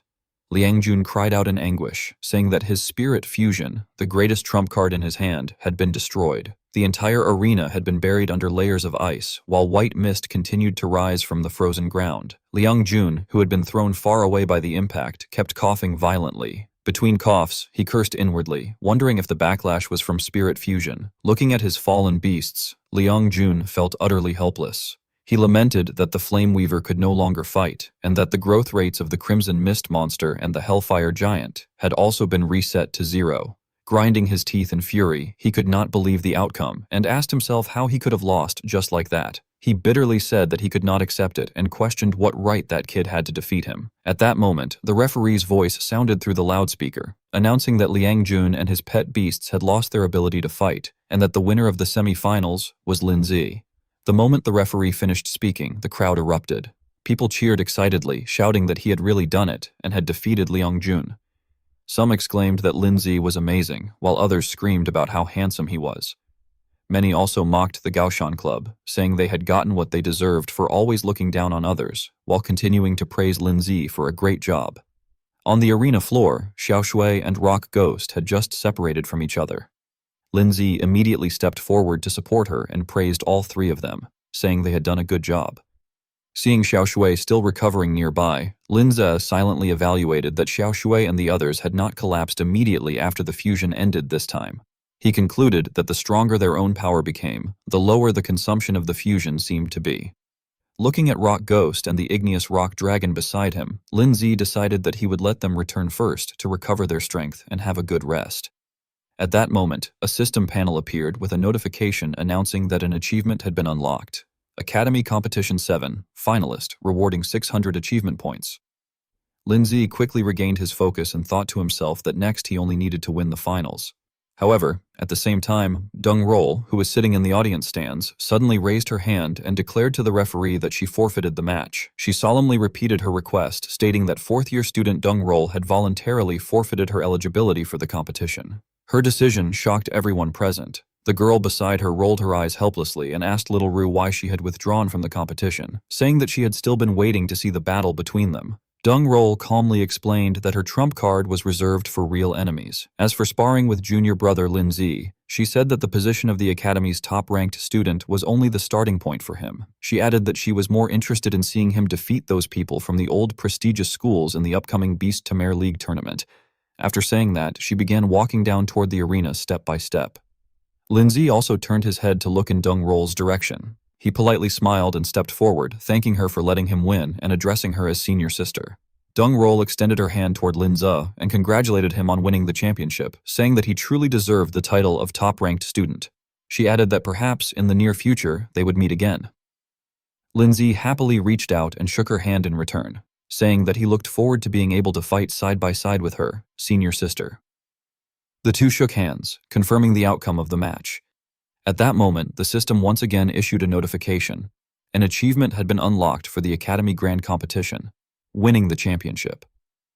The reward included 1,500 achievement points, 1 Spirit Technique scroll, and 1 random artifact reward pack. After reading the notification, Linzi simply smiled faintly.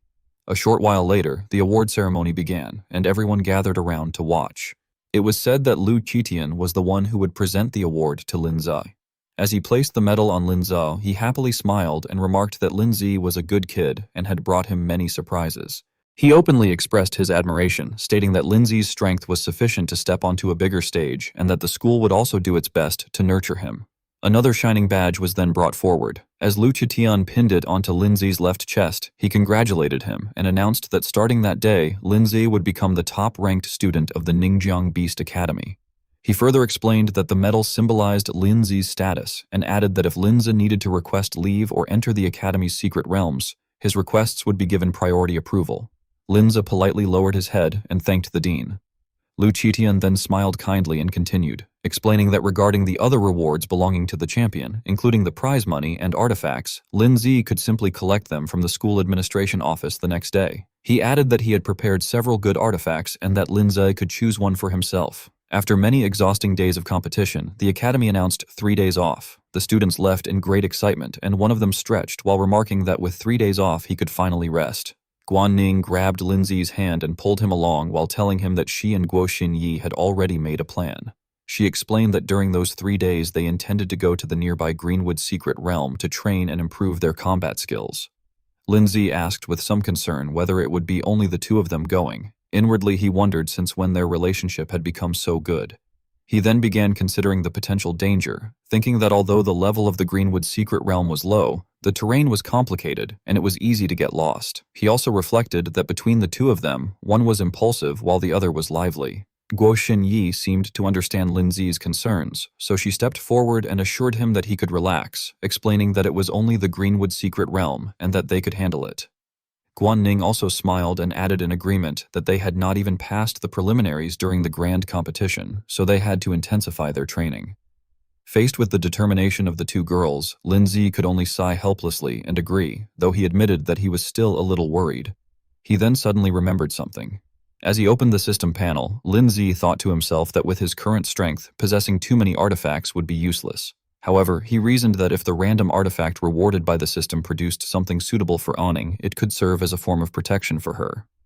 With that thought, he decided to open the reward he had just received. It was stated that he used one random artifact reward pack and obtained an artifact called Blink Shadow Orb. The system immediately displayed the artifact's information, explaining that the Blink Shadow Orb allowed instant teleportation to any location within the user's line of sight after use. It could be used up to 3 consecutive times, with a cooldown time of 24 hours. Lindsay appeared very satisfied with the result and remarked that it looked perfect. He then turned toward Guanning and told her that he was going to give her something. Surprised, she asked what it was. Lindsay handed her the Blink Shadow Orb he had just obtained and explained that it was an artifact capable of short-distance teleportation and could save her life at critical moments. He advised her to keep her communication lines open and warned that if she encountered groups of fierce beasts, she should not try to force her way through. Guanning winked playfully and exclaimed excitedly in gratitude toward her brother. She enthusiastically assured him that she understood and that she would be careful. Guo Xinyi stepped forward and remarked that the artifact was extremely expensive, adding that Lindsay was truly very good to Guanning. Guanning happily teased her in response, asking if she was jealous and reminding her that he was her big brother after all. Standing behind them, Lindsay felt somewhat reassured. He thought to himself that giving them a trump card made him feel a bit more at ease. He then considered that his next task would be to prepare upgrade materials for the Earth Spirits and the Igneous Rock Dragon. Meanwhile, in another building, someone complained that the market price for Dark Element's origin stones was too high and suggested that going directly to the source would be the best solution. While slurping noodles, Zhou Xiong worriedly reminded the speaker that there were plenty of Dark Element materials in the Thousand Insects secret realm. However, he warned that the place was very strange, with high-level bug-type and dark-type fierce beasts crawling everywhere and an eerie atmosphere. He then asked whether the person was planning to go there alone. It was narrated that many people were gathering in the lobby of the Beast Tamer Association building as Lindsay, wearing a mask with his hands in his pockets, casually walked inside. A receptionist cheerfully approached and asked what service he needed. Lindsay then presented his card and stated that he was Lindsay, a bronze beastmaster with ID number Q567789542230, and that he wanted to apply for the qualification to explore the Thousand Insects secret realm. It was described that the receptionist took the card and, while checking it, told him to wait a moment. Suddenly, her gaze froze, and she murmured in surprise. She compared the information on the card and read out the name Lin Z and the Bronze Beast Master ID number Q567789542230 again before exclaiming in astonishment that he was Lin Z. Lin Z immediately raised a finger to signal her to be quiet. The receptionist understood at once, quickly covering her mouth and nodding while saying that she understood. It was then narrated that she excitedly told him she had watched his match and thought he was amazing, adding that she was his fan and asking if he could secretly give her an autograph. Lindsay frankly thanked her for the compliment, but asked if she could help handle his business first. The receptionist hurriedly returned to her work and assured him that she would process it right away. The narration explained that Lindsay had been extremely tired of his current situation because whenever he went out on the street, people kept turning their heads and exclaiming that it was Lindsay, while others asked where he was. Lindsay helplessly sighed and reflected that the grand competition at Ningjiang Academy could also be watched by outsiders. People kept approaching him to ask for photos, and while taking pictures together, they repeatedly said, "Cheese." Lindsay quickly realized the reason, thinking that ever since the competition had ended he had become a celebrity, and no matter where he went people recognized him and even tracked him down to take photos and post them online. Meanwhile, the receptionist's face flushed red as she continuously operated the computer. After a while she smiled and returned the card to Lindsay, informing him that everything was done and that his entry permit had already been recorded onto his ID card. She then instructed him to turn left after exiting the building and enter the building's underground level, explaining that it was the entrance to the Thousand Insects secret realm. Lindsay politely accepted the card and thanked her. It was then narrated that after some time, Lindsay arrived at the underground level of the Beast Tamer Association building. In front of the gate, many people were lined up, all extremely eager to enter. Lindsay looked around and silently evaluated that there were a lot of people. Just then he turned around when he heard someone calling from behind. A young man approached and asked whether he was also there to explore the Thousand Insects secret realm, then proposed that he join their team. However, Lindsay coldly refused the invitation and thanked him anyway. The young man appeared somewhat disappointed, holding his head as he sighed that it was okay. On the other side, another young man asked his captain what she was looking at. She kept looking in the same direction but replied that it was nothing. At that moment, the gate opened and an announcement sounded, stating that the Thousand Insects secret realm was about to open and asking adventurers to prepare themselves. The announcement warned that the secret realm was dangerous and advised adventurers to be extremely careful. It also stated that the liability waiver would take effect immediately upon entering the secret realm, and that any losses incurred afterward would be borne by the adventurers themselves. It was finally narrated that everyone had already prepared to move forward, and that one by one they stepped through the gate and entered the secret realm. After entering, Lindsay looked at the scenery of blue skies and drifting white clouds, with a gentle breeze blowing through the area, and he could not help but remark with emotion that this was the inside of the Thousand Insects secret realm. He then silently reflected that, according to Zhou Xiong's intel, the destination for this trip into the secret realm was a place called Scorching Valley. He recalled how Zhou Xiong had previously spoken with a cheerful smile, explaining that Scorching Valley contained many dark-type fierce beasts, and that there was also a rare material called bloodline crystals, which were worth a great deal of money. Thinking of this, Lindsay took out a map and studied it for a moment, concluding that in order to reach Scorching Valley, he would have to cross the entire Thousand Insects secret realm, and that the journey would provide the perfect opportunity to hunt fierce beasts along the way. On the map above were markings that represented 4 different regions: Scorching Valley, the rainforest area, the swamp area, and the grassland. Immediately afterward, Lindsay snapped his fingers and summoned the igneous rock dragon.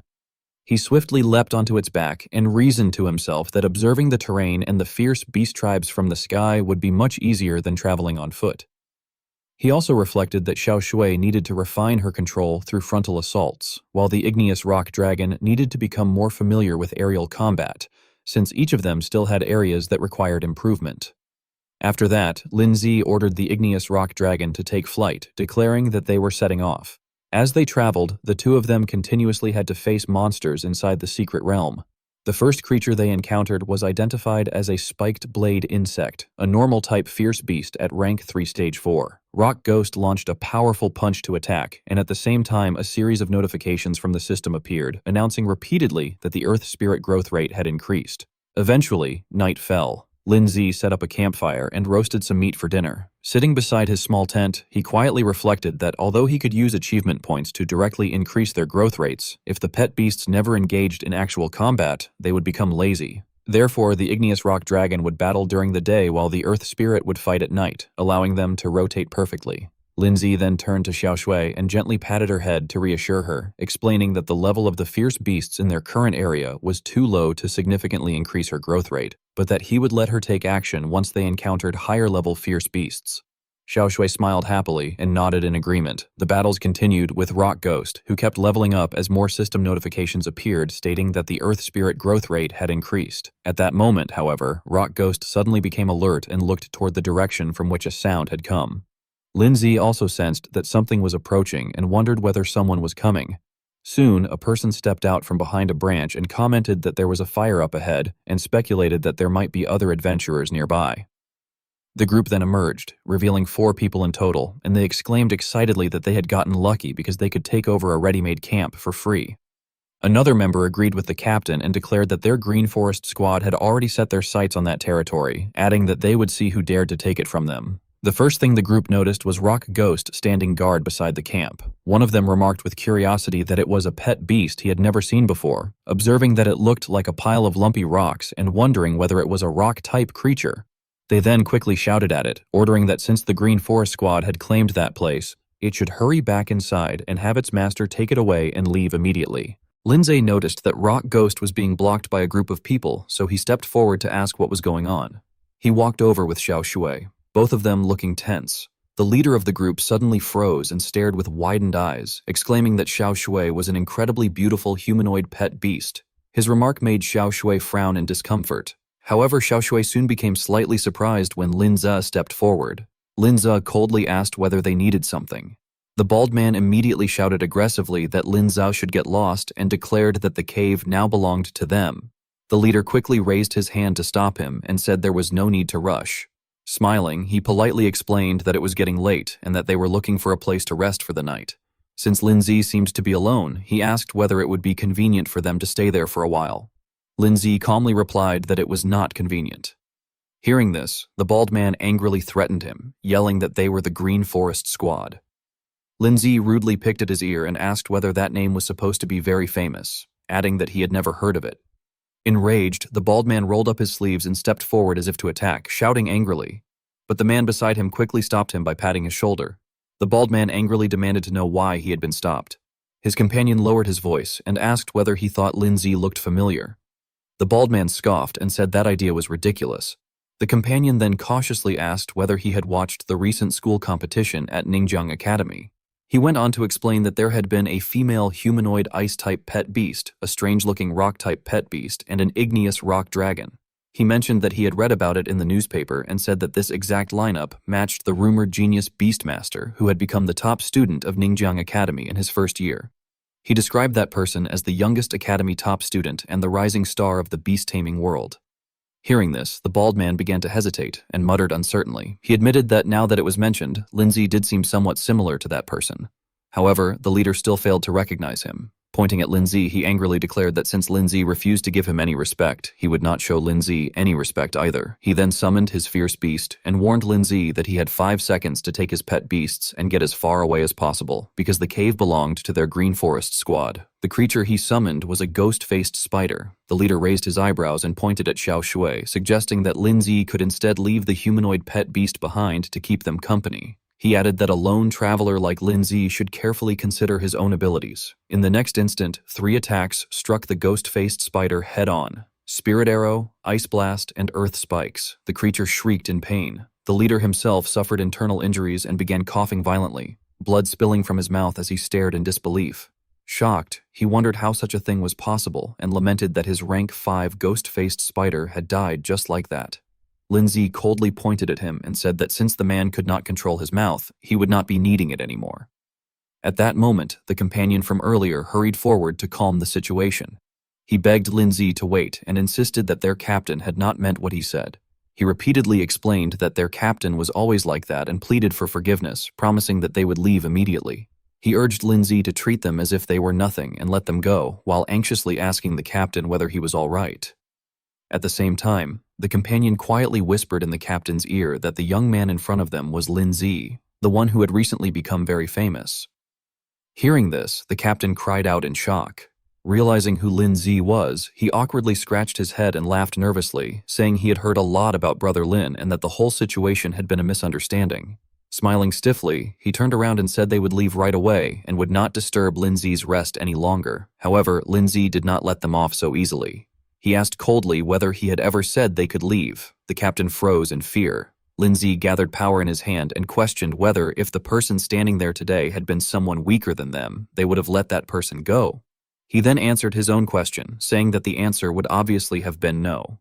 Hearing this, the entire group was so frightened that their eyes rolled back in terror. At that moment, however, a sudden noise from nearby attracted everyone's attention. A swarm of bloodline ant burst out at incredible speed. One of the squad members screamed in fear, cursing in shock and shouting that there were far too many bloodline ants. The group immediately fled while screaming in panic, crying that there were hundreds of rank 4 bloodline ants. They said that dealing with a dozen might have been manageable, but facing more than 100 rank 4 fierce beasts would be hopeless even if they summoned their own pet beasts, so they had to run. Unfortunately, they were too slow. One bloodline ant lunged forward and bit one of them. The bald man panicked and ran behind Lindsay, shouting desperately that he did not want to die yet and urging everyone to run while they still could. Meanwhile, Lindsay alone remained standing calmly, remarking in amazement that such a fortunate situation actually existed. With a faint smile, he observed that hundreds of dark-type fierce beasts had practically delivered the materials he wanted straight to his door. A bloodline ant suddenly lunged forward to attack, and Rock Ghost responded by spinning into his ghost general form and unleashing lightning collision, instantly electrocuting an entire swarm until they were left numb. Lindsay glanced back at Xiao Shui and Igneous and quietly instructed them that the Earth Spirit could currently handle rank 4 Stage 1 bloodline ants, adding that fighting opponents of the same level would allow them to grow more, and reminding them to keep an eye on it and only step in when it truly could not hold on any longer.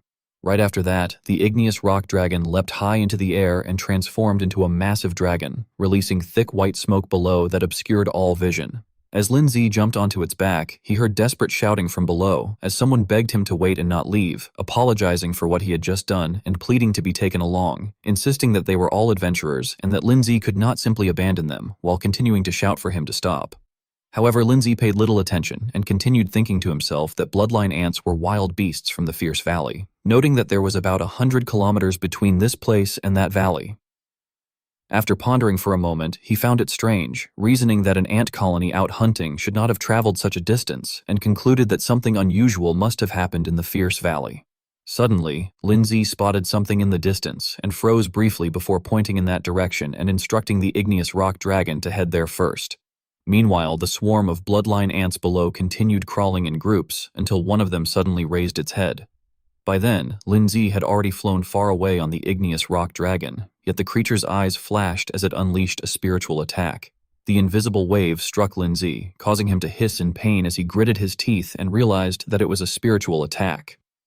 Slumping slightly on the dragon's back, he muttered that spiritual attacks were invisible and difficult to resist, though beasts capable of using them were nearly invincible at long range but extremely fragile in close combat. He then ordered the igneous rock dragon to descend and fight it up close. A spirit arrow was fired downward, instantly killing one of the ants. Witnessing its offspring being slain, the bloodline ant leader became enraged, its eyes glowing brightly. Lindsay paused after his strike and observed that its reaction speed was extremely fast. A notification panel then appeared before him identifying the creature as a dark-type bloodline ant of rank 5 stage 2, and Lindsay quickly realized that it was the leader of the group. He then turned to the igneous rock dragon and told it that this was its moment to shine, explaining that killing these bloodline ants would significantly boost its growth rate. The igneous rock dragon immediately grabbed several ants with its limbs and tendrils and crushed them before the leader's eyes, while unleashing Shadow Entangle repeatedly. Several bloodline ants were decapitated and fell to the ground, yet they quickly regenerated. Shortly after, the ants began to retreat while launching another spiritual attack against the humans. Concerned, the igneous rock dragon moved toward Lindsay, but he reassured it by forming a protective barrier around himself and stating that it should not worry, as the same trick would not work on him twice. Frowning slightly, Lindsay remarked that the creature was quite intelligent, noting that it even prioritized killing the Beastmaster, and that its intelligence far exceeded that of ordinary bloodline ants. At the same time, he continued directing the igneous rock dragon, explaining that although the enemy was of a higher rank, it could not defeat it in close combat, and urged it to finish the fight quickly so they could return to pick up Xiao Shui and the others. Hearing this, the igneous rock dragon immediately opened its mouth in a threatening manner and stomped heavily on the ground with a roar, devastating the surrounding land as blood splattered everywhere. The bloodline. Ant continued to absorb the blood of what it had killed. Elsewhere, an injured man cried out in distress that there were too many bloodline ants and that the eastern defense line would not hold. The female captain beside him frowned and firmly ordered that even if they could not hold, they still had to. She then exhaled tiredly and reminded them that bloodline ants were not creatures that fought to the death and would retreat once the colony suffered heavy casualties. Standing beside her was a thunder-patterned puppet of electric type, rank 6, stage 1. The captain then laid out their plan, stating that they were surrounded and that their only chance of survival was to hold their ground and fight to the death, killing the ants until they retreated on their own. When Lindsay landed on the ground, everything appeared to have fallen into ruin. The thug who had once acted arrogantly was now sprawled on the ground, and Lindsay stood there, coldly looking down at him. He then walked past indifferently, thinking to himself that such an outcome was probably retribution for usually taking advantage of the weak and bullying others. It was not until he met Xiao Shui and Rock Ghost that he spoke, greeting them by saying that Xiao Shui, they were back. 2 information panels then appeared, displaying their stats as Frost Blue Maiden at rank 5, stage 3, with a growth rate of 40%, and Earth Spirit at rank 4, stage 6, with a growth rate of 82%.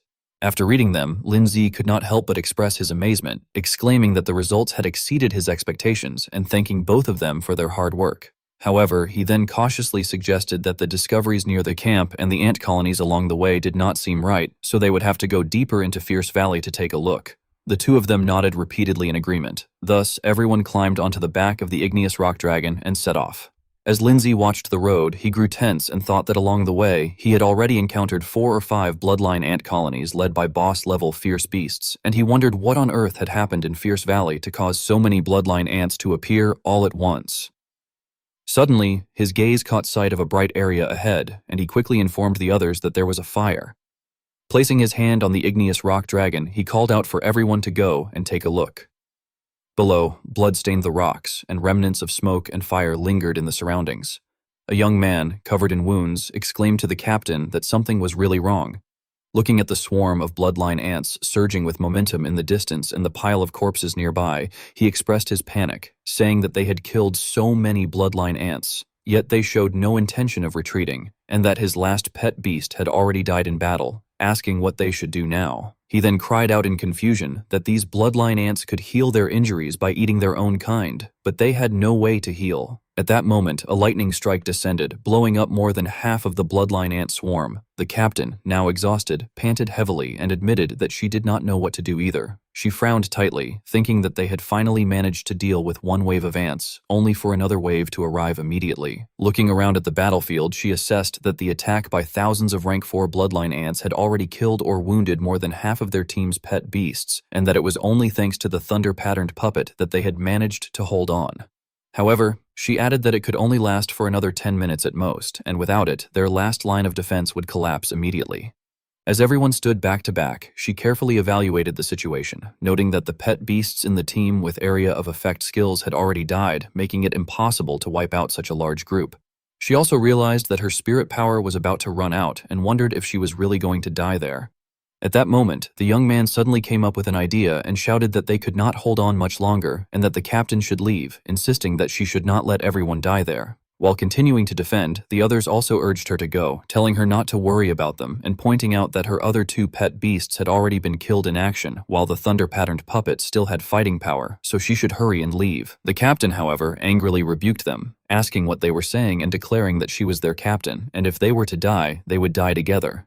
At that moment, she suddenly noticed snowflakes falling. Looking up at the snow-filled sky, she expressed her confusion, wondering if it was snow. The team members were equally bewildered, questioning when Fierce Valley had ever had snow and whether it was a hallucination before death. One young man realized something and pointed ahead, shouting that it was not a hallucination, that someone was coming, and that a person riding a dragon was heading their way. The person he saw was Linzi and Xiaoshui. Xiaoshui's expression turned serious as she frowned, and she then used a blizzard, an area of effect skill, on the entire swarm of ants surrounding the group. Seeing the layer of ice forming in front of them, the captain stood stunned and wondered if they had been saved. A bespectacled man suddenly exclaimed that the person looked familiar and then announced that he recognized him as Linzi, the genius beastmaster who had passed the superior difficulty bronze level assessment and won the championship at Ningjiang Academy. Another young man beside him also expressed his joy, saying that it was Linzi, the genius who could fuse pet beasts, and that they were saved. In an instant, the entire group cheered excitedly, calling out for great god Linzi to save them, saying that they could not hold on any longer. From above, Linzi lowered his voice and instructed Xiaoshui to clear the area, to which she nodded in agreement. Raising a finger, Xiaoshui formed a snowflake and threw it toward the ants, unleashing ice shower repeatedly. After a while, the igneous rock dragon descended, allowing everyone to dismount. The captain stepped forward and expressed her gratitude, saying that it was fortunate they had met him, otherwise they would have been completely wiped out. A young man behind her echoed his thanks, saying they were grateful for being saved. She then grasped Linzi's hand and repeatedly thanked him, introducing herself shyly as Ye Fujing. She explained that she had recognized him at the entrance to the secret realm, but had not gone up to greet him because she had been afraid of offending him. Linzi smiled in response and told Captain Ye that there was no need to be so polite. He added that they had also been attacked by multiple swarms of bloodline ants and asked whether she knew what had happened in Fierce Valley.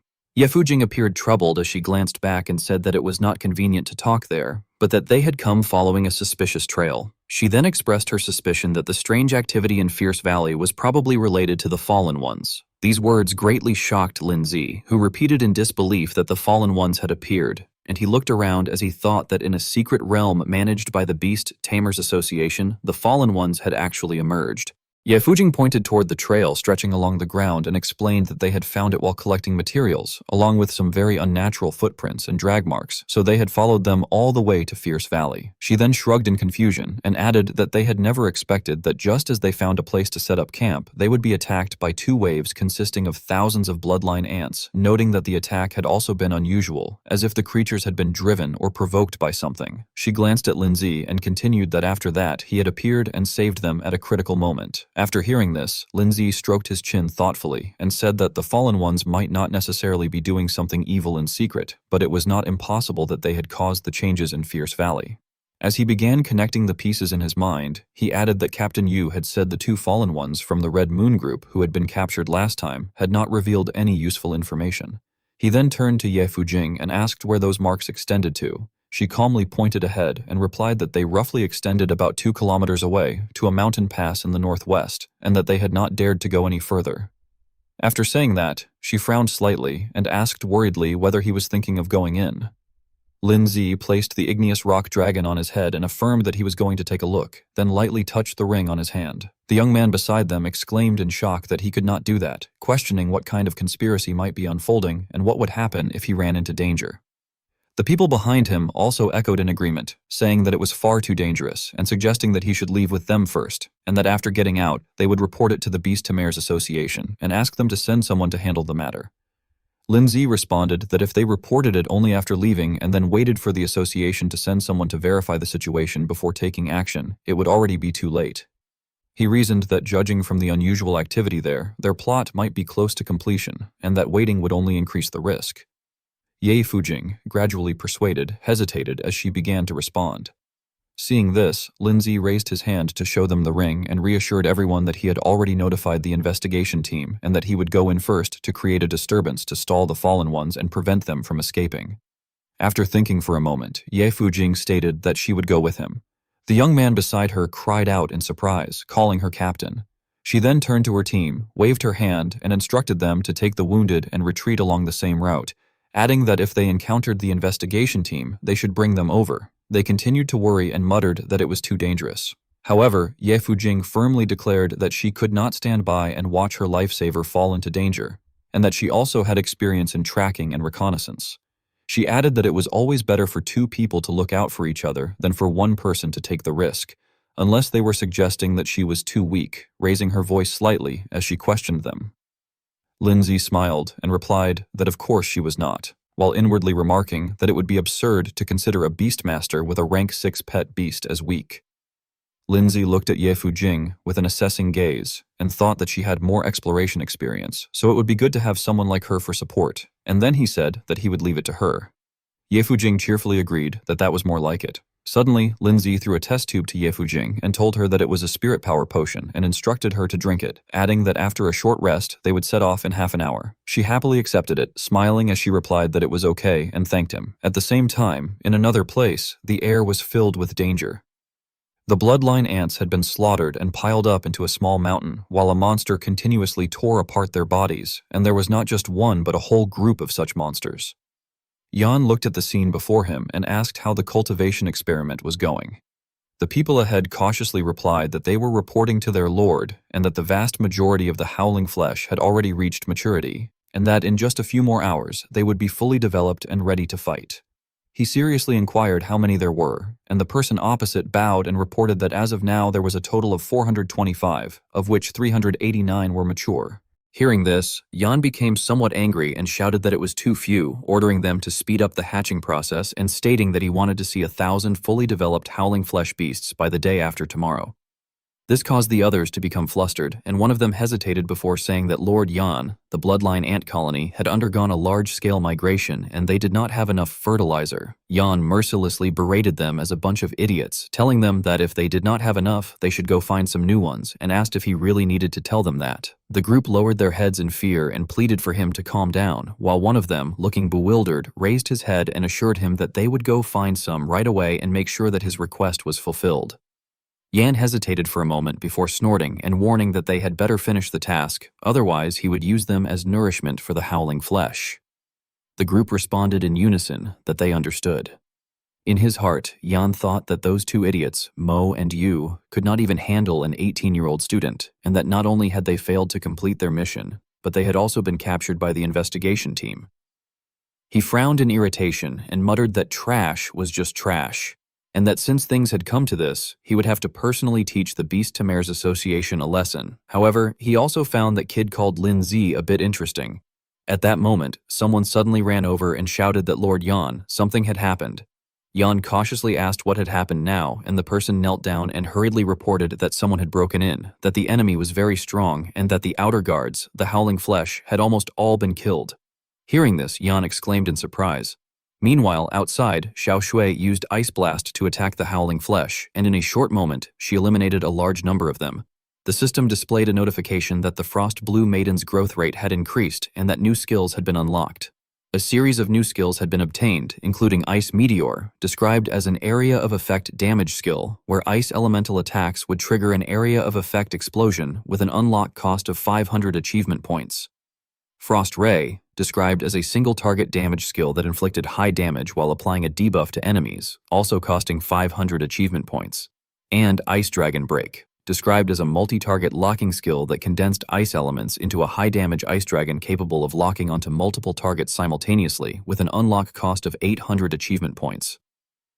Lindsay smiled in satisfaction and remarked that actual combat really was the best catalyst, noting that there were 3 brand new skills and that they all looked really strong, and adding that he still had 4,650 achievement points left. He then confidently declared that he wanted them all, and finally decided to press the all-in option to unlock everything. Beside him, Ye Fujing looked at the howling flesh scattered on the ground and said that it had not been easy to find that place, and that as soon as they entered the cave, they were attacked by that thing. She then turned to Lindsay and asked whether he had ever seen it before. Lindsay stepped forward and explained that he had not seen it before, but that he had a suspicion that the Red Moon Group was trying to breed artificial demon-type pet beasts. Upon hearing this, Ye Fujing exclaimed in shock that the Red Moon Group was involved and realized that the situation was far more serious than she had thought. Suddenly, Lindsay's expression froze as he vigilantly looked behind him, and he clenched his fist slightly as he announced that something was coming and that there were a lot of them. Inside the dark cave, countless pairs of glowing red eyes stared out as if they wanted to devour Linza and Ye Fujing alive. One of the creatures stepped forward proudly like a tiger stalking its prey, followed by a horde of monsters emerging from the cave as the wind howled, making the place even more eerie. As soon as their appearances became clear, Ye Fujing shouted a warning that they were rank S demon types and told everyone to be careful. A group of black-cloaked figures then stepped forward, saying that they had found the 2 of them and calling them damned, stinking rats. They complained irritably that Linza and Ye Fujing had insisted on barging into a place with no way out and had even dared to lay a hand on their valuable test subject. They continued muttering that it was perfect since they had just run out of fertilizer. Meanwhile, Lindsay and Ye Fujing exchanged glances to signal each other. The man kept rambling that they should feel honored to become nourishment for the howling flesh, but the moment he finished speaking, a spirit impact shot forward and pierced straight into his abdomen. The 2 people beside him panicked, dodging as they cried out in shock. Ye Fujing, who had fired the attack, frowned and pointed at them, warning that if they were going to make a move, they should shut up, adding that they would not have come if they were afraid. The man who had been struck was furious. He struggled up and cursed angrily, but before he could finish speaking, a spirit arrow shot through his chest. He fell backward and lost consciousness on the spot, and it was Lindsay who had fired that arrow. The remaining 2 men began to feel fear as Lindsay exposed them, saying that the symbol they bore proved they were indeed members of the Red Moon Group. At that moment, his attention was drawn to something nearby as a system notification appeared, announcing that an achievement had been unlocked. Nemesis of the Fallen One, the first skill of a Fallen One, with rewards of 500 achievement points and 1 spirit power potion. Lindsay was slightly surprised and wondered to himself whether there were achievements like this, and realized it was even part of a set. After a while, he instructed Xiao Shui to check the demon-type fierce beasts and to tie up the 2 remaining people. Without hesitation, she rushed forward and simultaneously unleashed Arctic Chains and Ice Dragon Break. A massive ice dragon surged forth, freezing chains binding the black-cloaked figures, followed by a violent shockwave caused by Ice Meteor and Ice Shower. The brown-haired man struggled in disbelief, shouting that it was impossible and that Lindsay only looked like some clueless kid, but he was struck so hard that his screams broke off midway. Ye Fujing, witnessing the scene, was astonished and exclaimed that the skills were incredibly powerful, praising the pet beast and saying its strength was in no way inferior to her rank 6 thunder-patterned puppet. Once everything settled down, Lindsay walked over to one of the black-cloaked men who had been tightly bound and coldly demanded that he speak, asking what those monsters were and what their purpose was. The man showed no fear and shouted back that he should get lost and that he would not say anything. Without wasting words, Lindsay raised a finger and fired a spirit arrow straight through the man's head. Seeing this, the remaining man trembled in terror. Lindsay glanced at him and asked whether he was going to talk or not. The man stammered incoherently at first, but after a moment he regained his voice and desperately begged for his life, saying that he would tell everything and pleaded not to be killed. He explained that they had been sent there to breed and train an experimental subject called the Howling Flesh. He then recounted the entire process and plan of the Red Moon Group, explaining that the Howling Flesh was a demon-type pet beast egg they had recently bred, and that its method of growth was completely different from ordinary pet beasts. He revealed that it could reproduce and expand its population by splitting itself, and that its adult individuals could reach up to rank 6 stage 5. The brown-haired man, crying as he spoke, added that those in charge treated it as a precious treasure and had immediately ordered its training and experimentation. He explained that because the howling flesh required large amounts of flesh and blood to reproduce, they had chosen that place for their activities. After hearing everything, Lindsay rested his chin on his hand and muttered that it made sense a large number of bloodline ants could meet the breeding needs, but the disappearance of their kind had triggered a sense of crisis in the bloodline ant colonies. Ye Fujing also came to a realization, remarking that it was no wonder so many bloodline ants had been migrating out of the fierce valley and attacking humans so frantically. After a moment of contemplation, Lindsay raised his head and continued to question the man, demanding that he speak and reveal his purpose in doing all this. The brown-haired man honestly confessed that Lord Yan's plan had been to wait until enough howling flesh had hatched, and then launch a full-scale attack on the Beast Tamer's Association branch in Ningjiang City. Upon hearing this, Lindsay was shocked and exclaimed in disbelief, while Ye Fujing, standing behind him, frowned and angrily cursed them as a bunch of lunatics. The brown-haired man then lowered his head and sobbed, begging that he had already told them everything he knew and asking if they could let him go. However, he did not realize that 2 tentacles were quietly approaching him. In the next instant, they pierced through his chest. The brown-haired man coughed in pain, and just like that, he collapsed to the ground and died. From a distance, Yan approached with a mocking tone, sneering that they were a bunch of trash who could not even guard a door.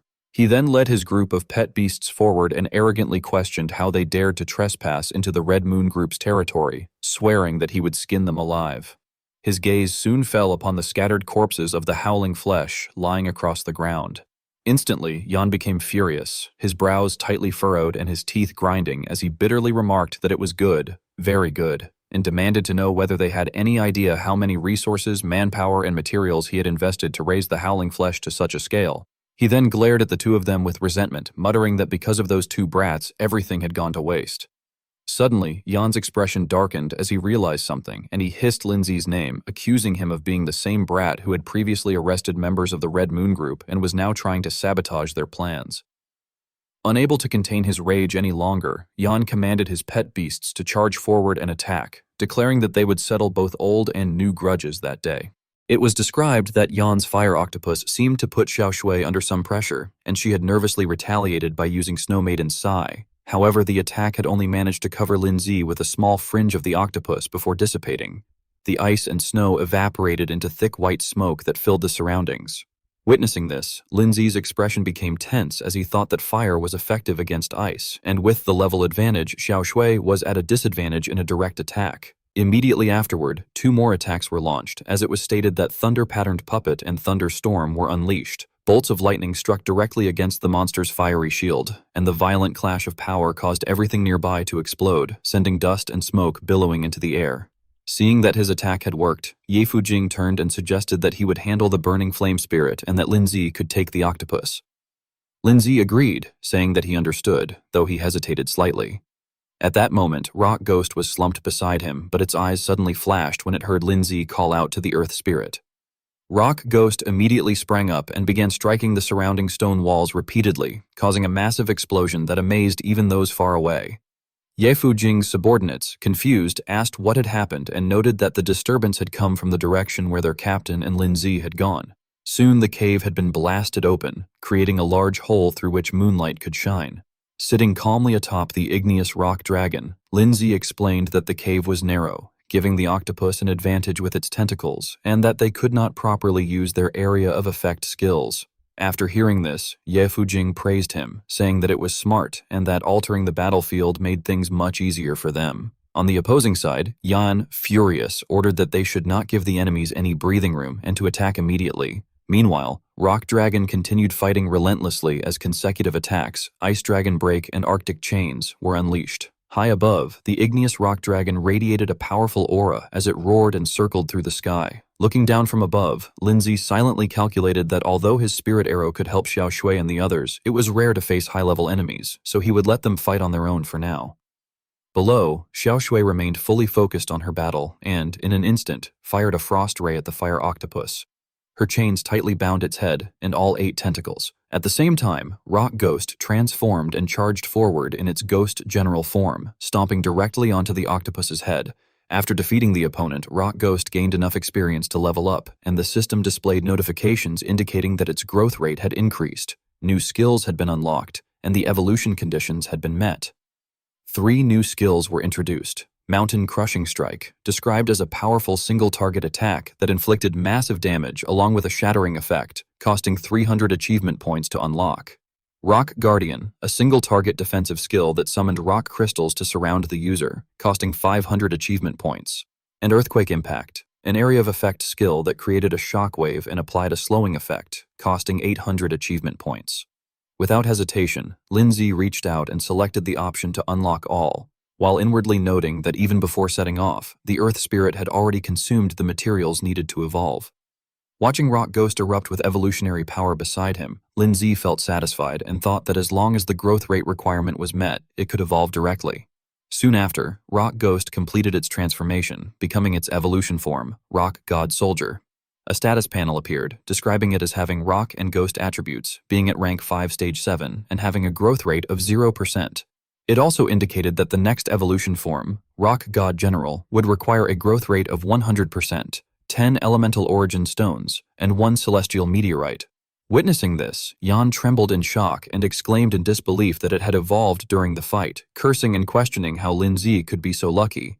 Ye Fujing, after assessing the situation, expressed astonishment, remarking that the aura was close to rank 6 and that it had nearly jumped an entire rank upon evolving, wondering how such a thing was possible. As for Lindsay, he remained calm, as everything had gone according to his expectations. He reflected that he had noticed the rock ghost's strong potential from the moment it first evolved, and that even when both it and Xiaoshui evolved, its initial rank was always significantly higher. He then called out to Rock God Soldier, telling it to show its current strength. Immediately, Rock Ghost leaped up and slammed down, unleashing Earthquake Impact, which shook the entire area. The ground shattered, burying the fire octopus beneath debris. At the same time, Ye Fujing's pet beast attacked with lightning. Seeing both of his pet beasts defeated in an instant, Yan began trembling uncontrollably. He glared furiously at Lindsay and shouted that Lindsay should not think he could take him on like this. Yan then commanded the howling flesh lying on the ground to rise. The creatures quickly merged together, forming a writhing mass that, in the blink of an eye, transformed into a massive monster standing before him. Advancing aggressively, Yan declared that they should not think of leaving alive that day. As he spoke, Yan reached into his clothes and pulled out a wooden box, gripping it tightly as it began to shake violently. Sensing something wrong, Ye Fujing called out to Lindsay, urging him to look at the wooden box in Yan's hand, and then, staring at the thing pounding inside it, she exclaimed in alarm as she wondered what on earth that thing was. Zhao Yan held up the still beating heart in his hand and introduced it, explaining that the blood source heart had originally been intended as a trump card for attacking the Beast Tamer's association branch, and that he had never expected it to be used on the two of them. As soon as he finished speaking, he crushed it with force, causing fresh blood to splatter everywhere while a strange scent spread through the air. Ye Fujing quickly covered her nose in disgust, remarking that it smelled terrible, while Lindsay immediately sensed something wrong and warned that there was an issue with the blood mist. As the two of them were still in confusion, the massive body formed by the fused howling flesh began absorbing the substances released from the heart, turning them into a powerful source of energy. Its body underwent drastic changes, absorbing all the viscous matter, and soon its limbs began to develop visible blood vessels. Witnessing this, Lindsay quickly realized what was happening and shouted that it was evolving through recombination and that they needed to interrupt it. Ye Fujing responded nervously that she understood. Acting immediately, Lindsay fired a spirit arrow at the monster, the projectile piercing straight through its body and splitting it in half, leaving a massive gap in the wound. However, the blood vessels quickly reconnected. Ye Fujing exclaimed in shock at its rapid recovery rate, but Lindsay clarified that it was not healing. Rather, it was entering a fluid state during the reorganization of its form, which reduced the effectiveness of both physical and energy-based attacks. He further explained that the only way to defeat it was to kill it with a single strike. By then, the monster had fully taken shape, its body glowing a vivid crimson. Hearing Lindsay's explanation, Zhao Yan burst into mocking laughter, telling them not to get their hopes up. He explained that the blood source heart was a rare enhancement item capable of breaking the level restrictions of a pet, and that under its effect, his howling flesh could reach rank 7 stage 4. This revelation caused Ye Fujing to panic slightly as she remarked on the overwhelming gap in combat power and questioned what they should do. In contrast, Lindsay remained completely confident, smirking as he dismissed it as merely rank 7 stage 4. His response left Ye Fujing stunned as she questioned what he meant by just, while Zhao Yan also grew irritated, demanding to know what he meant. Lin Zi stepped forward confidently and replied that Zhao Yan had previously used the igneous rock dragon as a gatekeeper and secretly constructed a hidden room to breed demon-type pets. He added that since Zhao Yan believed the Red Earth Secret Realm incident was connected to him, he should understand that Lin Zi had been capable of handling even 2 adult rank 8 dragons, let alone a man-made defective product like this. Hearing this, Zhao Yan's expression twisted with anger. At that moment, Xiao Shui and Rock Ghost were already prepared, awaiting Lin Zi's command. Lin Zi activated Fusion Spirit Art, causing the two to vanish instantly as streams of energy intertwined. In the blink of an eye, they transformed into a far more powerful body combining stone and ice, the Abyssal Frost Giant, currently at rank 7 stage 4 with a duration of 60 seconds. Lin Zi smiled in satisfaction, noting that the Abyssal Frost Giant had also reached rank 7 stage 4, which meant he could save a burst seed card. Witnessing this, Zhao Yan began to panic and shouted in disbelief, questioning how the rank could have increased so drastically and pointing out that the report had stated the fusion form of Lin Zi's pet was only at rank 6. Finally, in a flustered state, Zhao Yan waved his hand and ordered his monster to hold Lin Zi back.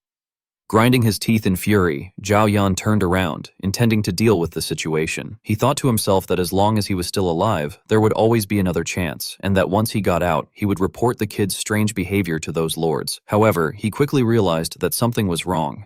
Confused, he looked down at his legs and wondered why he could not move at all. At that moment, both he and his beast had already been frozen from the waist down. Panicked, Zhao Yan lifted his head, searching for the cause, only to realize that it was the result of the attack Abyssal Frost, Earth-binding Arctic domain. Snowflakes rapidly spread across the area, freezing everything in their path. Immediately after, another strike, Abyssal Frost, Ice Core Crash, came crashing down from the sky. A massive explosion erupted, shattering the ground into countless fragments as white smoke rose and obscured all vision. As time passed, the sun began to rise behind the mountain peak. Ye Fujing's subordinate led the way for Yu Yan, telling him that it was just in that direction. They came to a halt the moment they arrived at a place where the ground had been completely shattered. Yu Yan crouched down to inspect the situation while everyone around him stood stunned, their mouths agape in confusion. What remained here was nothing but the aftermath of a devastating battle, with not a single person in sight. A young man collapsed to the ground in despair, covering his mouth as he sobbed, wondering if they had arrived too late. Yu Yan clenched his teeth, equally shaken, questioning whether such a level of destruction could have been caused by something far beyond their expectations. Suddenly, at that moment, Lin Zi's voice rang out, calling for them from nearby. Startled, Yu Yan quickly turned toward the direction of the sound. There, Lin Zi had already tightly bound Zhao Yan and was waving as he greeted Yu Yan, casually wishing him good morning and remarking that things had gotten a bit out of hand this time, adding that he would need Yu Yan's help to clean up the mess. This left Yu Yan utterly shocked, his eyes widening in disbelief as he exclaimed that Lin Zi had actually captured another one alive. He then turned his attention to the bound Zhao Yan and, still in disbelief, questioned whether that person was indeed Zhao Yan, a deacon of the Red Moon Group, someone possessing rank 6 strength. Yu Yan, unable to believe what he was seeing, trembled as he pointed forward and stammered that they were telling him that everything before his eyes, the flattened mountaintop, the ground littered with experimental subjects and fallen ones, and even the high-ranking manager of the Red Moon Group, had all been handled by just the two of them. He stood there in shock, overwhelmed by the sheer destructive power displayed. Ye Fujing quickly clarified, pointing at Lin Zi as she explained that it had mainly been Lin Zi who handled everything, adding that she herself had not done much. Still struggling to process it, Yu Yan clutched his head and remarked in disbelief that it was far too exaggerated, adding that if they had arrived any later, the entire secret realm would probably have been destroyed. Regaining his composure, he promptly ordered his team to begin working, instructing them to follow procedures carefully, register all physical evidence one by one, and leave no blind spots. Soon, a group of researchers in protective suits began collecting samples. After assessing the situation, Yu Yan concluded that the Red Moon Group had actually dared to conduct such an experiment within the secret realm. He noted that it was fortunate the two of them had interrupted the plan in time, otherwise all of Ningjiang would have fallen into chaos. As usual, he stated that he would apply for a bonus for all of them. Turning to Ye Fujing, Yu Yan acknowledged that the precise location of the Red Moon Group's secret base had mainly been discovered thanks to her team's tracking efforts, assuring her that their contribution would not be forgotten. He then handed her a business card and formally extended an invitation on behalf of the Beast Tamer's Association's investigation team, explaining that counter-surveillance and covert investigation skills were exactly what their special investigation unit lacked most and that they were in urgent need of talents like her. One of Ye Fujing's subordinates whispered excitedly in her ear, urging her to accept quickly, emphasizing that many people would love the chance to join such a prestigious team. Meanwhile, Yu Yan glanced subtly at Lin Ze, who stood calmly in the background, before turning back to Ye Fujing. Seeing her enthusiastic reaction, he thought to himself with relief that at last there was a normal response, as dealing with Lin Ze had almost made him feel as though the investigation team had lost all its appeal. He then asked her once more for her decision, expressing how much they were looking forward to her joining them. Noticing Ye Fujing's hesitation, Lin Ze spoke up, telling her that this was her opportunity and that she should make her own decision without worrying about him, adding that he personally had no interest in the Beast Tamer's association. Hearing this, Ye Fujing replied that she understood. She then smiled and agreed to join the Beast Tamer's association's investigation team.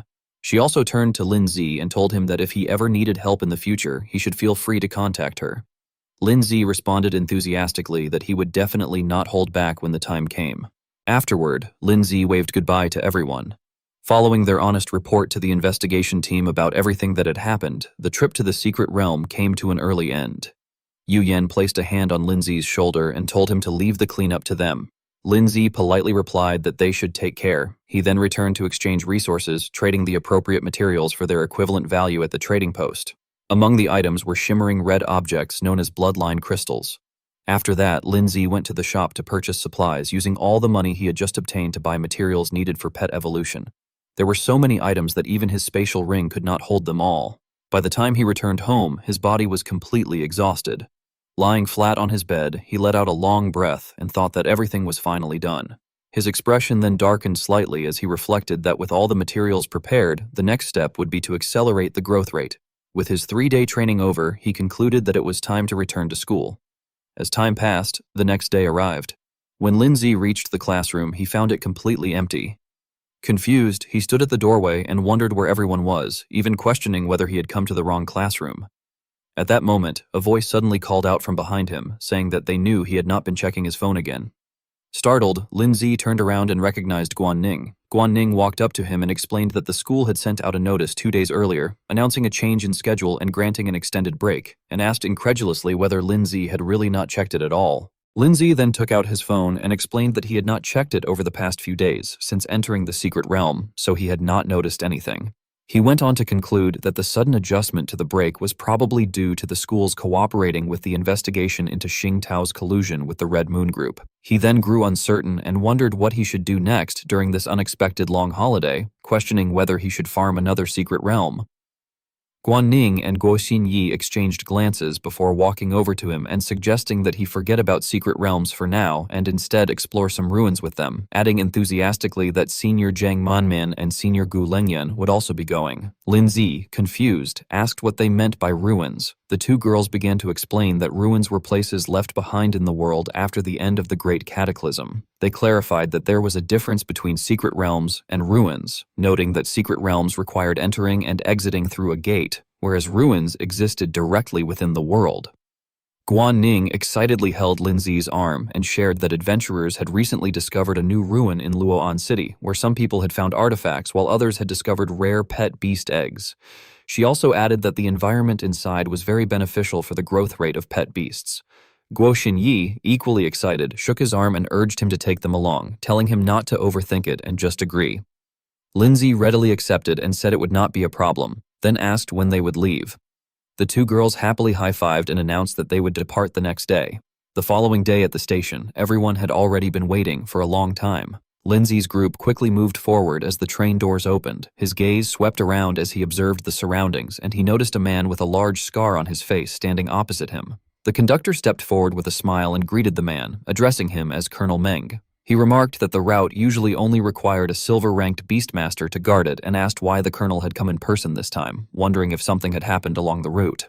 The man, Meng Long, a Federation colonel and gold-ranked beastmaster, responded briefly before explaining that there had recently been frequent outbreaks of fierce beasts along the route and that their movements had been strange and unpredictable. He then asked whether the train's armor defenses, weapon systems, and emergency protocols had all been fully inspected. The conductor confidently assured him that the entire system had been thoroughly inspected 3 times and that there would absolutely be no problems. Meanwhile, inside the train, everyone had settled into their seats. As the girls laid out food and drinks, Lindsay looked out the window, resting his chin on his hand in thought. He reflected that, unlike the world he used to live in, trains were not very common in this world. He further considered that only a few routes existed between major cities, making trains a luxury mode of transportation that ordinary people could hardly afford, and that generally only beastmasters and the wealthy could ride in such cars. Soon, the train began to move. He noted to himself that since they were heading into an uncontrolled wilderness area, anything could happen, and that was why the train was covered with special armor to ensure the passengers' safety. A sense of unease arose within him as he admitted that he felt worried.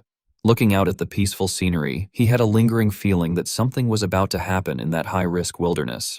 The train set off along the tracks, cutting through a landscape devoid of any signs of life, leaving the surroundings eerily silent. After sitting for a while, Lindsay stood up and said that he was going to the dining car to buy some drinks for everyone. Zhang Manman politely thanked him for his help, while Guan Ning and Guo Xinyi cheered excitedly. Just as Lindsay stepped out, someone coming from the opposite direction suddenly slammed into his shoulder. Liu He frowned in irritation and cursed, complaining about his bad luck and scolding Lindsay to watch where he was going. Lindsay paused and glanced at him, thinking that it was clearly the other man who had deliberately crashed into him. His gaze then fell on the badge pinned to Liu He's collar, and he noted to himself that the man was a silver-ranked beastmaster, which explained his arrogance. In the end, Lindsay chose not to argue. He turned around and left without saying anything, thinking that it was rare for him to go on a trip and there was no need to stir up trouble. He would just go buy some drinks instead. Soon, only the rumbling noise of the train wheels against the tracks filled the space. As Lindsay returned with the drinks, he heard a commotion coming from the group. Guan Ning brushed away a hand that had reached toward her, clearly annoyed. Sitting opposite, Zhang Manman spoke up indignantly, saying that they had already rejected him 3 times and questioning whether he truly did not understand. Liu He, however, calmly raised his hands and smiled, explaining that there was no need to get so worked up as he merely wanted to get to know them. He added that they were all heading to the ruins in Luo'an City and that teaming up would be beneficial. With an arrogant tilt of his head, Liu He pointed to the badge on his chest, boasting that he was a legitimate silver-ranked beastmaster and claiming that if they followed him, he would guarantee their safety in the ruins. Hearing this, Guleng Yan, who had been sitting in the front seat, could not hold back any longer. She closed her book, leaned slightly to the side, and cast a cold glance at Liu He, sarcastically remarking that they were not used to teaming up with strangers, especially someone like him who lacked a sense of boundaries, and asked him to leave. Guan Ning chimed in, scoffing and complaining that he simply did not seem to understand what people were saying. At that moment, she noticed Lindsay had returned and immediately called out excitedly for him, urging him to come over quickly. Seeing this, Liu He clenched his teeth in anger, thinking bitterly that these girls were actually with that kid and questioning whether he was even worthy. Lindsay showed no intention of backing down. As he passed by, he deliberately brushed against Liu He and told him to move because he was blocking the way. Enraged, Liu He grabbed him by the collar and shouted angrily, calling him a brat and demanding to know how he dared to bump into him while declaring that he was a silver beastmaster. Suddenly, a violent jolt shook the train, throwing off Liu He's balance. He staggered before falling flat onto his back with a cry. At the same time, a warning announcement echoed through the carriage, informing passengers that the train had entered a high-risk thunderstorm area, that it was expected to exit in 10 minutes, and instructing everyone to remain seated, fasten their seatbelts, and refrain from moving around. Although still irritated, Liu He had no choice but to return to his seat as instructed. He frowned and muttered that his luck was terrible, vowing that he would settle the score with Lindsay after they passed through the thunderstorm area. At that moment, a girl approached from behind and asked what had happened. She was Li Xiaojun, an ordinary person and Liu He's travel companion. Liu He quickly composed himself, putting on a confident demeanor as he stood up and reassured her that it was nothing, explaining that the train had simply entered a thunderstorm area and asking if she had been frightened. She smiled and replied that it was all right, saying that she often took this route and was already used to it. Hearing this, Liu He could only let out an awkward laugh, saying that it was good that she had not been scared. Seeing Li Xiaojun sitting calmly with her headphones on beside him, he couldn't help but inwardly remark that only a super-rich young lady could treat an intercity train as casually as if it were a regular bus. Liu He moved closer and asked what she was looking at that made her so happy. In response, Li Xiaojun politely explained that she was reading the latest news about her idol, Lindsay, mentioning that he was one of the top students at Ningjiang Academy and truly amazing. Hearing this, Liu He scoffed and dismissively said that only young ladies like her would admire a student who had never seen the world. He added that he himself was a silver-ranked beastmaster, busy training and improving every day, and questioned how he could possibly have time for such flashy and trivial things. Just as he finished speaking, the train suddenly lurched violently once again. Panicked screams erupted throughout the carriage. Zhang Manman quickly warned Guoxin Yi to hold tightly onto the handrail while frightened cries echoed all around them. At the same time, Lindsay reached out to pull Guan Ning into his arms, urging her to hold on tight. Trembling, she clung to him and anxiously asked whether this situation was really normal. Gu Lengyun, gripping the seat tightly, responded with clear tension that this was definitely not normal, explaining that she had traveled this route 5 times before and that not even the strongest thunderstorms had ever caused such a violent impact. She concluded firmly that the train was undoubtedly under attack. Indeed, outside the train, countless monsters had already surrounded it. An Atlas giant bug of the Thunder type, rank 8 stage 4, was preparing to unleash a powerful electric strike toward the train. Alongside it, groups of Atlas bugs of the Thunder type, rank 4 stage 1, and rock scorpions of the Rock type, rank 4 stage 1, were advancing aggressively. One of the train cars had already been struck by lightning so violently that it overturned. The passengers inside were thrown to the ground, screaming in terror and confusion as they struggled to understand what was happening. Soon after, another carriage was shaken by a heavy impact. The monsters began climbing onto the overturned carriage, swarming over it. At that moment, the passengers finally realized the situation and shouted in panic that fierce beasts had attacked, desperately calling for the military and the beast tamers on board to help them. Liu He, terrified out of his wits, crawled under a table and shouted in fear, demanding to know where the military personnel were. Irritated and frightened, Li Xiaojun yelled at him, reminding him that he was a silver-ranked beastmaster and urging him to do something quickly, warning that they were about to die. Suddenly, a sharp claw pierced through the roof of the carriage. Seeing the rock scorpion looming before them with its jaws wide open, everyone screamed in horror as they realized it was breaking in. One of the creatures lunged directly toward Li Xiaojun, leaving her trembling in fear and completely at a loss. As the rock scorpion prepared to strike her, she cried out in sheer panic. However, just before it could harm her, a spirit arrow shot through the air and killed the creature instantly. Startled, Li Xiaojun turned toward the direction from which the arrow had come. There, Lin Zi had already activated his spirit guardian, shielding those around him. Standing tall and fearless, he called out loudly, urging everyone not to be afraid and to gather by his side. Lindsay had used the spirit guardian to shield the passengers inside the carriage, his face tense as he calculated the situation, noting that the carriage space was too narrow, so the spirit guardian could only passively defend and its attack skills were limited. He then outlined a plan, saying that they needed to wipe out the fierce beasts first and then move outside the carriage. Turning, he called out to Xiao Shui, who immediately understood and used Blizzard to freeze the monsters in front of them, temporarily rendering them unable to attack. Xiao Shui clenched her fist with a serious expression, and the frozen masses shattered into pieces after her ice blast. Li Xiaojun, astonished, exclaimed that it was so amazing, while Guan Ning quickly approached her and asked if she was hurt. Li Xiaojun happily replied that she was fine and thanked her. At that moment, Liu He crawled out from under a seat and hurried after her, anxiously asking if she was all right, explaining that he had only wanted to observe the fierce beast's weaknesses first and find an opportunity to step in and protect her. However, Li Xiaojun ignored him and shook him off, continuing forward without looking back. Guan Ning, feeling indignant, mocked Liu He, asking whether he had really been observing weaknesses, pointing out that when the beasts had pounced, he had been hiding under his seat, trembling like a quail, yet now he could talk. Her words left Liu He speechless, and he could only stammer awkwardly. Suddenly, the train began to shake violently again, causing Li Xiaojun to cry out in panic, while Guan Ning tried to calm her, telling her not to be scared and to stand firm. At that moment, Lindsay realized the severity of the situation and warned that a high-level fierce beast was trying to flip the carriage over. Outside, a massive creature was repeatedly ramming into the train. Just then, a loud voice from the sky shouted for it to stop, and a beam of light shot down, piercing through the monster's head. It was the shining silver dragon light type rank 8 stage 2 technique, and Meng Long appeared, cursing those damned creatures for charging through the gunfire to attack the train. A soldier rushed over to report to Colonel Meng that the swarm kept growing and they could not possibly kill them all, explaining that the train's defense system could only handle a medium-sized swarm and that the current scale had already exceeded its limits, warning that at this rate, the defensive line would collapse within at most 10 minutes. After hearing this, Meng Long immediately concluded that such a large and organized attack meant there had to be a boss-level fierce beast controlling everything from behind the scenes. He leapt onto the back of the shining silver dragon and declared that he would deal with the boss-level creature, ordering the others to hold their ground, protect the passengers at all costs, and wait for his return. The soldiers responded in unison that they understood. At the same time, the civilians were being evacuated. Zhang Man carefully supported an elderly man, telling him to take it slow and assuring him she had him. Guo Xinyi smiled as she reassured a mother and child nearby, telling them not to be afraid, explaining that they were beast Tamers from Ningjiang Academy and would definitely protect them, gently soothing the child. Guan Ning then instructed Li Xiaojun to stay where she was, assuring her that with the spirit guardian present, the fierce beasts would not be able to harm her.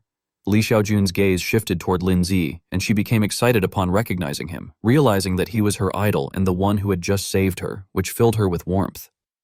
Meanwhile, Lin Zi stepped forward with the igneous rock dragon to confront the monsters.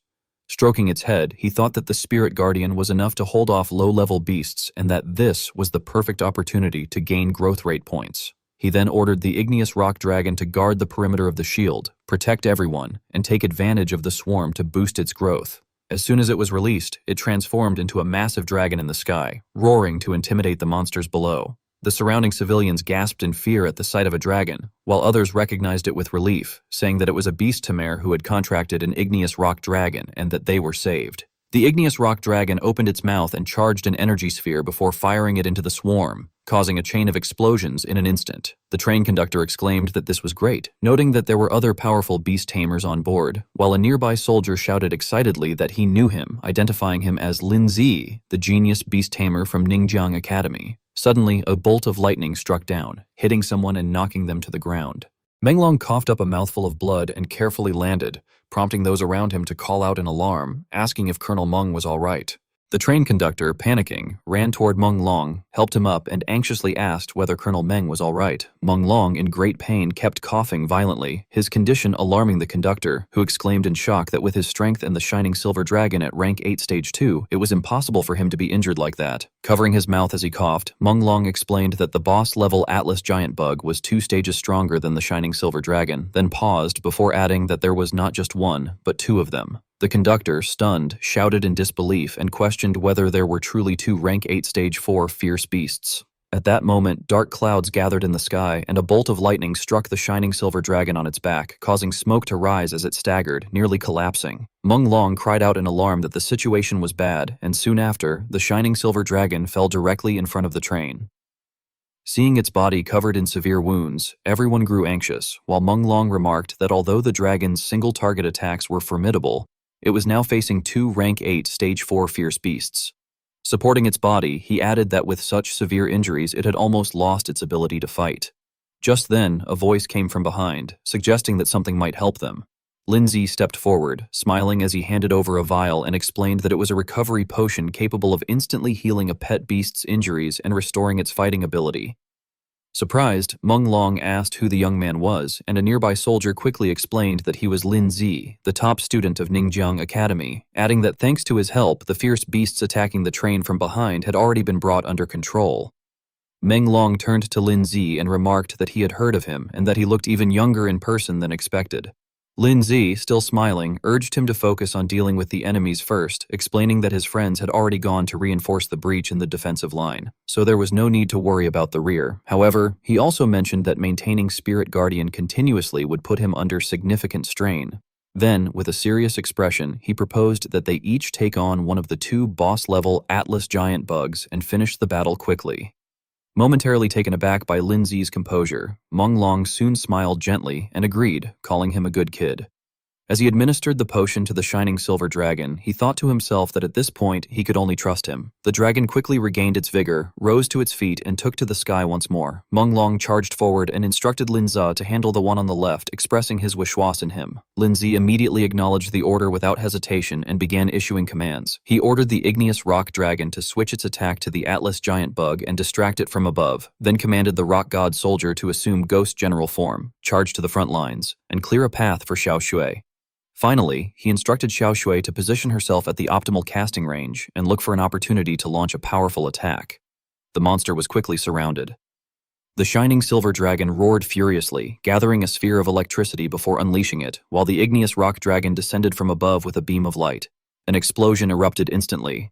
A series of notifications appeared, announcing that the igneous rock dragon's growth rate had increased and that new skills had been unlocked, including igneous rock blood mist, an area of effect ability that inflicted a petrification curse on targets, with stronger effects on weaker enemies until they turned into stone, and fearful roar, another area of effect skill with similar petrification effects, both requiring 800 achievement points to unlock. Excited, Lindsay exclaimed that it had finally arrived, the igneous rock dragon's signature skill, igneous rock blood mist. Without hesitation, he confirmed the unlock, after which the igneous rock dragon immediately used the skill and launched it at the enemy. Seeing the opportunity, Lindsay urgently called out that now was the time.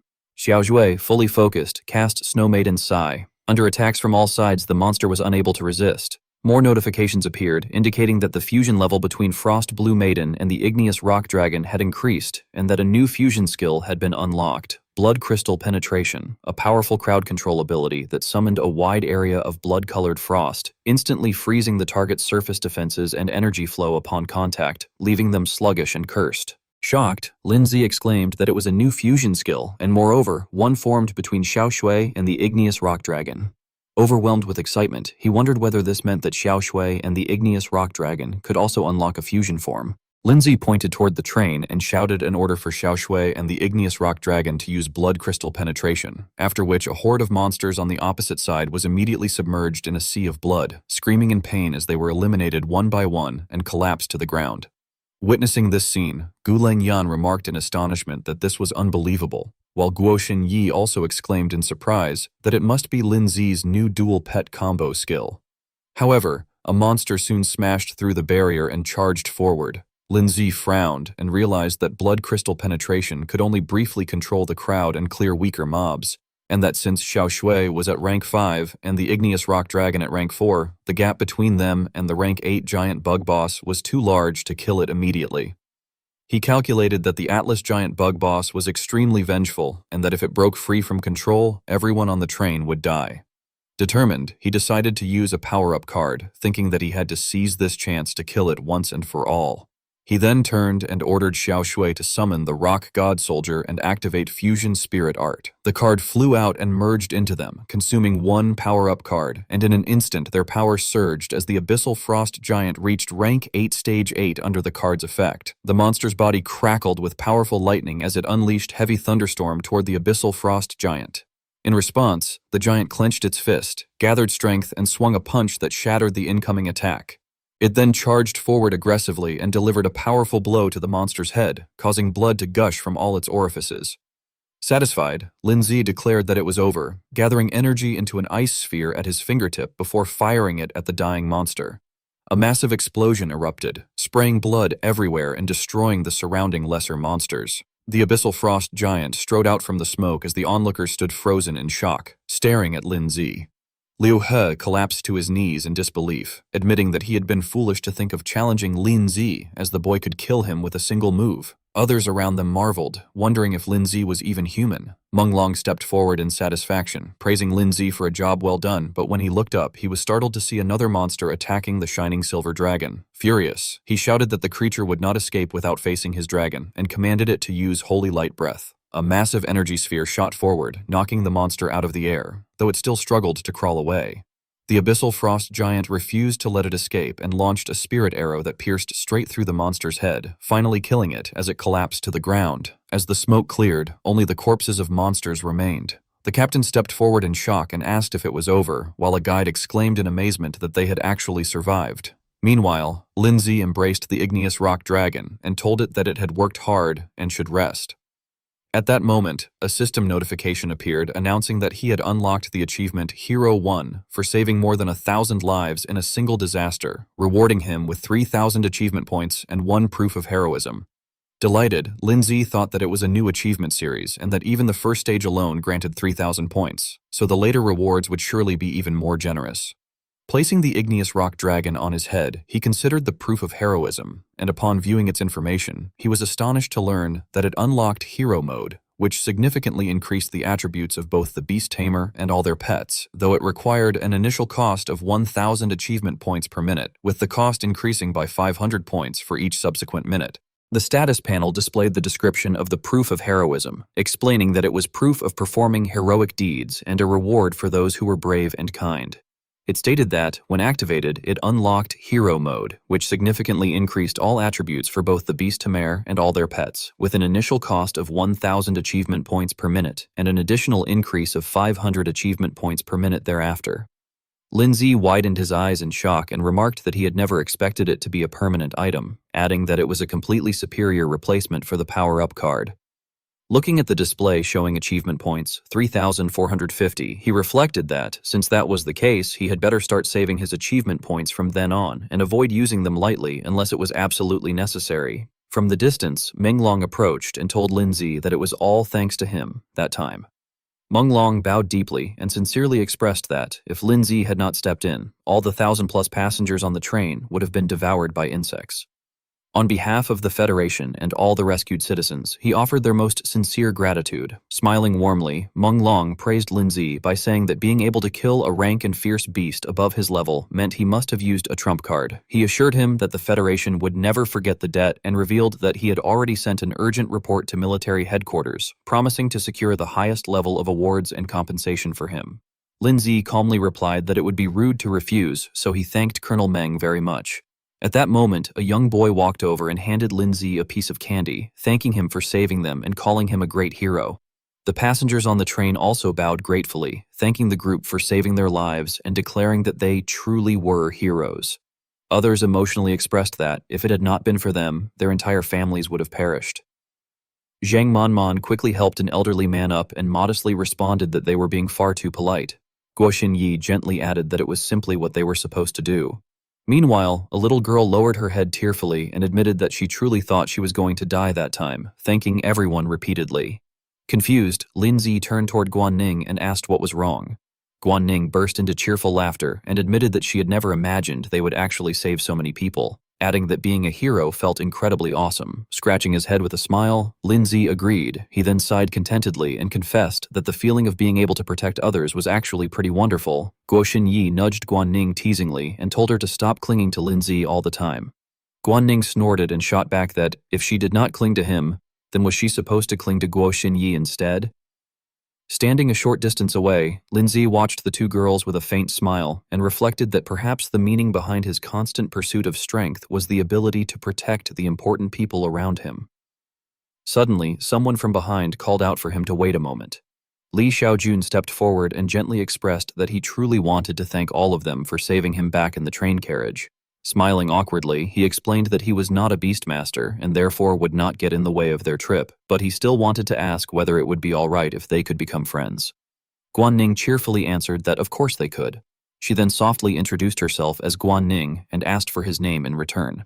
Li Xiaojun introduced himself in response before asking whether they were heading to Luoan City to explore the ruins. Guanning excitedly confirmed that they had indeed come for exactly that reason. Li Xiaojun reached into his pocket as if to take something out before gently introducing it as his father's business card, explaining that his father had been doing business there for many years and had quite a wide network, so if they ever ran into trouble in Luoan City, the card might be able to help them. Lindsay calmly thanked him and remarked that it was very thoughtful of him. Guanning's eyes immediately lit up as she exclaimed in amazement that it was pure gold.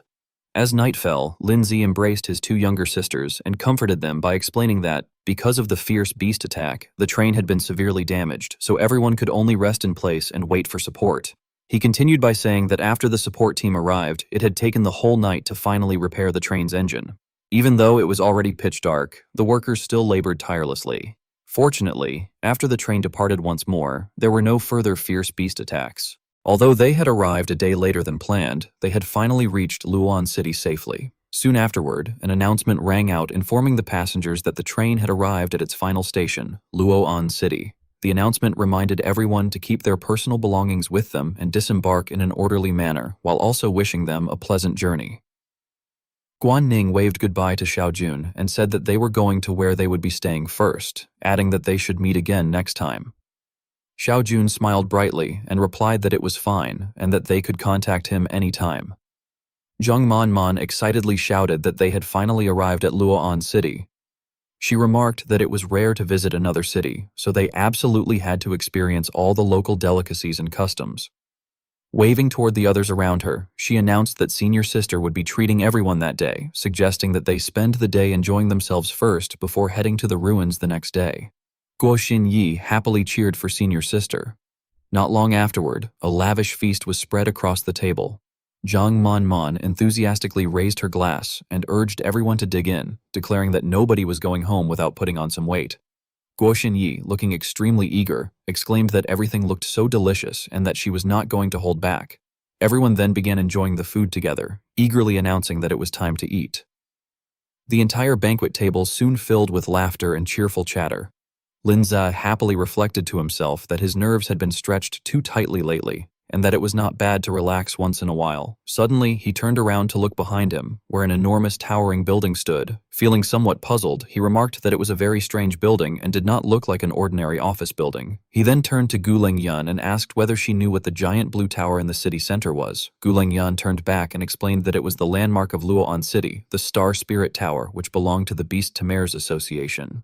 Hearing this, Lindsay blankly repeated the name in surprise, asking about the Star Spirit Tower. Everyone was sitting in a cafe chatting while Gu Lengyan calmly explained that the Star Spirit Tower was an ancient secret realm left behind by the Great Catastrophe. She said that the 7-layer trial grounds, which were as famous as the capital's Tongtian Tower, were recognized by the Federation as the touchstone for testing the talents of young beast tamers. She then continued by explaining that the challenge mechanism of the Star Spirit Tower had 2 special core rules that no other secret realms possessed. Lowering her head slightly, she stated that the first rule was the age restriction, as only beast tamers under 25 years old were allowed to enter. Gu Lengyan then emphasized even more seriously that the second and most important rule was that summoning any pet beasts inside the tower was strictly forbidden, and challengers could only rely on their own spirit arts to complete the trial. Hearing this, everyone was shocked. Zhang Manman asked in confusion whether pets were really forbidden, and wondered if such a strange rule truly existed, since more than half of a beast tamer's advantage would be taken away because of it. Guanning muttered awkwardly that if only spirit arts could be used, then he would not even be able to defeat a rank 3 fierce beast. Guo Xinyi, however, remained calmer and admitted that she would also be in trouble because spirit arts had never been a beast tamer's strong suit to begin with, although they were already considered quite talented among people their age. She then turned toward Linzi and remarked with admiration that Linzi not only possessed a rank 6 spirit arrow, but even his spirit guardian had reached rank 8, making the rule practically tailor-made for him. Upon hearing that, Linzi could only cough awkwardly before suggesting that since they were already there, they might as well go take a look at the entrance of the Star Spirit Tower. He added that even if they did not attempt the challenge, they could still at least have a look around. Gu Lengyan pushed up her glasses and replied that she agreed because she also happened to be very interested in the Star Spirit Tower. The others immediately became excited and enthusiastically shouted that they should charge ahead and see which floor Lindsay could reach. They also urged everyone to finish eating quickly so they could head out at once.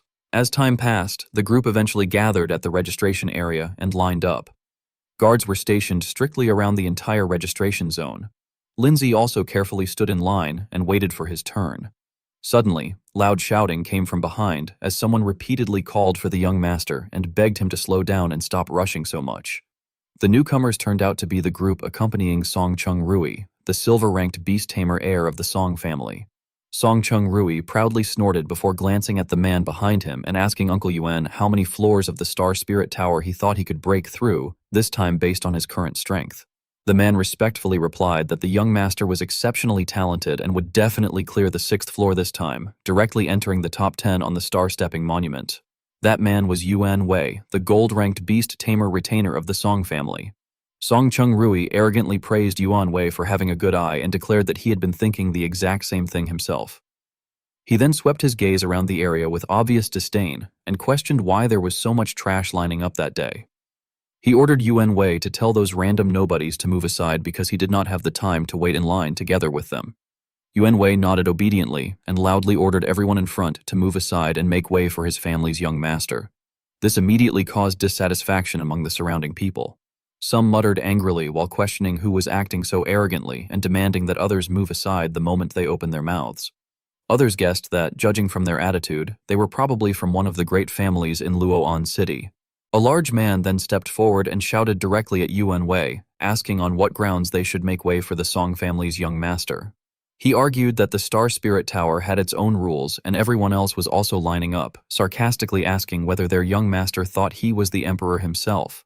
Encouraged by this, the other people nearby also joined in and angrily cursed at them, declaring that if they wanted to throw their weight around, they should go home and do it there instead.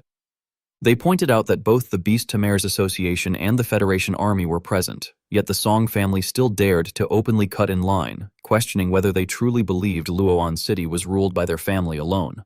Yuan Wei became furious and firmly stated that this was the Song family's eldest young master and demanded that everyone show some consideration. Behind him, a grim reaper-like figure appeared, and Yuan Wei sternly questioned whether such a simple matter was really that difficult.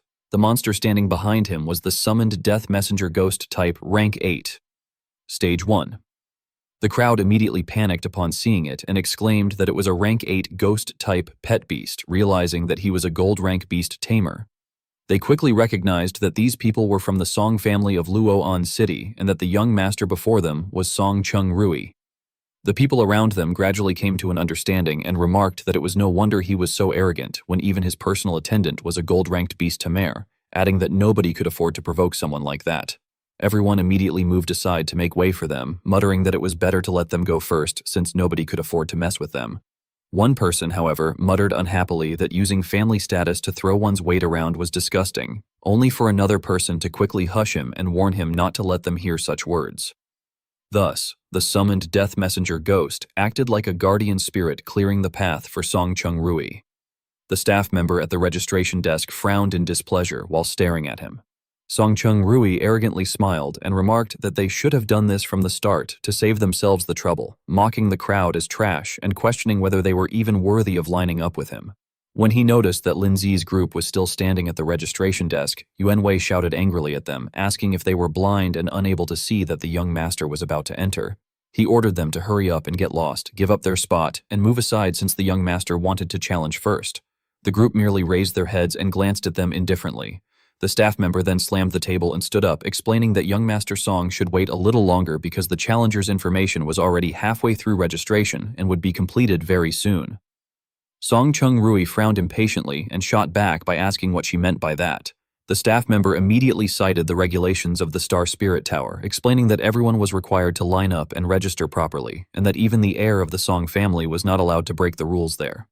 Seeing that they could not openly oppose her, Yuan Wei stepped forward and reminded Song Chung Rui that she was a staff member of the Beast Tamer's Association and that it was not worth getting into direct conflict with them. Song Chung Rui clicked his tongue in annoyance before turning his attention toward Lin Zi's group.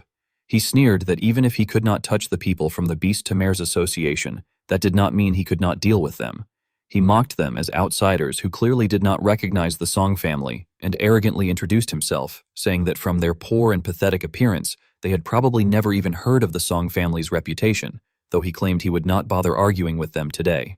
He then pointed at them threateningly and warned that if they knew what was good for them, they should immediately take their people and leave the registration area instead of wasting his time. Otherwise, he threatened that they would end up leaving the plaza on their backs. After hearing all of that, Lin Zi merely lowered his head and let out a faint chuckle. Song Chung Rui instantly flew into a rage and shouted, demanding to know what he was laughing about and whether he had a death wish.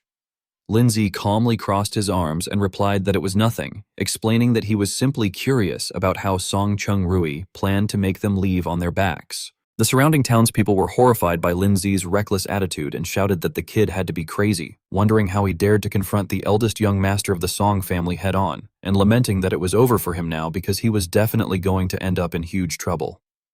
On the opposite side, Yuan Wei's expression darkened as he threateningly declared that he had already given the boy a chance, but the boy had insisted on choosing the hard way, so he ordered the summoned death messenger to teach Lin Zi a lesson for him. Suddenly, however, Yuan Wei felt an overwhelming pressure surrounding his body. Startled, he quickly turned around and inwardly questioned who could possess such terrifying pressure. At the same time, the people nearby also sensed the oppressive aura and hurriedly moved aside. Ren Hanqiu sternly declared that the Star Spirit Tower was an area directly under the jurisdiction of the Beast Tamer's Association, and that private duels or acts disrupting public order were strictly forbidden. He angrily added that anyone who violated the order of the trial would be severely punished without mercy. Beside him stood the Sunbird, a light-type Rank 9 Stage 7 beast, while he himself was Ren Hanqiu, the elder of the Luoan branch of the Beast Tamer's Association, and a legendary beastmaster.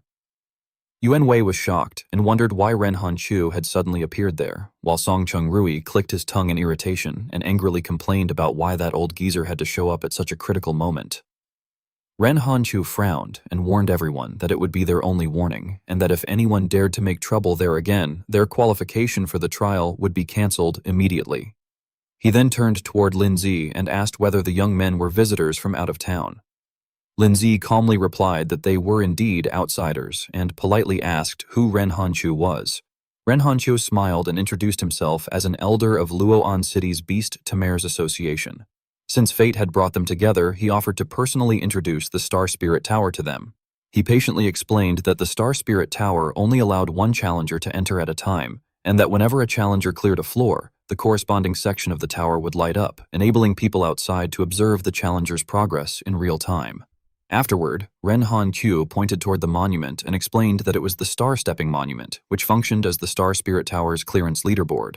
He said that the names of the top 100 challengers would automatically appear on the stone tablet. Displayed above were the rankings and records of the challengers. First place belonged to Yi Nan, who had cleared the 6th floor in 38 minutes and 42 seconds. Second place belonged to Qiu Shu, who had cleared the 6th floor in 39 minutes and 55 seconds. And third place belonged to Yu Ying, who had cleared the 6th floor in 42 minutes and 21 seconds. Guan Ning was somewhat astonished and remarked that even the first-place challenger had only managed to break through to the 6th floor, meaning that ever since the Star Spirit Tower had appeared, no one had ever cleared the 7th floor. Ren Han-chu smiled and confirmed that this was indeed the case. He explained that summoning pet beasts was forbidden inside the tower, and for the overwhelming majority of beastmasters, this restriction was equivalent to losing both arms. Therefore, anyone capable of clearing the 6th floor was already considered a top-tier genius among the younger generation. He then looked toward Lindsay with anticipation and said that since they had all completed their registration, they could begin the challenge one by one. He wished the young men the best of luck in achieving excellent results. Lindsay politely thanked him for the reminder and respectfully addressed him as senior. Immediately afterward, Guan Ning and Guo Xinyi rushed over with excited smiles, encouraging Lindsay to go first and show them how it was done, while also joking that they would wait for him to come out so he could share his floor-clearing experience with them. Lindsay happily went along with it, saying that he would go in first. Just then, the female staff member walked over and asked Ren Han-chu what had brought him personally to the Star Spirit Tower today. Ren Han-chu smiled and explained that he had heard Yu Yan mention that an incredible and exceptionally talented young man had appeared in their area and come to Luoan City. He said that he figured the young man would definitely come to the Star Spirit Tower, so he had specially made the trip to take a look. The employee asked in surprise whether he meant the person who had just gone inside. Ren Han-kyo chuckled and replied that he was really curious to see what kind of results that kid would achieve. The group then entered the Star Spirit Tower first floor, where the system quickly displayed a notification welcoming the challenger to the Star Spirit Tower trial, stating that the current floor was 1 out of 7 and that the clearance requirement was to step onto the stairs leading to the 2nd floor. After reading it, Lindsay remarked that a requirement as simple as stepping onto the stairs definitely meant the trial would not actually be easy. Right afterward, a monster suddenly appeared before Lindsay and charged forward with a deafening roar. Lindsay stood proudly in place and observed that it was a test of dragon's might on a spiritual level, adding that spiritual strength was precisely what he feared the least. Outside the tower, Song Chung-rui coldly scoffed that Lindsay was merely a poor outsider who actually dared to challenge him, claiming that he probably would not even be able to pass the very first floor of the Star Spirit Tower. However, at that exact moment, a powerful burst of light suddenly erupted. Song Chung-rui cried out in shock, unable to believe how fast it had happened. Yuan Wei cautiously reassured him by explaining that the first floor was only a test of dragon's might that measured spiritual strength, and that as long as someone was a bronze-level beastmaster, practically anyone could pass it easily, so there was nothing unusual about it. Song Chung-rui lowered his head and laughed awkwardly, saying that of course he already knew that and that it was no big deal. He then continued mocking Lin Zi, saying that the boy had merely gotten lucky on the first floor, but from the 2nd floor onward, he would have to fight fierce beasts for real, and he wanted to see just how miserably he would fail. Yet immediately after Song Chung-rui finished speaking, the light from the 2nd floor also burst forth brilliantly. Both he and Yuan Wei stared in disbelief and shouted that it had only been a few seconds, yet Lin Zi had already cleared the 2nd floor as well. The surrounding spectators were equally horrified, wondering whether they were seeing things, since clearing 2 floors in under 10 seconds combined was unbelievable. They pointed out that the second floor contained rank 3 fierce beasts, and that even silver-ranked beastmasters should have needed at least a little more time. Inside the tower, Lindsay had already wiped out an entire pack of lions without any effort. Feeling satisfied with his results, he commented that a single rank 3 fierce beast had been dealt with using only one spirit arrow, and that it had not even been as strong as the first Dragon's Might trial. A notification then appeared before him, congratulating the challenger for successfully clearing floor 2 of the Star Spirit Tower with a total time of 3 seconds, and asking whether he wished to proceed to the next floor. Lindsay calmly continued upward, wondering what kind of trial awaited him on the 3rd floor. What appeared before him was a pack of obsidian cheetah earth creatures at Earth type, rank 4, stage 3. The beasts viciously lunged toward him, but Lindsay cautiously stood still and observed them before activating the skill spirit arrow to pierce through the entire group. The system immediately displayed another message congratulating the challenger for successfully clearing floor 3 of the Star Spirit Tower with a total time of 5 seconds and asking whether he wished to continue onward. As a result, Lindsay advanced to floor 4 of the Star Spirit Tower. After glancing around and assessing his surroundings, he observed that the environment had completely changed and was entirely different from the trial modes of the first 3 floors, concluding that the 4th floor trial was definitely not going to be easy. At that very moment, a claw suddenly reached toward him. A monster suddenly lunged at Lindsay from behind, forcing him to whirl around and use Spirit Guardian to defend himself.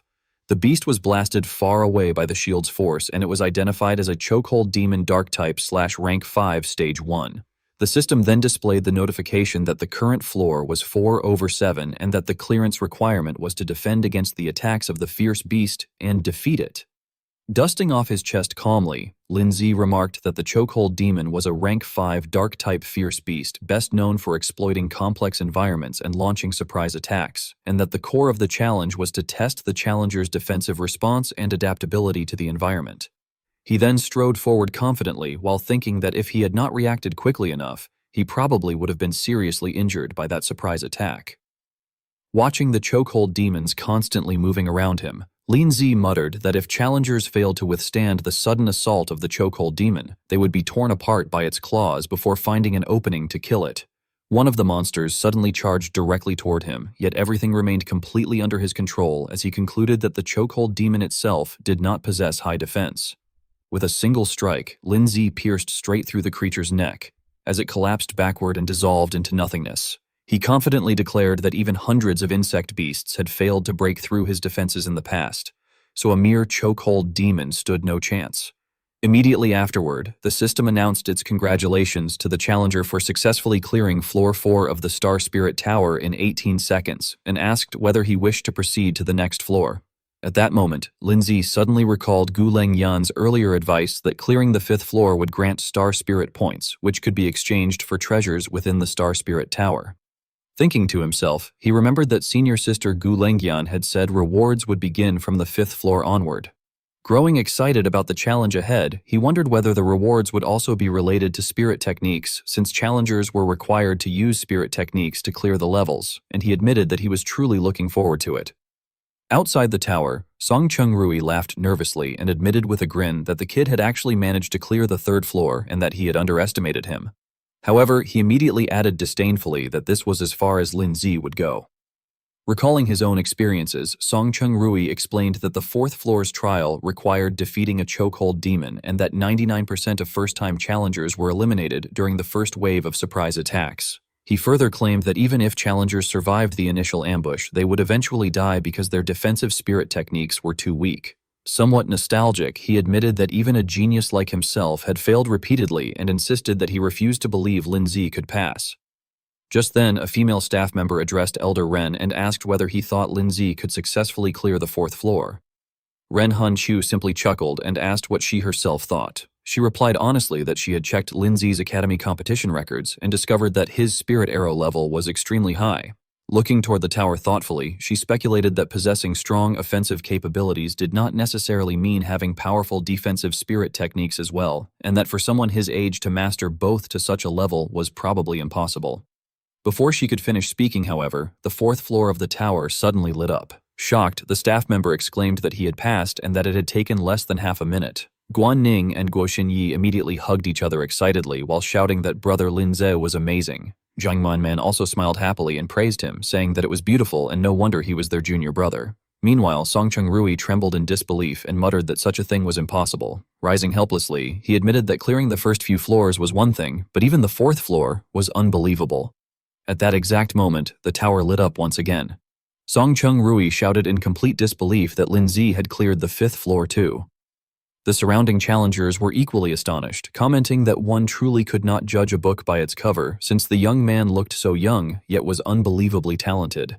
Others remarked that they were probably witnessing history being made today. The crowd continued whispering among themselves, with some pointing out that since he had already cleared the fifth floor, he should have appeared on the star-stepping monument by now. Guan Ning quickly approached the information board and examined the rankings. The board displayed rankings such as 41st place with 24 minutes and 45 seconds, 40th place with 23 minutes and 33 seconds, 37th place belonging to Bad Lai with the 6th floor cleared in 40 minutes and 5 seconds, 38th place belonging to Chiyun with the 6th floor cleared in 38 minutes and 15 seconds, and 39th place belonging to Lin Zhe with the 5th floor cleared in only 52 seconds. After staring for a moment, Guan Ning finally shouted excitedly that she had found it, announcing that Lin Zhe had reached 39th place and cleared the 5th floor in a total time of only 52 seconds. The people around them were utterly horrified by such a record, exclaiming that clearing the 5th floor in only 52 seconds had directly broken the star-stepping monument's fastest record. They pointed out that among the top 40 challengers, Lin Zhe was the only one who had completed it in under a minute and wondered aloud what kind of monster he really was. Meanwhile, inside the tower, Lin Zhe had just fired a spirit arrow that pierced straight through the head of a Vajra giant elephant rock type / rank 5 stage 6. Overflowing with confidence, he stated that after testing defense, the challenge was now evaluating the challenger's offensive power. Watching the monster dissolve before him, Lin Zhe calmly assessed that the Vajra giant elephant, known as a mobile fortress, was still no match for a rank 6 spirit arrow. The system quickly displayed another message congratulating the challenger for successfully clearing the 5th floor and informing him that the maximum reward currently available was 500 star spirit points.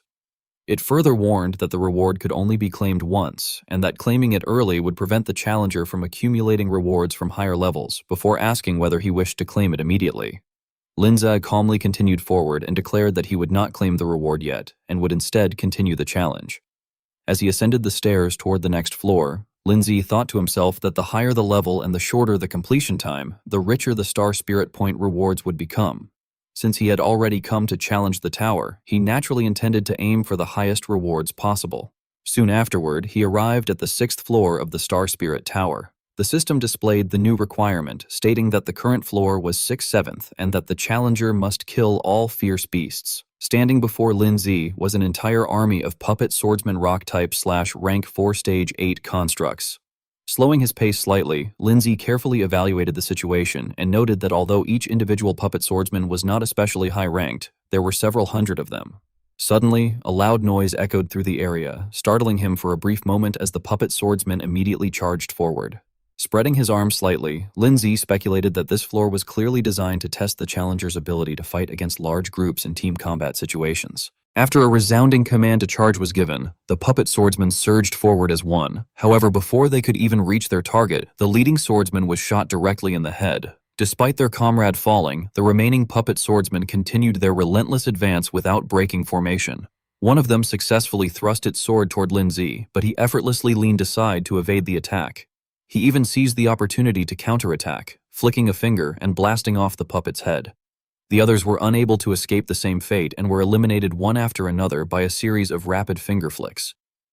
Although he held the upper hand, Lin Zhe could not help worrying inwardly. He thought that Spirit Arrow was a single-target spirit technique and that using it to clear groups of fierce beasts was still too slow. While constantly moving to widen the distance between himself and the enemies, he further calculated that although he possessed Spirit Guardian, it would be easy to fall into a passive position once surrounded by a large number of puppets. As he watched his opponents collapse to the ground, Lin Zhe felt a trace of regret. He reflected that it took at least one spirit arrow to deal with a single puppet swordsman. Thinking ahead to the challenges awaiting him, anxiety surfaced in his eyes as he considered that without the support of a pet beast, using spirit arrows to eliminate all those puppet swordsmen would likely consume more than 1,000 points of spirit power. At that rate, he was uncertain whether his remaining spirit power would be sufficient to face the trial of the 7th floor. At that moment, however, a flash of inspiration struck him. He suddenly realized that he still possessed an area of effect spirit technique. Quickly opening his status screen, he checked his attributes and saw that spirit impact was currently at level 2.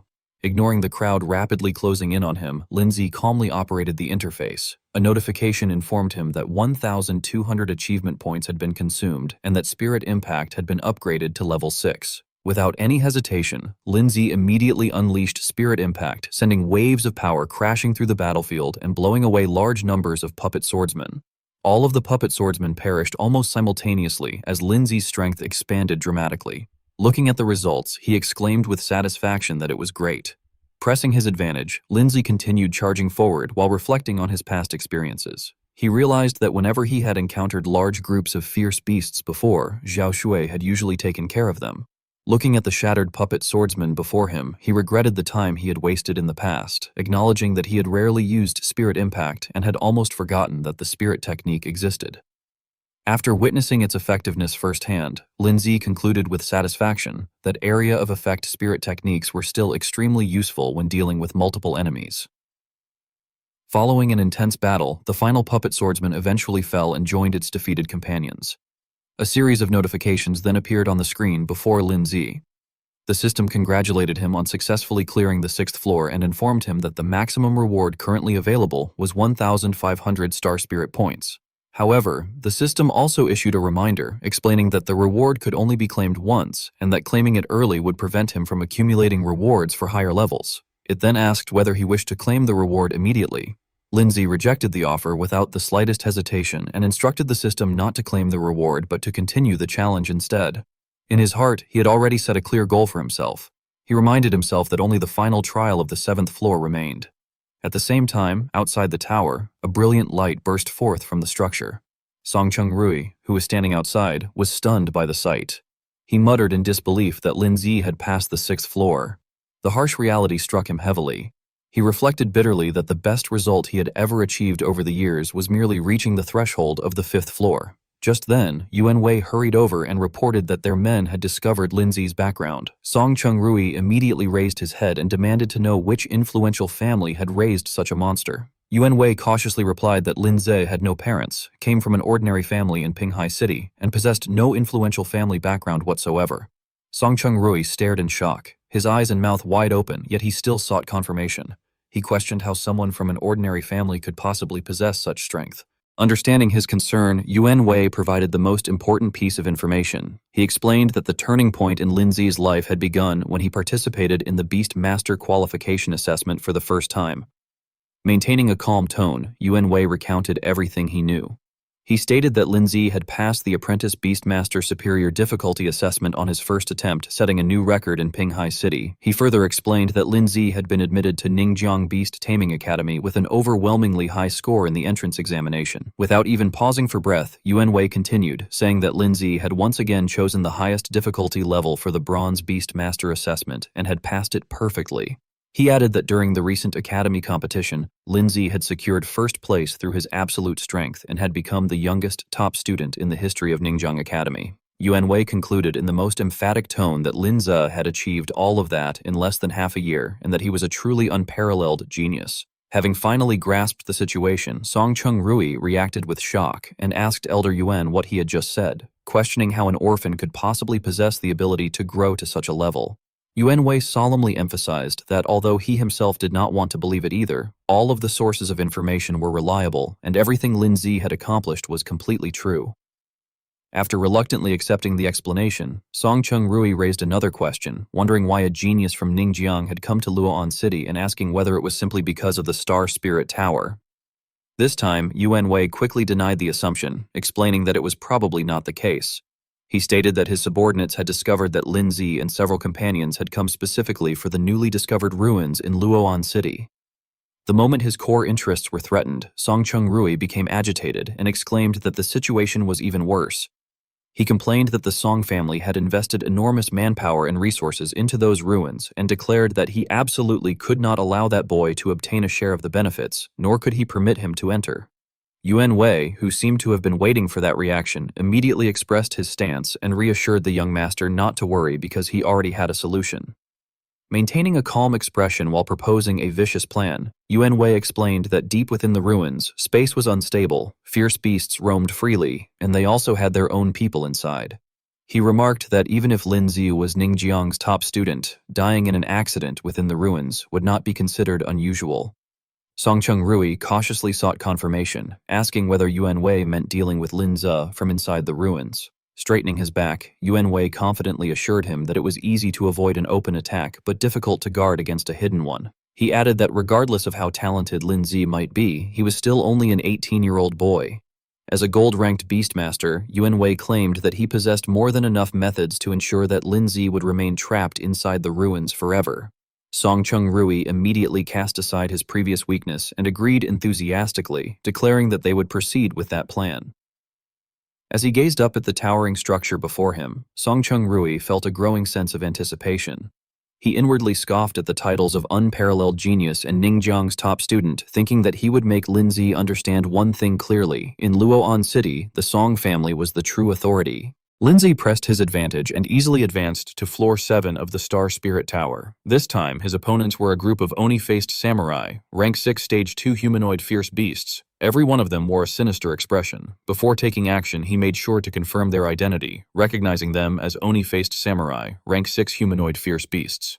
After quickly scanning their attributes, he concluded that all their attributes were extremely balanced, with no outstanding features and no elemental abilities. At the same time, he carefully analyzed their strengths and weaknesses, reasoning that when facing opponents of the same level or stronger, their mediocrity was undoubtedly a weakness, but when facing weaker opponents, that same weakness became a tremendous advantage. While Lin Zi was still muttering to himself, one of the oni-faced samurai raised its weapon and prepared to attack. He reflected that mediocrity meant having no weaknesses, and having no weaknesses meant all-around suppression. As he voiced this final conclusion, he realized that the oni-faced samurai had already surrounded him in a triangular formation. At that moment, Lin Zi finally understood the truth behind the tower's difficulty. He realized that it was no wonder nobody had ever been able to clear the Star Spirit Tower since its appearance. Even while remaining vigilant during the standoff, he mentally reviewed the 6 major domains of cultivation: spiritual strength, defensive power, sustained combat ability, and group attack ability. As he thought about them, he gradually understood the barrier that had stopped countless challengers before him. He reasoned that a person's energy was ultimately limited and that most beastmasters devoted all their resources to cultivating their pet beasts rather than developing all 6 major domains equally. Having grasped the core issue, he found himself sympathizing with the failures of previous challengers. He concluded that reaching a level where every spirit technique domain could withstand a rank 6 fierce beast before the age of 25 was simply beyond the capabilities of ordinary talent. Noticing that Lin Zi remained motionless, one of the oni-faced samurai decided to strike first and unleashed Swift Shadow Blade. However, before it could get close, Lin Zi fired Spirit Arrow, disrupting its attack rhythm. After counterattacking, he immediately retreated to widen the distance and buy time to think. He observed that the oni-faced samurai were far too agile and were attacking from 3 directions simultaneously. Realizing he needed to force them to expose a weakness, he quickly formulated a plan. Once he had settled on a strategy, he waited for another oni-faced samurai to approach before activating Spirit Armor. The beast instantly froze in place. The moment it was restrained, Lin Zi followed up with Spirit Arrow, blasting its head apart. Pleased with the result, he mentally celebrated that one opponent was down. Before he could fully enjoy the victory, however, the remaining 2 oni-faced samurai closed in behind him. Without any prior coordination, they raised their weapons and slashed downward simultaneously. Together they formed a devastating cross-slash intended to cut Lin Zi into pieces. The attack was so powerful that the surrounding space seemed to distort from the shockwaves. Fortunately, Lin Zi had already activated Spirit Guardian beforehand, successfully blocking the incoming damage. With his defense secured, he immediately turned to seek retaliation. A single sharp glance accompanied by Spirit Arrow caused one oni-faced samurai's head to explode before its companion's eyes. The surviving oni-faced samurai stared helplessly as its partner collapsed. For a moment, it became so shaken that it did not know what to do. Lin Zi, who valued efficiency above all else, urged it to come and finish the battle quickly. The rapid deaths of its 2 companions had clearly affected the oni-faced samurai psychologically. Even after being challenged, it could only stand there sweating nervously. Nevertheless, its survival instincts eventually pushed it forward. It cleverly moved in a zigzag pattern, hoping to prolong its life. After finally reaching Lin Zi's blind spot, the oni-faced samurai gritted its teeth and brought its sword down with all its strength. Yet Lin Zi did not even bother turning around. He casually released another Spirit Arrow. The oni-faced samurai's head exploded even more spectacularly than those of its companions. The system immediately displayed a series of dazzling notifications, congratulating the challenger for successfully clearing every floor of the Star Spirit Tower in a total time of 4 minutes and 28 seconds, and awarding the maximum reward of 3,000 Star Spirit points. As usual, the congratulations were followed by another notification informing him that, as the first challenger ever to clear every floor of the Star Spirit Tower, he would receive an additional 2,000 Star Spirit points, and asking whether he wished to claim the reward. Without the slightest hesitation, Lindsay shouted that he would claim it. After making his choice, he eagerly wondered what kind of valuable items he might be able to exchange for with 5,000 Star Spirit points, especially since there was apparently a surprise reward as well. Outside the tower, the light of the 6th floor was still shining brilliantly. The surrounding players could not help discussing the outcome. Some wondered whether Lindsay could make it through the 7th floor, while others argued that it would be extremely difficult because the Star Spirit Tower had existed for so many years and nobody had ever reached the 7th floor. Contrary to the majority opinion, Guan-Ning expressed absolute confidence in Lindsay, insisting that her brother would definitely succeed and that he absolutely could clear the floor. No sooner had she spoken than the tower suddenly changed, causing an uproar among the spectators. People noticed that the light on the 6th floor had gone out while the light on the 7th floor had not appeared. Many immediately speculated that he must have failed. Song Chung-rui had apparently been waiting for exactly this outcome. Unable to contain his excitement, he jumped out of his seat and burst into laughter, declaring that he had known it all along. He mocked Lindsay as a poor kid from out of town and scoffed at the idea that someone like him could ever reach the 7th floor or compare himself to Song Chung-rui. At that very moment, however, the surrounding space began to tremble violently, interrupting Song Chung-rui's celebration. The crowd panicked, wondering whether an earthquake was occurring and questioning the source of the strange bell-like sound. Suddenly, someone with sharp eyesight pointed toward the Star Spirit Tower and shouted for everyone to look immediately. The tower was now glowing as though it had been forged from gold. A pillar of light had appeared at its summit, stretching toward the heavens. Everyone on the ground stared upward in stunned silence. As for Song Chung-rui, he was so shocked that the smug grin had not yet disappeared from his face, making it appear as though he was actually celebrating Lindsay's success. After a long and awkward silence, the atmosphere suddenly exploded into cheers and celebrations. Ren Hunkyu had appeared at some point and was applauding enthusiastically. Overflowing with pride, he declared that Lindsay was an exceptional young man and that he had never imagined he would live long enough to witness someone clearing the Star Spirit Tower. He stated that he needed to return immediately and report the news. Growing increasingly excited, Ren Hankyu went on to say that with such talent and strength, Lindsay was destined to become one of the Federation's pillars of defense on the dimensional battlefield in the future. Lindsay suddenly saw a dense series of system notifications appear before him. The system informed him that the Star Spirit points had already been claimed, that his current Star Spirit points totaled 5,000, and asked whether he wished to make an exchange. It also noted that items redeemed within the Star Spirit Tower could not be transferred. Without any hesitation, Lindsay responded that he wanted to make an exchange. Understanding his intention, the system immediately proceeded to the next step. It told him that the Star Spirit treasury was about to open for him, and instructed him to exchange for whatever he wanted. As soon as it finished speaking, the heavy gates swung open to both sides. Inside were rows upon rows of glass cabinets containing countless precious treasures that dazzled the eye. Lindsay was no exception, and he could not help exclaiming in amazement at the luxurious sight before him. Whenever he paused in front of an item for more than a moment, the considerate system would immediately display information about it. When he looked at a Star Spirit stone, the system explained that it was a special crystal condensed from Star Spirit power and that, after being melted and absorbed by Spirit power, it could slightly increase a spirit's strength. It added that the item cost 50 Star Spirit points to exchange. Every item broadened Lindsay's horizons with its remarkable effects. When he examined Star Dragon blood, the system explained that it was purified blood from the sacred beast known as the Star Dragon, and that consuming it could slightly enhance physical attributes.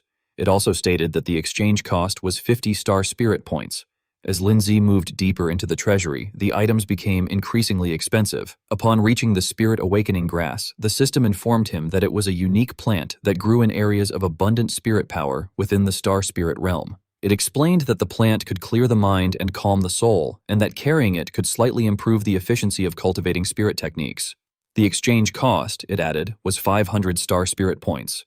Even a thin book carried a price tag of over 1,000 points. When Lindsay stopped before one such book, the system explained that 9 Luminaries Binding was a control-type spirit technique capable of summoning 9 beams of light to imprison a target, with the duration depending on the target's strength. It stated that the technique cost 1,200 star spirit points and could only be obtained within the Star Spirit Tower. However, when Lindsay saw another item that also mentioned the Star Spirit Tower, the system introduced Silent Cross as a support-type spirit technique that severed a target's connection to all energy and sealed their skills, with the duration likewise depending on the target's strength. The exchange cost was 1,400 star spirit points, and it too could only be obtained within the Star Spirit Tower. After seeing these treasures, Lindsay remarked that it was no wonder so many people were scrambling to enter the Star Spirit Tower, since anything taken out of that place would be a priceless treasure. Although he wished he could take everything with him, he understood the limitations of his funds. He lamented that every item required a large number of Star Spirit points and that 5,000 points probably would not allow him to exchange for very much. His mind immediately began weighing the advantages and disadvantages of every option in order to maximize his gains. He concluded that the spirit techniques from the Star Spirit Tower were all powerful treasures that could not be found elsewhere, and therefore spirit techniques should be his top priority when making exchanges. Eventually, Lindsay reached out toward two manuals. He reasoned that, among attacking spirit techniques, there were already Spirit Arrow and Spirit Impact, while Spirit Guardian covered defense. Since those categories were already accounted for, he determined that only control-type and support-type spirit techniques remained worth considering. Holding the manuals in his hands, he explained that 9 Luminaries Binding could be used to imprison enemies, while Silent Cross could weaken an opponent's combat power. He stated that those effects were exactly what he needed. The system appeared once again and asked him to confirm the exchange of the following items: 9 Luminaries Binding, a spirit technique, and Silent Cross, another spirit technique. It informed him that the total cost would be 2,600 star spirit points. Having already considered the matter carefully, Lindsay decisively confirmed that he wanted to proceed with the exchange. The moment he finished speaking, the two manuals transformed into brilliant rings of light and flew directly into his palm. Lindsay quickly closed his eyes and allowed his thoughts to drift. He realized that what he was receiving were the usage methods, skills, and insights related to the two spirit techniques. Although he had never actually used them before, he felt that he could already sense how powerful they were. A moment later, however, he opened his eyes and looked around before deciding on a more reasonable course of action. He concluded that it was not a suitable place to test the techniques and that he would wait for another opportunity to try them later. He also decided that the remaining star spirit points should be used to prepare some items for Xiaoshui, the rock god soldier, and the igneous rock dragon. Just as he finished speaking, a nearby stone emitted a mesmerizing pink glow that immediately attracted his attention. Curious, he picked it up for closer inspection. The system promptly displayed another set of information, explaining that the item was a star spirit fruit, a spiritual fruit grown by an ancient spirit tree nurtured by the power of star cores within the Star Spirit Tower. It stated that the fruit could deeply refine a pet beast's physical body and soul, allowing it to break through its potential limits. The exchange cost was 500 star spirit points, and, like certain other treasures, it could only be obtained within the Star Spirit Tower. Lindsay was immediately delighted, feeling as though a drowsy traveler had just found a pillow. He exclaimed that it was actually a spirit fruit capable of breaking through the limits of talent, and that this was exactly what he needed. Understanding his intention, the system promptly displayed a price list for consideration, stating that the exchange would be confirmed for 4 star spirit fruits at the cost of 2,000 star spirit points. Lindsay genuinely began thinking about how to distribute the valuable rewards among his pet beasts. He decided that Xiaoshui and the others would each receive 1 fruit, while the remaining one could either be kept as a backup or given to a future 4th pet beast. As soon as he finished speaking, the system switched to a new transaction panel, offering 8 star spirit stones for 400 star spirit points. While pressing the confirmation button, Lindsay felt that this shopping trip had been well worth the cost. He reflected that for beast tamers, spiritual strength formed the foundation of all abilities, and that the remaining star spirit points would be best spent on star spirit stones. Tossing the stones lightly in his hand, he declared that he would absorb them right there. As streams of light spread across Lindsay's hands like glowing stardust, the system mechanically announced that 8 star spirit stones had been absorbed and that his spirit strength had increased. Once everything was complete, his status panel was fully refreshed. Lindsay, Physique, 18.5/Spirit, 31. Level, Bronze Beast Tamer. Spirit Power, 3,100/3,100. Spirit Techniques, Spirit Guardian, Spirit Arrow, Spirit Impact, 9 Luminaries Binding, Silent Cross. Pets, Frost Blue, Maiden/Rock, God Soldier/Igneous Rock Dragon. Achievement Points, 2,250. The more Lindsay read, the more excited he became. He noted that with a spirit strength of 31, he had already reached the entry level of a Gold Beastmaster. He was convinced that, with his current strength, passing the silver level superior difficulty test would be effortless. The moment he left the exchange chamber, he had already formed plans for the future. He resolved that after exploring the ruins, he would complete the Silver Beastmaster assessment. Outside the tower, the crowd that had gathered to watch had not dispersed. The instant Lindsay calmly appeared before them, the area erupted with discussion. People exclaimed that he had finally come out, remarked that he was even younger than they had imagined, and marveled that they had just witnessed the first person in history to completely clear the tower. Lindsay paid no attention to the murmurs because he was busy examining a new system notification. The system announced that an achievement had been completed: Star Spirit Tower, first clear. It explained that he had become the first challenger since the tower's appearance to complete all 7 levels. The rewards granted were 1,500 achievement points, 1 spirit power potion, 1 body strengthening crystal, and 1 spirit crystal. Lindsay was thoroughly satisfied. He quietly remarked to himself that the special achievement reward was exactly as expected, and that the rewards were generous enough to compensate for the resources consumed during the previous spirit impact upgrade. At that moment, Guanning rushed toward him like a small cannonball and shouted for her brother. Lindsay quickly steadied himself and reminded her not to run so fast. She paid no attention to the warning and focused entirely on her excitement. She declared that she had known he could clear the trial and enthusiastically praised him for being amazing. Guo Xinyi also approached to congratulate him. She said that top student Lin had truly made them proud and mentioned that the young master of the Song family had been making sarcastic remarks nearby earlier, but had now been thoroughly humiliated. To prove her point, she signaled with her eyes toward where Song Chung Rui had been sitting. However, the seat was already empty. She pointed out that the moment Lindsay passed the trial, Song Chung Rui had quietly slipped away without saying a word. Unable to resist mocking him, Guo Xinyi snorted and said that he must have been too ashamed to remain any longer. She complained that people like him looked down on others and only knew how to flaunt their connections, adding that she disliked such people the most. Concerned that her anger might get the better of her, Lindsay stepped forward and gently rubbed her head. He told her not to be angry, explaining that he had never cared about Song Chung Rui in the first place and that someone like him was not worth getting upset over. Finally, finding an opportunity to speak, Zhang Manman suggested that junior brother Lin Zi must be exhausted and proposed returning to the hotel to rest. She recommended discussing the itinerary for the ruins exploration the following morning instead. Since Lin Zi had already been thinking along the same lines, he immediately agreed. He said that he would follow senior sister's suggestion and return to the hotel first. He also noted that it would be a good opportunity to distribute the star spirit fruits to Xiao Shui and the others. Before long, everyone had returned to the brightly lit hotel. 3 star spirit fruits were carefully placed on the table by Lin Zi as though they were priceless offerings. Xiao Shui and the others stared at the fruits with a mixture of curiosity and suspicion. In the end, Lin Zi personally placed a fruit into each of their hands and explained that the star spirit fruit could help them break through the limits of their potential. He emphasized that it would greatly benefit their future evolutions and instructed them to eat it. Watching Xiao Shui tilt her head back and swallow the fruit without the slightest hesitation, Lin Zi could not help feeling a sense of anticipation. He wondered just how much the star spirit fruit could improve Xiao Shui's potential, considering that she had originally only been capable of evolving to king grade.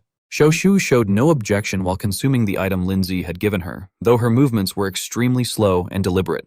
Rock Ghost, by contrast, was far more rough and direct, opening its mouth wide and swallowing it in one gulp. The igneous rock dragon imitated Xiao Shui and chose a more refined way of eating. Lin Zi observed the scene with satisfaction, feeling that his expectations were very high. At that moment, Xiao Shui's body suddenly underwent a noticeable transformation.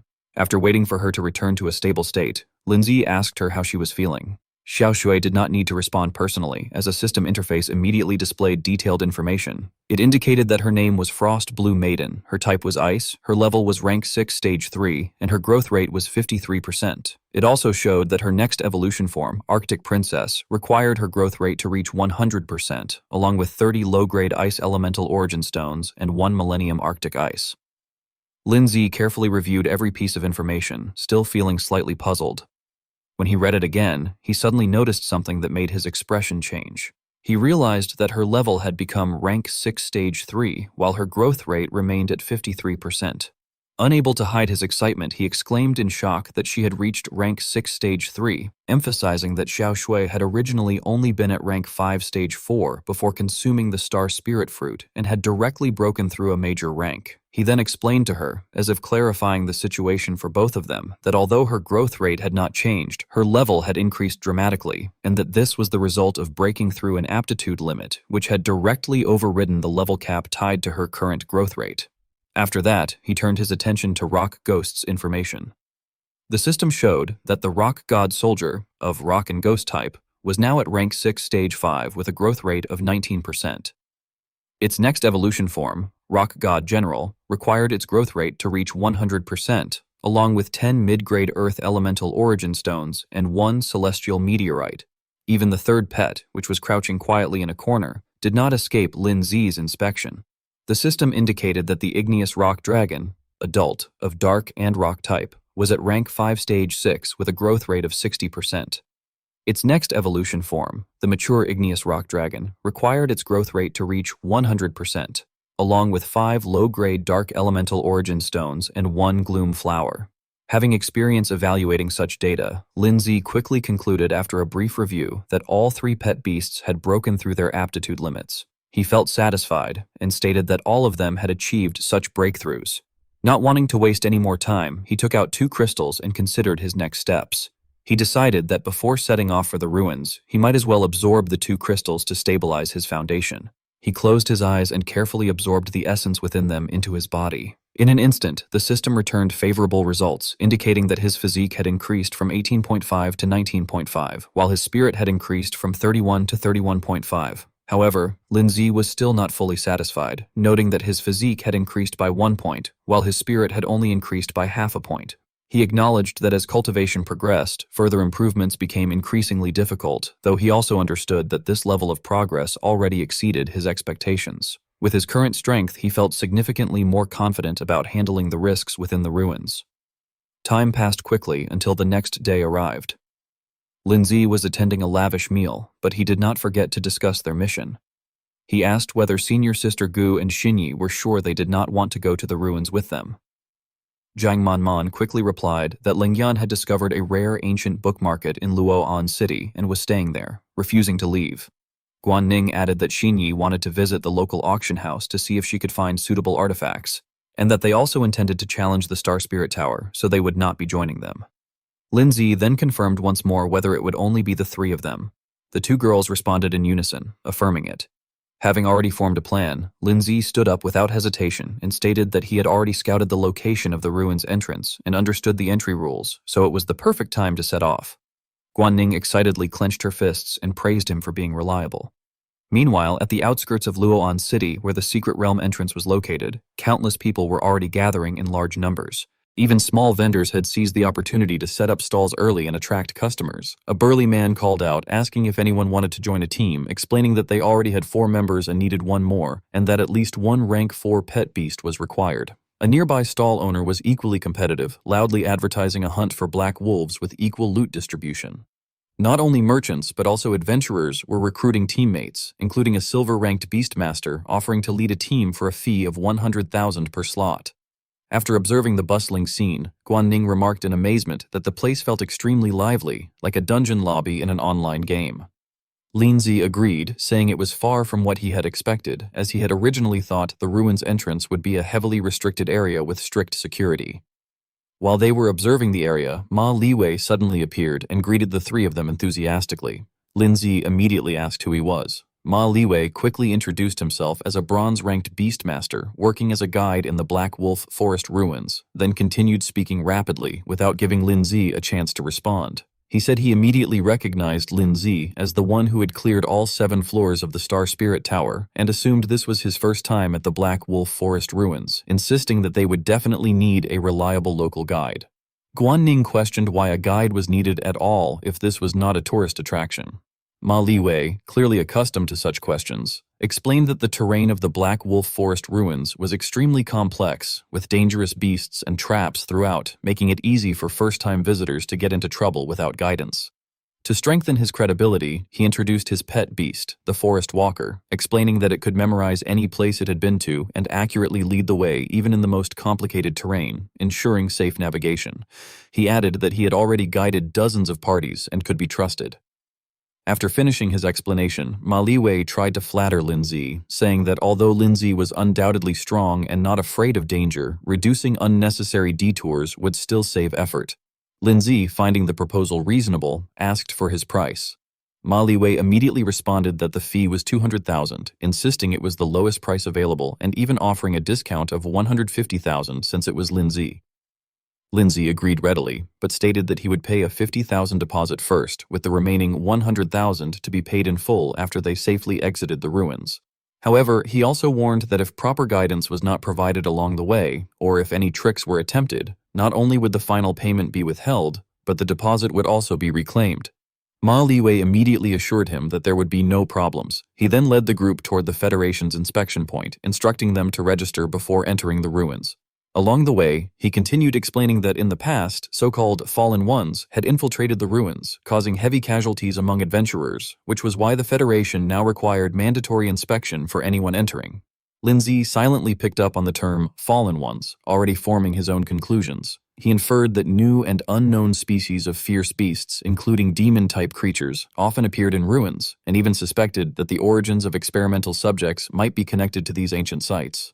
He further analyzed the situation and considered plans for his team, noting that Guanning currently only had one demon flame crimson owl, and deciding to use this opportunity to see if she could obtain a suitable second pet beast. Even as they ventured deeper, Linzi's thoughts did not stop. He considered that after completing this exploration, he would participate in the Silver Rank Beastmaster assessment, which would allow him to contract a fourth pet beast. Therefore, it would be ideal to use this opportunity to scout potential candidates in advance. Meanwhile, in a place yet undiscovered by others, a golden glowing tree stood quietly. Amid the rustling of leaves, a faint sigh echoed. A beautiful figure sitting on the tree trunk gazed into the distance and silently wished, with boredom in her voice, hoping that someone interesting would finally appear. Not long afterward, the group made their way deep into the ruins, Black Wolf Forest. Ma Liwei was no longer as carefree as he had been earlier. Instead, he crouched behind bushes like a seasoned scout. Ahead of him, his scouting beast turned back and let out a series of chirps. GGG. Taking that as the signal, Ma Liwei immediately stood up and gestured to the people behind him, telling young Master Lin and the two ladies to follow him because the path ahead was safe. Without the slightest hesitation, Linzi set off after him with the two women close behind. After only a few more steps, Guanning complained that the place was far too complicated, saying that she had only walked a short distance and was already completely lost. Zhang Manman agreed, remarking that the trees seemed to be arranged without any pattern at all, and that even her spiritual perception had been disrupted. She added that it was fortunate junior brother Linzi had found a guide, or they really would have lost their way. Realizing how important he had become to the group, Ma Liwei grinned from ear to ear and proudly explained that, before the ruins had appeared, the forest had merely been a small hill that could be crossed in half a day. However, after the ruins emerged, the entire landscape had become distorted, the trees had begun growing wildly, and the area was now more than 10 times larger than it had originally been. Guanning widened her eyes in disbelief and exclaimed that it sounded far too exaggerated. Linzi, however, appeared to believe it and calmly explained that any ruins capable of affecting such a vast region could not possibly be ordinary. Although he was still leading the way, Ma Liwei glanced back and nodded confidently, saying that it went without saying because these were the largest-scale ruins discovered in Luo'an City within the past 50 years. He then waved his hand as he introduced the layout of the area, explaining that the entire ruin was divided into 4 major regions and that they were currently in the outermost one, the Black Wolf Forest. Linzi and the other two instinctively drew out a long, understanding "oh" in response. Ma Liwei continued expanding on his explanation, saying that the second region ahead was the Misty Canyon. He then further outlined the route, explaining that once they passed through the Misty Canyon, they would arrive at their destination, the Hurricane Ring, a vast plain completely encircled by an enormous wall of wind that also served as the primary objective for most explorers.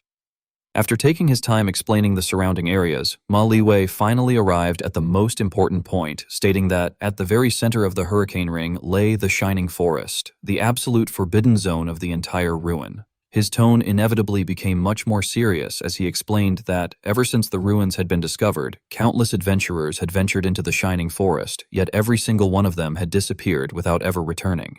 After hearing that, Lindsay quietly repeated to himself that it was a restricted zone. Regardless of the dangers awaiting them, the group continued pressing deeper into the ruins. Before long, Guan Ning glanced at the hazy silhouette beside her and casually remarked that the fog had suddenly become so dense that she could no longer see the path.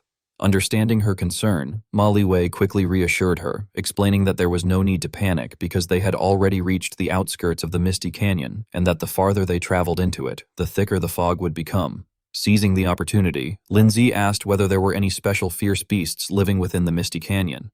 For some reason, the question caused Ma Liwei to freeze momentarily before he stiffly replied that there was only a single fierce beast in the entire Misty Canyon. Lindsay, Guanning, and Zhang Manman immediately echoed one another in astonishment, asking if there was really only one. Cold sweat broke out across Ma Liwei's forehead as he hesitantly revealed that it was true. After pausing briefly as though recalling the creature's terrifying appearance, he finally explained that the beast was known as the Mist Shadow Nine-Headed Hydra. However, the more he spoke about it, the more violently his body trembled. He explained that all of the fog filling the Misty Canyon was released from the Hydra's body and that the entire canyon was its domain. He even shared a well-known story about the monster, explaining that when the ruins had first been discovered, Lord Ren Hunkyu had personally led the campaign against the Mist Shadow Nine-Headed Hydra. Even so, Lord Ren Hunkyu had ultimately been defeated and had even lost one of his contracted pet beasts during the battle. The most terrifying revelation, however, came from Ma Liwei, who concluded that the Mist Shadow Nine-Headed Hydra had emerged from its battle completely unharmed. The two young women accompanying Lindsay were so shocked by this feat that they could only stare in stunned silence, remarking that it was terrifying. Although Lindsay did not react as dramatically as they did, he admitted with deep admiration that Ren Hunkyu was a legendary beastmaster who possessed a rank 9 king-grade pet beast, and that if even someone of his caliber had been unable to defeat the creature, then the Mist Shadow Nine-Headed Hydra had to be a Saint-grade fierce beast, a level far beyond king-grade. Deep down, Lindsay could not help worrying, thinking that even with his cheat, there was no way he could challenge a Saint-grade fierce beast at his current strength. Nevertheless, he calmly continued gathering information from Ma Liwei by asking how previous explorers had managed to pass through the Misty Canyon if such a terrifying beast was guarding the place. Having regained some of his composure, Ma Liwei immediately slipped back into the role of a knowledgeable guide. He explained that although the Mist Shadow Nine-Headed Hydra was indeed terrifying, it did not attack people indiscriminately. Instead, it only targeted individuals with relatively high spiritual strength, meaning that anyone below the gold rank Beastmaster level would generally be ignored. Upon hearing this, Guanning immediately clutched her head in relief and exclaimed that everything finally made sense and that it was a huge relief. However, no sooner had she finished speaking than she and Zhang Manman instinctively turned to look at the man standing between them. Lindsay understood exactly why they were looking at him, but he could only sigh inwardly, realizing that his spiritual strength had already reached 31.5, which definitely placed him at the gold rank Beastmaster level. The awkward silence among the group soon caught Ma Liwei's attention. After staring at them for a long moment, realization finally dawned on him. In disbelief, he stammered as he asked whether young Master Lin's spiritual strength had already reached the gold rank. Before anyone could respond, a violent gale suddenly swept toward them at incredible speed. Reacting instantly, Lindsay scooped Guanning into his arms and shouted for everyone to be careful. As the immediate danger subsided, the mist nightmare leisurely appeared before the group. Without uttering a single word, it simply focused on swinging the long whip in its hand.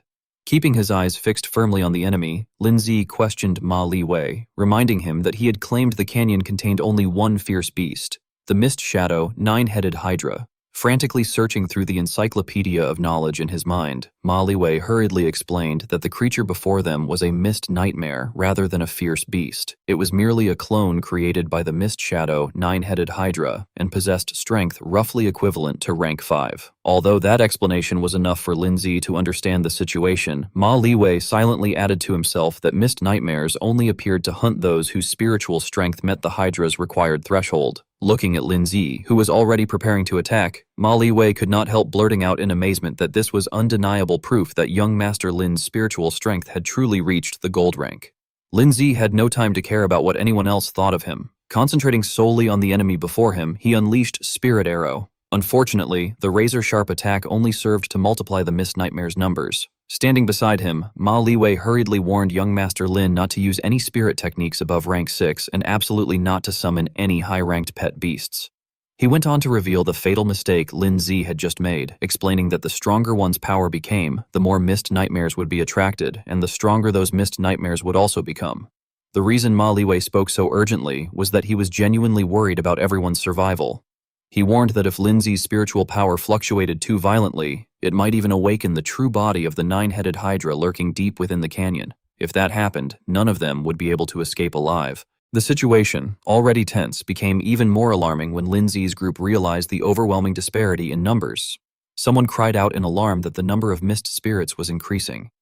Lin Zi quickly weighed their options and realized that he could not use spirit techniques of rank 6 or higher, nor could he summon any pets, because if the Hydra were alerted, everyone would die.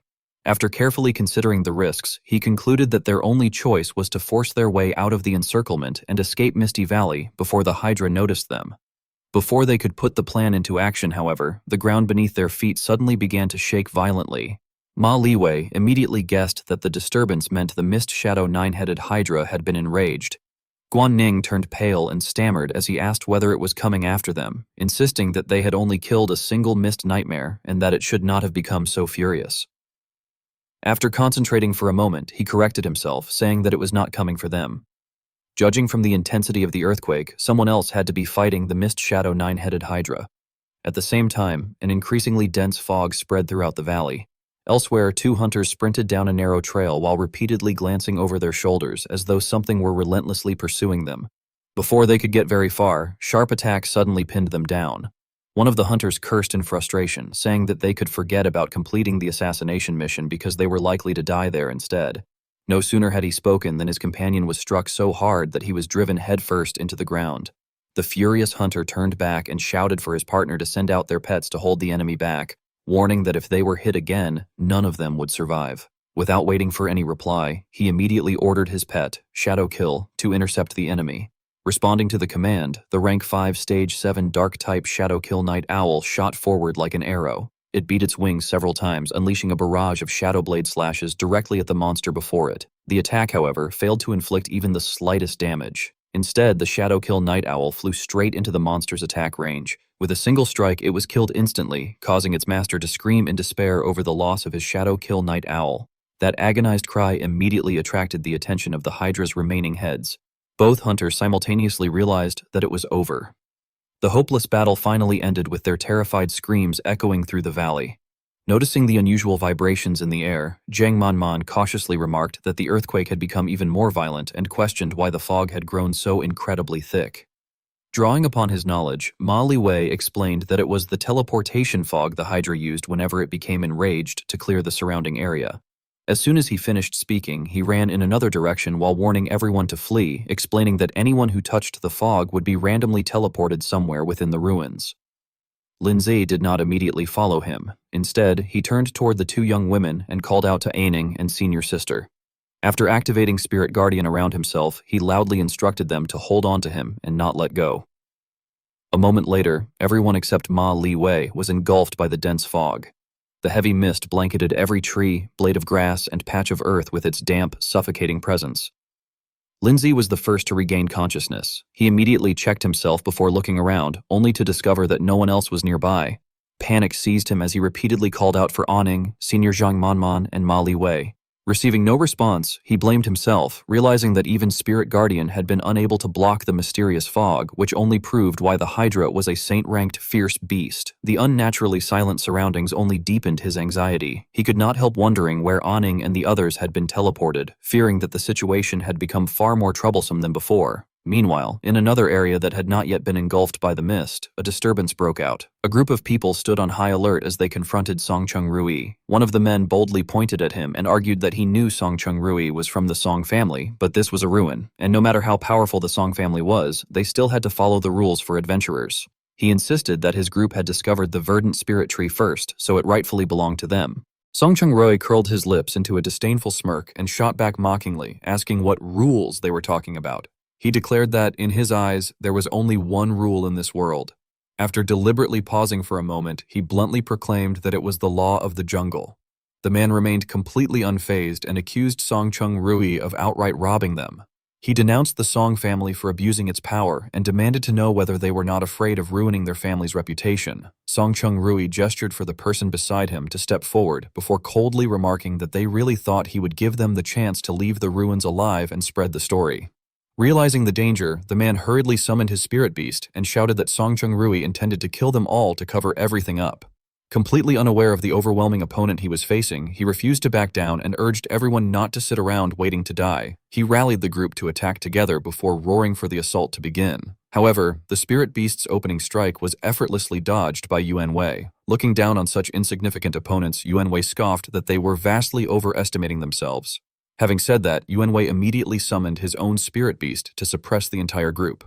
The moment it appeared, he wasted no time ordering the summoned death messenger to kill every one of those troublesome fools. Elsewhere, Lin Zi continued making his way through the dense forest in search of his companions. Before long, the sounds of clashing combat reached his ears, immediately drawing his attention. Thinking to himself that he could hear fighting up ahead, he decided it was the perfect opportunity to investigate and hopefully find Aining and the others. Yuan Wei effortlessly defeated everyone who stood in his way. However, because there were simply too many enemies, one man managed to slip through the net and flee while gasping for breath. Even so, Yuan Wei's pet beast was no amateur, and its relentless pursuit left the fleeing man overwhelmed with despair as he cried that it was over and that everything was over. As the summoned death messenger ghost raised its scythe to deliver the finishing blow, the man abandoned all hope and screamed a curse, shouting that the Song family was damned and that they would all rot in hell. Nevertheless, fate could not be changed. A streak of blood followed the ghost's razor-sharp swing, and the unfortunate victim collapsed lifelessly onto the ground like an autumn leaf. Seeing that the man's fate had already been sealed, Yuan Wei calmly walked over to inspect the corpse. After taking in the miserable sight before him, he coldly remarked that it was pathetic. At that moment, Song Chung-rui, who had arrived unnoticed, stretched lazily before asking whether everything had been taken care of. Yuan Wei respectfully inclined his head and reported that everything had been completed, that there were no survivors, and that the task was finished. After glancing at the bodies scattered across the ground, Song Chung-rui sneered that those people had received exactly what they deserved for daring to oppose the Song family.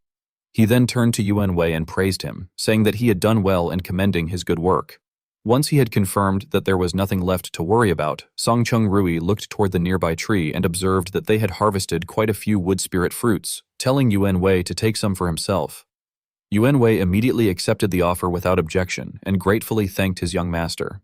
As his hand touched the first fruit, Yuan Wei's thoughts stirred with excitement. He reflected that wood spirit fruits were heavenly treasures that blossomed only once every century and were extraordinarily rare. While examining the glowing fruit in his hand, he silently calculated that when consumed by pet beasts, the fruits tempered their bodies and could even improve their aptitude. Although they had no effect on undead pet beasts, he still possessed 2 other pet beasts that could benefit from them. Just then, a disturbance from the nearby bushes pulled Yuan Wei out of his thoughts. Song Chung-rui noticed it as well and loudly demanded to know who was hiding there, ordering the person to come out immediately. Realizing that concealment was no longer possible, the shadowy figure casually emerged from the bushes. Upon recognizing Lin Zi, Song Chung-rui involuntarily raised his voice and demanded to know what he was doing there. Lin Zi ignored the foolish question entirely. Instead, he silently mocked the man to himself, thinking that the young master of the Song family from outside the Star Soul Tower had appeared before him again by sheer coincidence. Unaware of Lin Zi's contemptuous thoughts, Song Chung-rui continued shouting that the brat actually had the nerve to show his face before him again. However, Song Chung-rui's unusually hostile attitude only caused Lin Zi to grow suspicious. He wondered what the man's problem was, thinking that they had crossed paths only once at the Star Soul Tower, and questioning why Song Chung-rui seemed to harbor such an enormous grudge against him. Before that question could be answered, something else caught Lin Zi's attention. His eyes fell upon the motionless bodies lying beneath the tree, and he involuntarily murmured that this was... With nothing more than that brief glance, he immediately pieced everything together. He realized that he had stumbled directly into the aftermath of a robbery and massacre. At the same time, he grimly concluded that since the culprits had left no survivors and he had caught them red-handed, there was no chance they would allow him to leave alive. While Lin Zi was still deep in thought, Yuan Wei stepped forward, prepared to attack. Before making his move, however, he revealed that Lin Zi was surprisingly still alive and remarked that the assassins they had hired must have been complete trash. Lin Zi finally understood what had happened and asked whether they had hired assassins to kill him immediately after the events at the Star Soul Tower. Having already decided that Lin Zi would never leave alive, Song Chung-rui openly admitted that Lin Zi was at least smart enough to figure that much out. He bitterly declared that Lin Zi had stolen all the attention at the Star Soul Tower, humiliated him in public, and should have died long ago. At the same time, Yuan Wei summoned his pet beast and declared that since Lin Zi had discovered them robbing those people and now knew about the hired assassins, there was absolutely no possibility that he would leave the plane alive that day. Smiling confidently, Yuan Wei added that he would not grant Lin Zi a quick death, but would instead make him suffer a fate far worse than death. Lin Zi, however, paid little attention to their threats. Rather than worrying about whether he would fight, he focused on how he should do so. He carefully observed that there was no mist from the canyon in the area and that all the noise they had made had failed to attract the Mist Shadow Hydra, concluding that they were completely outside the boundaries of the Mist Canyon. After confirming the terrain, Lin Zi tilted his head and calmly responded that, in that case, he no longer needed to hold back either. As he spoke, he summoned his two pet beasts to his side. The moment Yuan Wei saw the pair, he immediately reviewed the intelligence he had gathered, recalling that Lin Zi supposedly possessed 2 rank 5 pet beasts and 1 rank 4 pet beast. Convinced that such strength posed no real threat, he arrogantly scoffed, asking whether Lin Zi truly believed a mere pair of rank 5 pet beasts could show off before a rank 8 death-calling emissary. Without wasting another second, Yuan Wei ordered his pet beast to attack, commanding the death-calling emissary to kill Lin Zi. However, before the summoned death messenger ghost could swing its scythe, Lin Zi's 2 pet beasts unleashed the crystal mirror skill in perfect coordination. The technique formed a sturdy crystal shield that successfully blocked the ghost's devastating strike. Unfortunately, because the defense had been erected in haste, the crystal mirror shattered almost instantly under the tremendous force. Seeing Xiao Shui at a disadvantage, Lin Zi quickly cast a support skill. Yet the scythe, whose blade had been corroded by nearly half, regenerated completely in the blink of an eye as though nothing had happened. Witnessing the bizarre phenomenon, Lin Zi inwardly questioned whether it had healed instantly. Noticing the tension on Lin Zi's face, Yuan Wei smugly boasted, asking whether Lin Zi had truly believed that a rank 8 death-calling emissary could be damaged so easily. Without giving Lin Zi even a moment to recover, Yuan Wei immediately launched another assault, declaring that he would show Lin Zi exactly what happened to anyone who crossed the Song family and dared to offend those far above his station. Lin Zi tensely watched the slash sweep past before his eyes. Even Xiao Shui and Rock Ghost had their legs bound by vines that burst from the ground. She suddenly turned sharply, as if she had sensed something behind her. It turned out to be a direct attack aimed at Lin Zi, but he tilted his head in time to avoid it. Even so, the speed of the slash was enough to cut off a lock of Lin Zi's hair. Stepping carefully, he remarked that this was not his first time facing the pressure of a rank 8 beast. Lin Zi thought to himself that the igneous rock dragon and the Atra giant bug leader he had fought before had both been rank 8 fierce beasts. He slowly recalled that, in the past, when Xiao Shui and the rock god soldier had fused, using a power-up card had allowed them to reach rank 8. As the battle with the summoned death messenger ghost became more difficult, he reflected that he did not currently have a power-up card with him. More importantly, he realized that this death-calling emissary was an undead pet beast with intangibility, making it far harder to deal with than the previous rank 8s. Seeing Lin Zi hesitate, Yuan Wei immediately mocked him by asking whether he was starting to feel scared now, since he had acted so high and mighty back at the Star Soul Tower. Even Song Chung-rui, who had done nothing himself, arrogantly reminded Lin Zi that this young master was giving him one last chance. He then ordered Lin Zi to kneel down and beg for mercy immediately, saying that he might just leave Lin Zi's corpse intact. Lin Zi showed no sign of worry and calmly asked what would happen if he refused. Song Chung-rui flew into a rage and cursed that Lin Zi was already at death's door and was still acting tough. He ordered Elder Yuan to kill him and tear him to pieces. Yuan Wei loudly replied that he understood, young master. As Yuan Wei acted, the whole sky seemed to grow dim. He declared that it was time to show Lin Zi the massive gap between him and a true powerhouse. Yuan Wei then activated a skill called Spirit Technique, Soul Devouring Domain. The surrounding space was immediately compressed into a magical box. Lin Zi tensely listened as Yuan Wei threatened that, inside the soul-devouring domain, Lin Zi's spirit power consumption would double and his pet beast's ranks would be suppressed. Yuan Wei proudly continued that, meanwhile, his emissary would receive a massive boost from the domain, making it truly immortal. After hearing this, Lin Zi seriously assessed the situation and concluded that it was a domain-type spirit technique. He realized that this was the real reason the exploration team had been wiped out. He shouted an order to Rock Ghost, telling it to enter Rock God Soldier. Ghost General Form. Rock Ghost and Xiaoshui quickly began searching for a way to combine. Xiaoshui frowned as she slowly released the power of her body. Both of them were protected within Linzi's spirit guardian barrier.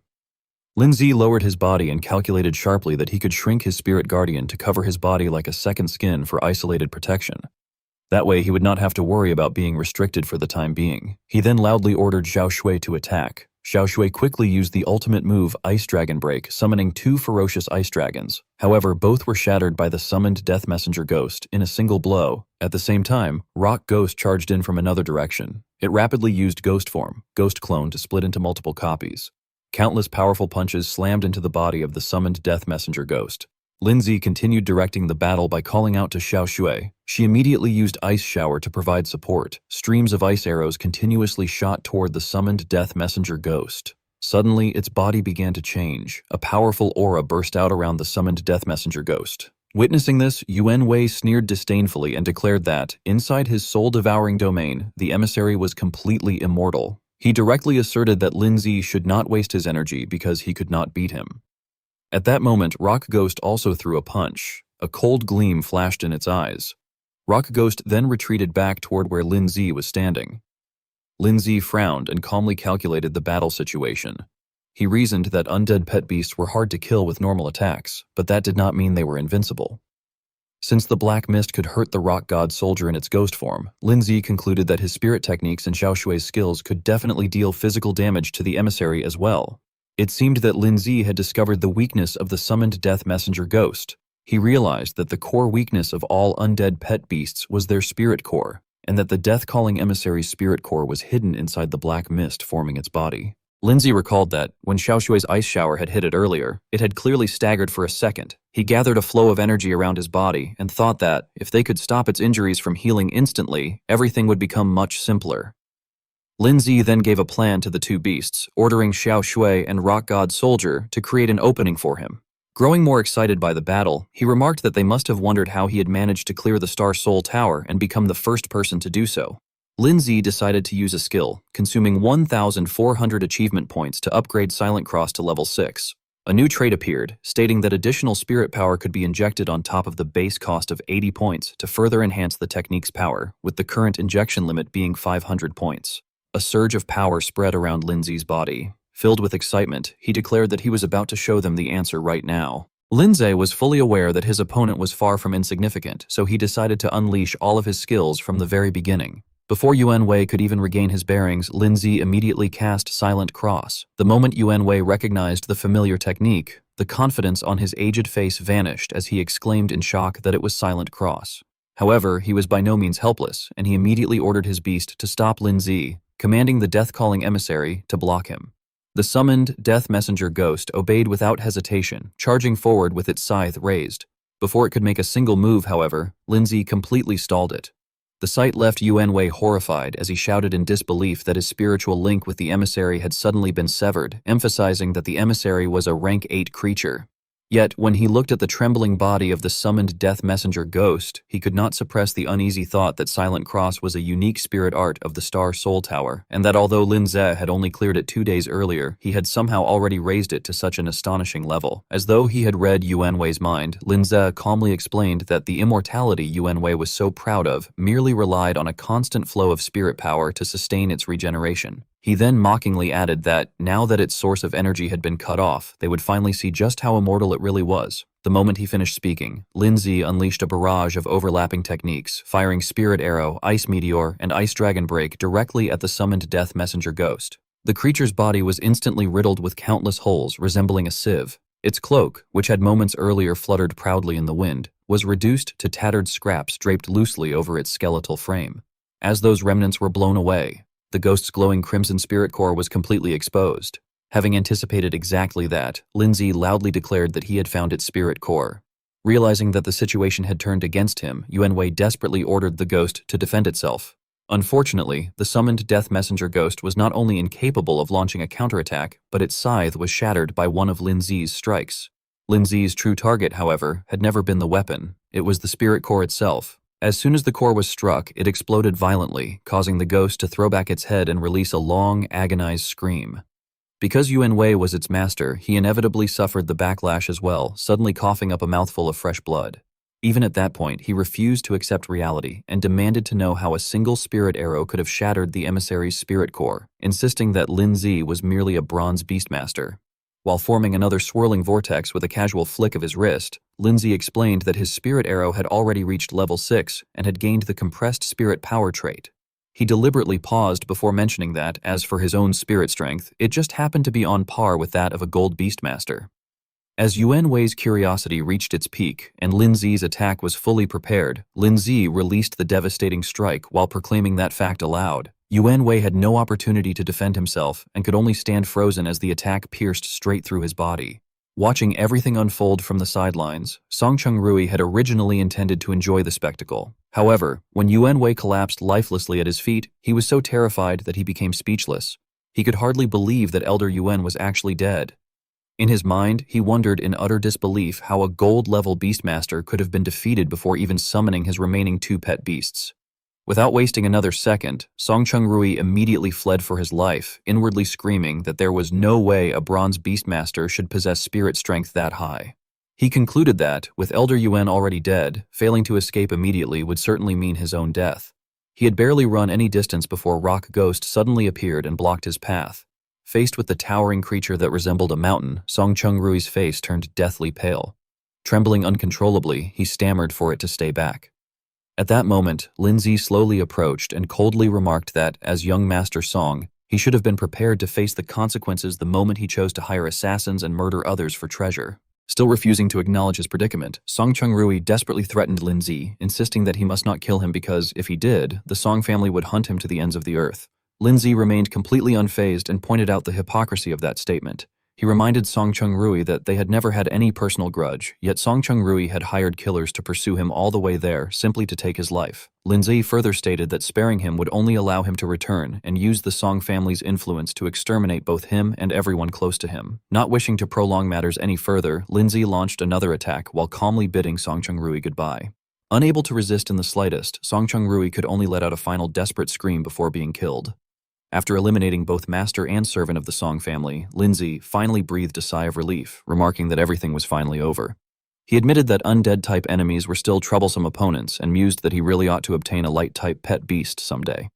Before he could finish the thought, however, a new system notification appeared before his eyes. The notification announced that he had unlocked a new achievement titled First Gold Kill for defeating a gold-level beastmaster for the first time. His rewards included 500 achievement points, 1 spirit power potion, a 3% growth rate increase for Frost Blue Maiden, and a 4% growth rate increase for Rock God Soldier. After carefully reading the entire notification, Lin Zi felt a surge of delight. He reflected that the battle had been a close one, but both of his pets had received growth boosts, and he had even unlocked a brand new achievement, making the overall gains well worth the effort. Turning toward the 2 exhausted companions sitting on the grass, Lin Zi praised them for doing a great job and told them to get some rest. As he spoke, his attention shifted toward the lone tree nearby. Thinking to himself, he realized that the wood spirit fruit could temper the body and heal injuries, making it perfect for helping them recover. With no one left to stop him, Lin Zi leisurely harvested the fruit from the tree. Moments later, he had piled 2 large heaps of fruit in front of his 2 pet beasts, before kindly instructing them to eat, assuring them that the fruit was every bit as beneficial as the star spirit fruit. Xiao Shui and Rock Ghost wasted no time and eagerly began devouring the fruit. Watching them with satisfaction, Lin Zi observed that the healing effects were incredible. Afterward, he looked around the surrounding ruins and silently formulated his next plan, concluding that the ruin was far too dangerous and that he needed to find Ning, Senior Liu Man, and Ma Liwei as quickly as possible.